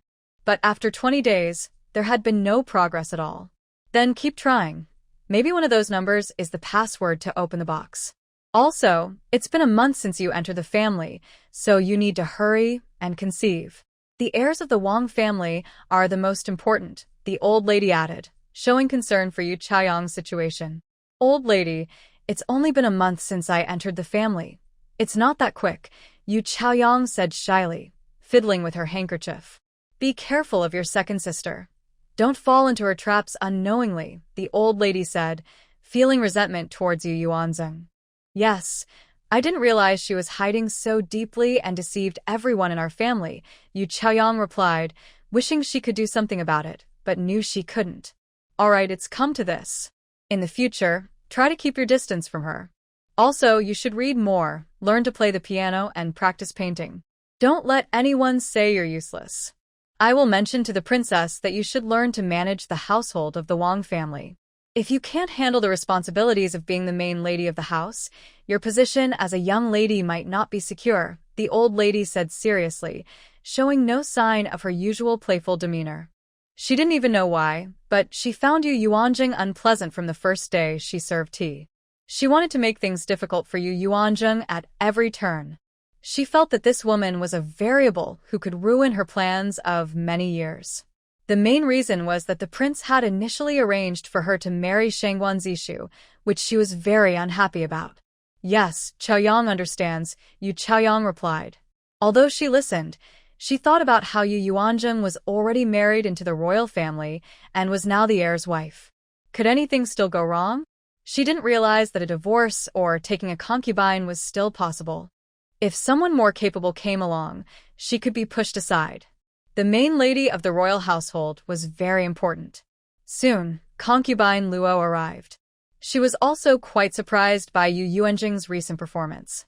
"Elder Madam, what do you think about this matter?" Concubine Luo felt uneasy. The woman they all looked down on had actually outshone the heir's wife. At this moment, she had some doubts about Yu Chaoyang. If the marriage hadn't been changed, some of the glory from yesterday would have fallen on her son. What can we do? As long as the eldest son doesn't wake up, no matter how capable she is, she will just be a widow, the elder madam said, not too worried. A woman from the inner court couldn't change the overall situation. As long as Zishu remained the heir, nothing would change. Soon, she wrote a letter to the palace to inform Xu Fei, asking her to speak to the emperor about how the prince could stop the treatment for the eldest son. The treatment absolutely could not stop. Unfortunately, Jia courtyard was tightly protected by the princess, and she couldn't place anyone inside. The servants in the courtyard were personally arranged by the prince, and even the rough maidservants were descendants of those who accompanied the princess when she married. Meanwhile, Yu Yuanzheng, holding 2 jewelry boxes with 2 more carried by her maid, happily returned to Jia courtyard. She opened each box to take a look. Wow, the ladies are really generous. Each piece was so exquisite it could dazzle anyone. Yu Yuanzheng picked up a gold and jade hairpin and inserted it into her hair. "Thea, is it pretty? The eldest lady is truly beautiful. Good for you to say I'm beautiful instead of the hairpin." Here, everyone gets a share. This one is for you, this one for Jianghua, and this one for Mama Yi. For the rough maidservants in the courtyard, Ziyue, give each of them a silver reward later. Just say that this lady is happy today and is rewarding them. Yu Yuanzheng was very generous. Oh, by the way, please call Mama Yi in for me. I need to discuss something with her. Ziyue took the rewards and went out to call her. Madame Yi was in the small kitchen, watching the cook prepare porridge for the eldest son. Soon someone arrived. Greetings, madam. Madame Yi, please sit down. I feel I haven't done my part. It's been almost a month since I married into the family, and I haven't had a good chat with you. Today, I'm not going anywhere, so let's have a nice talk, Yu Yuanjing said with a gentle smile. You've done very well, madam. You are new to the household and have been quite busy. Madame Yi had been in the courtyard every day and knew that Yu Yuanzheng had hardly had any free time in the past month. Madame Yi has been the wet nurse for the eldest son and has taken care of him for a long time. You must know a lot about him, right? Yes, I have spent more time with the eldest son than the princess. I was originally the princess's maid of honor, and I am 2 years older than her. When I entered the royal residence, the princess got married shortly after taking over the household. When the princess gave birth to the eldest son, I had just had a child myself, so I became the eldest son's wet nurse. Oh, was your first child a boy or a girl? It was a girl. She is already married and manages the estate that was part of the princess's dowry. She just visited me yesterday. And what about your son? Yu Yuanjing asked about her son, as Madame Yi had mentioned having 2 children during a previous conversation. My son is working as a shop assistant in one of the princess's dowry shops. Oh, it sounds like your family is doing well. Madame Yi, could you tell me more about the eldest son? This was the first time Yu Yuanjing had asked about Shangguan Ziki since entering the household.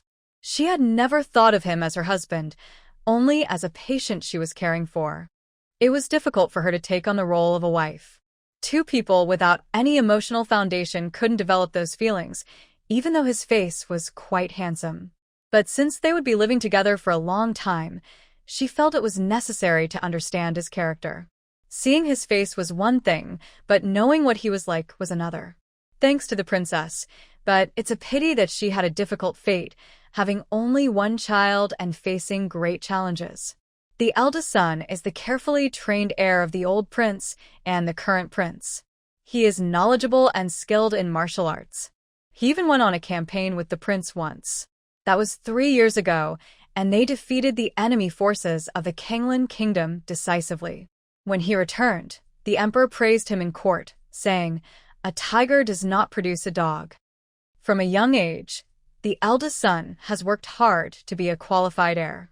He pushed himself hard, getting up every day at 6 in the morning to practice, then going to the palace to study alongside the crown prince. He never missed a day throughout the year. As he grew older, he joined the prince in the military for training. Unfortunately, the crown prince was injured while saving the emperor and became disabled. During that incident, the eldest son was also hurt while trying to distract some enemies. The crown prince's situation made the eldest son feel ashamed for a long time. Last year, while protecting the emperor during the autumn hunt, the eldest son fell off his horse, leaving him in a state of near death. In the past, the crown prince and the eldest son were so charming that they could attract the attention of young women just by walking down the street. Many girls wished to marry such good men, yet both ended up with unfortunate fates. It truly seems that talent is often envied by fate. Aunt Yi spoke sadly about the eldest son's past. After hearing this, Yu Yuanzheng had a new perspective on him. He was a very disciplined young man, striving to be a worthy heir to the royal family. In comparison, she thought of Shangguan Zishu and realized he was not at the same level. Although she didn't know him well, she could tell he was someone who aimed too high without much ability, with ambitions that exceeded his talents. The prince had said that to inherit the royal family, one must be ready for battle, and she wondered if he could grow quickly enough. It would be a shame if he became the heir but was cowardly. Not every young man raised in the royal family turns out well. For example, the second master is just living off others and only cares about women, relying on the royal family to support him. What was the reason for the eldest son to be engaged to the Yu family? Yu Yuanjing asked when Aunt Yu returned from her memories. Actually, the royal family doesn't place much importance on family background when marrying. They mainly look for a good daughter.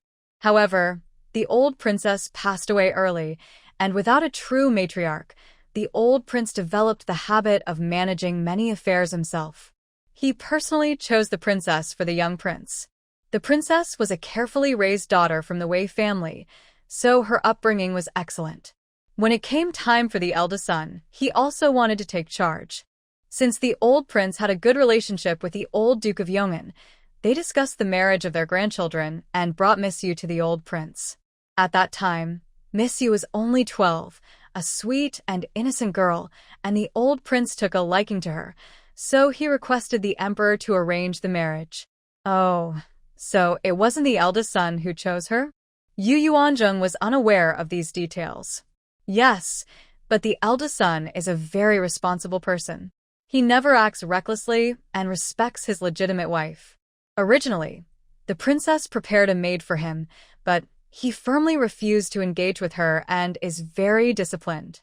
He insists on waiting for his wife to move in before letting her decide who will be in his household. Such a noble character, yet he lies in bed like a living dead. Madame Yi truly admires the eldest son's character.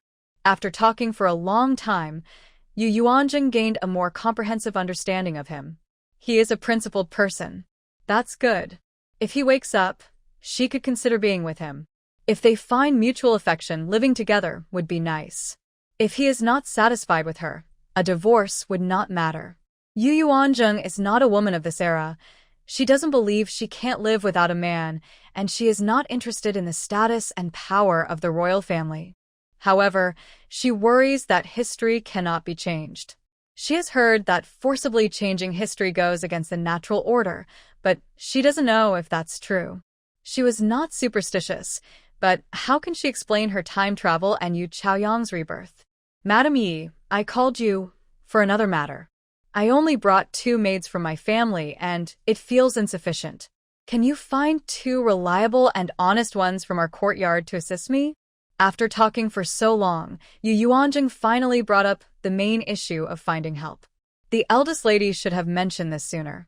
According to our royal family's rules, the eldest lady should have at least 4 main maids and 2 secondary maids by her side. Having only 2 is indeed too few. I will make sure to handle this for you. I will first ask them about their willingness, and also consider their ages. Madame Yi readily accepted the task. Thank you, Madame Yi. In the afternoon, Chunlei returned with the items Yu Yuanjing wanted. A few small knives, finely sharpened, along with tweezers and pliers. Unfortunately, this era lacks stainless steel, so these tools need regular sharpening and sanitizing. Sanitizing is also an issue. They can only use alcohol, but the alcohol content is quite low. She almost forgot about this matter. Yu Yuanzheng then sketched a simple manual distillation tool. It has multiple future uses, and she worked diligently on the drawing, making revisions. It took her 2 hours to finish. The next day, she asked Chunlei to find a blacksmith to make it. Chunlei, this doesn't need to be made of iron, copper will do. Once it's ready, take it directly to the small courtyard. It's not suitable for use in the royal palace due to the smell. How many days do you think it will take to complete? If we use copper, it will be quick. Copper is softer than iron and easier to shape. It can be done in just 2 days. All right, buy about 10 pounds of wine for the small courtyard. The day after tomorrow, we will go there to purify the wine. After a few days of preparation, everything needed for the trip to Princess Huaning's residence was ready, including the medicinal plaster. We just needed to purify the alcohol. However, on the day she went to the small courtyard, the 3rd prince arrived at the palace, and he brought someone with him. 3 days after the Dragon Boat Festival, Consort Wanshu received a letter from the 2 elder ladies. After reading it, she fell into deep thought in her palace. At 35, she still looked beautiful and attracted men. The emperor was already 43 and had not chosen a new consort. The youngest among the current consorts was already in her 30s. She was still occasionally summoned by the emperor, which kept her in favor. Her mother wanted her to persuade the emperor to send a doctor to continue treating her nephew, but how could the emperor care about such family matters? This was a matter for the royal family. She entered the palace at 16, and at first, she was not a consort. She used various means to rise to her current position. After finally becoming pregnant with a son, she was granted the title of consort. There were 2 princes before her. The first prince was born to the late empress, and the second prince was born to consort Yun.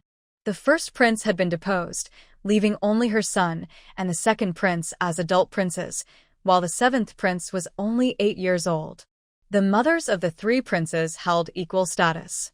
It depended on the strength of their families. Although she came from the powerful Rome royal family, their family rule was not to participate in the struggle for the throne, but if the emperor was incompetent, they could support a crown prince. The Rome family prioritized the people of Dawei first, and then the ruler. That is why the Rome family is known as the royal family of the people. Every emperor has shown respect to the Rome prince. Important state matters must be discussed with the Rome prince before decisions are made. However, the Rome family never held military power, which allowed each emperor to feel secure and maintain a friendly relationship with them. Consort Wanshu desperately wanted her brother's support. She had spoken to the prince several times, but he always told her to focus on her duties and not to concern herself with the emperor's decisions. Frustrated, she could only work her own. She wanted her son to be named crown prince, and then she would be the most respected woman in Dawei. This was a desire shared by every consort who had given birth to a son. She was no exception. Despite being backed by the most powerful royal family, she felt she had gained nothing. She felt resentment. Many things can only rely on the second house for help. She must do her best to meet her mother's requests, and she knows her mother's plans. She not only has to help but also see it through. She quickly thought of a solution. Baozhu, go invite the 3rd prince, and tell him I need to discuss something with him, the consort one instructed the maid beside her. The 3rd prince came to the consort's palace after his lesson. The 2 of them then came up with a plan. The next day, the 3rd prince asked the emperor for leave to go out of the palace, saying he had heard of a skilled doctor with a peculiar temperament and wanted to invite him to see his cousin. Going as a prince would show more sincerity. The emperor, knowing he was doing a good deed, naturally agreed. The 3rd prince quickly rode out of the city and indeed invited a skilled doctor to the Wang residence today.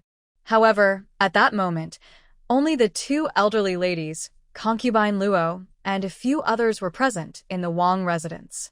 The lord took the heir to the military camp for training, and the lady went out to visit friends. Yu Yuanzheng went to the small courtyard to refine alcohol. When the doorman announced the arrival of the 3rd prince, the 2 elderly ladies smiled broadly. They personally went out to greet him. Please, elder lady. Oh, 3rd prince, my dear grandson. Please come in. The 3 women welcomed the 3rd prince into the elder lady's 100-year courtyard. Elder lady, this is the skilled doctor I invited from outside the city, Dr. Yao. The 3rd prince, Chao Jinshan, introduced the elderly doctor after a warm greeting. Very good, very good. A doctor invited by the 3rd prince must be excellent. I hope your cousin wakes up soon. It shows how much his aunt and the 3rd prince care for him. The elder lady noticed the doctor seemed quite experienced and guessed his medical skills were likely good. Thank you for your hard work, 3rd prince. Elder lady, shall we go to the Chia courtyard now? We shouldn't keep the doctor waiting, concubine Luo said with a smile. Meanwhile, Yu Chaoyang looked confused. The consort was the elder lady's biological daughter, so she should be on her side. Previously, she felt the elder lady wanted the heir's position to go to her husband, but now she was actively seeking to help the eldest son. She really couldn't understand.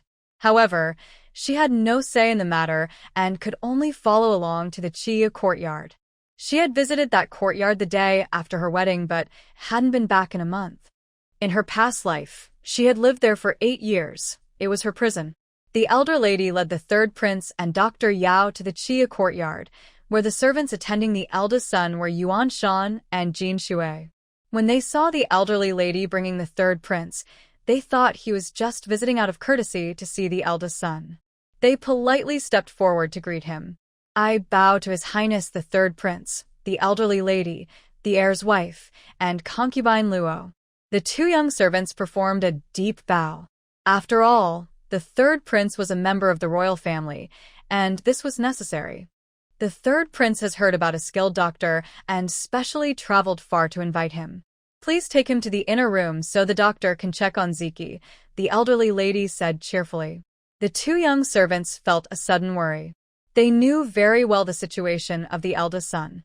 "Your Highness, it would be better to wait for the Lord to return before treating him. We don't dare to make decisions," Yuanshan said respectfully, bowing. "The Lord may take a long time to return, and it's getting dark. The doctor has come a long way and has other places to go. We shouldn't waste time," the elderly lady said firmly, tapping her cane. "Then let's wait for the princess to return. She is just at the Jingwang Manor, which is nearby. I will send someone to fetch her," Yuanshan replied calmly. Without waiting for the elderly lady to respond, he quickly ran out of Chia courtyard. He found Xingfeng and Mingyue and urged them to hurry and inform the eldest lady and the princess to return quickly. The two young servants immediately rode out of the royal residence, not caring about any passers-by. Fortunately, both were skilled riders, each heading in a different direction. The Jingwang Manor was the closest. When the princess heard Mingyue's report, she frowned but quickly apologized to the Jingwang princess and followed Mingyue back to the royal residence. Qingfeng took a little time to reach the small courtyard. At that moment, Yu Yuanzheng was explaining the distillation of alcohol to Lu Mingde and Chunlei, showing them how to use the small distiller. She lit a fire and began heating it. As the temperature rose and steam started to appear, she adjusted the heat to low.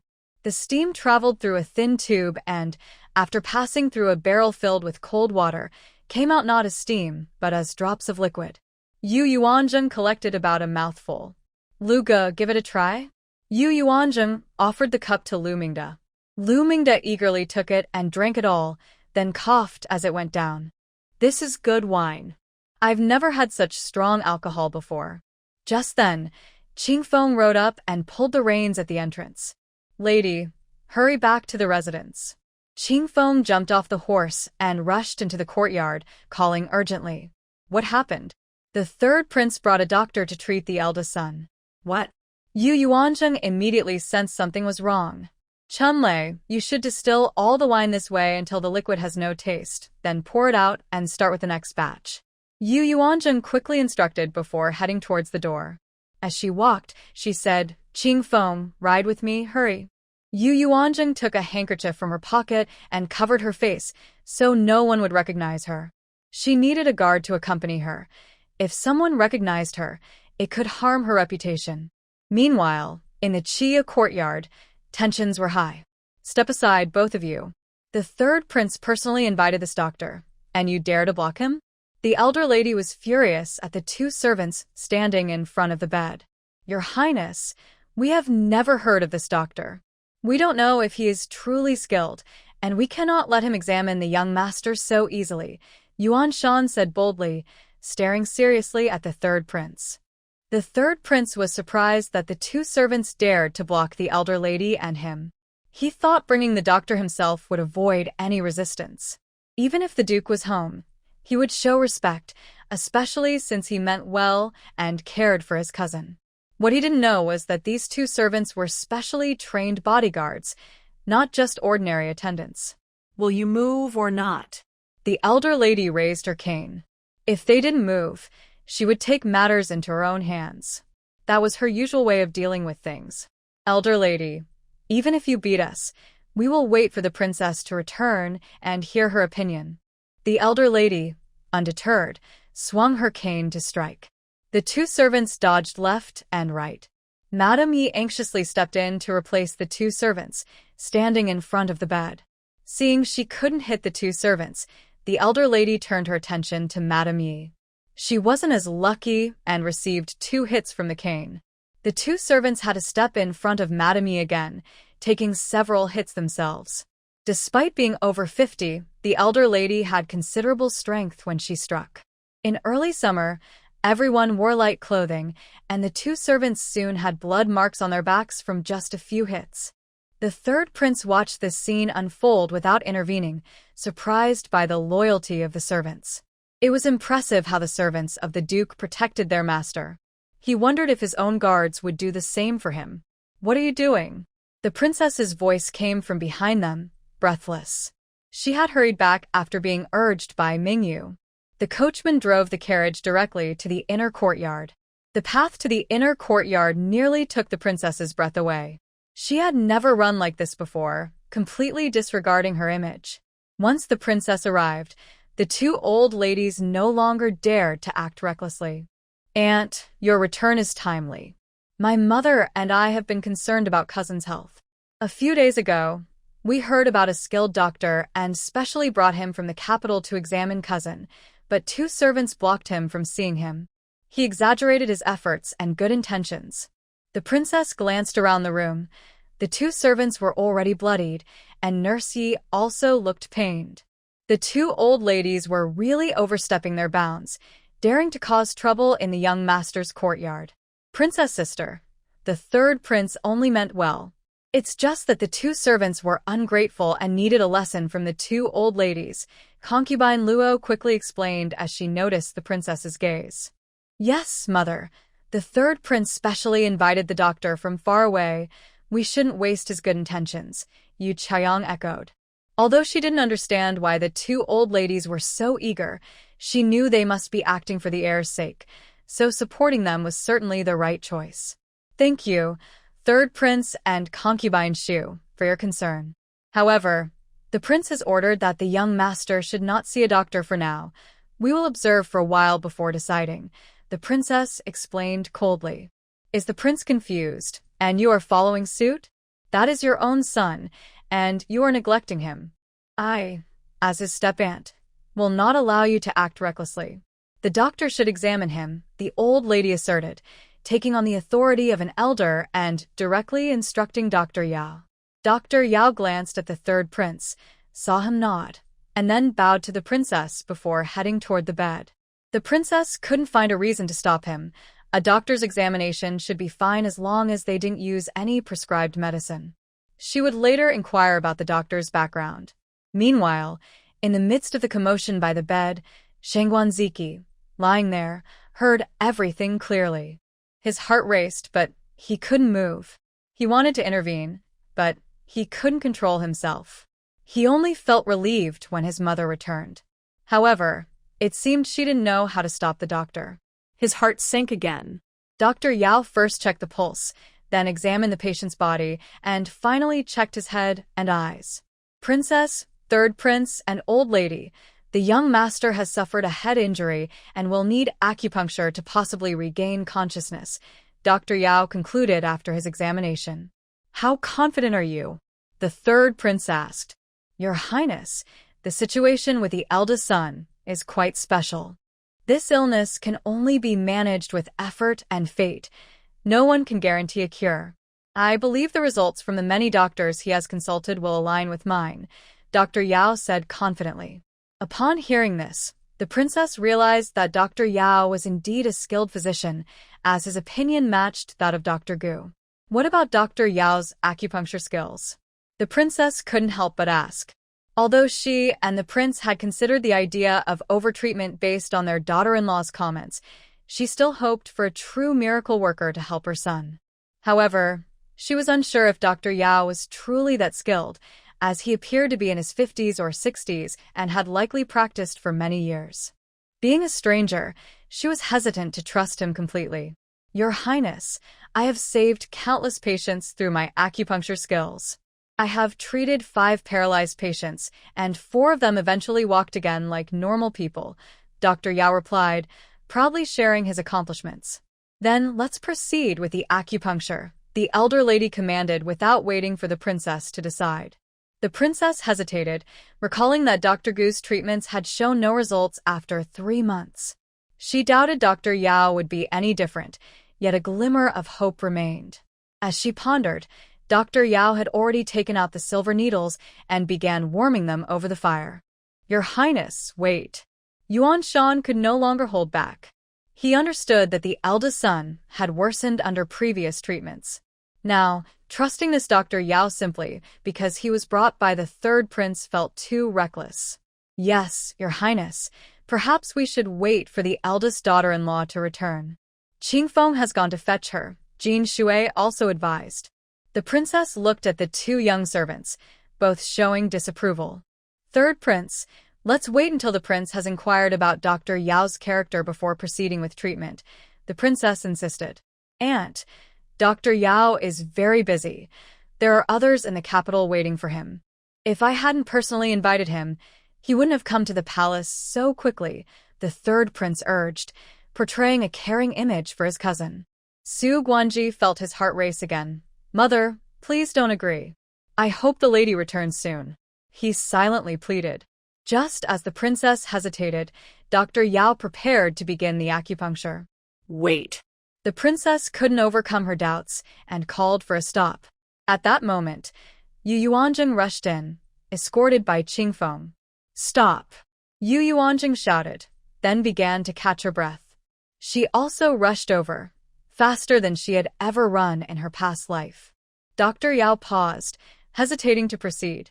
Only then did Shangguan Ziki feel relieved.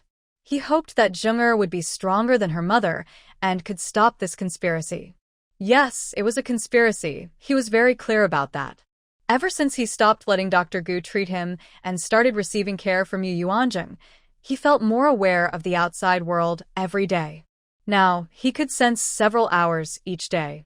Ziki's wife, the third prince, kindly invited a skilled doctor to examine Ziki. You shouldn't interfere, the old lady said, feeling unhappy as soon as she saw Yu Yuanjing return. This woman only causes trouble. Mother, father has already said to wait and see for a while, Yu Yuanjing replied, ignoring the old lady and looking at the princess. The princess hesitated. She wanted her son to get better. Although seeing him cry that day gave her hope, it had been several days since then without any response. She felt a bit disappointed. If the third prince really brought a skilled doctor, perhaps he could truly wake Ziki up. Doctor, can you guarantee that you can cure the young master? Yu Yuanjing asked sharply, looking at Dr. Yao. Madam, I have already explained to everyone that this kind of illness depends on fate. No doctor can guarantee recovery, Dr. Yao replied cautiously. Moreover, he had come with a purpose today. Since you can't guarantee it, then don't treat him. If the imperial physician can't help, how can a local doctor exceed their abilities? Yu Yuanjing spoke with disdain on purpose. Ziki's wife, do you dare to go against the goodwill of the third prince and the noble consort? You, a newly married wife, know nothing. You have no right to make decisions. Ziki is the son of the prince and princess. The princess hasn't objected, so you, a new daughter-in-law, should refrain from meddling. The old lady began to lose her temper again. Madam, that is not correct. The young master is my husband, the one I will spend my life with. No one here has more right than me to decide his matters. Even the princess must take a step back. Yu Yuanjing firmly retorted.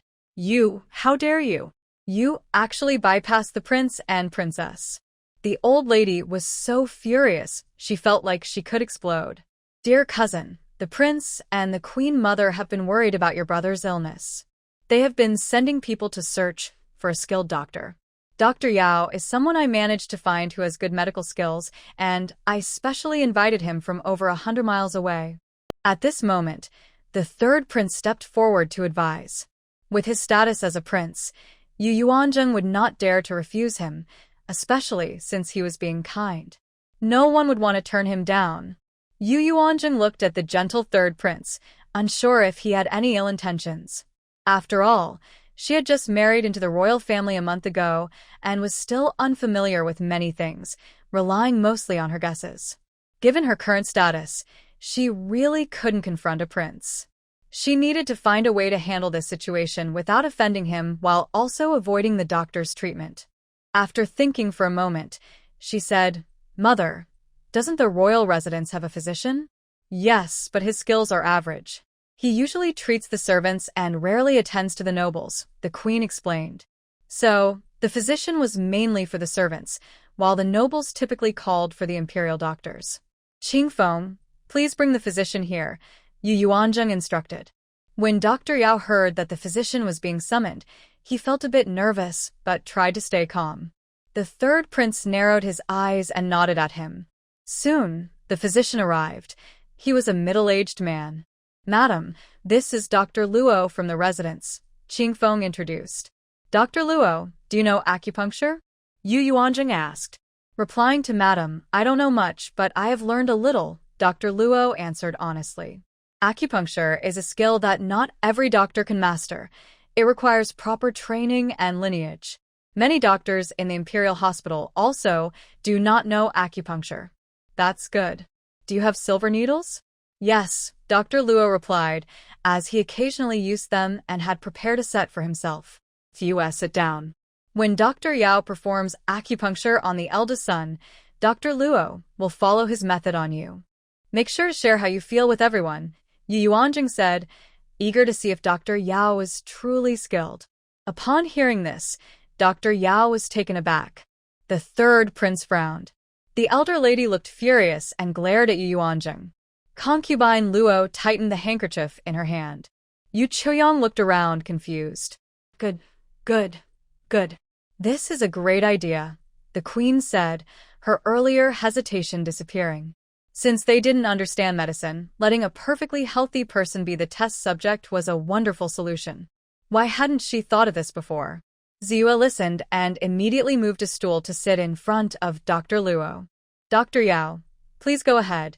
Yu Yuanzheng did not stop him and even encouraged Dr. Yao to treat her. Dr. Yao glanced at the third prince, who nodded in response. He began to insert needles into the eldest son's head, taking each step very seriously. Dr. Luo followed suit, also inserting needles into Ziyue's head with great care, mimicking the depth of insertion perfectly. It seemed that Dr. Luo had talent too. Perhaps he had just chosen the wrong mentor. 1 needle, 2 needles. Yu Yuanzheng watched closely, ready to intervene if anything seemed wrong, even if it meant revealing her own medical knowledge. By the 10th needle, she noticed he was inserting it into the Tianling point. Yu Yuanzheng frowned slightly. While it was possible to insert a needle there, it depended on how it was done. Dr. Luo followed suit. Ah! Ziyu cried out in pain, her body swaying as she nearly fell to the ground. Qingfeng quickly supported her, and Yu Yuanzheng swiftly removed all the needles from her. But Ziyu had already fainted. You incompetent doctor! How dare you harm my child? The princess could not control her emotions upon seeing Ziyue's reaction. As the princess lost her temper, Yuan Shan and Jingshui quickly restrained Dr. Yao. The third prince was shocked by the sudden turn of events. An accident had occurred, and the prince could not let this go unpunished. Though he was a prince, his standing before the emperor was certainly not as high as that of Prince Rong. Moreover, Dr. Yao was someone he had invited, and he understood the implications all too well. If the royal residence captured Dr. Yao for questioning, there would be no secrets left. How dare you deceive me into thinking you are a divine doctor? You even harmed the eldest son of the royal family. You deserve to die. The third prince suddenly shouted in anger. Then, with swift movements, he drew his sword and stabbed it into Dr. Yao's chest. Yuan Shan and Jingshui hurriedly pulled Dr. Yao back a step, but there was a bed behind them, leaving nowhere to retreat. They were unarmed, and the third prince acted too quickly for them to stop him. Yu Yuanzheng did not expect the third prince to be so decisive. Yuan Shan, Jingshui, quickly drag him outside. Don't let him die in Xia courtyard. Yu Yuanzheng ordered immediately. Then she rushed to the bedside and removed all the silver needles that Dr. Yao had inserted into the eldest son. Yuan Shan and Jingshui quickly dragged Dr. Yao out of the inner room. Meanwhile, the third prince still held the bloodied sword. After removing the needles, Yu Yuanzheng coldly glared at him for a moment. She then pinched Ziyue's acupoint. Ziyue slowly regained consciousness. Ziyue, how do you feel? Yu Yuanzheng asked with concern. Ziyue blinked at her, and Yu Yuanzheng understood immediately. What a good maid, she knows her master's heart. Miss, I suddenly felt a sharp pain in my head just now, and then I lost consciousness. But the needle that Dr. Luo used wasn't on my head, so why did I faint? Ziyue asked, confused. I'm not a doctor, so I don't know.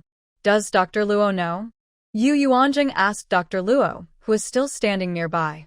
Madam, I don't know either. I was just following Dr. Yao's instructions, Dr. Luo replied innocently. He truly didn't understand but was good at shifting blame.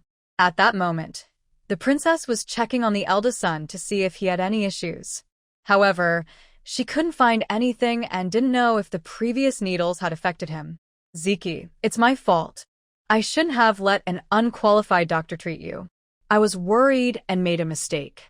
From now on, I won't let unknown doctors examine you, the princess said sadly, tears streaming down her face. Aunt, it's Jinshin's fault for not investigating properly before bringing someone here, the third prince said, no longer referring to himself as the prince. He felt frustrated for messing things up and didn't know how to explain it to his mother. Moreover, he knew his uncle wouldn't let this go easily. Third prince, do you think you can easily escape responsibility? If I hadn't returned in time and had my maid test the needle, what would have happened? The eldest son's life would be in the hands of the unqualified doctor you brought. The king and the princess would lose their only legitimate son. And I, as the eldest lady, would truly be left alone with no hope, Yu Yuanjing said, stepping closer to him with a fierce demeanor. How dare you speak to me like that? Know your place. I was only trying to help, the third prince replied. Help? Then, why did you let someone die? Why didn't you give us a chance to question them? Are you trying to cover up a crime? I seriously doubt your intentions, she challenged. Yu, stop slandering me and trying to create discord. The third prince was so angry that he almost drew his sword, but managed to hold back. No one had ever dared to speak to him like that. Ziki's wife, do you have any sense of respect? How can you speak to the third prince like that? The elder lady interjected, seeking attention. She had been frightened by the third prince's earlier actions and had stumbled back, sitting down in a chair. After finally calming down, she couldn't contain her anger at how Yu Yuanzheng was speaking to her grandson. How can you talk like that? If your husband was your biological child, what would you think? I think you've lost your mind. What happened? Just then, a commanding voice came from the doorway. Seeing the prince return, Yu Yuanzheng felt a sense of relief. Father, you're finally back. My husband almost got killed. If I and mother hadn't returned just in time, he would have met the Grim Reaper. Yu Yuanzheng cried as she spoke. The more she cried, the more heartbroken she appeared, and the princess by the bed didn't hold back either. In times like this, they had to act weak to provoke the prince's anger. The two women cried, making the prince frown. When Yuan Shan returned and heard this, he explained everything from the beginning. Uncle, Jin Shen meant well but misjudged the situation. He was wrong, the third prince quickly admitted as he saw the prince's expression darkening. The prince stepped forward to check on his son, who was still asleep, showing no signs of change. He checked his pulse, which felt normal. He initially believed there was no problem. Third prince, come with me to the palace. Yuan Shan, follow us, the prince said expressionlessly before turning to leave the inner chamber. The third prince felt as deflated as a wilted plant. Your Highness, the third prince had good intentions. You shouldn't make things difficult for him, the elder lady called out as she chased after him. Unfortunately, the prince didn't look back. The third prince had no choice but to follow with his head down. Concubine Luo and Yu Chaoyang glanced at the still-crying mother and daughter-in-law before leaving as well. Once the unrelated people were gone, Yu Yuanzheng immediately stopped crying. She didn't realize she had a talent for acting. Mother, it's okay. Ziyue was just pretending. My husband is fine. Yu Yuanzheng quickly revealed the truth to prevent the gentlewoman from becoming too upset. What? The princess was taken aback by the news, unsure whether to cry or not. See? Ziyue is perfectly fine.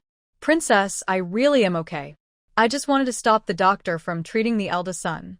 I didn't expect the third prince to act so quickly, Ziyue said, regretting she couldn't help the princess and her master catch the doctor in the act.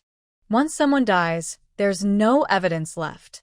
The third prince could say whatever he wanted in front of the emperor. Zheng'er, does the doctor really have a problem? The princess asked, still holding onto a glimmer of hope. She desperately wanted her son to be healed. Such is the heart of a parent. Mother, don't you find it strange? The elder lady seemed very pleased that the title of heir went to my second brother, yet she is so concerned about my husband. It's too contradictory. I suspect she doesn't want my husband to wake up, but rather hopes he never does. We have now stopped asking the doctor, and no one knows if my husband will wake up. That's why the third prince called for a doctor and even came himself. He is afraid we might interfere and is using his status to pressure us, Yu Yuanzheng analyzed. The princess fell into deep thought. The two elderly ladies had always been a bit eccentric, not knowing what they truly wanted. One moment they would say one thing, and the next something else, making it hard to understand their intentions. With the third prince involved today, she had to take Yu Yuanzheng's words seriously. What evidence do you have? The princess wondered, unable to comprehend that Ziyue was just pretending, which didn't prove the doctor was truly problematic. Mother, I don't have evidence, but I find it very strange, so I must think more about it. It's best not to let them interfere with my husband's matters. How things go from now on should be decided by father and you, Yu Yuanzheng replied. You are right. We cannot let them meddle in our affairs. Thankfully, you returned just in time today. What a scare. The princess instructed Yu Yuanzheng to take good care of her son and left feeling downcast. You all did well today. I'll remember this. Once I earn money tonight, I will give you bonuses, Yu Yuanzheng said, feeling very pleased with her subordinates. Madam, this is what we should do, Qingfeng said, eager for the reward and quickly stating that he was not greedy. All right, save up some money. It will help when you marry and for the bride's dowry. Granny has also suffered today. Go ask the house doctor to check on her. Yu Yuanzheng noticed Granny Yi standing aside, occasionally touching her back, indicating she had also been hurt. It was not until dark that the prince returned, bringing back the emperor's decisions. Consort Wan Shu was under house arrest for 3 months, and the third prince was punished with 20 strikes to teach him a lesson about recognizing people properly at his age. The third prince was the prince's nephew, and he watched as the third prince received his punishment before entering the study to discuss matters with the emperor. Upon hearing this outcome, Yu Yuanzheng openly cursed. He deserves it. In her opinion, the punishment was too light. He should have received 50 strikes. Miss, he is still a prince. The emperor wouldn't punish him too harshly. It's just for show to appease the prince, Jianghua analyzed. On the surface, the third prince didn't commit a serious offense. That's true. Let's just move on from this, Yu Yuanzheng said, feeling helpless. After dinner, Chunlei returned, bringing Yu Yuanzheng a bottle of strong liquor. She tasted it and felt it was over 60 degrees. The strongest alcohol I drank in my past life was 52 degrees, but this feels even harsher on my throat. Having surgery on the face is serious. It must not get infected, or all efforts will be wasted. At the end of the hour of the pig, 11 p.m., Yu Yuanzheng, fully prepared, sneaked out of the palace with the help of several guards. This news still reached the prince's ears. The prince's secret guards were hard to ignore. Their abilities were too strong. However, the prince chose to turn a blind eye. He knew his own trained guards well. If 6 of them approved and acted together, it must be for a good reason. Yu Yuanzheng smoothly arrived at the back door of Princess Huaning's residence. Once again, the same old lady led her to the same courtyard. Princess Huaning was already waiting. I greet Princess Huaning, Yu Yuanzheng said with a respectful gesture. Doctor, no need for formalities. I entrust my son to you, Princess Huaning said, feeling guilty about her daughter. Don't worry. After tonight's treatment, as long as Princess Xiangling follows my care instructions, she will be able to meet people again in 3 months. Of course, she won't look exactly like someone who hasn't been injured, but with some makeup, it will be mostly covered, Yu Yuanzheng reassured her. Good. Mother, I'm scared, Princess Xiangling said, though she wanted to restore her appearance. The thought of having surgery on her face frightened her. Don't worry, Princess. I will use some anesthesia to lessen your pain, Yu Yuanzheng comforted her. She was very patient with her patients. Every patient feels fear before surgery, and it's essential for the doctor to help them manage their emotions. This is also a crucial part of medical training. To Yu Yuanzheng, the 18-year-old girl, was still not quite an adult. Really? Really? Yu Yuanzheng had already prepared aconitine, which is excellent for external anesthesia. Princess, could you please add more candlelight? It would be nice to have the room brighter. Yu Yuanzheng noticed only 2 lamps were lit. The old lady immediately complied. Yu Yuanzheng first let down Princess Xiangling's hair and then styled it into a ponytail. This action felt very intimate for Princess Xiangling. She had never been this close to a man before, and her heart raced, making her face flush. But she managed to suppress it. Yu Yuanzheng then applied the anesthetic on her face. While waiting, she disinfected all her tools. She washed her hands with alcohol multiple times. What a waste. It took Chunlei and Lumingda an entire afternoon to distill it, and she used it all at once. When the time was right, she pricked Princess Xiangling's face with a needle. Does it still hurt? It's not painful. That's enough. Your Highness, should we step aside? Yu Yuanzheng asked, worried that the princess might be frightened by her daughter's bloody face. No need. Princess Huining firmly stated her position. Yu Yuanzheng picked up a small blade and began to work on Princess Xiangling's face. She gently removed old scars and lightly peeled away a thin layer from discolored areas, which required great skill. However, Yu Yuanzheng was very meticulous. She worked for over half an hour before stopping. Her technique was excellent, and there was minimal bleeding, all at the surface level. Then she applied medicine without needing to bandage it. Now they would just wait for the scabs to form. All done. After finishing, Yu Yuanzheng examined the patient's face closely. Princess Xiangling, from this moment on, you need to be careful about what you eat. Absolutely avoid dark-colored foods. It's best to eat only white foods for the first 7 days, as long as they have some salt flavor. Once the scabs form and fall off, you can start applying the ointment I prepared for you. When the ointment runs out, go to a shop called Shiri Tang on Middle Street to get more. They won't charge you for the medicine. I only ask for the consultation fee this time. Yu Yuanzheng provided her medical advice. Princess Huining and Princess Xiangling listened attentively. If you have any issues, you can leave a message at Shiri Tang, and I will come back as soon as I receive news, Yu Yuanzheng assured them. Princess Huining nodded in response. This doctor was quite impressive, not arrogant, and very responsible. Princess Xiangling also glanced at Yu Yuanzheng, who was wearing a mask, feeling a sweet sense of care and concern. Everything went smoothly, and Princess Huining kept her promise, handing over a banknote of 10,000 taels on the spot. She watched the entire process. This skill was something none of the old doctors in the Imperial Hospital possessed. They returned to the palace. In the following days, Yu Yuanzheng finally had fewer tasks. Madame Yi had also selected 2 young maids. Both were only 13 years old. One was small and thin with a round face, looking somewhat amusing, while the other had an oval face and appeared quite delicate. They had been cleaning in the courtyard before. Madam, these 2 work very diligently, and since they are younger, they can serve you for a longer time once trained properly, Madame Yi said. Okay, what are your names? Yu Yuanzheng usually didn't pay much attention to the courtyard affairs and didn't know their names, only recognizing their faces. I am called Xiaoqin, the round-faced girl said politely with a bow. I am called Xiangji, the other one shyly stated her name. Well, if Aunt Yi thinks you are good, then I will accept you. From now on, stay by my side and learn from Ziyue and Jianghua.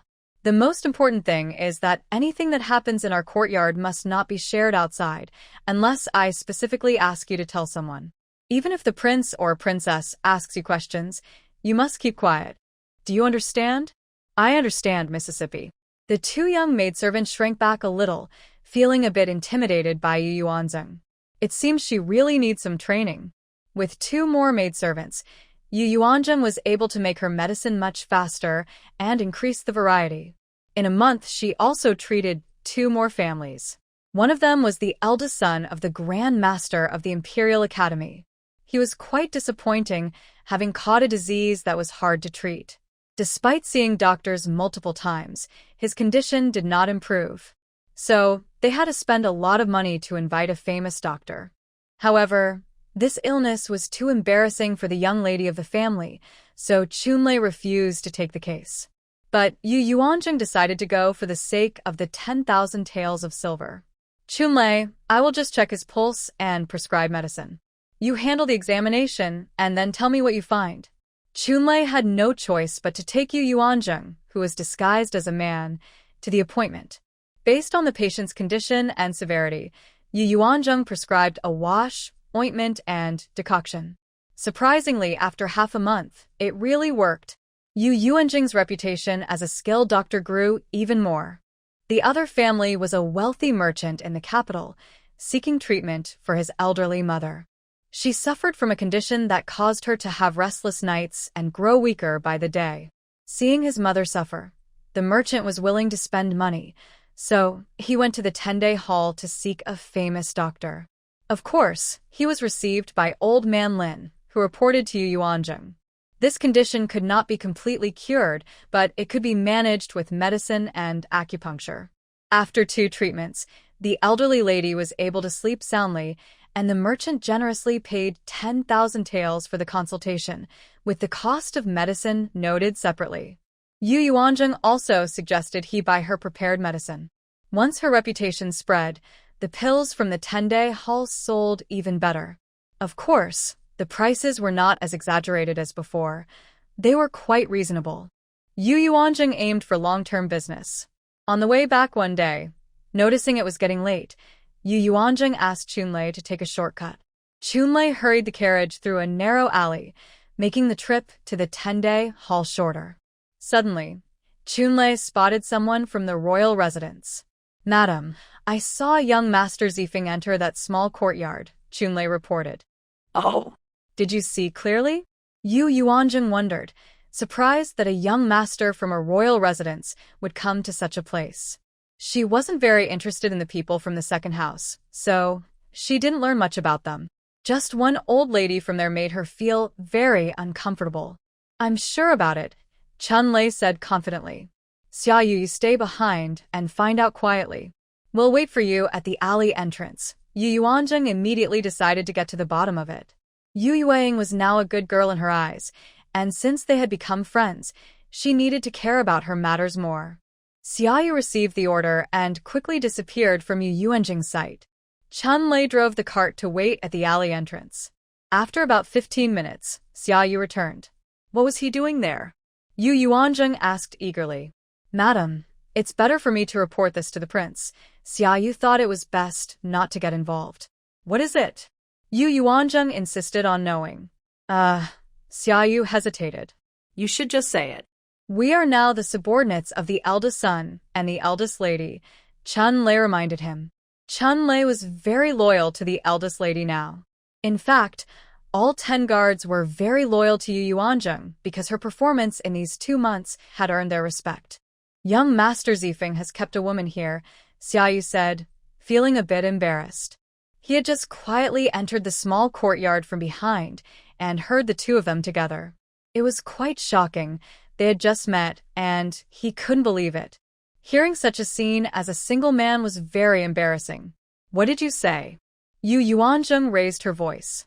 Xiaoyu repeated it, knowing she understood, but found it hard to accept. "Xiaoyu, stay and find out exactly what's going on. Who is that woman? How long have they been together? Every detail, and don't tell anyone yet." Yu Yuanjing didn't expect there were so many scoundrels in ancient times. That second uncle was a real scoundrel, and only someone like the second aunt from ancient times could tolerate it and even help him keep a mistress. "Understood," Xiaoyu replied.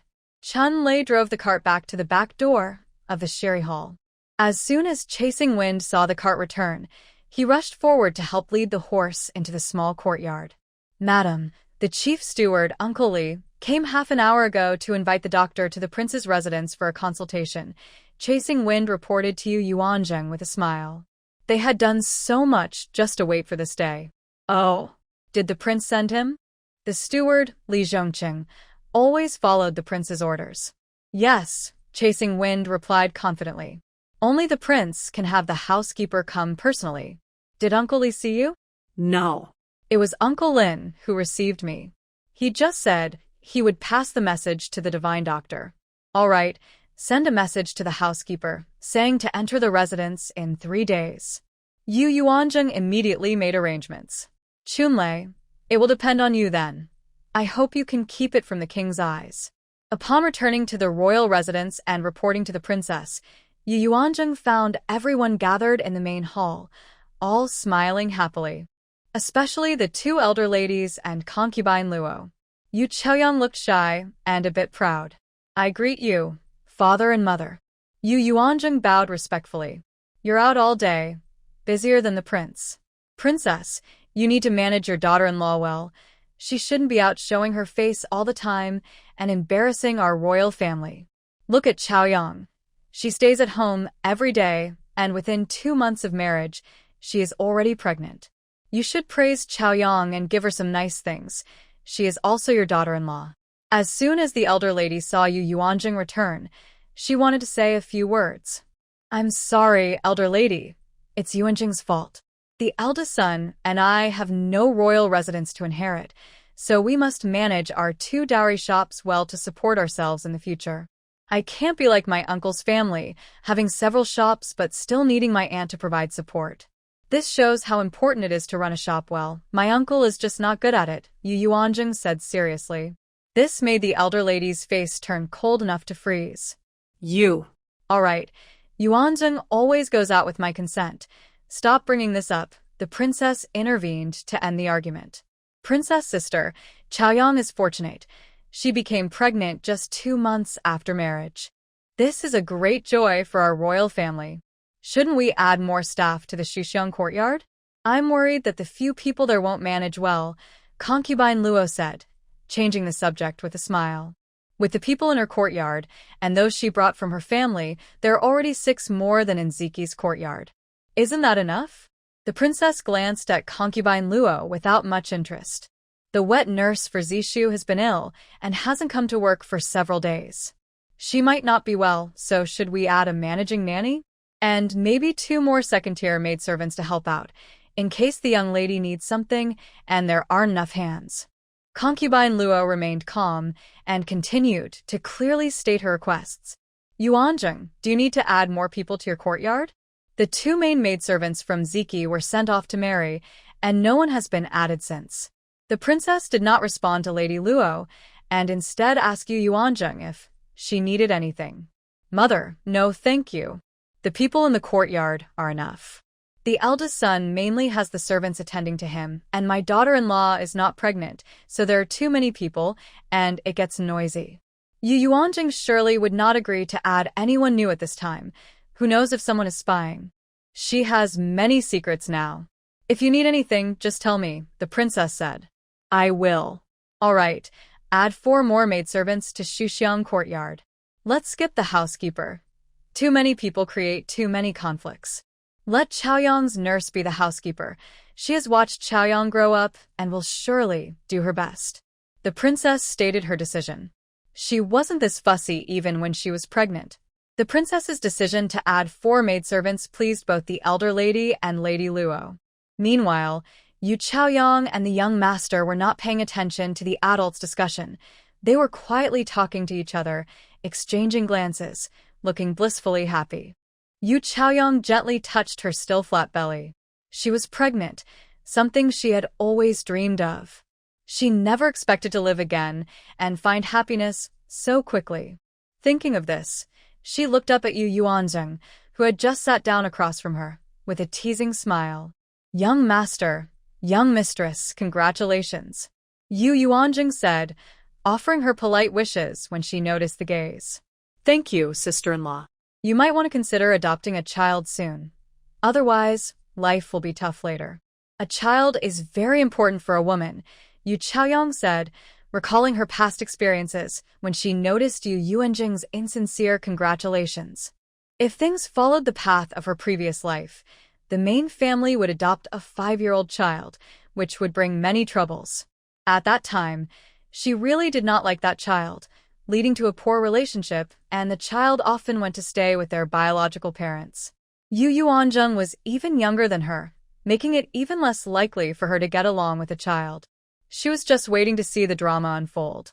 Chaoyang is right. Prince, the other day, the matriarch came to chat with me and mentioned this matter. With Ziki like that, it's better to plan ahead. Don't wait until later when something happens to Ziki, and if the daughter-in-law can't hold on and runs away, there will be no one left under Ziki's name, the elder lady added. Thinking of the benefits promised by the matriarch, she felt tempted. The matriarch promised her that if she could persuade the prince to agree to adopt her great-grandson under the eldest son's name, she would reward her with 3 profitable shops, and later, after inheriting 40% of the family estate, she would give an additional 10% to the second branch. This temptation was too great. She was thinking of how to bring up the topic when, unexpectedly, Chaoyang mentioned it. Eldest brother, yes, this matter cannot be delayed. It's best to adopt the child as soon as possible so he can grow up close to us. This way, he will be devoted to the family, and he can bond with the child of the future princess, helping each other out. That would be a wonderful story. At this moment, the second elder also chimed in to support. The matriarch's intentions were, of course, shared with them by the second elder. The prince listened, glancing at everyone, and then at Yu Yuanzheng. Ziki's wife. What do you think? Father, I would like to ask, does the eldest son really need to have a child, and must it be a boy? Yu Yuanzheng inquired. I have already promised to give Ziki 40% of the family fortune in the future. The clan will surely keep an eye on this. If you do not adopt a child, this wealth will not go to Ziki's branch, but will be confiscated. So it's best for you to adopt a child under your name. That way, you will have someone to rely on. Although the prince did not want to see such a result, he had to speak the truth. He was also testing Yu Yuanzheng's attitude. This was the rule of the Shangguan family. If a branch had no descendants, its wealth would go to the public, regardless of whether there were brothers. Yu Yuanzheng had not expected this situation. That won't do. It cannot fall into someone else's hands. She had already helped the eldest son with his health 4 times, and the last time had produced almost nothing. Next would be recovery. However, since the nerves were damaged, she had no idea when he would wake up. She could only ensure he would not die within 4 months. She had changed her mind about the 6 months to live that Chaoyang mentioned, but whether she could completely change the eldest son's fate remained uncertain. After thinking it over, she made a decision. Father, mother, I will give birth to the eldest son's child. Yu Yuanzheng said this with a steady voice, without a hint of embarrassment. The prince raised an eyebrow, a faint smile appearing. What did you say? How shameless of you to say such a thing in public. Ziki is not dead yet, and you dare to speak like this. The second elder, like an angry cat, poked her cane forcefully and shouted in anger. The concubine beside her was startled. Ziki's wife, you shouldn't say such things carelessly. People will laugh at you, the second lady advised, holding her handkerchief. Eldest sister-in-law, if you really did that, I bet Aunt Heir would rush into the palace and be furious with you. Our family's daughters can't do such shameless things. Yu Chaoyang also tried to persuade her, but he looked very uncomfortable, holding back a laugh. He didn't expect his younger sister to be so unrefined. Although the princess didn't fully understand, she knew her daughter-in-law wasn't the type to act recklessly. She wasn't angry, but looked at Yu Yuanzheng with confusion. The old master and the heir didn't speak, but their expressions were quite telling, showing disbelief. To openly say she wanted to have a child with Ziki, who was like a living corpse, seemed impossible. She would have to find another man. Why is everyone so excited? I haven't finished speaking. I'm not looking for another man to have a child. I'm talking about having a child with my own husband. Isn't that natural? Yu Yuanzheng scanned the crowd. I think you're daydreaming.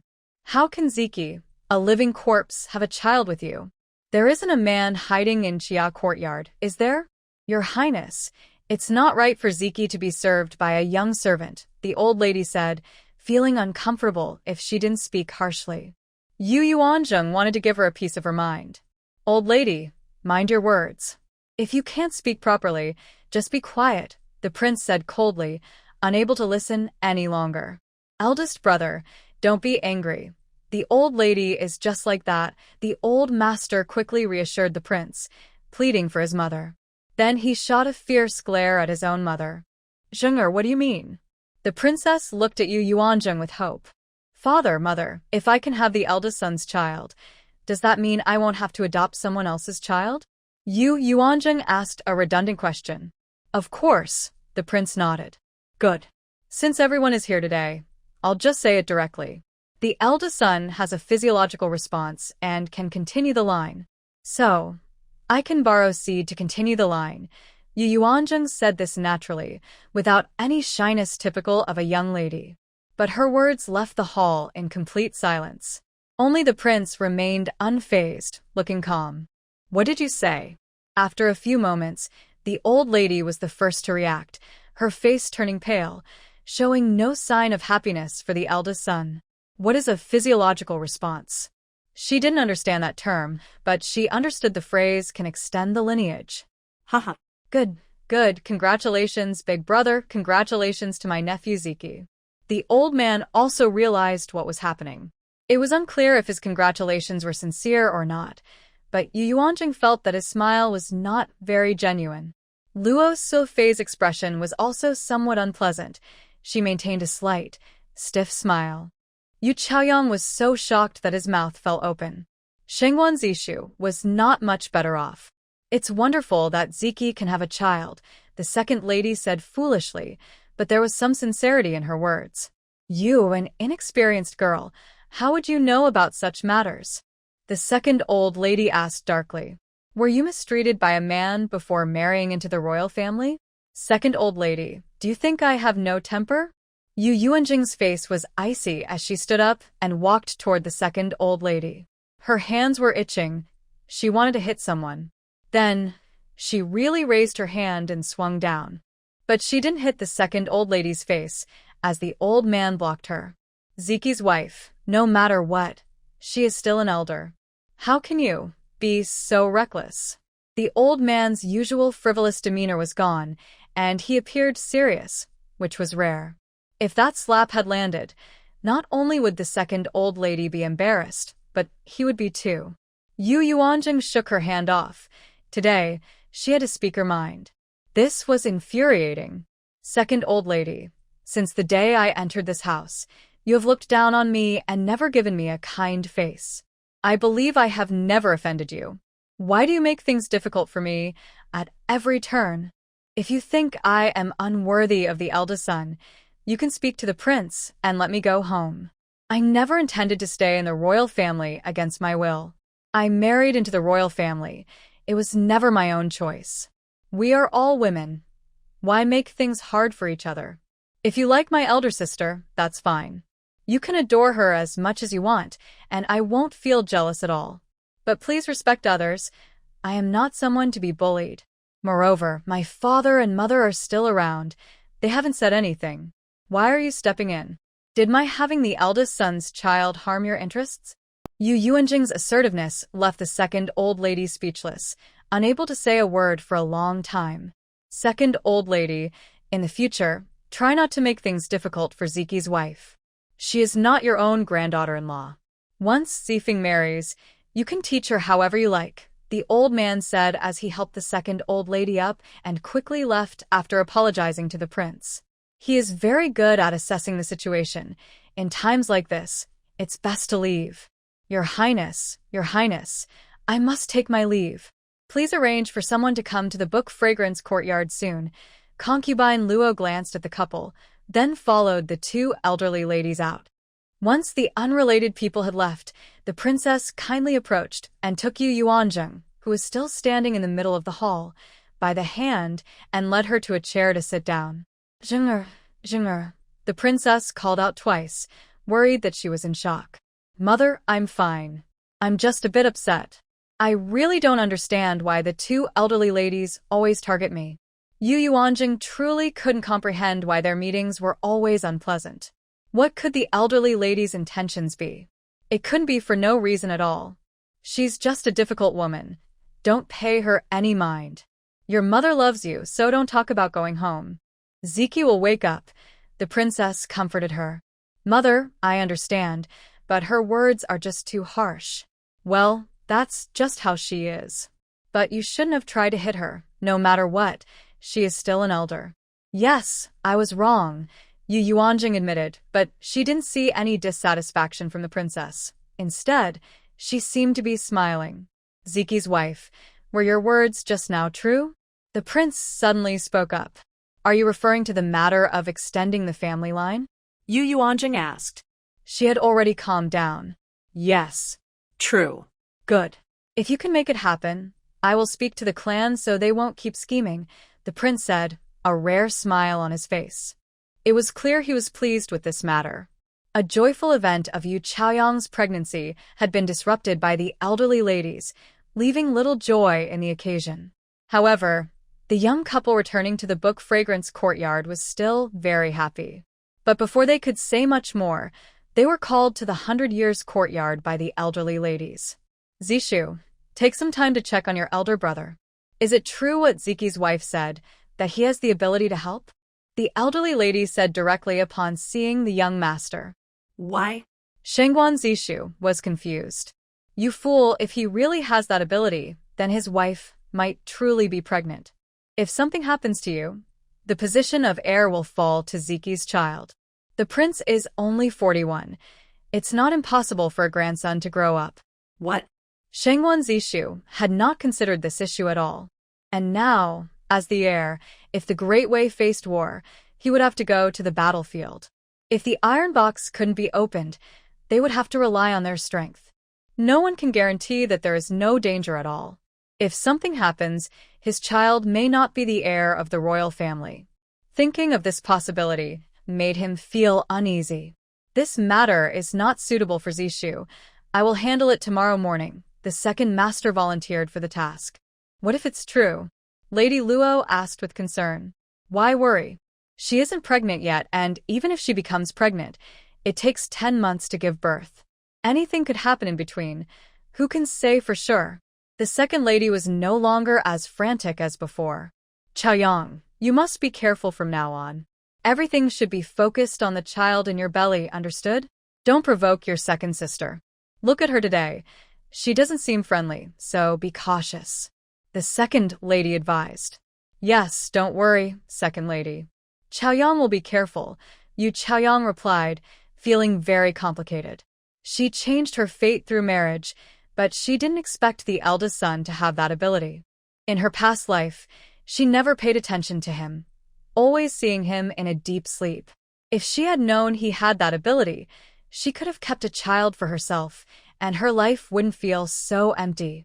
Take a maid from my courtyard to stay with Chaoyang, and take one from the side consort's courtyard as well. Understood, Lady Luo had planned to do just that. However, the news about Yu Yuanjing's ability to conceive made those families wanting to adopt a child under the eldest son's name anxious. They couldn't believe that the eldest son could have descendants. They insisted on seeing the truth before they would be satisfied. The next morning, the first to arrive was the second master, Shengguan Hongchen. He waited outside until Yu Yuanjing got up. Accompanied by 2 young servants, he entered the inner room. It was early morning, and men understand men's matters best. They knew this was the best time to see the truth. When the second master saw that Shengguan Ziki was just like any normal man, he was momentarily stunned. After confirming it, he left with a blank expression. On the third day, several clan elders also came. It was impressive that they could wake up so early. After seeing the truth, they all left with their heads down. Then the Shengguan family learned that the eldest son of the royal family could have descendants. Meanwhile, the sleeping Shengguan Ziki had no idea he was being observed. These days, he had developed a routine. Every morning, he would only become aware of his surroundings when a young servant came to help him wash up. Throughout the day, he was aware until every night when Yu Yuanjing got into bed, allowing him to relax and fall into a deep sleep. However, sometimes, when Yu Yuanjing was making medicine with the maid, he couldn't wait that long. He still misses some things. He wants to know what is happening outside, and every day he tries to stay aware of the world. But he feels too shy to talk to him about his heirs, so he has no idea. His body's natural reactions are beyond his control, and he doesn't even realize it. That afternoon, Xiaoyu entered the Chia courtyard. "How's the investigation going?" Yu Yuanzheng asked eagerly upon seeing him. "Madam, the investigation is complete. Young Master Zifeng indeed has a hidden love, and the woman is a courtesan, which has been going on for almost a year. She is not from the capital but from Jingyang County, 80 miles away. He met her while traveling with some noble friends and was captivated. He paid 150 taels of silver to free her and brought her back to the capital to live in a small courtyard." Xiaoyu spent 2 days gathering this information and even traveled to Jingyang County himself. Like father, like son. Is she pretty? Yu Yuanzheng felt a surge of anger upon hearing this. From my perspective, she is slightly more beautiful than the third miss of the Ning'an Marquis' residence. But it's hard to compare the two. Courtesans usually know how to please men, and many men can't resist their charms. Young Master Zifeng is young and probably lacks experience, so he might have been momentarily enchanted, Xiaoyu analyzed fairly. Yu Yuanzheng disagreed. A scoundrel is a scoundrel, no matter how noble his background. He is simply a disgrace. Has the eldest young master ever visited a brothel? Yu Yuanzheng suddenly asked about Shengguan Ziki. Xiaoyu was confused about why the conversation shifted to the eldest young master. However, he answered honestly, "I haven't heard of it. I didn't follow the eldest young master before.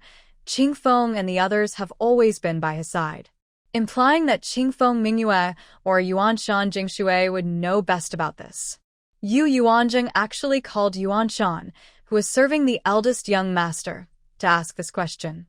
"Madam, the eldest young master has never been to a brothel, but he has visited tea houses to listen to music," Yuanshan replied truthfully. Hearing this made Yu Yuanzheng feel a bit better. She had just expressed her intention to give the eldest young master heirs today. If he were an unclean man, she wouldn't want that. She would rather be single for life than encounter a scoundrel. In her past life, she planned to remain single forever, and in this life, being single again is fine. She is not a parasitic plant that cannot survive without a man. Xiaoyu, do not tell the prince and princess about this matter. I have another task for you. Please give your orders, madam. Xiaoyu cupped his hands. I will write a letter, and you need to copy it again and find a way to deliver it to Madame Ning'an without anyone knowing it was you. Xiaoyu's eyes widened upon hearing this. Madam, if the Ho residence finds out about this, the marriage of young Master Zifeng may be in jeopardy. Xiaoyu couldn't believe his master was unaware of this consequence. That's exactly what I want.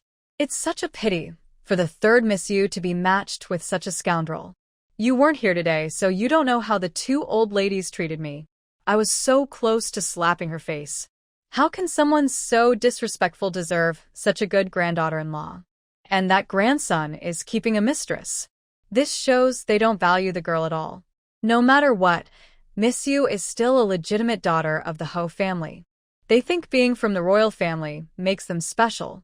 If Miss Yu marries into their family, will she have a good life? Yu Yuanzheng wanted to achieve 2 goals at once, save her good friend and punish the 2 old ladies. Just thinking about it eased her anger. Madam, if the prince and princess find out about this, you may face punishment. If you don't say anything, I won't either. Who will know? Are you trying to betray me? Yu Yuanzheng narrowed her eyes. I wouldn't dare. Xiaoyu was intimidated by her gaze. Right then, Yu Yuanzheng wrote a letter and added a note. Don't marry a scoundrel. Crying and causing a scene won't help. She wrote these words very large and changed her handwriting, so it wouldn't be recognized as hers. She was worried that Yu Yuang might be too influenced by the norms of this time to stand up to her parents, so she wanted to give her some advice. Find a way to get these words to Miss Yu. She feared that Madame Ho might swallow her pride because of the royal family status. A woman who has broken off an engagement doesn't have many options, especially one that was with the royal family. The capital is small, and the upper-class circles are limited. Even marrying into a humble family is better than being with a scoundrel and suffering for a lifetime. That's how Yu Yuanzheng felt. Xiaoyu accepted the task. He was very efficient and delivered the letter and note to the Yu residents that evening. However, the next day there was no news. He did his best and left the rest to fate. Yu Yuanzheng could only do so much. She couldn't directly go to persuade them to break off the engagement. The next day was when the divine doctor was scheduled to visit the eldest young master for consultation in the afternoon. This matter also reached the ears of the two old ladies. Recently, she heard that a remarkable healer had come to the capital, someone who could even treat Lord Jin's illness. This was one of the reasons she was so eager to find another healer for Shangguan. She wanted to act quickly. The prince would eventually invite this healer to treat Ziki, but she couldn't stop that. However, thinking about how Dr. Gu had been treating Ziki for months, she felt a bit reassured that healing wouldn't happen easily. The prince returned early to wait, and the princess also arrived at Xia courtyard to wait. They both had high hopes for the healer. When the mysterious healer, dressed in unusual clothing and accompanied by 4 guards, appeared at the gate of the palace, the head steward, Li Zhongqing, personally came down to greet him. Seeing that the healer and his guards were all wearing masks, their faces were completely hidden. Looking at the healer's shiny black hair, it was clear he was a young man. "Healer Zeng, please," Steward Li said humbly. A healer who dared to charge 10,000 taels of silver must have some skill, and he had indeed gained a good reputation in the capital for curing difficult illnesses. Chunlei only lowered his voice and replied with a sound of acknowledgement, maintaining an air of mystery. In truth, he was worried about revealing his identity. Although the eldest young lady said it didn't matter if he was exposed, their goal was simply to have a reason to enter the palace to treat the eldest son. Under the steward's guidance, Chunlei first went to the main courtyard to pay his respects to the prince. When the prince saw that all 5 were wearing masks, he showed no reaction. He had already heard that the healer never revealed his true face. "I am Zeng Yuan, paying my respects to Prince Rong," Chunlei said, bowing with his guards. However, the prince did not immediately tell them to rise. Instead, he squinted and examined them. They all looked like skilled fighters. Were they from the martial world? He had heard that the healer was not very tall, but today he seemed quite average in height, and there was something familiar about him. "Rise," the prince finally spoke after a moment. "I heard that you, Healer Zeng, come from Yaowang Mountain. Where is this mountain located?" "It is about 1,500 miles from the capital. The name was given by my master," Chunlei replied seriously. "Can you really cure Lord Jin's illness?" The prince asked again. "I can, but full recovery will take time. If the medicine and acupuncture are followed strictly according to my prescription, it will take about 8 months, Chunlei said confidently. "My legitimate son, do you know his condition?" I have heard about it. "Are you confident?" "Your Highness, I have not examined him yet, so I cannot guarantee anything." Chunlei was careful not to make any promises. Even the eldest young lady did not dare to guarantee, only saying she would do her best. "Come with me," the prince said as he stood up and led the group to the chess courtyard. Seeing their captain so calm, the guards felt less anxious. However, when they reached the courtyard entrance, the 2 elderly ladies had just arrived. "Prince, do you really trust this wandering doctor? Don't be fooled and harm Ziki instead," one of the elderly ladies said, genuinely concerned for the eldest son. "You don't need to worry about this. I can make my own judgments," the prince replied with a serious expression as he led the group inside. The elderly lady followed him in, eager to see what this doctor could do.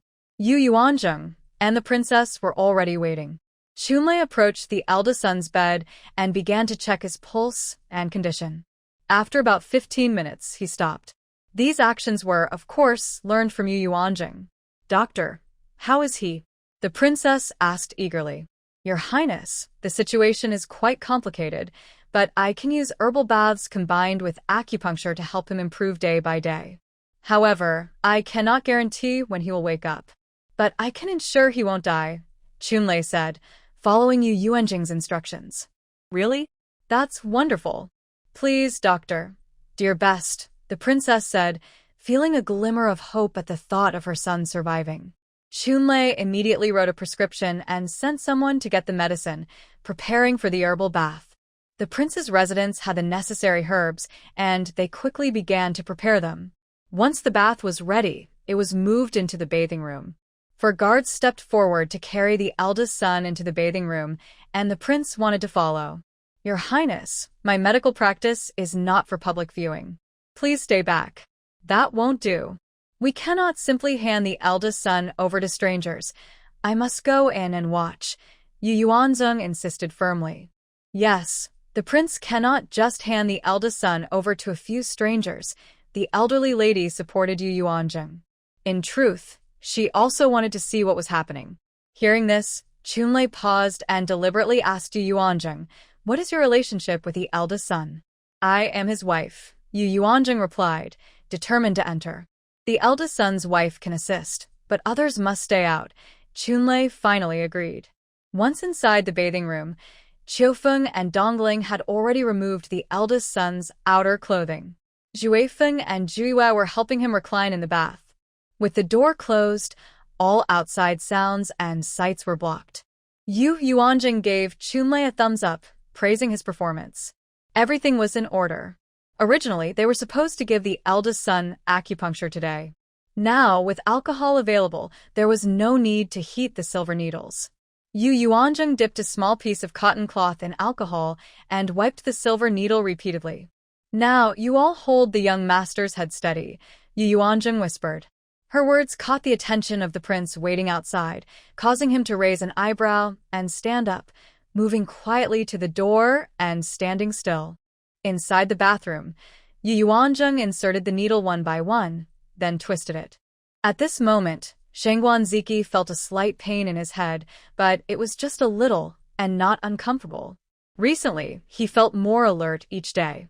During the first few days after his wedding, he could sense the outside world, but his head felt heavy, and he was always in a half-awake, dazed state. As Yu Yuanzheng increased the number of bloodletting sessions, his awareness of the outside world became clearer, and he no longer felt dizzy. He also knew what Yu Yuanzheng was doing and understood they were putting on a show for the people of the prince's residence. Thinking about this, he focused on trying to control his hand. "Wow. Young mistress, I think the young master's hand moved a little," Dongling exclaimed in surprise. He had not been close to serving the young master before, so being this close today excited him. Everyone turned their attention to him. The prince at the door's eyes brightened. At the same time, he seemed to understand but wasn't sure. Inside, 6 pairs of eyes were fixed on Shangguan Ziki's hand. "Really?" Yu Yuanzheng exclaimed excitedly, as she truly saw Shangguan Ziki's index finger curl slightly. The others saw it too. Great. "Young master? Young master? You can feel us, right? If you can hear us, please move your finger again," Yu Yuanzheng softly called in his ear. However, everyone waited for several moments without seeing him move again. The previous 2 movements had exhausted all of Shangguan Ziki's strength. This was the first time Yu Yuanzheng had seen him move. It seemed her treatment was effective. Everyone watched the young master in the tub closely, hoping to see him move again. She continued with the needles, inserting them into his head and body. After half an hour, when the water had cooled down, they finished the medicinal bath. Several guards helped lift him out of the water. Yu Yuanzheng hid behind a screen, waiting for them to change the young master's clothes and place him in the wheelchair that had been prepared nearby. She stepped forward to check his pulse. Everything was normal. She opened the door. The prince had returned to his previous chair. After taking a medicinal bath, Shangguan Ziki's face was rosy and looked very healthy. "Divine doctor?" The princess quickly approached to inquire about the treatment. "Haha, don't worry, your highness. Everything is normal. I was surprised that during my first acupuncture on the eldest son, I saw his finger move, which means he might wake up soon," Chunlei said happily, genuinely. "Really? That's wonderful," the princess replied, her eyes already red. She wished her son would wake up immediately. She hoped every day. This was the best news she had heard in 8 months. The prince stepped forward and gently patted the princess's shoulder to comfort her. They worked together to lay the eldest son on the bed properly. "We must continue the daily body massages for the eldest son. He should also be taken outside to get some sunlight," I will write a few more medicinal recipes and prepare soup for him. Perhaps one day he will wake up. I will come every 7 days to give him acupuncture, Chunlei instructed. Chunlei wrote several pages of medicinal recipes, but did not prescribe any medicine. Divine Doctor, I haven't been sleeping well lately. Since you're here, could you take a look at me as well? The elder lady interjected after Chunlei finished writing the recipes. Chunlei was surprised by the elder lady's request, but quickly regained his composure. Sure. The consultation fee is 10,000 taels of silver, and it must be paid up front, Chunlei stated matter-of-factly. What? Are you out of your mind? Which doctor charges such a high fee? The elder lady exclaimed, nearly losing her temper. Be quiet, the prince interrupted her coldly. Divine Doctor, please follow me to the study for a discussion, the prince gestured politely. Chunlei also politely indicated for the prince to go ahead. However, he felt a bit uncertain and glanced at the eldest lady. Yu Yuanzheng was also surprised that the prince wanted to speak with him privately. She could only mouth 4 words, be adaptable. The prince walked confidently ahead, with Chunlei and 4 guards following behind. They exchanged glances, wondering what the prince would say next. Would he just hand over the consultation fee and let them leave? Upon reaching the study in the outer courtyard, guard the entrance well, and do not let anyone disturb me. The prince instructed the 2 guards outside before entering. Yes. They entered the outer room of the study. The prince did not invite them to sit, but scanned them back and forth. Then, he took a stack of banknotes from a box, preparing to hand them to Chunlei. Just as Chunlei was about to take the banknotes, the prince made a move. The hand holding the banknote suddenly turned into a fist and struck Chunlei. Chunlei was caught off guard and took a punch but did not fall, stepping back 3 paces. The prince moved closer and launched another attack, aiming to remove Chunlei's mask. Chunlei reacted quickly and dodged. He couldn't ruin the plan of the young lady. He must not be exposed. The young lady had always suspected that someone in the prince's residence wanted to harm the eldest son. Even the prince needed to keep it a secret. The prince attacked again. The other 4 guards saw that the prince was serious, and since they were now the Divine Doctor's guards, they had to help Chunlei. Then it became 5 against 1, with back-and-forth exchanges in the study. The more they fought, the more interesting the expression on the prince's face became, until he unexpectedly burst into laughter. In the end, the prince chose to stop. Well, not bad. You are very loyal, the prince said, putting away his smile and praising them. The 5 guards understood immediately. They had revealed themselves on the first try. Their martial arts were all taught by the prince himself, and it was clear after just a few exchanges. The 5 knelt down in unison. We acknowledge our mistake. Then they all removed their masks. 5 familiar faces appeared before the prince. Now tell me, when did you learn medicine? The prince asked Chunlei, who was kneeling in front. Chunlei had no knowledge of medicine. I don't know medicine, he said, forcing himself to tell the truth. If you don't know medicine, how did you treat Ziqi?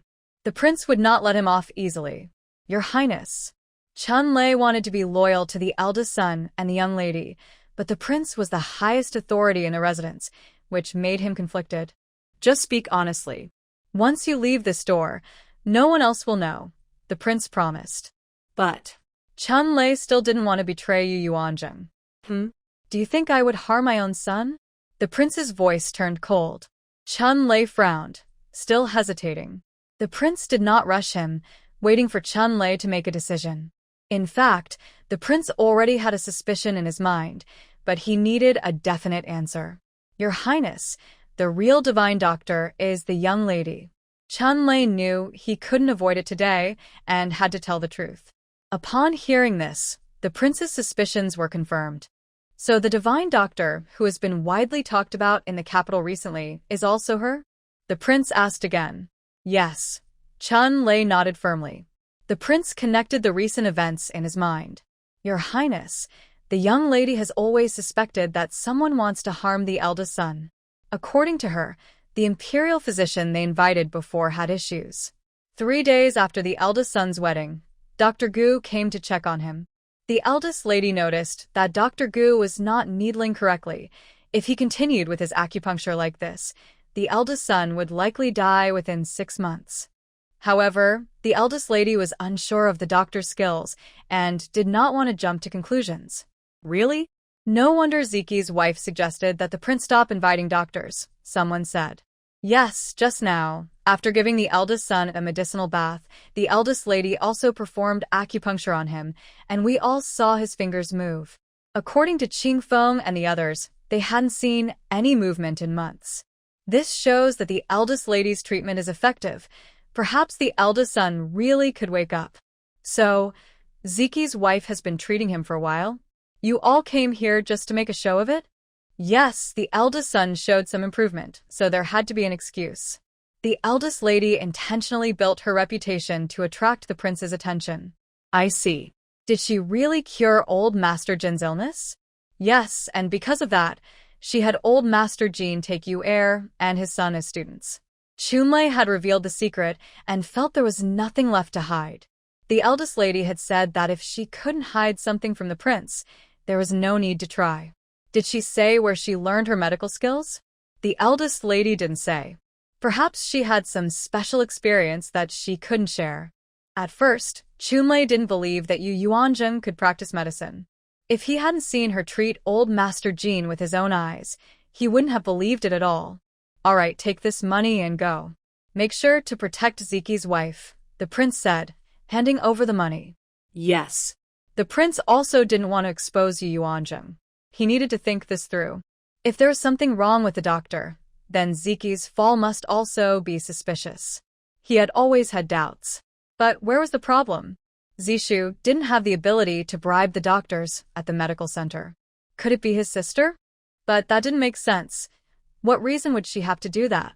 Ziki and Zishu were both his sons. He hoped Ziki would wake up soon. Perhaps he knew something. In the Chia courtyard, the princess sat by her son's bed, reaching out to touch his face. When he was little and chubby, she loved to pinch his cheeks. As he grew older, he said that she shouldn't do that. Gradually, he stopped letting her. Before he fell into this deep sleep, he would never have let her touch his face, but now he lay there, not resisting at all. She wished he would suddenly sit up and push her hand away. Mother, the eldest son will definitely wake up.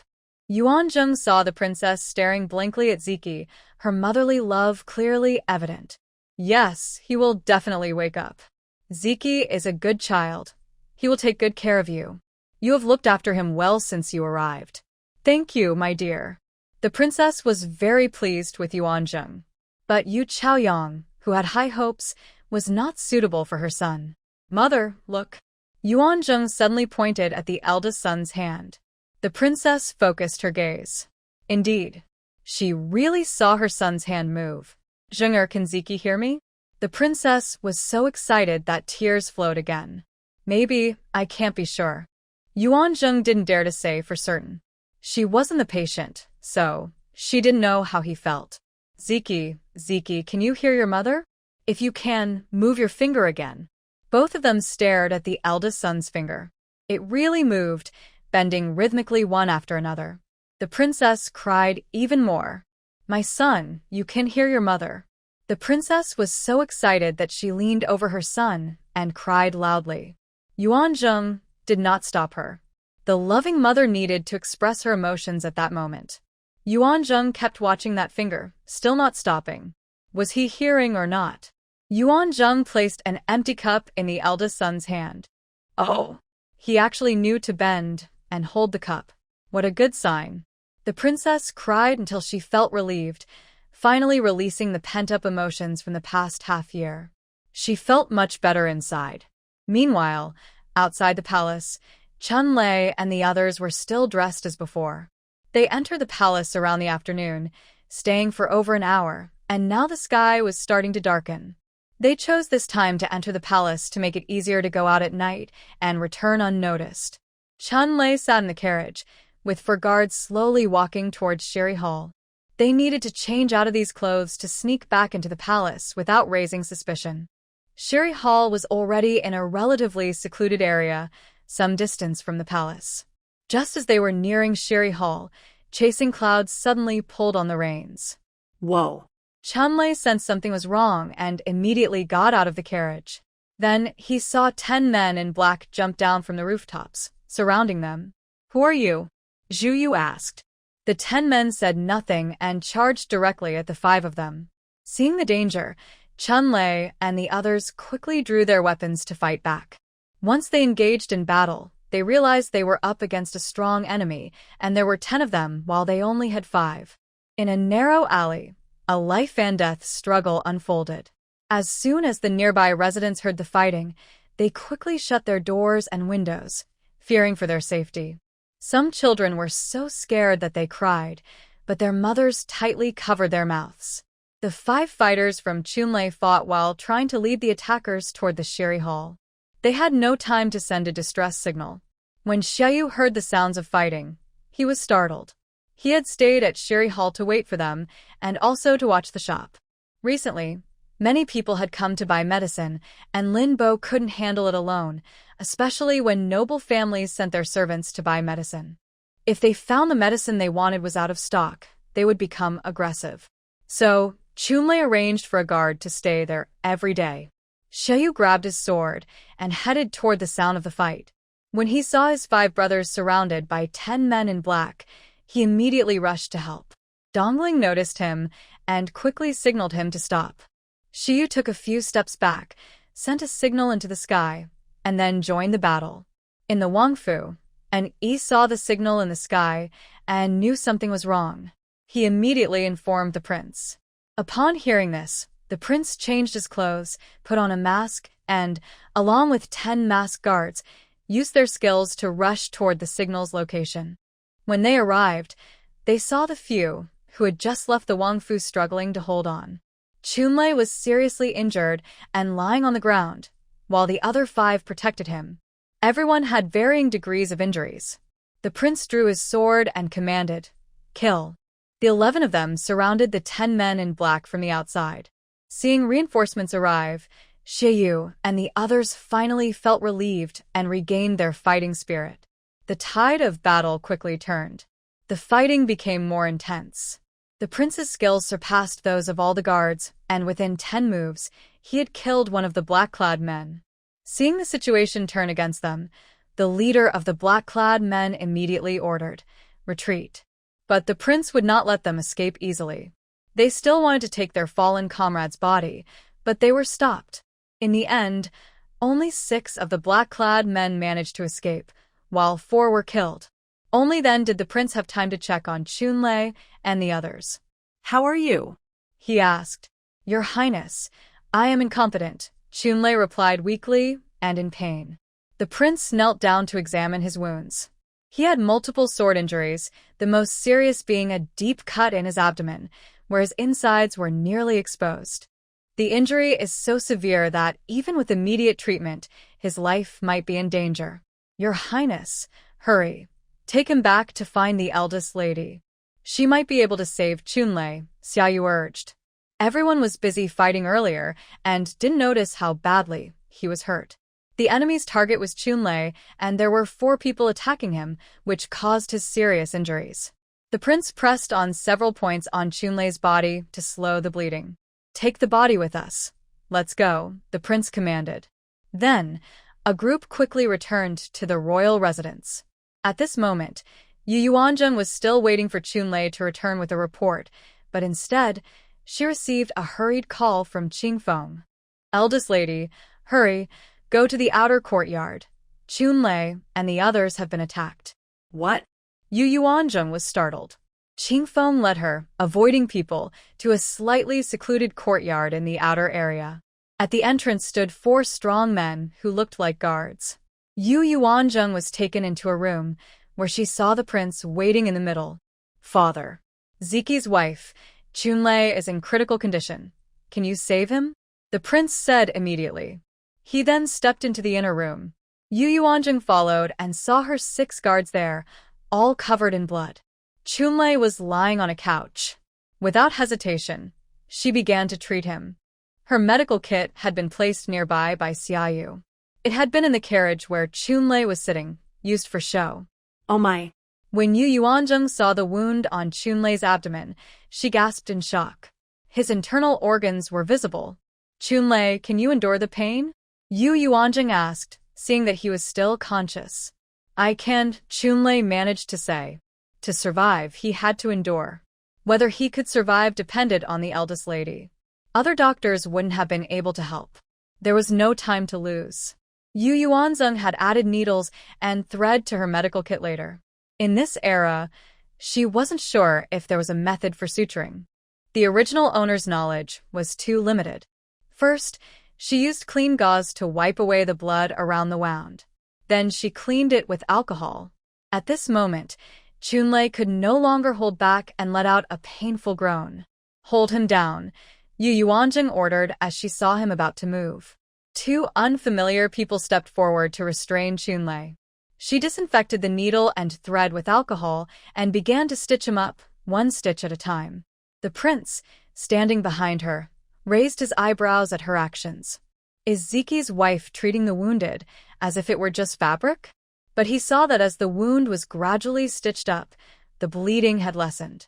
Once the largest wound was taken care of, she moved on to the smaller ones. Then she applied the medicine and bandaged the wounds. Her technique was very skilled, as if she often did this kind of work. A spring thunderstorm took Yu Yuanzheng half an hour to handle. At this point, Chunlei was already sweating heavily from the pain. Wipe his sweat, then change him into clean clothes. "We need someone to watch over him tonight. He might develop a high fever." "Madam, I will stay behind tonight," replied one person nearby. "You all, let me take care of your wounds too," Yu Yuanzheng said, looking at the others. "Madam, we can have the house doctor treat us," Xiaoyu said. He felt embarrassed to let a woman treat them, but Chunlei had no choice. His life was at stake. "Hurry up," Yu Yuanzheng said coldly. She cared for her subordinates, yet they were being overly sensitive. Xiaoyu glanced at the prince and seeing him nod, he reluctantly took off his shirt. His shoulder and back were scratched. Yu Yuanzheng saw that the wounds were significant, but not life-threatening. She treated each injured person one by one. "Now, tell me what happened," Yu Yuanzheng finally asked. "Madam, we encountered 10 assassins just before reaching the 10-day hall. They were all skilled fighters and we were outmatched, so we had to signal for help from the prince," Chasing Wind explained. Just then, an E entered. "Your Highness, what is it?" the prince asked calmly. "I examined the 4 bodies carefully. There is nothing to identify them, but 2 of the bodies have some distinct features," an E reported. "What features?" "They don't seem like people from our Great Way. They resemble people from Kanglan." Oh? The prince did not expect this outcome. "Father?" Yu Yuanzheng looked at the prince in confusion. She realized that being called here meant her secret had been discovered. However, she didn't think she could hide it from the head of the royal family. If the prince couldn't see through her little tricks, it would mean he was quite incompetent. "Ziki's wife, I will investigate this matter. You don't need to worry too much. Just take care of Ziki." "Both the prince and your mother thank you," the prince said kindly. Everything was understood without needing to say more. That night, Chunlei indeed developed a high fever. Yu Yuanzheng was called again to give him medicine to reduce the fever and had someone wipe him down with alcohol.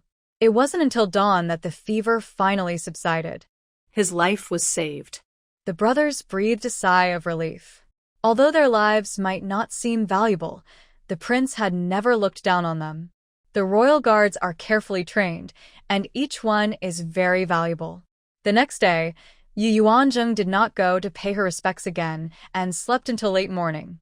It seemed everyone had an unspoken agreement not to wake her. Even when Shangguan Ziki woke up, she remained asleep. At that moment, Yu Yuanzheng was sleeping in a relaxed manner, with one leg draped over Shangguan Ziki and her head resting on his shoulder. Her breath brushed against his ear, making him feel a tingling sensation. Previously, whenever he woke up, Yu Yuanzheng was already up. This was the first time he woke up to find his wife still asleep. The strange feeling made his face slowly turn a bit red. He really wanted to lift his arm and pull the little woman beside him into his embrace. Suddenly, he felt a jolt. What was happening? Why was his wife still asleep so late? The blush on his face quickly faded. But no one could provide him with an answer. It wasn't until later, when Yuan Shan and Jin Shui came to attend to him, that he learned what had happened. He realized someone didn't want him to wake up. After a good sleep, Yu Yuanjing finally woke up around 9 in the morning. She got up slowly, had a little something to eat, and then went to see the princess. When she entered, she was surprised to see the princess's eyes swollen like peaches. "Mother, what happened to you?" Yu Yuanjing asked in surprise. "Everyone, please leave," the princess said, sending the maids away. Then she took Yu Yuanjing's hand and led her into the inner chamber. "Zhenghe," the princess called out, and tears began to flow. "Mother, who upset you? Tell me, I can help." Yu Yuanjing noticed her tears were quite abundant.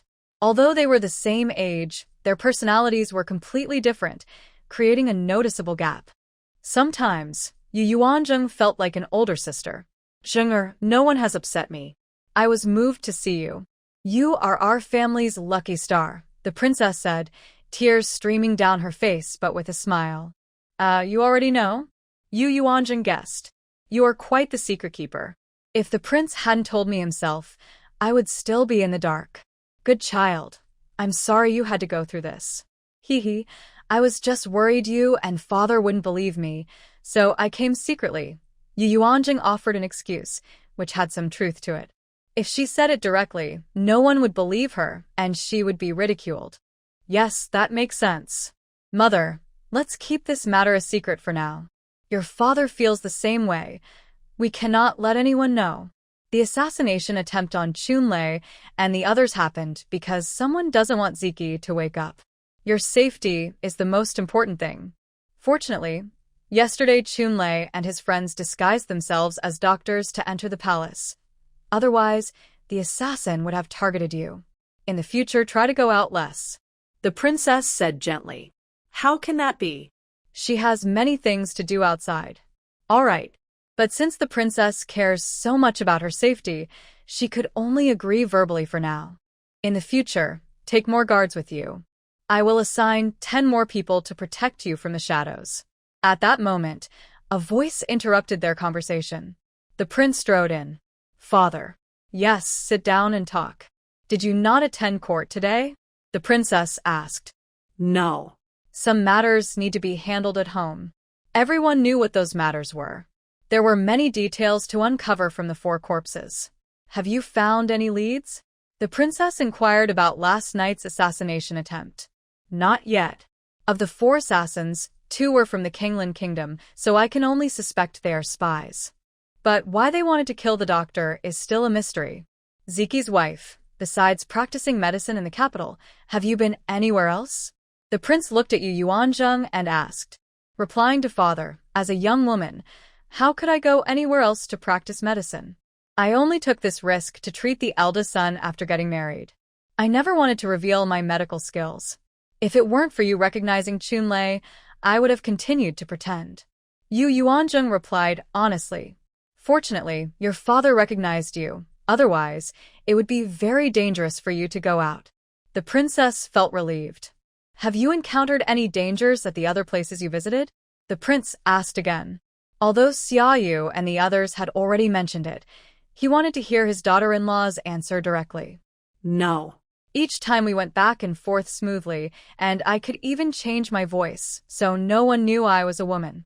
Yu Yuanjing answered confidently. "So, these assassins were trying to stop you from treating Ziki?" the prince said affirmatively. "That seems to be the case." The princess and Yu Yuanjing replied in unison. The prince fell into deep thought, remaining silent for a long time. Yu Yuanjing, having only been in the palace for 2 months, was even more confused. She could only think that someone in the palace wanted to harm the eldest son. The only person she could suspect was concubine Luo. But concubine Luo seemed very quiet, and now the title of heir had passed to the second son. Could it be that she feared the eldest son would wake up and threaten her son's position? But looking at her, she didn't seem able to stop it. However, a dog that doesn't bark is the one that bites. But the assassin is from the Kinglan Kingdom, which complicates things. Yu Yuanjing couldn't understand, and since she didn't hear anything useful from the prince, she had to give up. The prince left after a while. Mother, should I roll a boiled egg on your eye? Yu Yuanjing noticed that the princess's eye was quite swollen. This was likely due to the news the prince shared last night about the assassination and her being a divine doctor, which made her cry a lot. Alright, I'll boil one soon. Zheng you should think about when to consummate your marriage with Ziki. Otherwise, the elders will keep bothering you. As long as you can get pregnant, they will stop worrying. Recently, some people have been coming to the princess about adoption. They are persistent. Even if they know Ziki is capable, they think he has been bedridden for 8 months and can't be like a healthy man who can make a woman pregnant. Even normal men can sometimes be infertile. Yu Yuanjing's face turned red upon hearing this. Although she was older, she had never truly experienced that, making her feel embarrassed. Mother is doing this for your own good. Since you have married into the royal family, you are a proper wife. If you haven't made a serious mistake, you won't be sent away. Even if you request a divorce, no one will dare to marry you when you return to the Yu family, the princess advised. Why? Yu Yuanjing genuinely didn't know why she couldn't remarry even if she requested a divorce. Because our Rong Wangfu holds a special status in the Dawei, especially since you are the wife of the royal family's legitimate son. Who would dare to marry you? Yu Yuanzheng understood. Even a woman discarded by the emperor wouldn't be picked up by anyone else. No wonder Yu Chaoyang tried every means to change the marriage.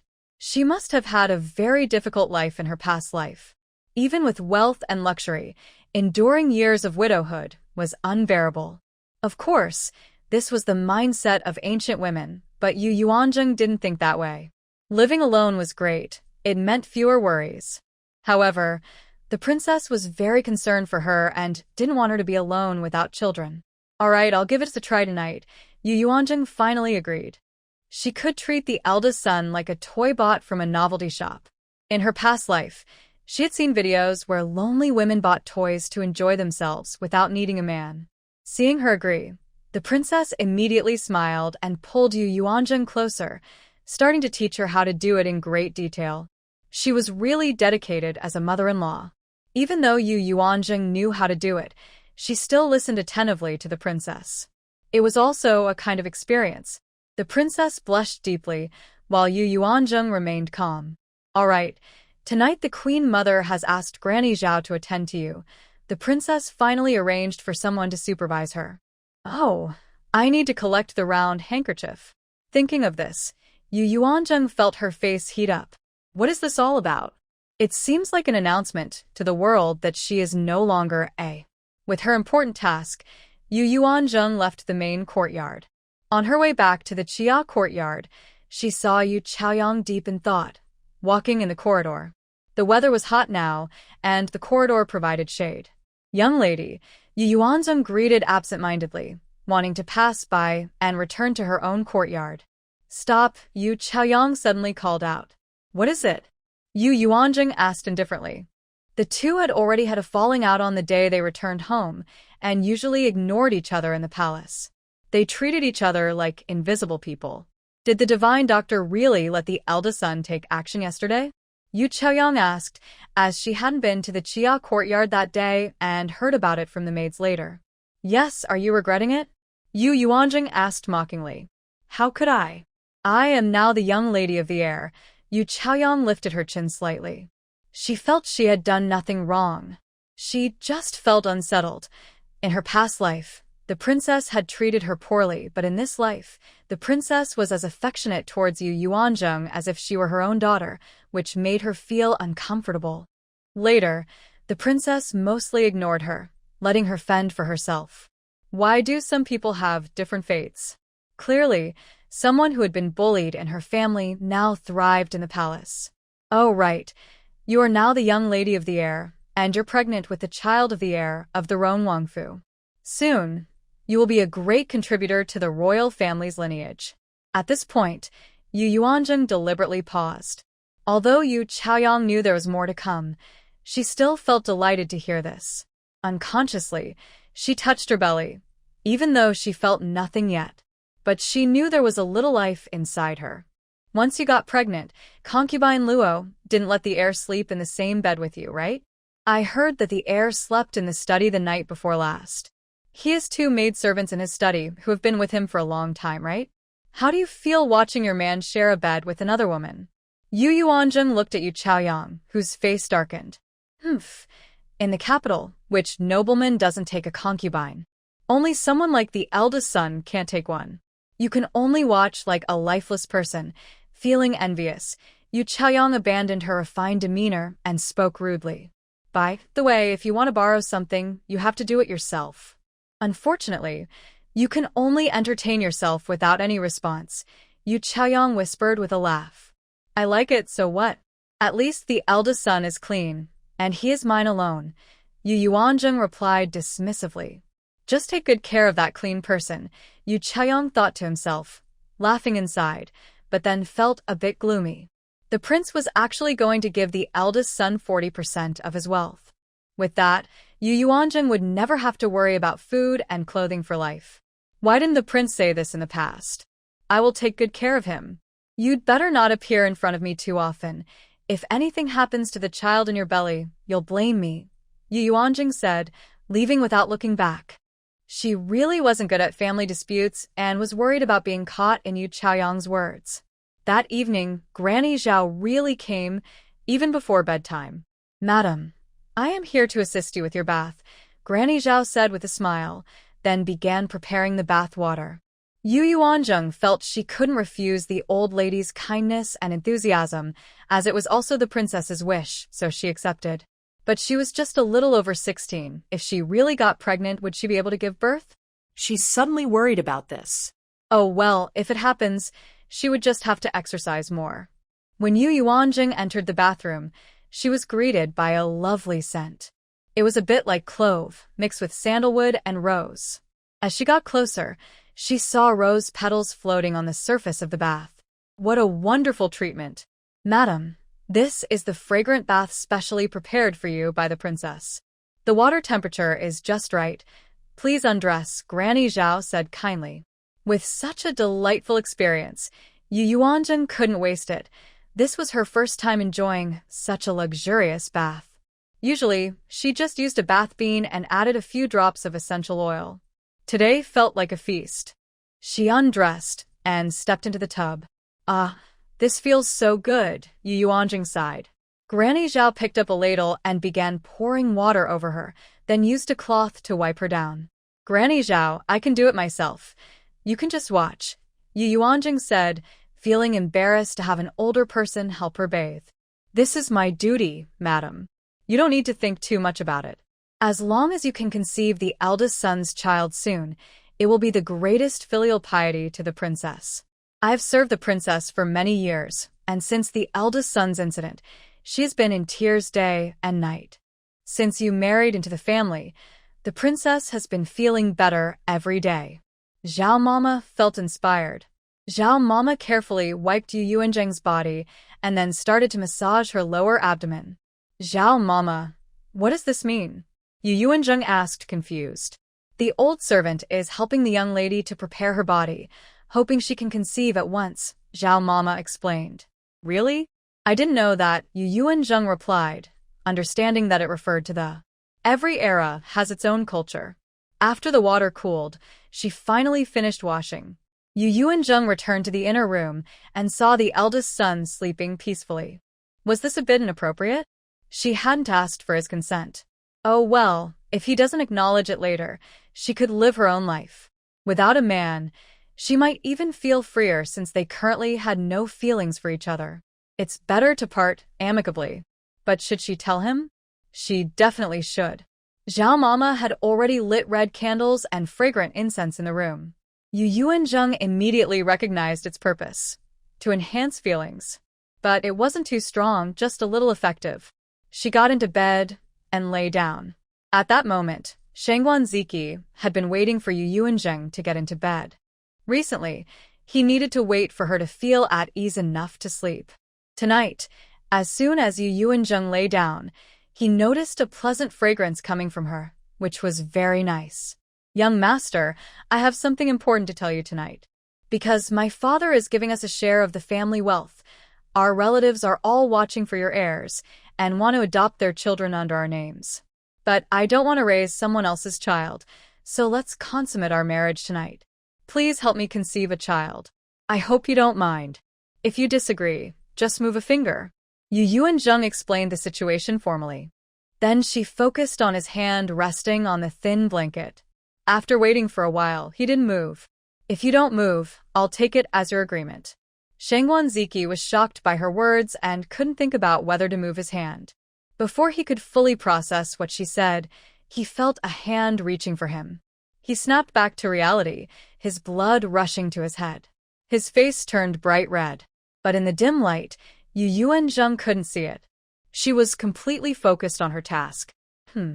Why did he react so quickly? She looked up at Shangguan Ziki's face, which was still as handsome as ever. He was so attractive that she felt like kissing him. But she felt shy about pursuing someone younger. I'm sorry, but I can't assist with that. Yu Yuanzheng's mind went blank and couldn't function. She passively accepted the situation. Not knowing how much time had passed, Yu Yuanzheng suddenly pushed him away, turned over, and lay down properly. Is this a dream? Never mind if it's a dream. She needed to focus on the tasks that Grandma Zhao had assigned. The red cloth was on the pillow. She picked it up and wiped it. Then she held it up to her eyes and saw that it was indeed red. Madam, a deep, hoarse male voice called. Yu Yuanzheng quickly turned her head. Their eyes met again. You woke up? Yu Yuanzheng exclaimed in disbelief, her eyes wide. Madam? Grandma Zhao, who was on night duty outside, heard Yu Yuanzheng's loud voice. Although she didn't catch everything, she thought something had happened and called out. As soon as Yu Yuanzheng heard Grandma Zhao's voice, she wanted to speak, but Shangguan Ziki quickly covered her mouth and gently shook his head. This was their wedding night. How could they let anyone interrupt? Yu Yuanzheng felt very embarrassed. She wanted to out the red candles or find it in the ground to hide in. Madam, Shangguan Ziki called again. I'm sorry for not asking your permission before. Yu Yuanzheng didn't know what to say and could only think of this one sentence, feeling too shy to finish it. Thank you. Shangguan Ziki had so much to be grateful for that he didn't know where to start, so he simply said those 3 words. He reached out an arm and pulled Yu Yuanzheng closer, and they leaned tightly against each other. Yu Yuanzheng wanted to struggle, but she was held down firmly. Madam, you have suffered, Shangguan Ziki said again. How do you know I am your wife? Yu Yuanzheng began to ponder the question. I know everything. As long as I am conscious, I can hear what you all say nearby. But I struggled to control myself and couldn't wake up. Just now, the excitement of our wedding night suddenly gave me the ability to control my body. Shangguan Ziki's voice still sounded a bit off, probably because he hadn't spoken in a long time, but the joy in his tone was clear to Yu Yuanzheng. I am not the bride you truly want to marry, do you mind? Yu Yuanzheng raised an eyebrow and asked. What? Now that I've completely claimed you, you don't recognize me? Shangguan Ziki retorted, looking somewhat wronged. I didn't expect you to wake up at this moment. Wasn't I just borrowing a bit of your essence? Otherwise, I wouldn't be able to stand firm in the Wang residence with everyone concerned about your heirs, Yu Yuanzheng admitted honestly. Thank you. If it weren't for the excitement tonight, I wouldn't know when I would fall asleep. Shangguan Ziki moved his head and rubbed it against Yu Yuanzheng's head. He had already accepted her as his wife. He just worried that he might never wake up, which would delay her life. So every day, he worked hard to control his body. He wanted to wake up. He wanted to be a support for this woman. But after so many days, his efforts seemed wasted, and it was the excitement from their wedding night that finally brought him back to consciousness. Yu Yuanzheng felt even more embarrassed after hearing this. What should she do now? This situation had awakened him. She had always thought of him as her patient, and now that he was awake, he was calling her wife. But she hadn't thought of him as a husband. Just a moment ago, she had treated him like a toy bought from a store. I'll get you a glass of water. You haven't spoken for a long time, and your voice sounds rough. With that, Yu Yuanzheng put on some shorts, which made her feel awkward again. She went downstairs to get him a glass of water. Shangguan Ziki tried to sit up, but after so long without movement, it was a bit difficult. Yu Yuanzheng had to put down the glass and help him sit up. As a result, the the blanket slipped down. They both turned red with embarrassment. Shangguan Ziki quickly pulled the thin blanket up. Yu Yuanzheng grabbed 2 pillows to support him as he leaned back. Then she brought the water over to him. Shangguan Ziki took it and drank. Yu Yuanzheng observed his hand movements. They seemed smooth, so he should be fine. Some people wake up from comas and can't move freely, while others are completely paralyzed. After taking the empty glass, Yu Yuanzheng went to find him a pair of shorts. Shangguan Ziki put them on himself. But while putting on the shorts, he felt something was off. "Wife," Shangguan Ziki called out. At that moment, Yu Yuanzheng had turned her back to him. It felt awkward to look directly at someone without pants. Hearing him call, Yu Yuanzheng quickly turned around. "What's wrong?" "Wife, please help me up. I want to stand on the floor for a moment," Shangguan Ziki said, wanting to test his legs. Yu Yuanzheng found a pair of his shoes. Then she helped him move his legs to the edge of the bed. He put on the shoes. Yu Yuanzheng supported his arm, helping him stand slowly. First, he placed his right leg down, then his left. He tried to stand up, and Yu Yuanzheng almost took on half of his weight. He was standing. But just as he tried to take a step forward, a sharp pain shot through his left leg, causing him to lose his balance, and both of them fell to the ground. Yuanzheng felt a sharp pain that made her teeth chatter. "I'm sorry." Shangguan Ziki was half on top of her, but he wasn't hurt as badly as she was. After the pain subsided, Yuanzheng struggled to get up. "What happened?" "My left leg hurts a lot when I stand," Shangguan Ziki replied honestly. Qingfeng mentioned that you fell off the horse and broke your leg. Did it not heal properly?" Yuanzheng guessed, then moved him to sit on the ground, and began to examine his leg carefully. She had never thought about this before, so she had never checked his leg closely. Upon touching it, she discovered a small bump in the middle of his shin bone, indicating it either grew improperly or didn't heal right. "Looks like you'll have to endure some more pain. Let me help you lie down on the bed, and we can talk after you feel a bit better." "Thank you, madam," Shangguan Ziki said gently and politely. "There's no need to be so formal. We will be seeing each other every day from now on." "Yes, madam." He kept adding madam to his words. "Are you awake? Should we inform the king and queen now?" Yuanzheng thought of his 2 loved ones, who would surely be happy to hear the news. Honestly, he could have woken up earlier or later, but just when she had taken care of everything, he woke up. "Let's wait until tomorrow morning. Tonight is our wedding night." Shangguan Ziki emphasized the words wedding night seriously. Yuanzheng's face turned red with embarrassment. How embarrassing! Not only was it a young man with an older woman, but it was also while he was unconscious. Yuanzheng struggled to help him back to bed. I never mind. It's already like this." She wanted to say they had no emotional foundation and should keep a respectful distance. "Madam, we are already husband and wife." Shangguan Ziki slowly moved his right hand to hold hers. But his grip was weak, and Yuanzheng easily pulled her hand away. He continued to reach for her until he held her hand again. "Madam, let me practice my hand strength." Yuanzheng was taken aback. Of course, he had been asleep for so long and might feel weak now. So she decided to let him practice. Shangguan Ziki successfully held his wife's hand and gently squeezed it. What soft hands she had! They were delicate and smooth. After a few squeezes, Yuanzheng could feel his strength gradually increasing. "Do you feel any discomfort now?" Yuanzheng tried to make conversation. "I'm not." Shangguan Ziki turned slightly, his bright eyes gazing at the lovely face so close to him. The small face was smooth and glowing, showing a rosy hue in the candlelight, likely from recent activity. Her round eyes, framed by delicate brows, sparkled playfully with each blink. He never expected his wife to be this beautiful. Yu Yuanzheng felt shy under his gaze and turned her head to look at the tent above. It was mainly because his gaze was too intense. It's too late tonight.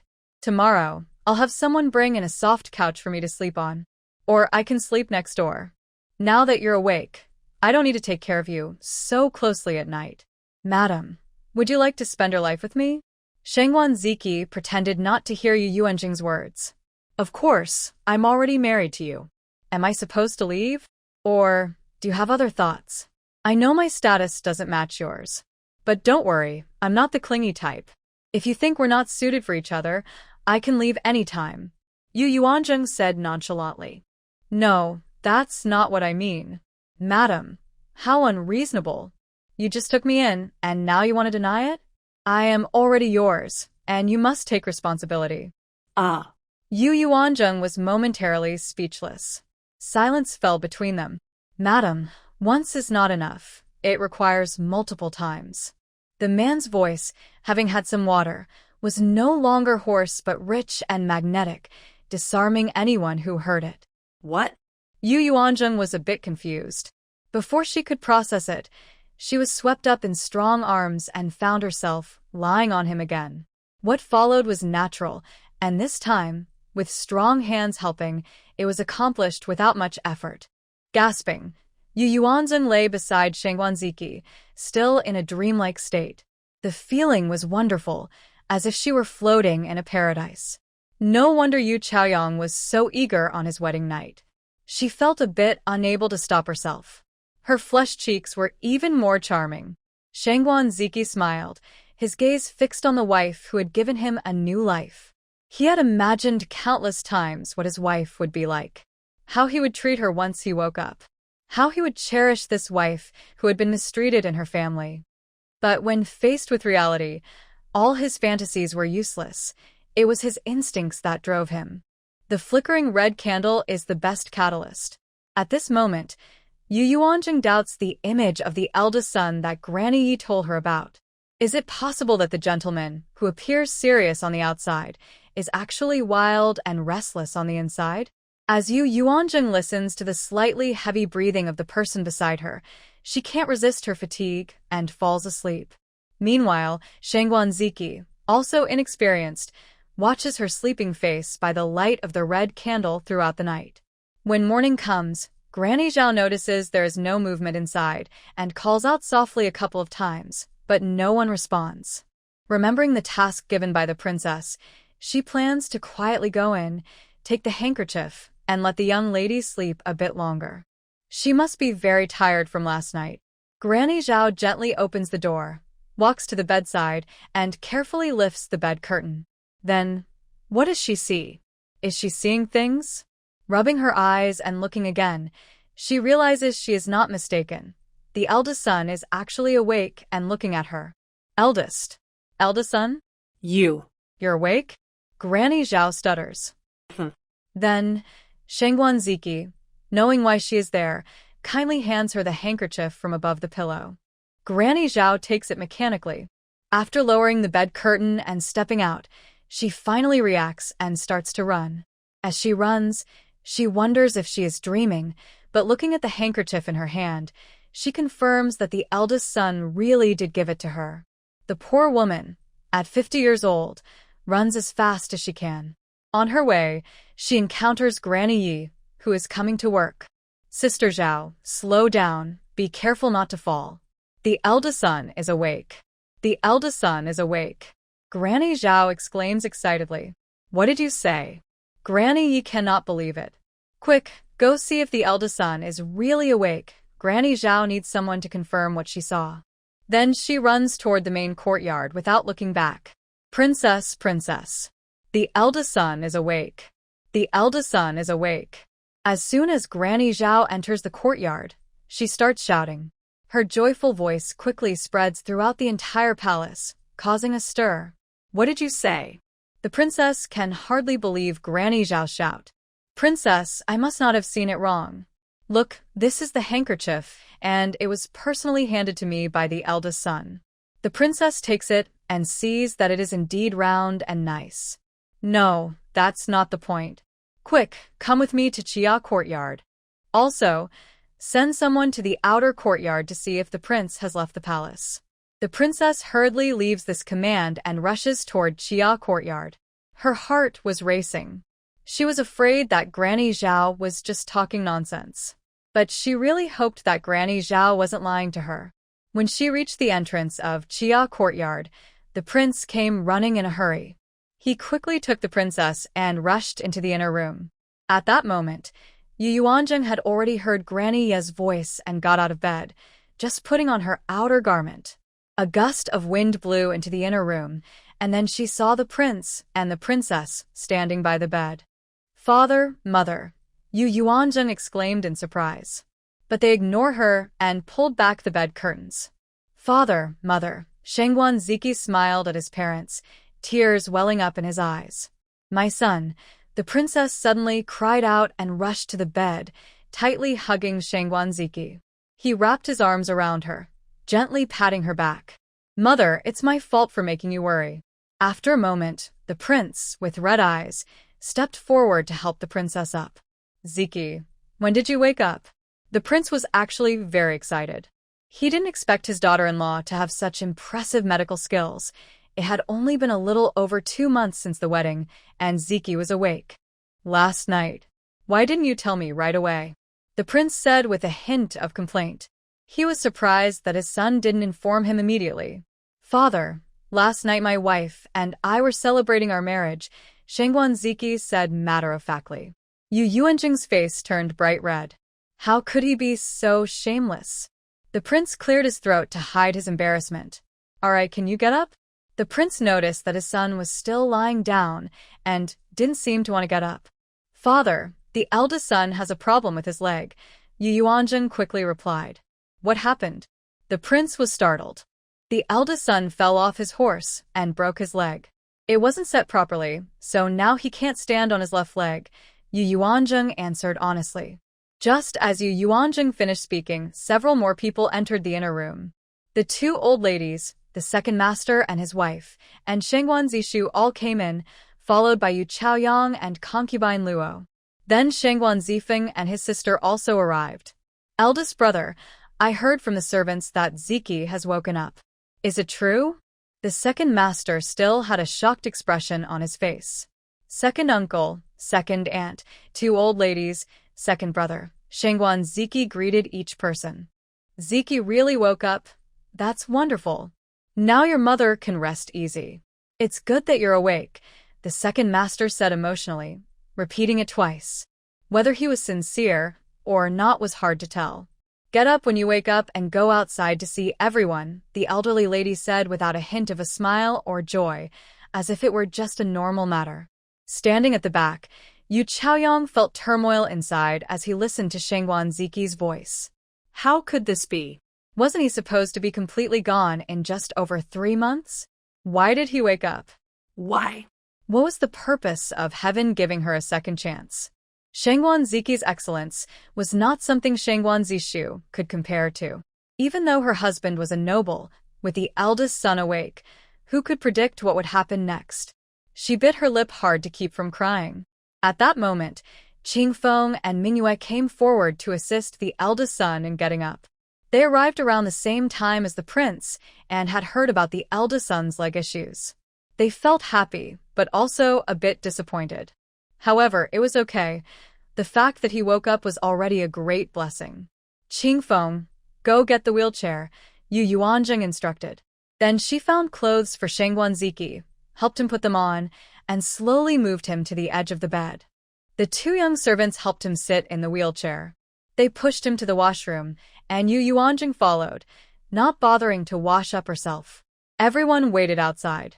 When he was brought out again, everyone looked at Shengguan Ziki with various expressions. The princess had a loving look. The prince appeared deep in thought. The elderly lady looked sorrowful. The elderly man didn't seem genuinely happy either. The second lady smiled with a hint of sincerity. As for Yu Chaoyang, he looked like he was about to cry, standing in the corner as if he could disappear. Shengguan Zishu forced a smile and stepped forward. "Big brother, we've been so worried about you these past few months. Especially mother, who has been crying and has lost weight." Shengguan Ziki replied softly as he was pushed by Qingfeng to the princess's side. "Mother," he reached out to hold her hand. She was the one who truly cared for him. "Ziki, what about your leg?" the elderly man asked curiously, looking at his leg. "Uncle, my leg is probably useless now," Shengguan Ziki said quietly. "What?" the elderly man exclaimed. "My brother's leg was injured during the hunt, treated by Dr. Liu, but I heard he is retired. He passed away on the way home because he was nearly 70 and couldn't endure the journey. At this point, Shangguan Zifeng chimed in, sharing what had happened since he was present at the scene. So, Ziki is awake, but he is still disabled. The unpleasant words of the old lady reached everyone's ears, but why did they sound so harsh? There was a moment of silence. In this era, healing broken bones relied heavily on the doctor's skill and experience. Many reattached bones would still leave some disabilities, especially leg bones that bear weight, which are difficult to restore to their original state. Shangguan Ziki raised an eyebrow and glanced at the old lady. This step-grandmother didn't used to speak so harshly. Why has she changed so much? However, he didn't care about her attitude. It's good that he can wake up. My son, Shangguan Hongyi, will have a worry-free life even if he is disabled, the prince declared. He needed to investigate further to find out if it was the physician's lack of skill or something intentional. Ziki's wife, take good care of him. Everyone else can leave now. The prince dismissed the others. When the prince spoke, no one dared to disobey. Shangguan Zishu gently pulled on Yu Chaoyang, who then came back to her senses and followed along.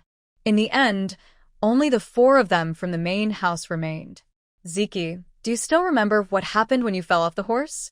The prince asked after sending everyone else away. Yes, I remember. I suddenly felt weak, and then the horse went wild. I tried to steady myself, but there was a head, and the horse stumbled, causing me to roll down. After that, I don't remember anything until I woke up last night. Shangguan Ziki recalled the events leading up to the accident very clearly. So, you were under someone's influence? The prince asked confidently. Seems like it.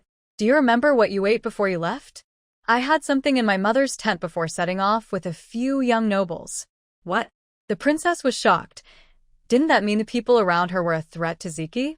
Mother, there's something I haven't mentioned, but now I think it might really be a problem, Yu Yuanjing spoke up. After so long without understanding, she felt she had found a clue.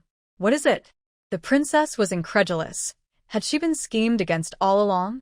Since the first time I had breakfast with you in your courtyard, I noticed the porridge had a saffron taste, but it was only a little, so it wouldn't harm my health much. And it wasn't every time. Sometimes it was there, sometimes it wasn't. I didn't know what was going on, so I thought you might need such medicinal food. Additionally, I didn't dare to reveal that I could heal because I was worried someone in the prince's residence wanted to harm the eldest son. The day before yesterday, the divine doctor was attacked while treating the eldest son, which confirms my daughter-in-law's suspicions were likely correct. Yu Yuanjing finally expressed the concerns she had been holding in for days. What? I never arranged anything like that. The princess felt foolish after all these years. She had no idea so many dirty secrets were hidden around her. What happens if someone eats saffron regularly? The prince asked calmly. Eating a small amount is not a big problem. It can promote blood circulation, cool the blood, detoxify, and calm the mind. But if consumed over a long time, it may make it difficult for women to conceive. Yu Yuanjing explained the consequences. Upon hearing this, the prince slammed his fist on the nearby table. How could he not understand? No wonder the princess only bore him one child and had not given birth again. It turned out his household had been controlled for years. Who could it be? I'll go back and deal with the kitchen staff immediately, the princess said, preparing to return to Honghao courtyard. Mother, we cannot act recklessly. We must investigate quietly. If we make too much noise, that person might take drastic measures. Anyone who is hidden for so long must be very cunning, Yu Yuanjing analyzed. Your Highness, I feel so useless, the princess said with tears in her eyes. The Wei family only had one daughter, born to the late first wife. However, her stepmother had treated her well, and she spent most of her time with the old Duke Wei's wife. The two sons born to her stepmother meant she had not suffered much or faced many schemes. The prince patted the princess's hand. It is my fault for not managing the household properly. He knew these issues were caused by someone in the residence, but he couldn't be sure who it was. It could only be from the second or third branch, plus a concubine. The third branch was currently away, and he was unsure of their situation. The second branch had always been under his watch, but the second son seemed incapable of such schemes. Could it be the concubine? But that seemed unlikely. A concubine wouldn't have the ability to hire assassins. The day before yesterday, the Divine Doctor was attacked, and among the assassins were people from Kanglan Kingdom. Could there be spies from Kanglan Kingdom in the residence? Thinking about this possibility made the prince feel even more frustrated. Ziki's wife. Is there still hope for Ziki's leg? The prince finally asked the main question. There is hope, but father, I suggest we hold off for now, Yu Yuanjing replied. The prince understood her meaning immediately. They needed to find out who the culprit was before taking further action. Otherwise, they might fall into a trap again. This was clearly aimed at the royal family's heirs, preventing the princess from having children and harming his legitimate son. But the problem was, Zishu was also his child. After thinking it over, he still suspected the concubine. The prince stood up. Ziki, take good care of your health. Don't worry about anything else, just give me a grandson. With that, he left in large strides. The princess stayed behind to bond with her son. Nurse Yi brought breakfast from the main courtyard for the three of them to enjoy together. However, today's breakfast did not include saffron. The three of them ate happily. The princess kept serving her son small dishes. He, in turn, passed some to his wife. Seeing this, the princess also served Yu Yuanjing. Mother, I can serve myself, the daughter-in-law said. The warm dining table scene was very touching. Nurse Zhao and Nurse Yi watched with tears in their eyes. Yu Yuanjing's maids were all smiling widely. Now that the eldest son was awake, the eldest daughter-in-law would no longer be a widow. They, as maids, also needed a male master for support. After the meal, the princess reluctantly left. Meanwhile, Shengwan Zishu pulled Yu Chaoyang back to his courtyard. Once inside the inner room, he sent the serving maids away. Turning around, he looked at Yu Chaoyang with a dark expression. Young master, Yu Chaoyang called cautiously. But Shengwan Zishu slapped her across the face. You. Yu Chaoyang covered her face in disbelief. Weren't you the one who said my brother would die in 6 months? Why is he awake after just over 2 months? If his leg gets better, do you think I can keep my position as heir? Shengwan Zishu felt very conflicted, with a surge of anger building inside him. He believed Yu Chaoyang's words because she had previously predicted he would inherit the title in 10 days, which turned out to be true. He trusted her completely. Later, she also mentioned that the third prince would be named Crown Prince, leading him to find ways to get close to the third prince. But now, this second prediction was wrong. Young master, Yu Chaoyang had no words. What went wrong? Could it be that her marriage change disrupted everything? This was something the young master must never know. Young master, your brother's leg is misaligned. It's unlikely he will recover, so your position as heir is not in danger. Yu Chaoyang had to comfort him, while also reassuring herself. Don't forget, the Divine Doctor is still in the capital. He came once, and my brother woke up. If he comes again and says he can treat my brother's leg, what will you say then? Yu Chaoyang was left speechless. Young master, we need to find a way to get the Divine Doctor out of the capital, Yu Chaoyang suggested. Then let's do it. Many people in the capital want to see him for treatment but can't, not just because his fees are too high. If it weren't for that, he could have patients all day long. With just one influential elder supporting him, now that he has revived his older brother, even the king will back him up. What should we do? Let's discuss it with the 2 elder ladies and the secondary consort. My lord, I am still carrying your child, so you cannot act against me. If something happens to the baby, how will you explain it to the secondary consort? Yu Chaoyang said, feeling very wronged. She couldn't think of a better solution. Shengwan Zishu had also lost his temper earlier and now regretted hitting her. He hadn't used much force, and they had been getting along well lately. The couple went directly to the 2 elder ladies, and as they expected, the secondary consort was there too. The 2 elder ladies had serious expressions. Only the 2 elder ladies and the elder gentleman were in the hall. The serving maids had been sent outside to wait. As soon as they entered, the secondary consort noticed the red mark on her daughter-in-law's face. Chaoyang, what happened? The secondary consort asked with concern. Nothing, I just washed my face and the water was a bit too hot. Yu Chaoyang found an excuse. She couldn't tell the truth. It wasn't the right time to complain in front of the secondary consort. Be more careful in the future. The couple bowed to the two elder ladies before taking their seats. Two elder ladies, now that Ziki has awakened, what should we do? The secondary consort continued their earlier conversation. Why are you in such a hurry? Isn't he still disabled? If the divine doctor can't stay in the capital, who'll treat him? And whether the divine doctor can actually heal him is still uncertain. Let's wait until he comes back to hear his opinion. If he can heal him, we will find a way. If not, then we will focus on Ziki's wife. But the eldest son can't have just one wife. If he has other women, how many can we stop? The elder gentleman, being a man, understood men's thoughts well. You useless man, all you think about is women. I see you will eventually be ruined by them. The elder lady was very angry with her son but felt powerless to control him. Years ago, when she was newly pregnant, the old prince went off to war and returned after a year and a half, bringing back a pregnant woman and making her a concubine. Although her status was lower, the woman was more beautiful than her. She tried every means to suppress her, but the woman always managed to evade her attempts. She spent her days consumed with jealousy, which led to less discipline for her son.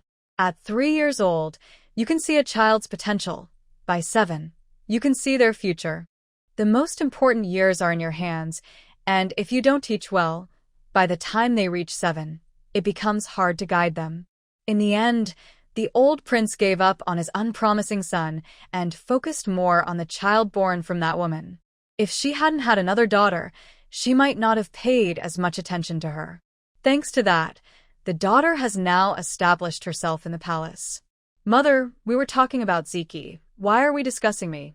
The second young master was unhappy. He didn't need to inherit the royal residence. He just wanted to enjoy life. Young master, how is your training with your father going? Asked the second lady.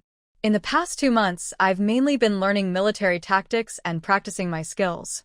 I'm still far from my father, but I can now handle 50 moves from him. He says I've made great progress, Shangguan Zishu replied, feeling satisfied with his performance. His father had praised him several times. That's good. You need to learn all your father's skills. Even if Ziki becomes better, if you are excellent enough, the emperor won't agree to change heirs, especially with your aunt still in the palace. She will help you, the second lady reassured him. Mother, do you think Ziki fell from his horse because of someone else's doing? I've thought about it for a long time and can't figure it out. With his skills, he shouldn't have lost control of a wild horse, the second young master wondered. He had privately asked the second lady if she was involved, but she said she wasn't. Who knows? Maybe our residents offended some political enemy at some point. So, Zishu should learn from your brother's lesson and be cautious. Always take enough guards when going out. Has your father mentioned when he will assign you secret guards? The second lady took the opportunity to teach Shangguan Zishu. Yes, I will be careful. I always have 10 guards with me, but I don't have secret guards yet. My father hasn't said when he will provide them. But I always go in and out with my father, so his secret guards are like being with me. Good. Your safety is the most important. And for the future young mistress, take care of yourself and avoid any accidents, the second lady instructed both of them. Yes. And try to open the iron box as much as possible. Yes. But we've tried so many times without any luck, Yu Chaoyang said, frustrated with the iron box, wanting to smash it open with a hammer. The second lady only mentioned it briefly, not holding any hope for the iron box. For generations, no one has opened this thing. We can only leave it to fate. A few people discussed it for a long time and finally agreed to wait for the divine doctor to make a decision before planning further. The two elderly ladies wanted to ask their daughter for help, but now she is confined by the emperor and has no one to assist her. She cannot even visit her daughter, as the palace does not allow anyone to see the confined ladies. In the Chia courtyard, Yu Yuanzheng felt very awkward. To her, Shangguan Ziki was just her patient. But now, because they had shared a moment together, it had unexpectedly brought him back to consciousness. Thinking about that situation made her feel extremely embarrassed. After falling asleep last night, she felt less awkward, and this morning, when everyone came to see him, there was no embarrassment. But now, with the maids busy with their own tasks, it was just the two of them facing each other. It was truly uncomfortable. "I'll push you outside to get some sun," Yu Yuanjing said, trying to make conversation. Shangguan Ziqi's gaze followed her, making her feel uneasy. "Okay," he replied with a gentle smile. Yu Yuanjing pushed the wheelchair into the yard and realized it was a bright, sunny day. Perfect for sunbathing. But it was summer, and that made it too hot. Let's stay in the shade of the tree," she suggested. All right. Yu Yuanjing pushed him to the northeast corner of the yard, under an old tree. With the shade, the sunlight was not as harsh. Listening to the cicadas was also a bit enjoyable. After years of busyness in her past life, she finally began to appreciate the rare peace in this new world. However, the atmosphere between them remained awkward. Yu Yuanzheng didn't know what to say to him. When he was asleep, she felt like she was talking to a wall. But now, he was a living person who could respond, and she didn't know what to say. "I'll get an embroidery frame," she said, thinking of something to pass the time. "Okay," Shangguan Ziqi replied gently. Yu Yuanzheng went inside to bring out a small stool and carried a basket of needles and threads in her right hand. She had done a little embroidery before, a double-sided begonia flower. "Master, shall I bring you a book?"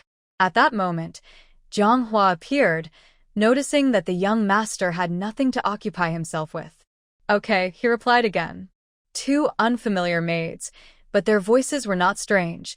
They were companions brought by his wife from her family.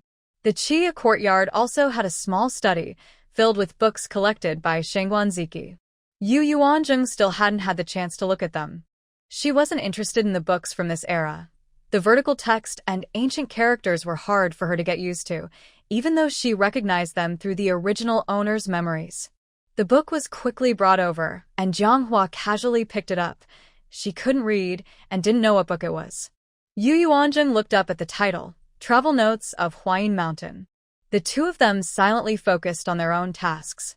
Yu Yuanzheng was stitching, and the experience was unique. It felt rewarding to see a beautiful piece of art come to life from her hands. She was so absorbed in her work that she didn't notice that Shang Guanji was not reading but was watching her instead. He watched her as she stitched, changed threads, and observed her face, his gaze gentle and warm. "Madam, your embroidery skills are impressive," Shang Guanji remarked after a while. "Thank you for the compliment. What would you like?" "I can stitch something for you too," Yu Yuanzheng replied naturally, her hands still moving. "Could you stitch a small pouch for me?" Shang Guanji smiled as he spoke. It was then that Yu Yuanzheng realized she had put herself in a tricky situation. Was it really that easy to stitch a pouch? Stitching wasn't hard, but giving it to him changed everything. A woman stitching a pouch for a man. She knew what that implied. "What's wrong?" Shang Guanji noticed the change in her expression. Nothing at all. Now that they were married, she couldn't really refuse. "Then thank you, madam," he said, his voice always so gentle that it was hard to decline. But she hadn't agreed yet. Why was he thanking her?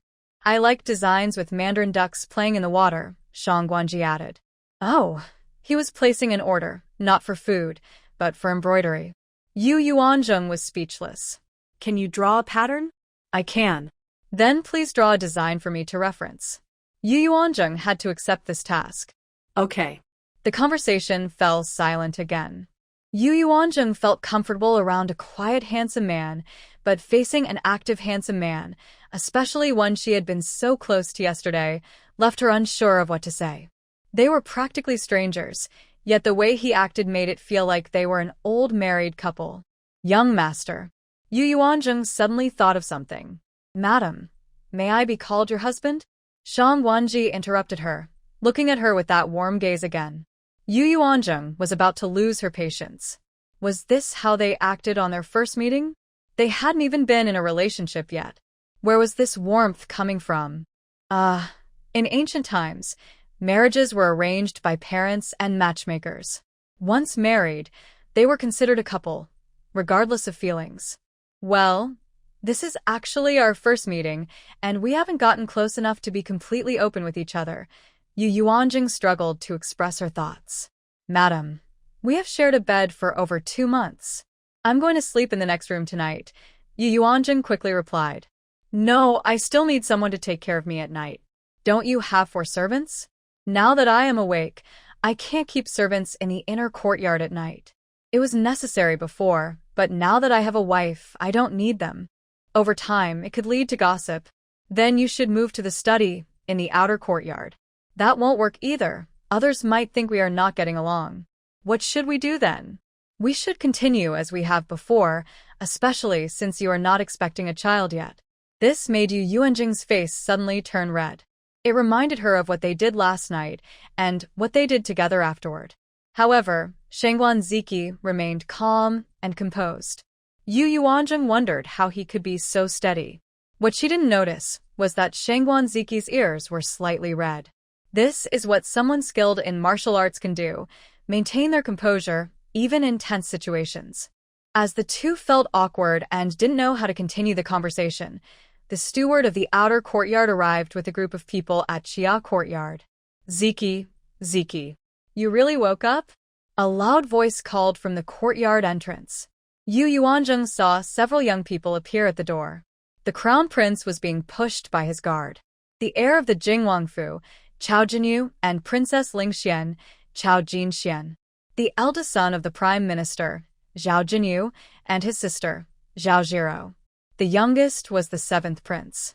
As they entered, they spotted the couple in the shade of a tree.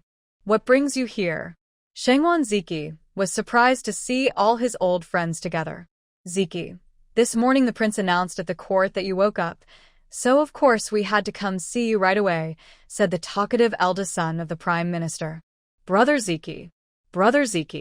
The younger ones all stepped forward to greet him. Seeing so many guests, Yu Yuanjing quickly instructed the 4 maidservants to move the tables and chairs from the hall to the tree, so everyone could enjoy tea and chat. The 4 maidservants were very eager. It had been a long time since Chia Courtyard had been this lively. The 2 in wheelchairs sat together, sharing a sense of camaraderie. Ziki, do you have any other problems with your health? The crown prince asked first. Shangguan Ziki had been his companion for many years. I never expected that both of them would face such a big setback in life. My left leg was broken at that time, and it wasn't set properly. I couldn't put any weight on it. If I did, the pain was unbearable, Shangguan Ziki said honestly. Is it true that the famous healer from the capital helped you? The crown prince asked curiously. Yes, she is my great benefactor, he said, glancing at Yu Yuanjing. She truly deserves the title of healer. She's much better than those old doctors in the palace, the 7th prince said proudly. His sister had her rib broken by the eldest young lady and was in pain for 3 days before feeling better. Even now, she still doesn't dare to move too much. This shows how incompetent the palace doctors are. The empress even considered inviting the healer to the palace, but when she thought about the cost of 10,000 taels of silver, she felt it was too much and decided against it.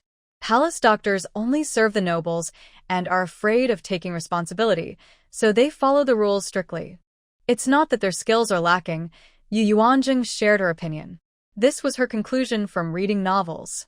Thank you, eldest young lady, for your help on the Dragon Boat Festival, the crown prince said, pulling the 7th prince in front of Yu Yuanjing.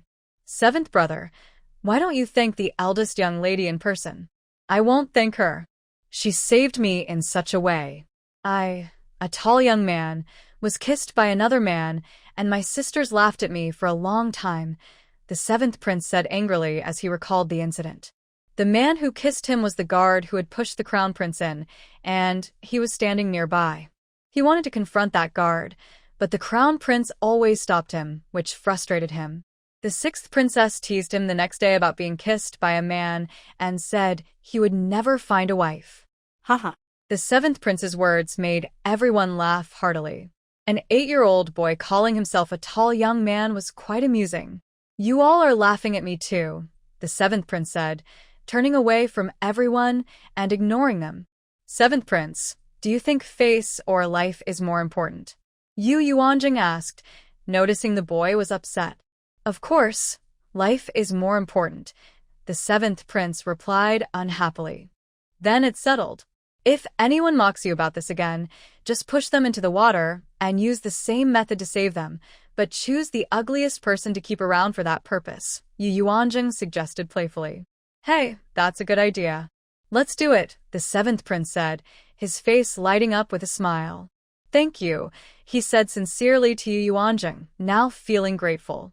Yu Yuanjing noticed his small temper and reached out to pat his head. This action caught everyone's attention, and surprisingly, the seventh prince did not resist and accepted it naturally. In the past, anyone who dared to touch his head would surely face his anger. Children are very sensitive. They can tell who is kind to them. Earlier, he had shown a cold attitude towards Yu Yuanjing, but it was just a little childish temper. The feeling of nearly drowning was unforgettable. Only those who have been on the edge of death can truly understand it. He had wanted to visit the royal mansion to play with Yu Yuanjing for a long time, but being a boy, he felt embarrassed. When he heard that the crown prince was coming today, he immediately followed along, thinking he would have to wait until the princess could leave the palace to join her. Ziki, did the doctor say your leg can be treated? Zhao Jinyu asked about serious matters. The doctor has only visited the royal mansion once and doesn't know about my leg issue, he replied. If he can treat your leg, then maybe the crown prince can also ask him for help. The heir of the Jing Wang glanced at the crown prince's leg, considering the possibility.